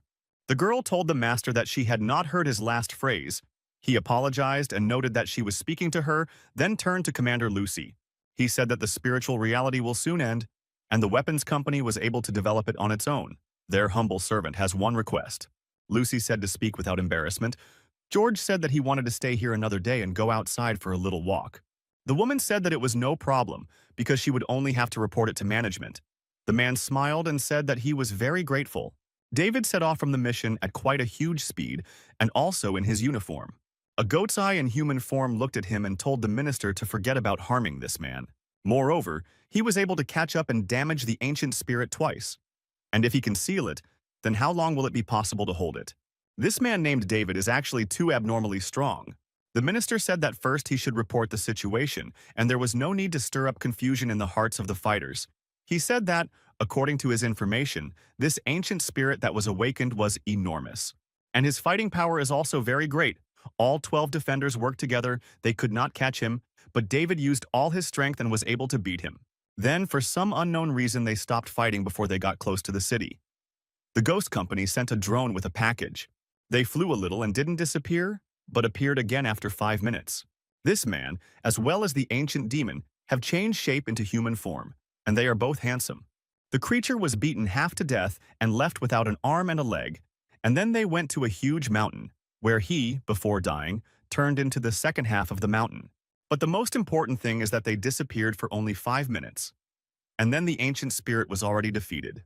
But the worst thing about this whole situation is that this man named David was not harmed at all. All members of the organization listened attentively to what they were told.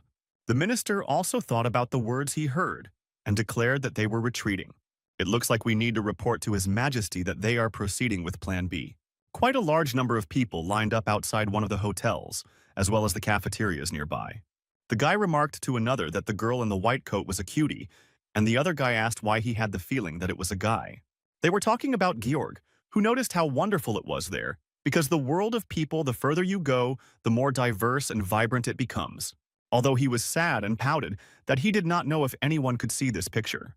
As they thought, before now people do not like such ancient, simple places in the boondocks. Although, of course, it's even better this way, because it's much calmer and quieter there.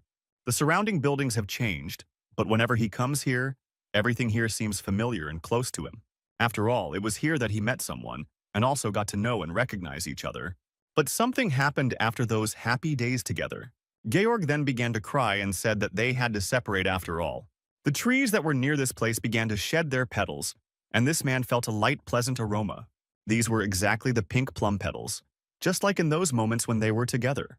Because of this picture and the memories of old times, Georg began to remember.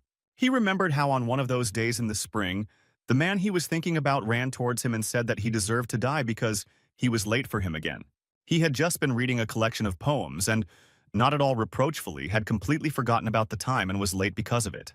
The interlocutor did not answer him, and so he asked if he was angry with him. But he smiled and said, "How can this be? The season when the plum blossoms fall is so short, and in the end he simply cannot take his eyes off this process." At the same time, they were together on the bridge that connected the two banks passing through the river. Georg said that if he had stayed any longer, he was afraid he would not have seen this beautiful view. But his interlocutor said that it was not scary, because what could be more beautiful than this? The boy became embarrassed and said that he shouldn't say such embarrassing words in a public place. But the man said that he shouldn't care too much about other people's opinions. It turns out that flowers do not bloom to be picked and admired. By the way, today he read one poem, and really wants to tell it. Georg asked what kind of poem it was. He said that he wants them to know each other and value each other. They lived happily ever after, because only if the mountains became level with the sea, the rivers dried up, and a thunderstorm occurred in the winter, snow fell in the summer, and the sky fell to the ground, would they be separated.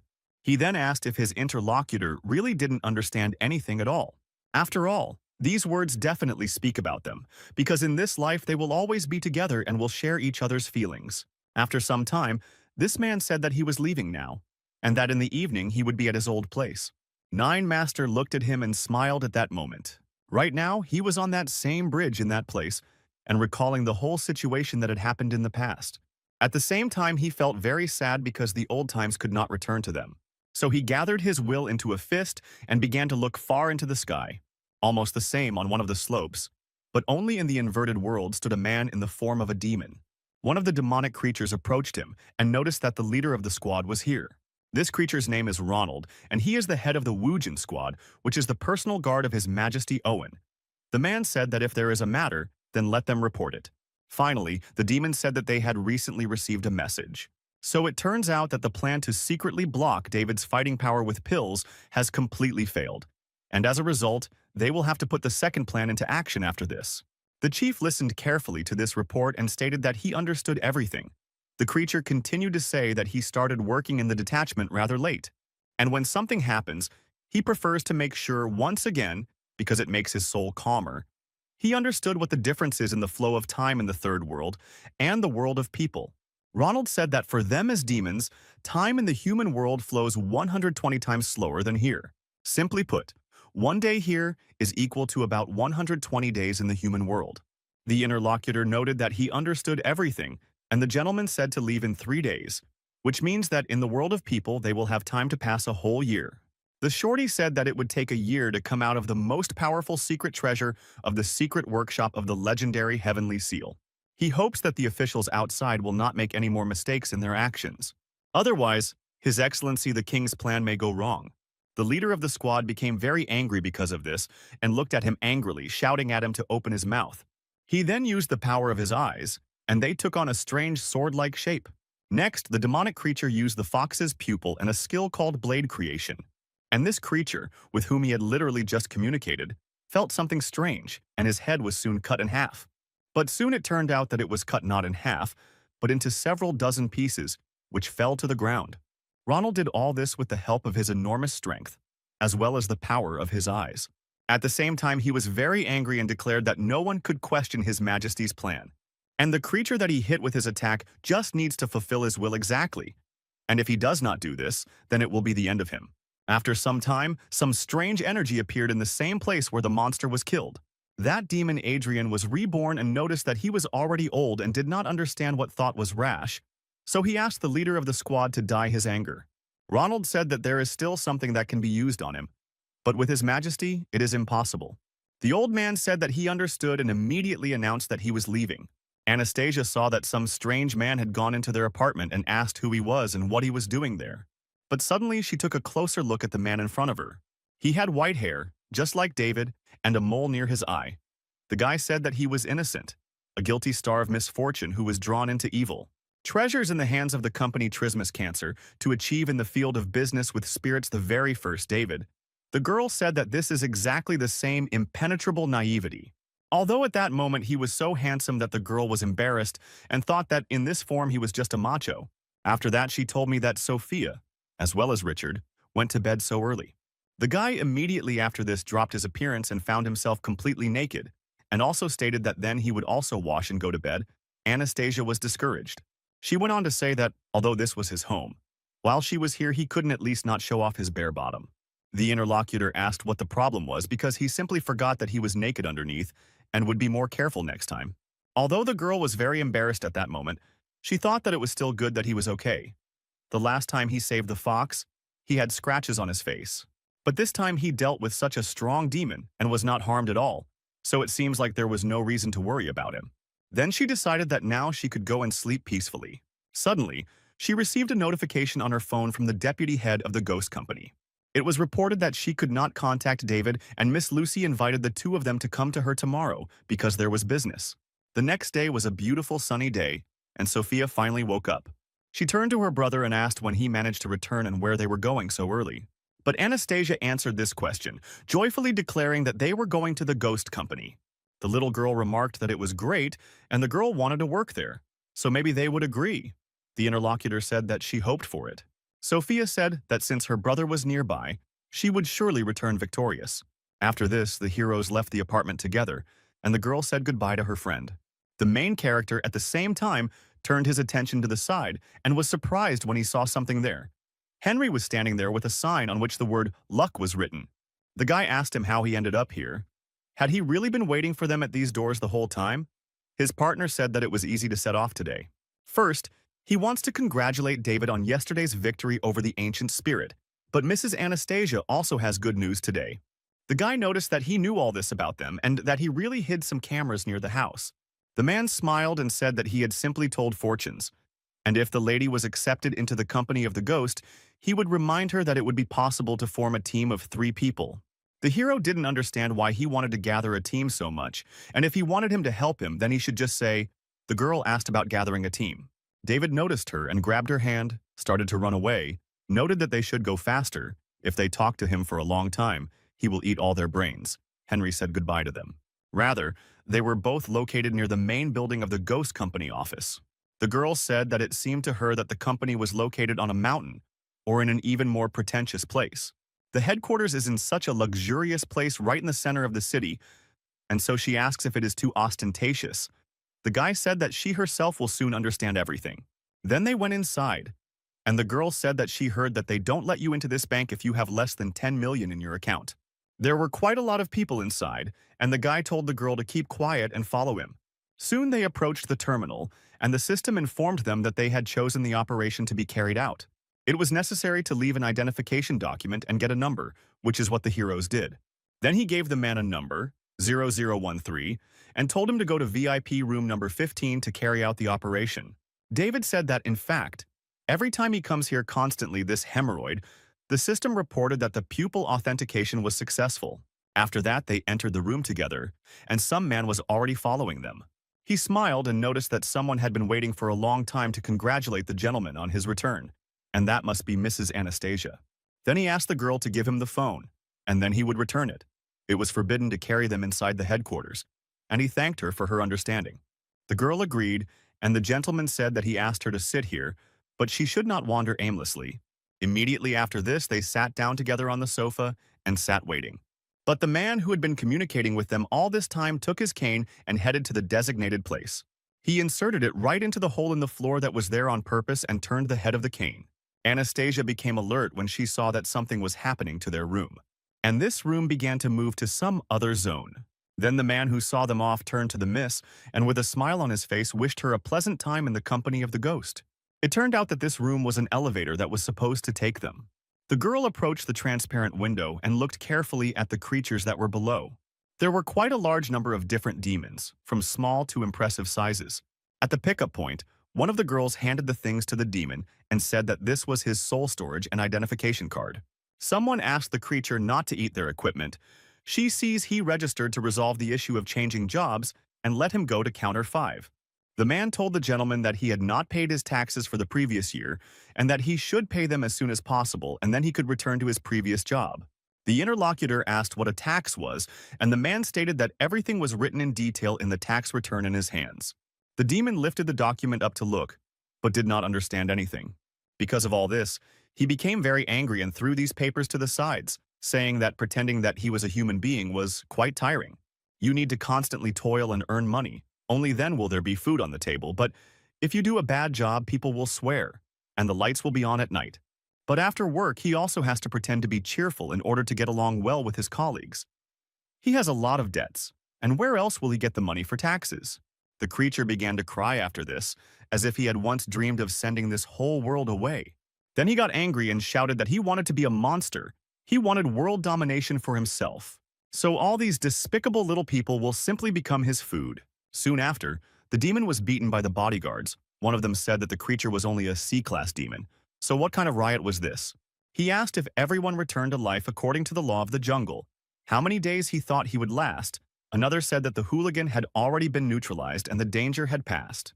The creature stated that the chief was indeed right, and he decided to reject the old liberations and become a new demon. The man asked the lady if this made her laugh.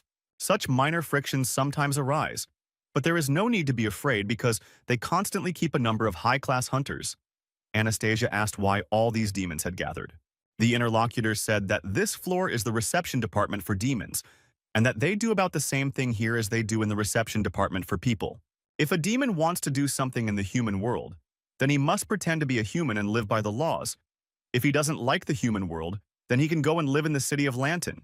Of course, if a demon from there wants to live here, then that's also no problem. If they don't have any crimes, then they can get an identity card from the company. As long as everything is done according to the agreement, people and demons can exist in peace and harmony. Nobody wants to return to the times when people and demons fought and destroyed each other. Soon they all arrived together in the elevator to the 3rd floor. The man noticed that they walked straight down the corridor all the time, and at the end was the commander's office. Anastasia thanked him for seeing her off, the guy thought, and that the presence of the demon's breath was completely unnoticeable and not surprising. After all, the demon spirit and the human spirit are in one body together. Perhaps she can really pass the test this time. However, he will be the judge at the body-combining competitions. Then he turned his head in the opposite direction and waited, could not wait, to see how she would manifest herself. This girl has a strange mummy living inside her, which is an S-class demon. Anastasia noticed that it turns out that the company of a ghost is so interesting, and the interlocutor said that this is how they live. Soon they came to the commander, and David told his sister that he had brought a girl here. Therefore, she asks what the instructions will be. The companion thought that this fool, who fears neither God nor the devil, gives up being afraid of his sister. Lucy said that due to the ghost company's mistake, the girl had to end up in the world behind Fang Tian's seal, and she apologized. There will be no more beating around the bush, and she called them for 2 reasons. The girl said that she understands everything. The commander said that the first thing was the matter with Fang Tian's seal. She asked how long they spent inside, at least approximately.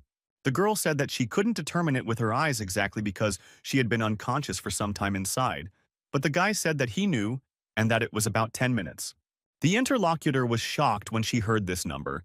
To make sure, she asked the guy if he was sure that only 10 minutes had passed, and he said that he was absolutely sure of it. After all, he was having fun, having entered exactly on time, although he did not push away. He saved Anastasia at the last minute. Inside there was still a pig's head. He said something. The demon said that the passage through Fantian's seal usually closed within 10 minutes.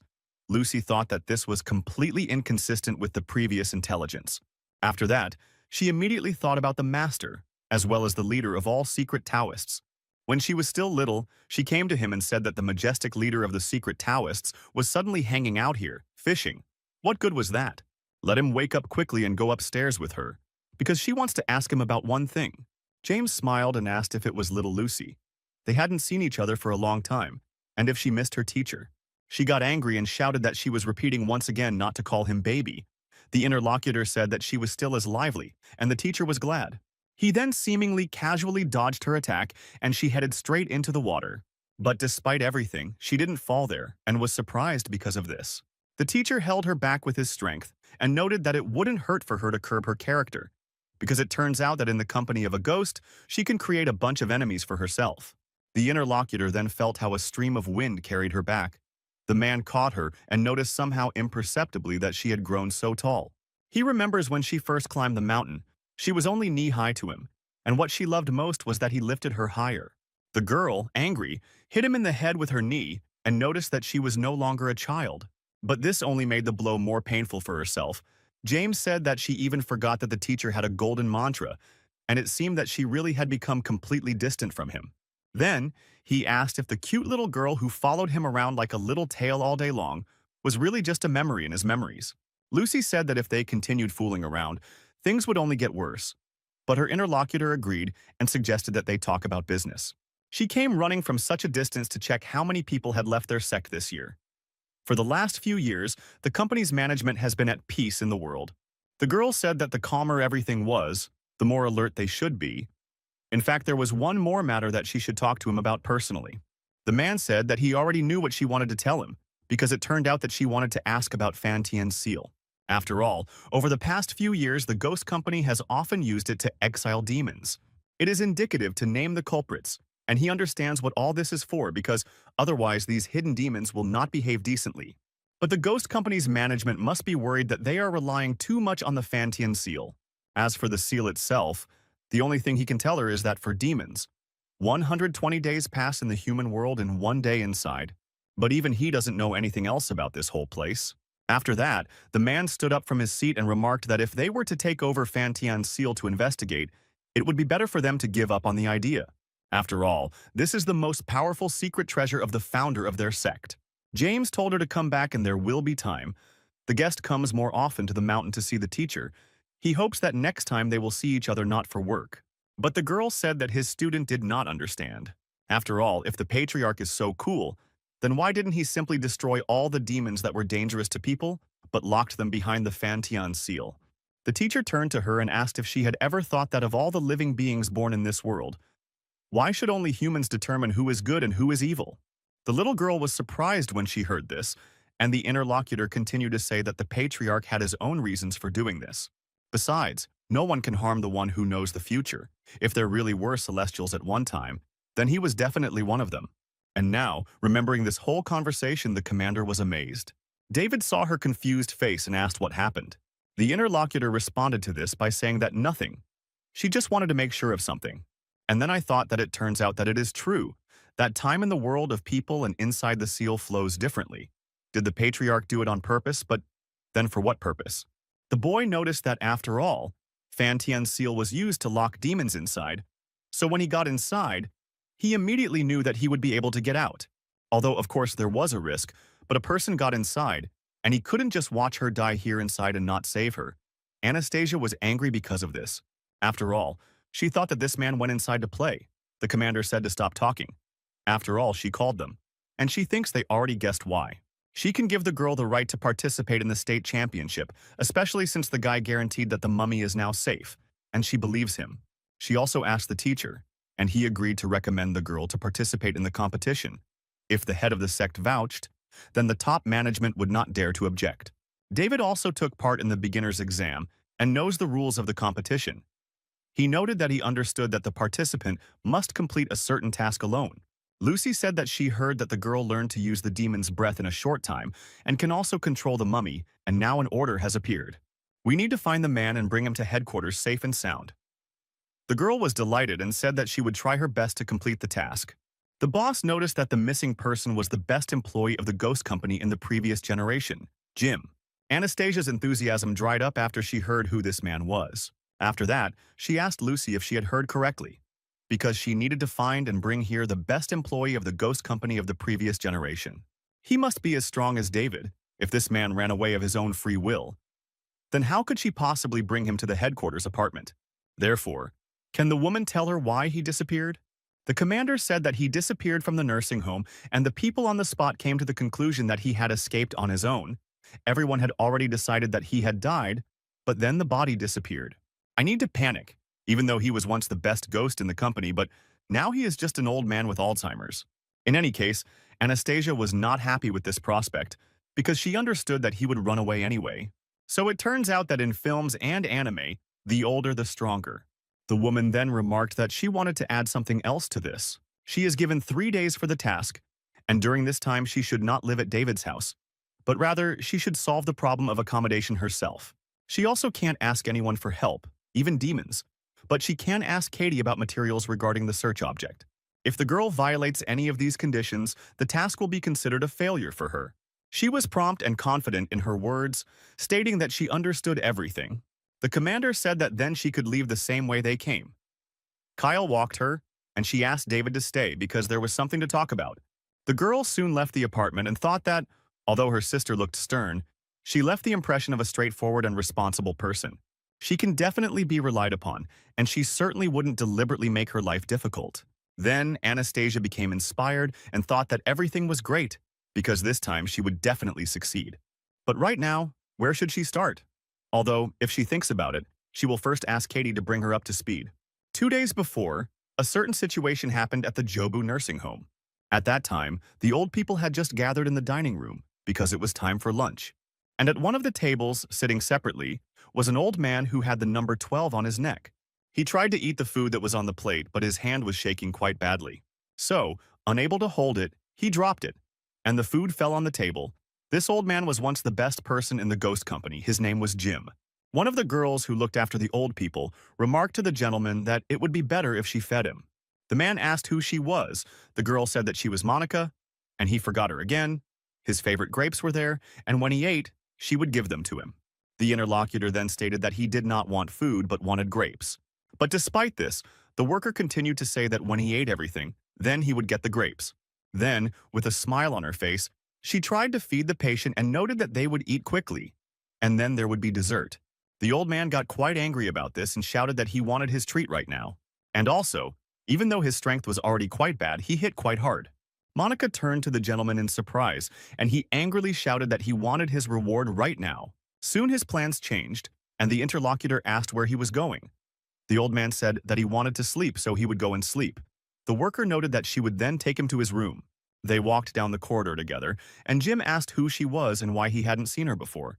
But the girl replied that she was Monica. Then I thought that it looked like the gentleman's Alzheimer's disease was progressing. Who would have thought that he, once the best ghost in the company, would now reach such a state? Without a wife, without children, he devoted his entire life to people. Of course, this man is a hero. But why is heaven so unfair to him? And so together they walked down the corridor near the open door of one of the old men who was watching TV. There was some war movie on the screen, and there were soldiers exchanging fire with other opponents. The footage was quite gruesome, and explosions and people's screams could be heard. When Jim heard all this, he was stunned, and memories came back to him subconsciously. After this, Monica asked the gentleman if he had stopped abruptly.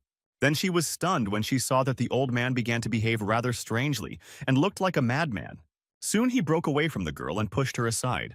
After this, the madness that he had been fighting for a few seconds ceased, and the body fell to the ground as if dead. The old man remained conscious, but a terrible picture appeared before his eyes. It was a dead man lying right in front of him, looking intently into his eyes. Next was a shot from the battlefield, when quite a large number of people were killed or wounded. Sometime after the incident, Jim was in one of the rooms and lying on the bed. At the same time, some kind of device appeared on his head that glowed blue. He finally came to his senses after this and began to move his own limbs. The next thing that happened was that he opened his eyes and did not understand where he was or what had happened to him. It was probably a hospital, judging by the medical equipment that was right in this room. The man was kicking himself for being an old fool, because he didn't remember anything at all, not even who he was, where he was from, and how he ended up here.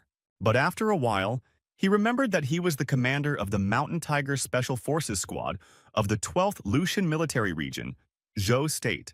He is also the best fighter in the company of ghosts, and his name is Jim. But at the same time, the old man was completely unclear why he was currently in the hospital. Then he remembered when he stood in front of his superiors and asked if they were really joking, because these are such turbulent times now. and they want to remove him and leave him out of work.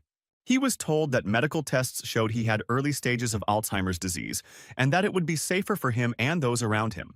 If he is suspended for a while and sent for treatment, it will be better. It is a pity, but now he has no right to return, and this is for his own good. He had worked hard in his life, and now it was time for him to retire. Jim remembered this with horror and realized that due to senile dementia, he had been sent into early retirement. If he understands correctly, then for others he is now simply a useless old man. And moreover, he even constantly needs other people's help. Suddenly he became alert because he felt some strange sensation in his body. So I immediately jumped out of bed and took off the sheet, looking carefully there. There was a puddle where he was sitting, so he realized that he had not held back his urination. The man did not understand what was happening to his body. Could it really be that he had really come true? Never in his life would he have thought that he would see himself wet his own bed. He began to laugh madly and say that even the dead would find it funny. After all, he is an outsider who has gone through hundreds of battles and was once the best employee of the ghost company and suddenly wet the bed. An old man like him, who really should have died a long time ago, apologizes to his comrades in arms because he no longer has the strength to protect anyone. Suddenly a voice said that Jim was not old yet. He could still fight. The man did not understand who it was and asked who was there and who was speaking. The interlocutor responded by saying that sooner or later he would find out who he was, and then asked him to answer whether he wanted to become a hero again. The old man looked down and noticed what a hero he already was. After all, he just wants to bring benefit to other people. And when he spoke about this large amount of spiritual energy emerged. The voice said that this was great.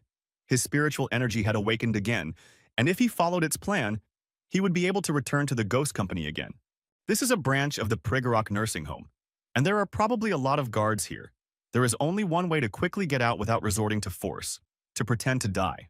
The old man said that he knew that there was a huge safe door installed in the morgue, and that it was not far from the back slope of the mountain, which is why most likely there was no security there. Then he said that whoever it was, now he was an old man, but his consciousness had cleared up a little. If he tried to outwit, it would be bad. But the interlocutor said that when he came out, they would meet. There was no need to explain further to him, because he himself must know what to do. Using his power, Jim applied it to the lamp that was in the room, then breathed iron into the body and wrapped it. There were many layers of heart. Even with the help of equipment in intensive care, they won't be able to detect a heartbeat. Some of the metal has begun to spread through the blood vessels. This was done so that they couldn't feel the pulse, so they would never find it. And then something else needs to be done. So the old man applied his conductive power to the life support devices and made them give a signal. The sound from the device began to signal that the patient was dying or had already died. The alarm was raised and they said that the gentleman in room 23 had no signs of life, and they had to quickly tell the doctor to prepare the resuscitation unit. The man's body was transported to the emergency room, where they reported that all data indicated that there were no vital signs. Mr. Jim can control any electrical appliance and let them use the old methods. Using a stethoscope and feeling the pulse, no signs of life were found either. Monica begged the man to hold on to this life. A very knowledgeable person began to perform indirect heart massage in order to save the old man. Soon, the employee told the manager to stop, because he had done everything he could, because it turned out that there were no signs of life in the gentleman's room. At this point, he was already over 90 years old and died a quiet death. The doctor took off his hat and sadly said that the hero of an entire generation had already passed away. Then they bowed before him and told him to rest in peace in heaven as a hero. Near the morgue, the girls said that these were the remains of the once best fighter of the ghost company, Mr. Jim. The interlocutor heard that he had no relatives, and that was a pity. By the way, you need to inform the ghost company and think that they will give him an impressive funeral. At that moment, the huge safe door was locked and no one could get out from inside. But now it swung open and someone began to enter inside. It was Anastasia, who had come on a mission. She asked if the gentleman's body had originally been kept here. The doctor said that yes, he had only been here one night. She had been here for the second day. In the morning, a man from the company arrived, but he was not there. In the end, they left the body here on this metal table in front of her. The man from the ghost company had already examined everything here. The initial conclusion is that Mr. Jim did not die, but simply escaped. But as for the reason for the escape, no one knows. In the end, there is a safe door here, but the gentleman managed to open it. And besides, all the surveillance camera recordings from that day also disappeared without a trace. The doctor advises the girl not to even try to look for clues here, because in his youth the man was an elite military man, although now he is already old. but his counterintelligence skills are still with him. Moreover, everything indicates that he is no longer an old man who has forgotten how to use spiritual energy and does not pose a threat to others. Even if the girl finds him, she won't be able to catch him, because he was once the best fighter, and that's no joke. The girl said that she didn't come here to look for clues. She just wanted to get to know the gentleman a little better. She had never been to a nursing home before. On this mission, she first needs to find the motive for running, and she managed to figure this out a little. She reviewed her personal file and then examined the house so she understood something. The interlocutor asked if this was really so. Anastasia answered that from her personal file she found out that he was a very proud person. He used to be so strong. He defended the country, saved the lives of a huge number of people, and he has outstanding military merits. Now he has grown old and can no longer take care of himself. He also needs constant help. If he really has regained his mental clarity, she thinks the nursing home has become just unbearable pain for him. The girls at the same time remembered their past when their father also could not do anything with himself and needed help, and their mother left them. Then Dad didn't shed a tear and didn't beg his ex-wife to stay with them. So Anastasia said that sometimes a man's pride is stronger than even the desire to live. She then thanked him for his help and noted that she would go and look for clues in other places. The doctor called the commander and noticed that the candidate for the new recruit had already left. The woman asked if he liked her. The interlocutor said that she has talent, she has empathy and observation, and she has a head on her shoulders. There is excellent potential to become part of the ghost company. Off topic, isn't it too much to trust such a big mission to a cute newbie girl? After all, she'll have to deal with Jim. What will happen if there's a fight? Lucy said not to worry because there was someone to protect her. The interlocutor noted that then it was okay. Anastasia went outside and thought that before he disappeared, he took a shower and took all his personal belongings. His ability to control metal and electrical devices. Katie sent her new stuff again, and it's a detailed history of this man's life, and it's great. Somewhere around this same time, the main character was in the hall, carefully watching the girl. When David stayed with the commander, he noticed that the girl had received an assignment. She asked him to stay so that she could probably give him some work too. The commander said that she detained him in the same way in connection with the Anastasia case. And besides, at the moment there is no mission that could interest him. The guy said that if we were talking about a girl, then it was he who brought her. She was definitely reliable and there was no need to worry. The interlocutor said that she believes him, but she is responsible to the headquarters. That is why he also has a mission, so he must secretly follow Anastasia. This time the mission is not as easy as she said. According to the information received, the search object has already fully regained his sanity and also his former strength. Considering the old man's character, even if the girl finds him, he can only be brought to headquarters by force using military force. If they start fighting, Anastasia may not be able to control the mummy, so you need to make sure she doesn't end up in danger. Whatever method she used, if she could bring the old man into control, the mission would be accomplished there, and if she was in danger, he could intervene and save her.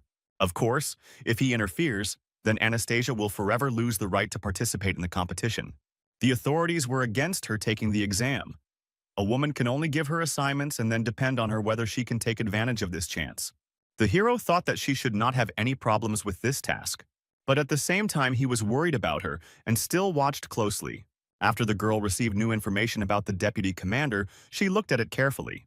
The old man himself was in the bathroom and washing his body.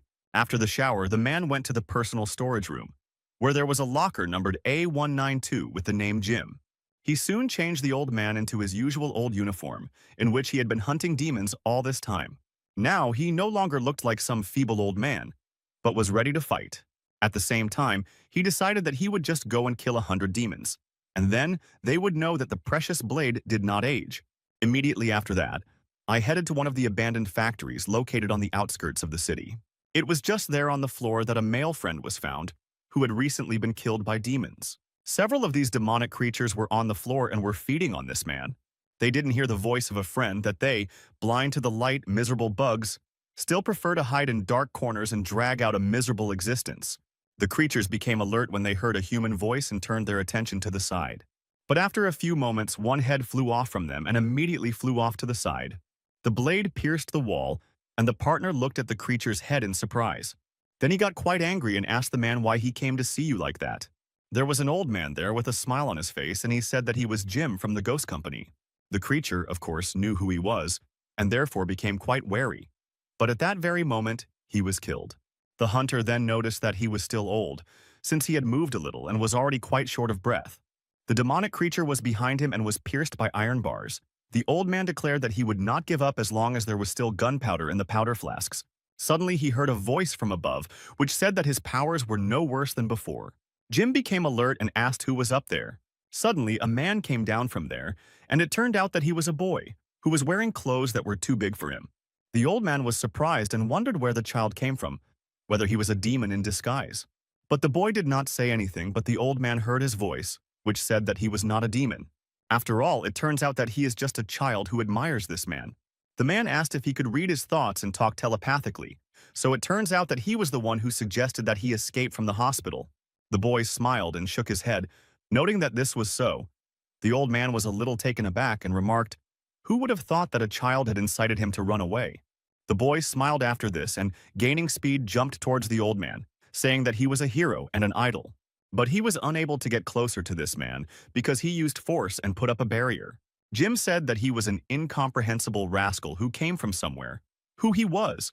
What was his purpose in trying to get closer to him? And also, isn't he mine? Should he stop talking telepathically? The interlocutor mentally said that he himself said that he was just an ordinary child worshipping a hero. The man was angry and thought that this boy was really not mine or was deliberately pestering him. He then used his power of iron control and wrapped the boy in front of him in rods.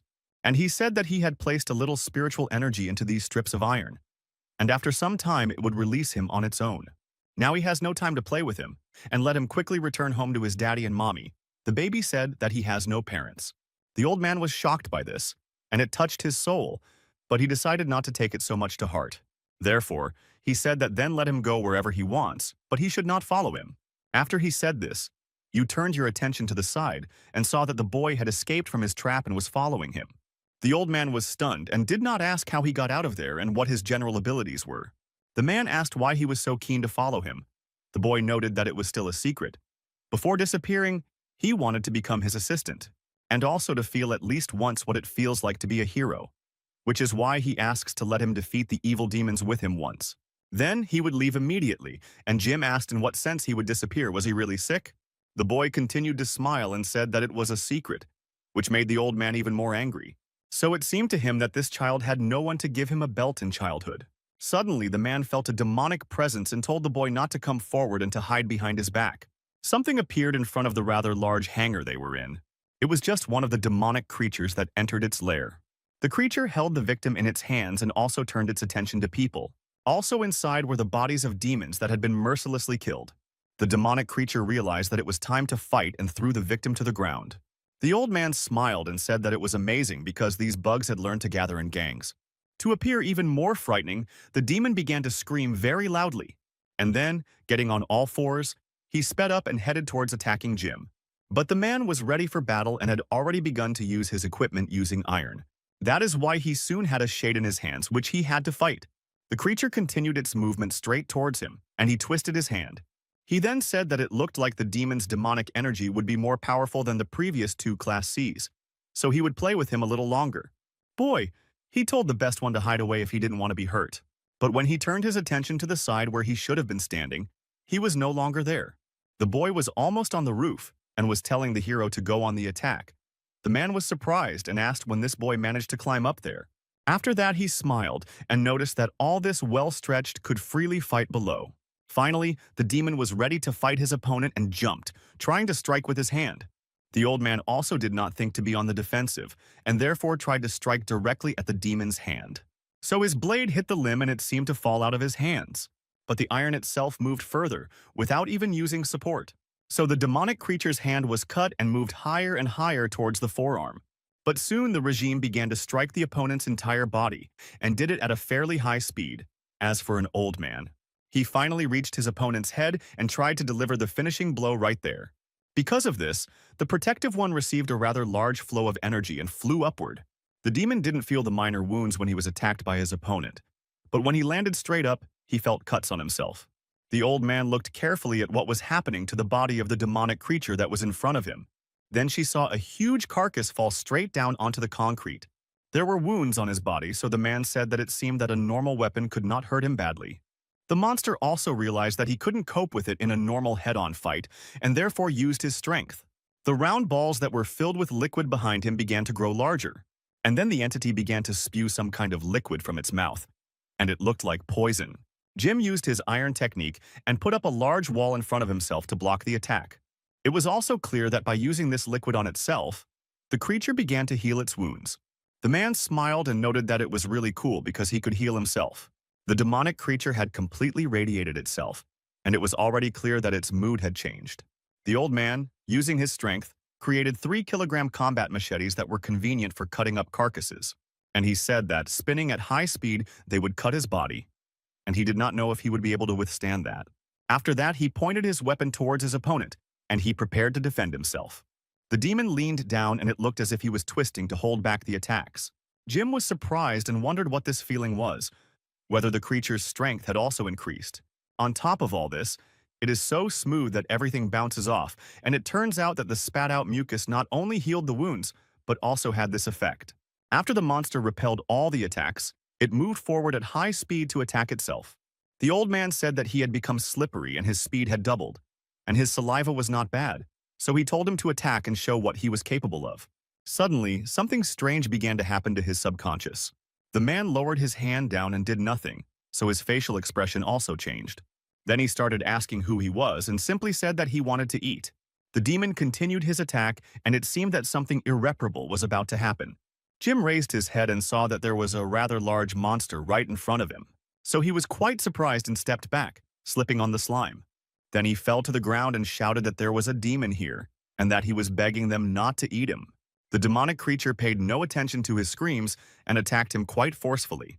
Immediately after this, the man found himself unconscious because he was so strong that he did not even move.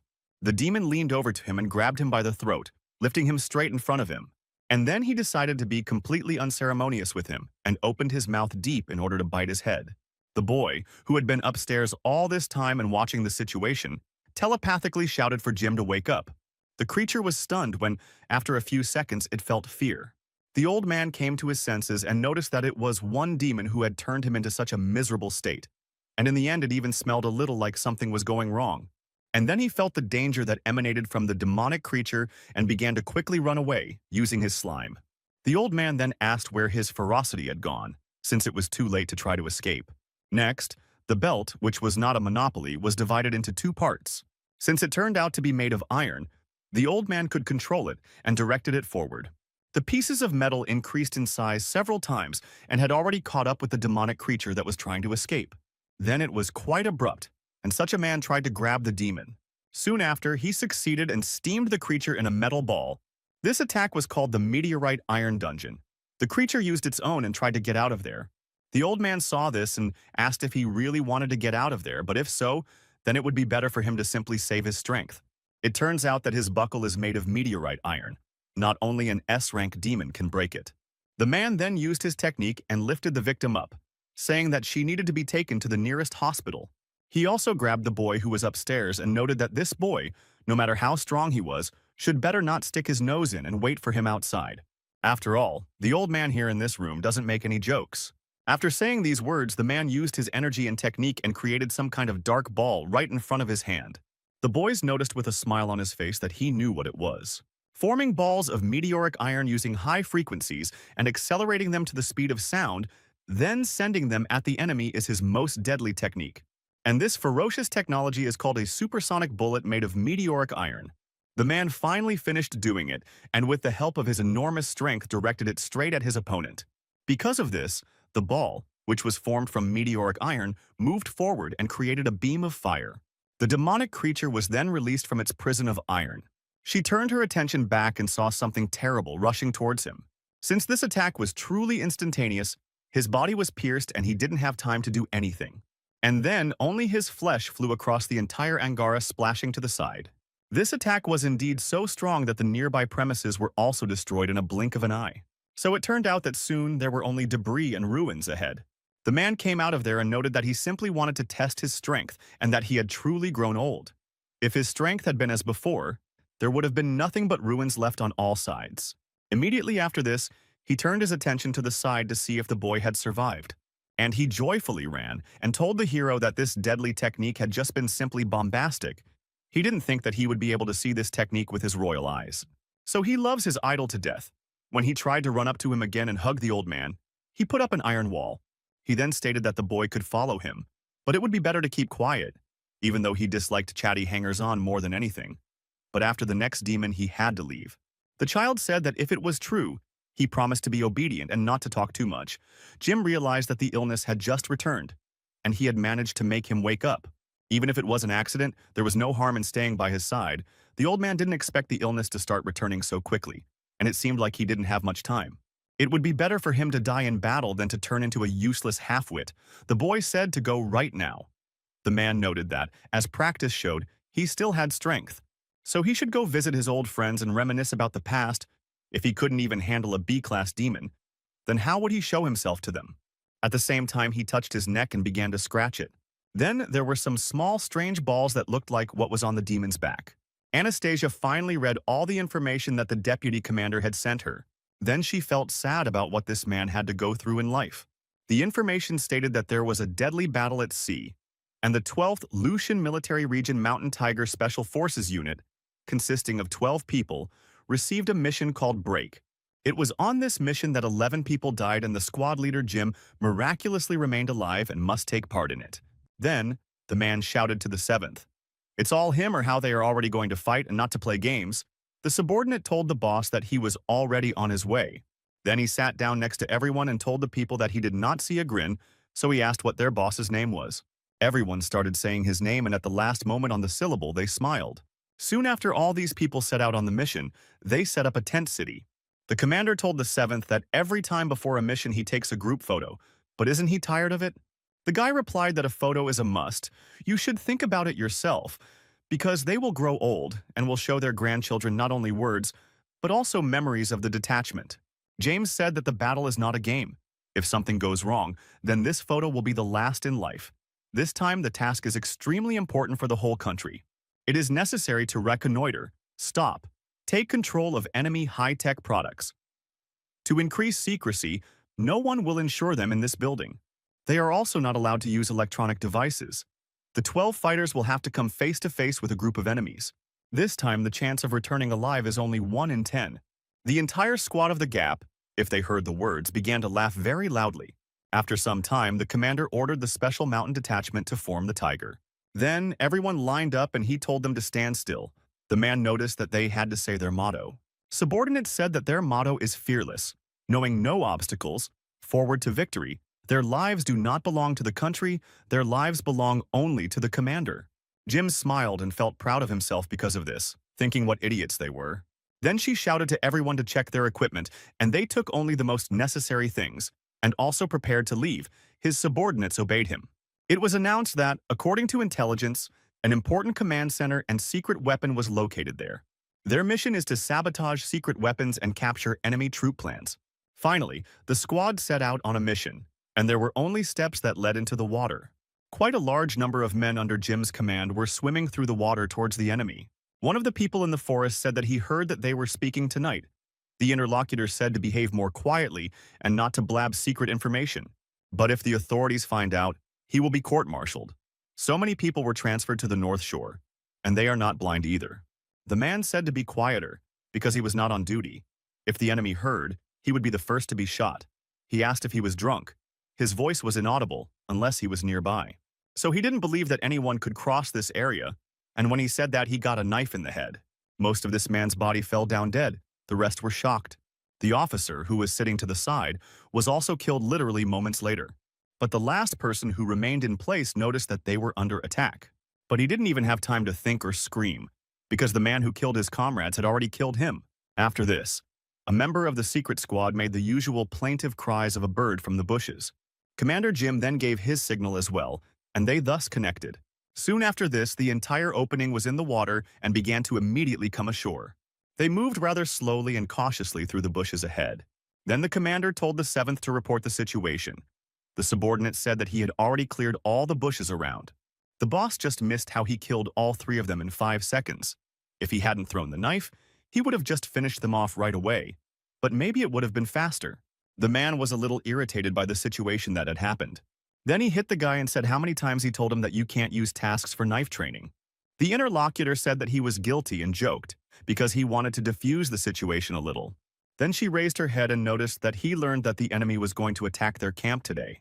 When the man heard this, he was a little surprised because he didn't expect it to happen so quickly. One of the squad members turned his attention to the side and, sniffing, noticed something. After he knew some information, he came closer to the commander. He told him that he had no clue that there was a strong smell of gasoline 2 kilometers away from them, and it must be from the engines of the vehicles running. Jim, after that he said that they should go and see. In reality, this was quite a large number of vehicles, and they were transported along the forest road below. The detachment, led by the commander, climbed up the hill and watched what was happening there. Jane said they were already lined up and ready to go. It looked like they were going to be attacked tonight. There must be a secret weapon on the heavy trucks. He himself understood perfectly well that this whole situation was a huge pain in the ass for them. There was a crane working at the enemy base that was lifting a load, and the crane operator was told to be careful because he should load a little slower. And while this was happening, the rope that held the huge container accidentally broke. Because of this, the large box fell to the ground and almost buried several guards under it. Jim made him fall and then called on the girl from the soy squad to do something. She noticed that she understood everything, and using her eye technique, she looked there. It was in the container that fell to the ground that a crack formed and the insides were visible. It was there that she saw a secret weapon, which even had its own serial number. Then she said that she saw huge combat robots inside, and on their hand, it was written NP Future 001. On the other heavy trucks there should be the same boxes. There should not be 10 robots. The commander was shocked when he heard the name and thought that according to intelligence, the enemy needed at least another 10 years to put these robots into production. It is unclear why they appeared on the battlefield so quickly. Made of high-strength alloy, they are able to withstand even artillery fire. Inside there is ammunition of 10,000 armor-piercing rounds, and in addition a system of radio-controlled projectiles. If they have 10 robots, then their base will not be able to withstand them. If the coastal military forces are destroyed, it is scary to even imagine the consequences. All the efforts of recent years in their country could go down the drain. One of the soldiers was reprimanded and told that he was a scoundrel. How could he work like that? Did he even know how much what was inside was worth? The commander shouted that he was dead because he would have shot him anyway. The subordinate apologized to the sergeant and noted that next time he would definitely be more careful. And suddenly they both felt some kind of terrible energy that was getting closer and closer to them. The commander turned around to see what it was and was amazed. After all, there was an admiral there who had arrived to take a look at the situation.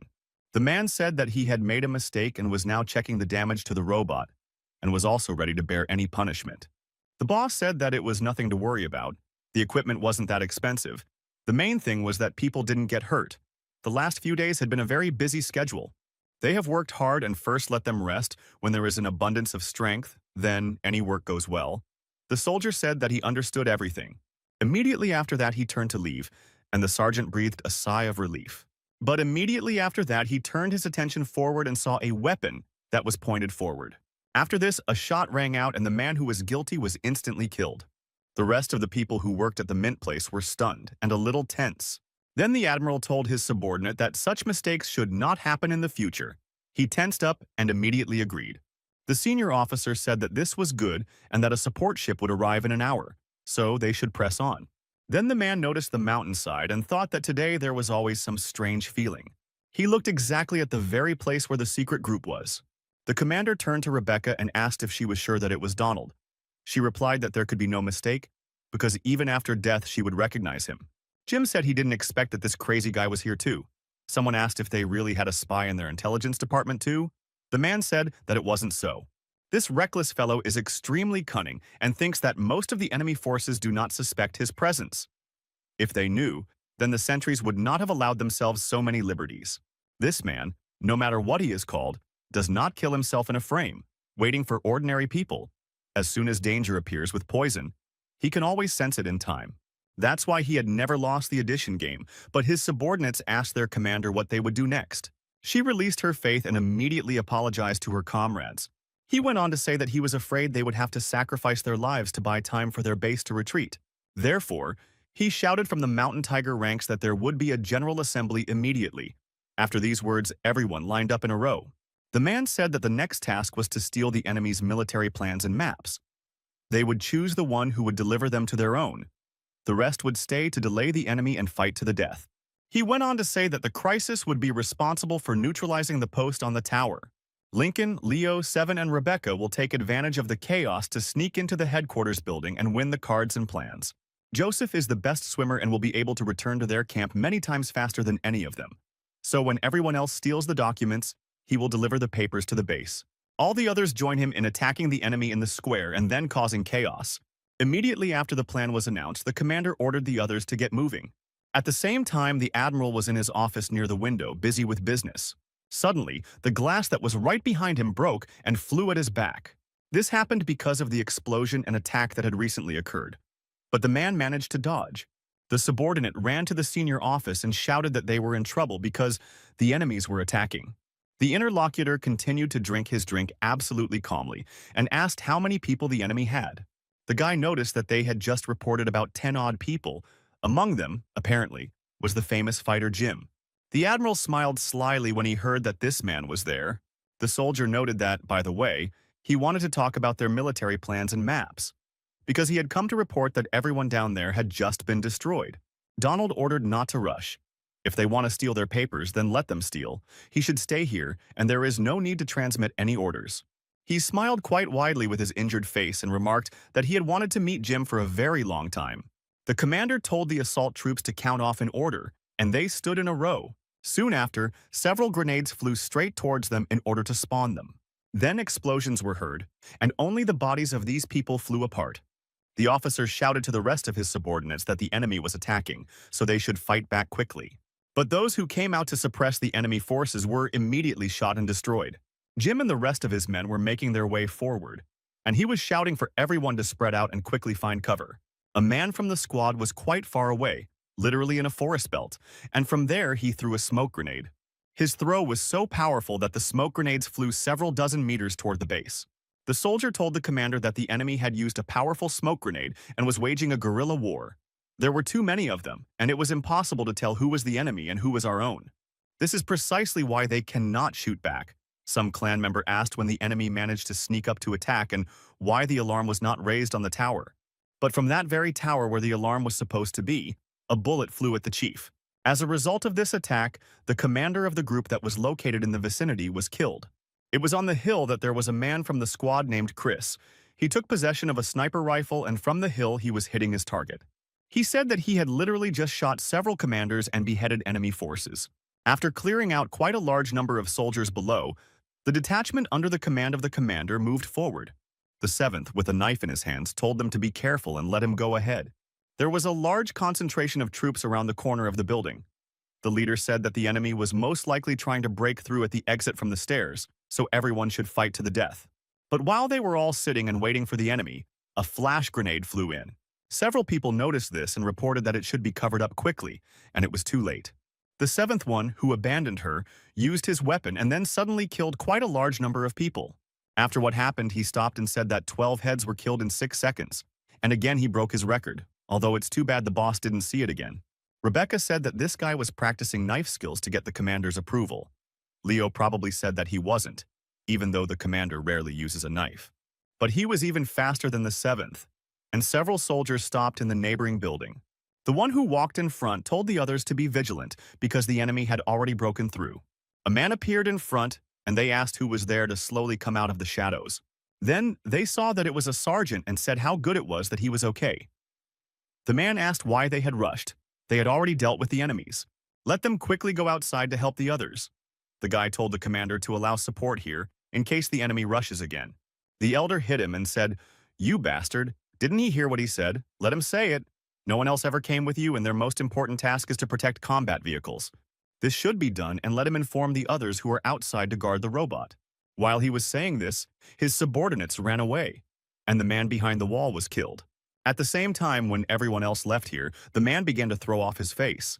When he took it off, it turned out to be Lincoln, and he thought that they should be dealt with quickly. At the same time, somewhere outside, Jim brought in suppressive fire to kill. He was quite a good shot, and after he emptied his clip, several people were killed. What if she heard the sound of a whistle and it was just a signal from her subordinates? The man smiled because he understood that these were maps, as well as plans, and these guys quickly dealt with them. Suddenly, some buzzing sounds began to be heard from the sky, and Jim turned his attention to it. There he saw that an enemy helicopter was circling right above this military base. But in the cabin, in the passenger seat, sits Admiral Donald, looking down. The subordinate asked the chief if they were really going to launch the sunken ship operation. The man noted that his order was not up for discussion. The junior officer wanted to say something, but the admiral interrupted him and told him not to worry, because the route had already been rebuilt. I did it this way, with you to evade those automated weapons. After the plan is completed, the sunken ship will turn on autopilot. Even if the divinity doesn't come, they still won't be able to save these rats. The guy said that he just wanted to remind them that there are still some of their soldiers left on the island. Donald said that it was their direct duty to die in the field, even if a small surprise had affected their great cause. But even so, to destroy someone else's hopes with your own hands is quite interesting. Jim thought the base was under attack, which meant whoever escaped in the helicopter was probably a big shot. Their secret weapon is here, and there are more than 1,000 soldiers, so then they had to escape. What if he realized what had really happened and immediately after the Steelies, to his subordinates, giving a sign? The 7th asked what had happened, because the chief had suddenly ordered them all to retreat. Around the same time, there were quite a large number of missiles approaching this location. There were so many of them that they literally collided with each other at a distance of several centimeters. The subordinates turned their attention upward and saw bright flashes, but could not react to it in any way. So the bomber landed on the base, and there were a lot of explosions. The bombing of the island they were on lasted for several minutes. There were quite a lot of explosions and exploding shells, and because of this a fire started. Jim was lying on the ground, but was still conscious. Then a subordinate ran up to him and noticed that the commander was not wounded, and that was excellent. The man stood up and asked how the others were, and his interlocutor noted that everyone was near the exit to the command post. But something happened, and after that he couldn't say anything and fell silent. The commander was shocked and asked what his business was and ordered him to go there immediately. A few seconds later they arrived there and Jim was shouting to the 7th. Then he saw that the guy was under rubble and with a huge pile of stones. When he saw him, he noted to the commander that he was still a little short of speed. If he could be like the boss, he would not have gotten into such trouble. The man turned to his subordinate Rebecca, and she waved her hand saying that nothing would work. The 7th smiled and apologized to the chief. He would not be able to fight alongside him until the victorious end, of course. He would like to see the victory together with everyone. A few seconds after he said these words, his eyes dropped down and it was clear that he was dead. The girl said that the guy, while saving them all, ended up crushed by the rubble. Then she turned to the commander and wanted to ask what they should do next. But it was interrupted by oncoming fire, which was directed straight towards their squad. They turned their attention there and Jim shouted that these were enemy robots and everyone should spread out and take cover. The squad members immediately hid behind some fairly large debris and thought about what to do next. Leo told the commander to take this.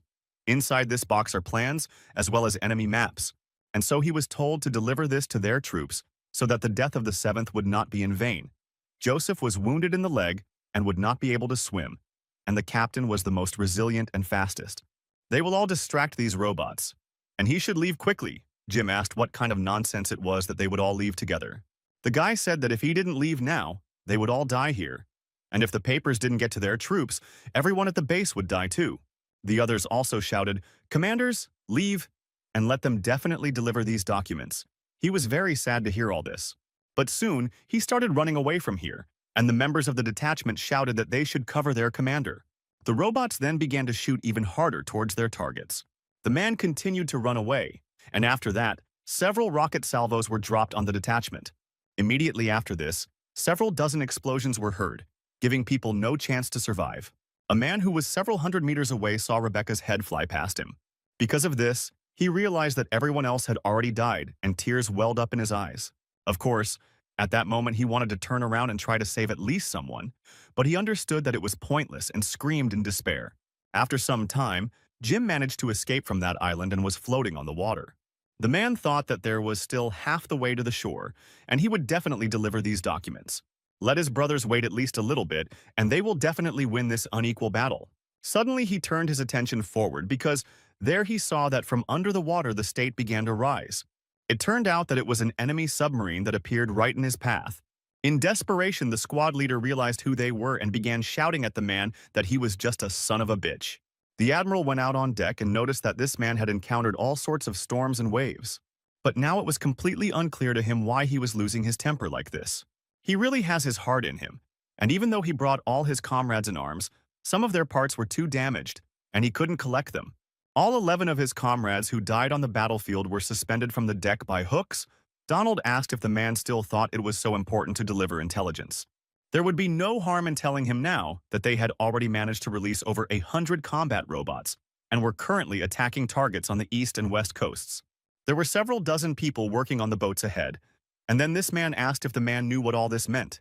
The admiral broke into a bright smile and noted that the self-sacrifice of the commander's precious fighters was completely pointless. The difference in combat power was too great, and the outcome of their battle was clearly predetermined. Let Jim look back and know what it means to lose all hope. The man immediately looked back to see what was already there behind him. And there were actually quite a lot of sea ships there, which had combat robots and weapons. Donald said he felt sorry for the man's comrades.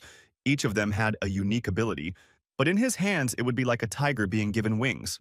Although it will no longer be possible to use them, and he will send them to the headquarters so that they can be distributed for experiments, and perhaps then it will be possible to make several discoveries. Jim, after hearing all these words, immediately remembered his comrades in arms when they were just before the mission, and now they were all dead and hanging from the deck. The admiral fired his pistol and asked the man if he knew why they were losing. This was a battlefield, and the strong needed no sympathy. The winner became king. He shot the seventh in the head and said that the weak is just a tool for fighting, and a tool has value only as long as it can be used. He likes the man's expression. The proud, undefeated commander of the mountain tigers who only lost a few subordinates, but with such a funny face. Jim felt the energy flows in how they were addressing him. His comrades in arms still had a piece of life in their bodies. They sent it to the commander so that he would fight for them. They said that your boss didn't let this Hague freak get what he wanted. You shouldn't be too sad, and they will probably win. Let him hold on and not give up. He must take care of his health and eat on time, and in the next life they will become brothers again. In the future, let him properly protect the peace of their country and most importantly, so that they can sacrifice themselves for the country because this is an honor for them. Who said that in this life his most correct choice was to go to the battlefield with him to defend the homeland? And they asked to continue to fight for them. In fact, they know that although he is still alive, he is in more pain than when he is dead. And even though they have already died, their faith will always accompany him. Jim felt all these words and the energy they conveyed to him and, crying, said what idiots they were.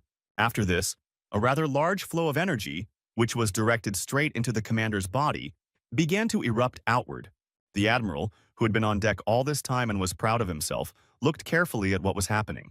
The commander was in the water and used his strength to pull the iron towards himself.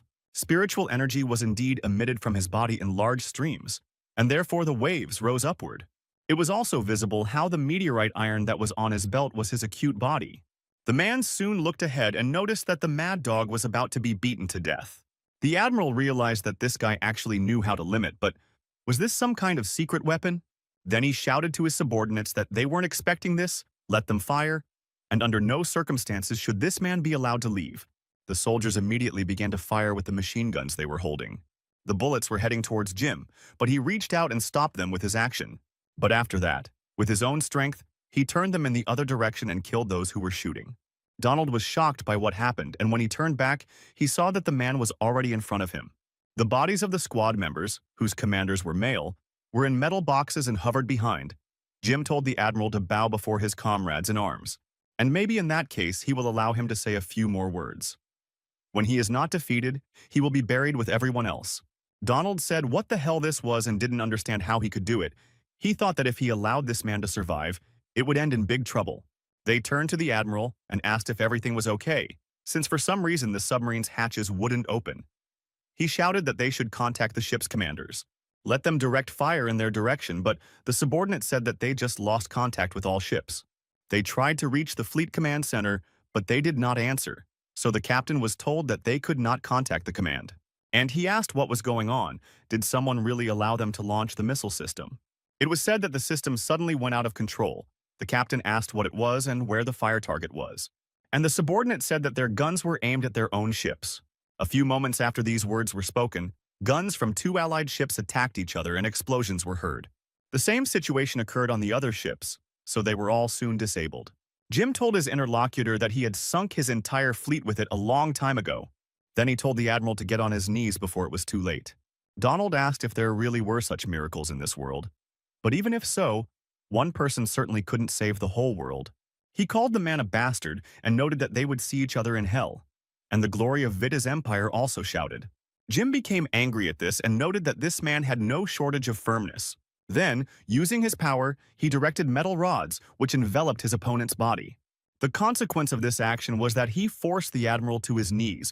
Then he sent his body straight down with such speed that he hit his head very hard on the submarine. It turned out that this man bowed and hit his head until his head flew into pieces. After a while, the sun rose up, illuminating the water, and the man headed towards the shore. He took with him all his comrades in arms, who were in metal boxes and lying on the sand. Jim stood before them and thought that the dawn would surely come, but some people would remain in darkness forever. Thoughts crept into his head about whether this ray of hope would leave a deep mark on the memory of the people of this world. The man stood in front of his comrades, giving them the last part. Anastasia read the smallest details of this story, and because of this, tears rolled down the screen. The whole situation looked very tragic, and she promised her grandfather that she would definitely find him. But she begged him not to get into trouble under any circumstances. A message came to the phone saying that today, on the southern border of the city of Lushan, an explosion occurred in an abandoned factory, but no one was hurt. Experts studying the explosion site have ruled out human error as the cause of the explosion. Presumably, chemical reagents exploded, but it is unclear which ones. The girl thought that as soon as her grandfather disappeared at the abandoned chemical plant, an explosion occurred, and it might not be a coincidence. So she would go and see what happened there. There was still a fire, and several fire trucks were parked near the entrance. Anastasia arrived on a motorcycle and thought that there were a lot of firefighters there. There must have been a very big explosion. She needed to figure out how to get through the cordon. What if she felt something and realized that there was spiritual energy in this plant? Of course, although the traces are weak, but judging by the source, it was quite strong. So it's only possible that the person she's looking for is still inside. They probably won't let an ordinary person just go there. It's not clear what he did, so that none of the crowd of firefighters could find him. It seems the chemical plant is very large. And indeed, the mummy has an ability similar to David's golden eye of the underworld, which can help track spiritual energy. The creature is inside her, and her power is precisely to borrow other people's abilities, so all this should definitely work. And so, having concentrated, Anastasia began to use her power, accumulating spiritual energy in her body. Soon she managed to do everything. She didn't use the four eyes skill, so she was happy. She thought that she succeeded.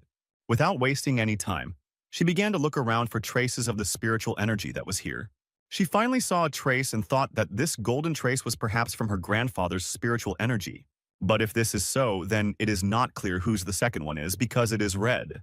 At the same time, the old man and the boy who accompanied him were in the cemetery.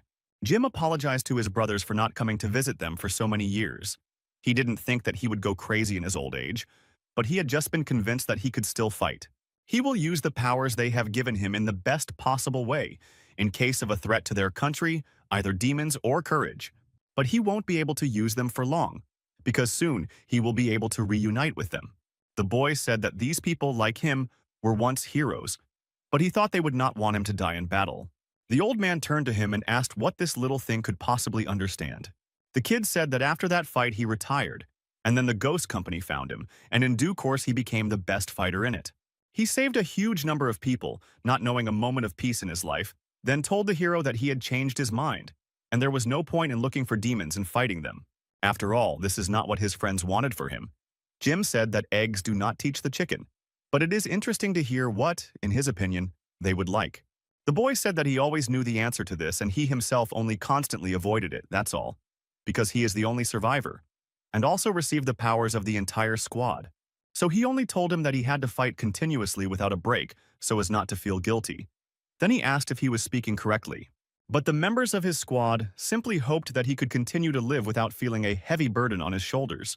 Also so that his eyes could see this world in their place and admire the mountains and rivers of his native country. Then the little interlocutor said that the hero should at least once live for himself. The old man remarked that he was alive because they had not paid for it with their blood, and how could he live for himself? It turns out that from the very day when all this happened, Jim no longer exists. Then he remarked to the little boy that whoever he was and wherever he knew so much, he should not follow him around anymore.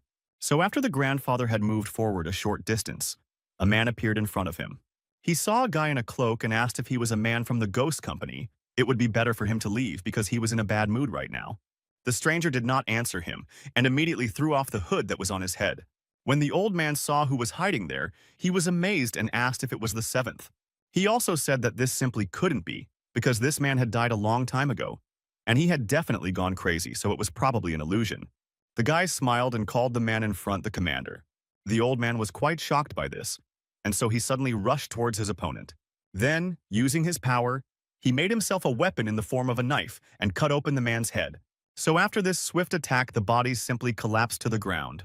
Jim called him a bastard and asked who he was, since the seventh always called him boss. The body of the stranger in front began to rise even after this deadly attack.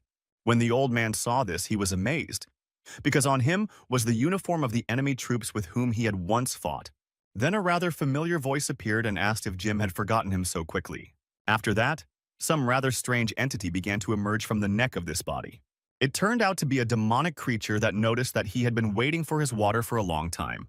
It was precisely the admiral whom the old man had once killed, and then he tore off the seventh's head and remarked that he should consider this a welcome gift. The head rolled to the ground and the man looked at it. Donald asked if he missed his precious comrades in arms. Grandfather remembered his subordinate. His memories came flooding back to him, so he became very angry. Immediately after, a massive amount of spiritual energy was released from his body and a wind arose. The old man had no intention of stopping for a second, and so he rushed into the attack and used his technique. From the metal parts he created, large fists emerged. The opponent noticed this and said that this blow was a little lacking. Immediately after that, using his new strength, he tried to fight off these blows. But threads of energy appeared, and he wondered if this was really going to happen now. The creature was unable to fight back any further since its arms and legs were completely tied. Jim was already there and asked if he was looking for a quick death, but he wouldn't let him get off that easy. And then he hit me quite hard and said that his filthy blood would defile the souls of all the dead here. So for some time he continued to deliver quite strong blows directly to the opponent's body. It was after these manipulations that the admiral's body continued to fly higher and higher. Then, using his fist, Jim delivered a fairly strong blow to the body and sent him flying. Father. He was not far from this place on the road. Anastasia was rushing in her language. At the same time, she continued to use the mummy skill 4 eyes, which could trace spiritual energy. Suddenly, in anger, she saw several opponents fighting and a thread of spiritual energy was just heading towards one of them. The old man continued to rush after the creature that appeared in front of him and hit it with great force, sending it to the ground, after which a strong explosion was heard there. A few moments after the dust settled a little, the man saw Donald's body lying in front of him. The opponent remained conscious and said that he had acquired all the power of his comrades and was only an old man. Jim was extremely angry at all these words, and he shouted that this creature had no right to mention them. Therefore, due to the anger and aggression that had accumulated in the body, spiritual energy was released in even greater quantities. After that, the old man used his new technique called Meteor Iron Armored Fist and coated his fists with it. Immediately after this, he began to strike quite ferociously in the late summer, where his opponent's body was located. With each blow as he did so, he asked why all this had happened. It was completely incomprehensible to him why people who should have survived died, and he, the scoundrel, was still alive. Due to the crushing attack that was concentrated almost in one point, the ground began to crack in different directions. The girl continued to rush towards that very place. It was still quite far from him. Suddenly she wondered if everything had gone quiet, but it was unclear what grandfather was doing there. Soon, she braked and stopped her motorcycle, looking away. And then she saw that there was no further from the road, and it looked like she would have to run on foot. The soil in what had once been a level surface was all cracked, and inside there was a huge hole. Sometime after what happened, the old man finally got out of there. This series of attacks also left him feeling quite short of breath, and he didn't expect that this guy was still alive. And besides, it turned out that he hadn't aged a bit, so one could definitely say that he had gotten involved with demons. Immediately after this, Jim felt quite ill and began coughing up blood. When he looked at his own hand, he realized that he had used a lot of spiritual power today, and it seemed that he was too old for this. Oh, suddenly, from the hole that was formed after the attack, a voice was heard, which declared that Jim was the man who was supposed to die. After this, some strange limbs of a monster appeared from the pit, which looked like tentacles. The old man also began to use his energy and pulled iron particles out of the ground. It was from these that he created a large weapon that looked like a shuriken. The demonic creature tried to attack him with its limbs, and he cut them with his weapon. This flesh was quite difficult to cut, as it liquefied and flew apart. After all this enveloped the man from different sides, she headed straight towards him. Of course, at the last moment Jim noticed this attack and managed to jump up. Many phonic entities did not stop their attacks and quickly continued to reach for him. She had many mouths and eyes, and the demon continued to say that it was he who had to die. When the man found himself high in the sky, Togo used another technique. It was the same huge metal sarcophagus in which he sealed this demon. Immediately after that, he landed down and began to manipulate this technique. Because of what happened, he compressed the huge metal ball into a rather small one. Soon the grandfather thought that he had squeezed the ball and must have already destroyed the bastard. But it would still be safer to wait until he regained his strength and squeeze even harder. At the same time, he felt something strange appear green. A demon began to emerge from the pit and said that during a war between two countries, the one who won was right. They were birds of a feather. Their hands were covered in blood. There are always casualties in war, no doubt about it. But the death of his comrades, one might say, had nothing to do with him. After all, in a situation where the enemy's forces are completely unknown, who gave the order to immediately advance, in vain killed 11 comrades, and is still alive? And the one who should have died in that situation was precisely him. And if we talk about the Admiral, then now his body is completely immortal. Jim shouted that he didn't care. He wanted his damn immortal body. And as long as he was alive, he would fight him to the death. Immediately after he saw his opponent, he rushed to attack him. But suddenly he felt very ill and began to cough up blood, and then fell. Donald said that there was no point in pretending to be strong anymore because he knew that his body was already on the edge. Let him just admit it. After all, the old man he is no longer even able to protect himself. And so, trying to get to his feet, the man told the scoundrel to cover his mouth. After all, even despite everything, he can still reflect, and he still has the strength to protect anyone. The demonic creature told him to look back and see the round thing, as it was his second gift to him. So he must definitely like it. The old man turned his attention there and saw some creature appear from the ball. But he was even more stunned when he looked up and saw what was there, so he immediately fell to his knees. There was some big monster with a lot of arms, and also the bodies of his comrades were above. They all looked him straight in the eye and addressed him as a commander. The old man was simply shocked by what was happening and could not even speak. Donald appeared behind him and said that all these comrades in arms were real, and his guilt before them was real. And even when he was just walking, he stumbled. Now he is an eternal burden for everyone, and let him admit that he is already old. After all, it turns out that it was he who caused the death of his comrades in arms. He then said that Jim should get up, for rather than die by his hand, would it not be better to die by the hands of his comrades in arms, for here was his best refuge. The man then stood up with tears in his eyes and noted that it was he who had sent them to certain death. So I had already resigned myself to what would happen in the future and obediently moved forward. He was already prepared for the fact that this demonic creature would simply kill him. It was also ready to do so and opened its huge mouth in which there were a large number of fangs. Soon after this, the old man stopped and looked straight into the eyes of this huge monster. At the same time, a boy ran to this place at high speed. Then he shouted for Jim to come back. The old man turned his attention to him and saw that the boy was out of breath while running here. The man, with sadness and despair in his voice, told the boy to leave as quickly as possible. After all, an old man like him no longer has the strength to protect anyone. The boy cried very loudly when he heard these words, but he could not do anything. One magical creature continued to strain its mouth towards the victim, and after a few moments, blood gushed out to the sides. Suddenly, Anastasia appeared and stopped the old man's blade as it cut his own flesh. She turned to him and shouted at her grandfather to come to his senses already. After all, everything that he saw before his eyes was only false, and there was no need to harm himself. Jim finally came to after that and immediately threw the blade away so that it was in his hands. Immediately after this, he pushed the girl's hand away and asked who she was and how she got there. The heroine noticed that her name was Anastasia, and she wanted to participate in the state championship for newcomers of the Ghost Company. She needed to do something to be allowed to participate. She has to bring this man to headquarters. She just saw him fighting in the sky, but she doesn't understand with whom and can assume that he ended up inside an illusion. So I immediately rushed here as quickly as possible. The old man noticed that he didn't even think that he would be saved by a yellow-mouthed girl. His body was covered with wounds and cuts, so much so that blood was flowing from them. The interlocutor told the grandfather that he should first be taken to the hospital because he had lost so much blood. The man immediately stood up and looked around, literally looking for someone there. And at the same time, he looked to the side and saw the boy who was constantly following him. Then he barely got to his feet, and the girl told him not to do it. But the old man said that she should not follow him. He needed to make sure of something first, and then he would go with her to the Ghost Company. Anastasia agreed. Jim began to slowly approach the boy who was standing in the country and asked if he was real. The boy smiled and said that of course he was real, because he was not one whole. It is precisely he who is his true self. When the man heard this, you were amazed. Then he asked if he wanted to say that everything that happened after his escape from the nursing home was just a figment of his imagination. That is, not only has he gone mad, but he also suffers from various calcifications. It seems that he really is incurable, the old man.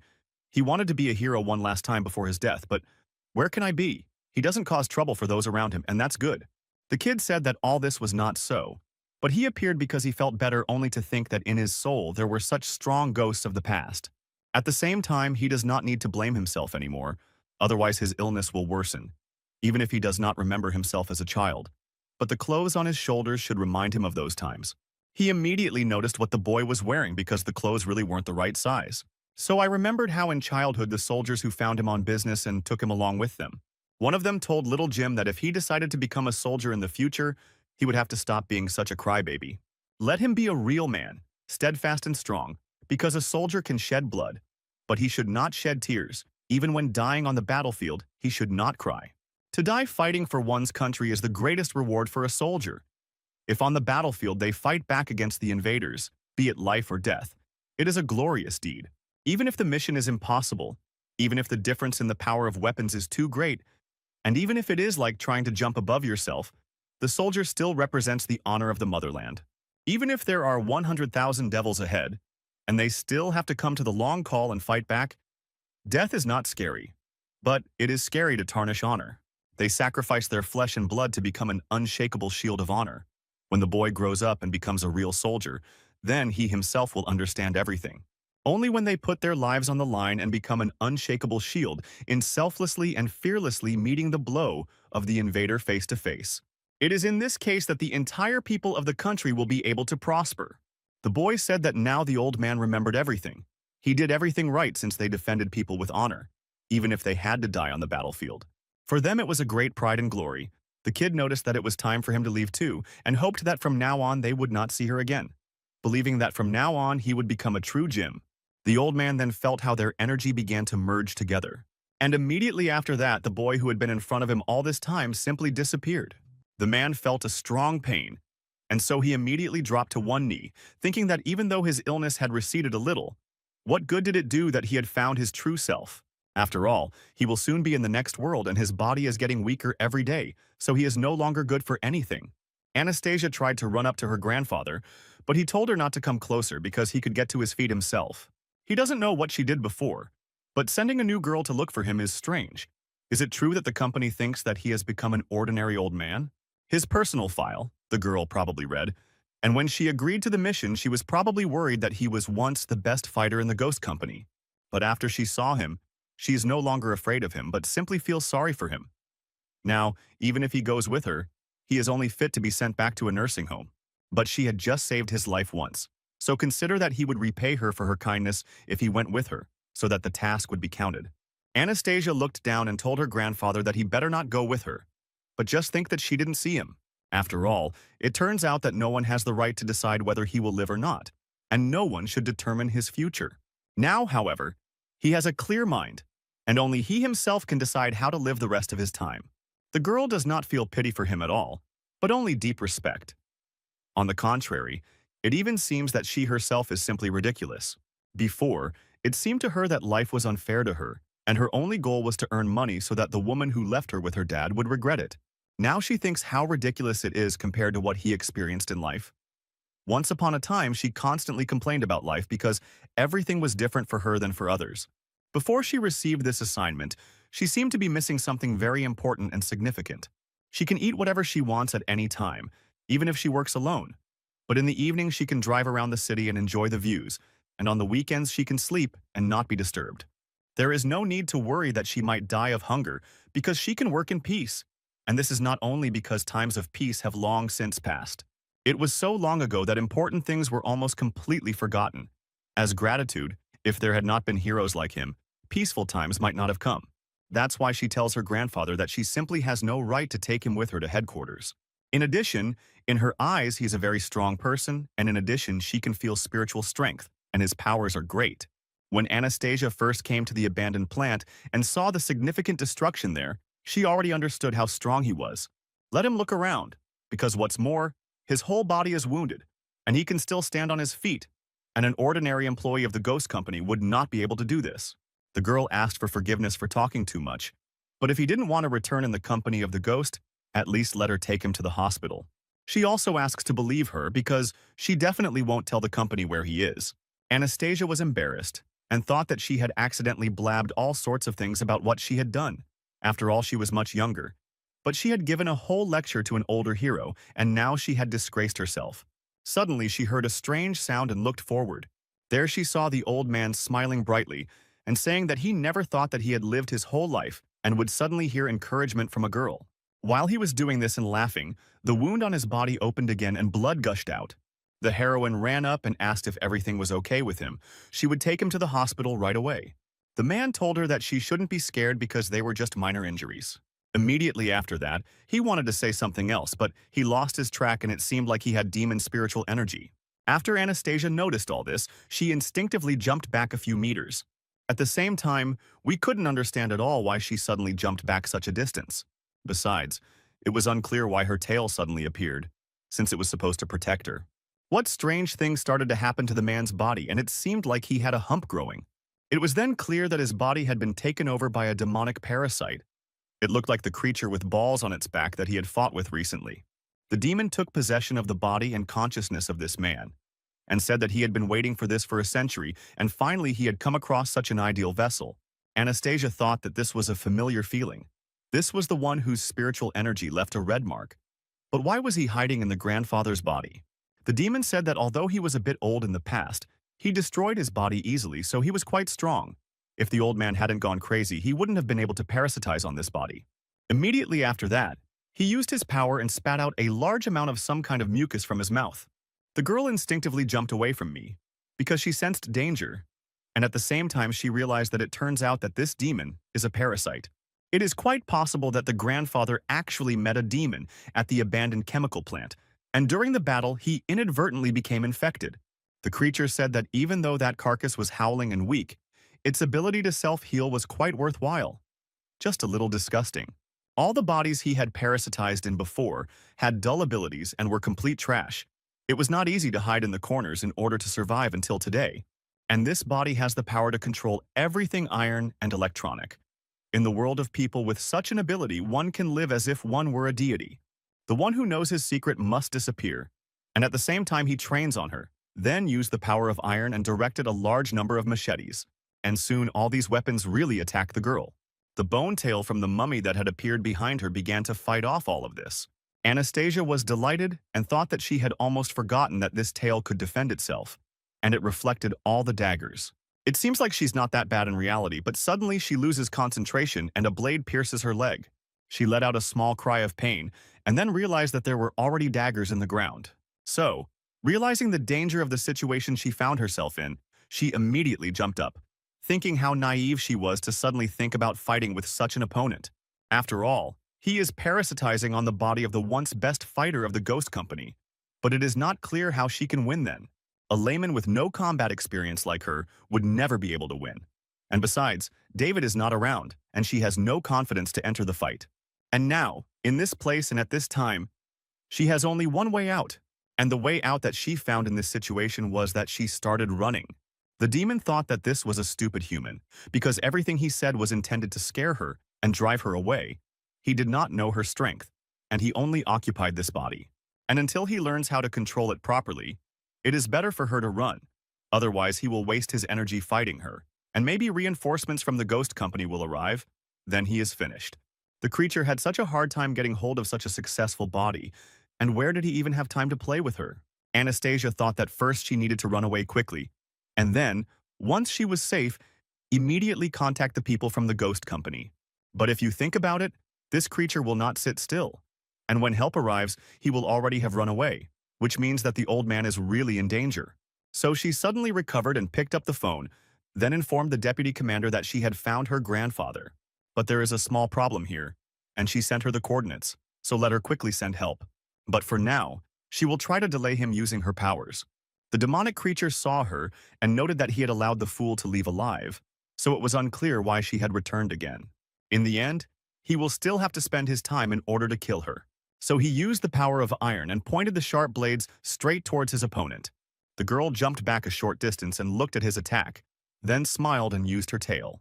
Then she said that she had just come to her senses and realized that it was strange, because while she was falling, it was obvious that he could have hit the ground. And in that case, who knows? She wouldn't have been able to run away, but he didn't do that. And then he just looked after her. And now the blow is also strange. His attack with spikes from the ground is quite normal, but he attacks from afar and pushes her away. Therefore, the girl can soar that, although he has acquired his grandfather's body, he still does not know how to use it properly. And at such a distance, he simply cannot control the metal. That's how it is, and the demon can't get it, so he was simply bluffing. Immediately after that, she used the Four Eyes skill and noticed that he was about to receive an answer. The creature thought that this girl had figured him out, but he had absolutely no idea what her abilities were. It will be difficult to deal with her further. And even if that is the case, she probably won't dare approach him either. So I decided to test it first and made quite a few machetes with my power again. Anastasia's tail easily dealt with all these attacks, she thought. The closer to him, the easier it is for him to control his number of daggers, and this cannot last.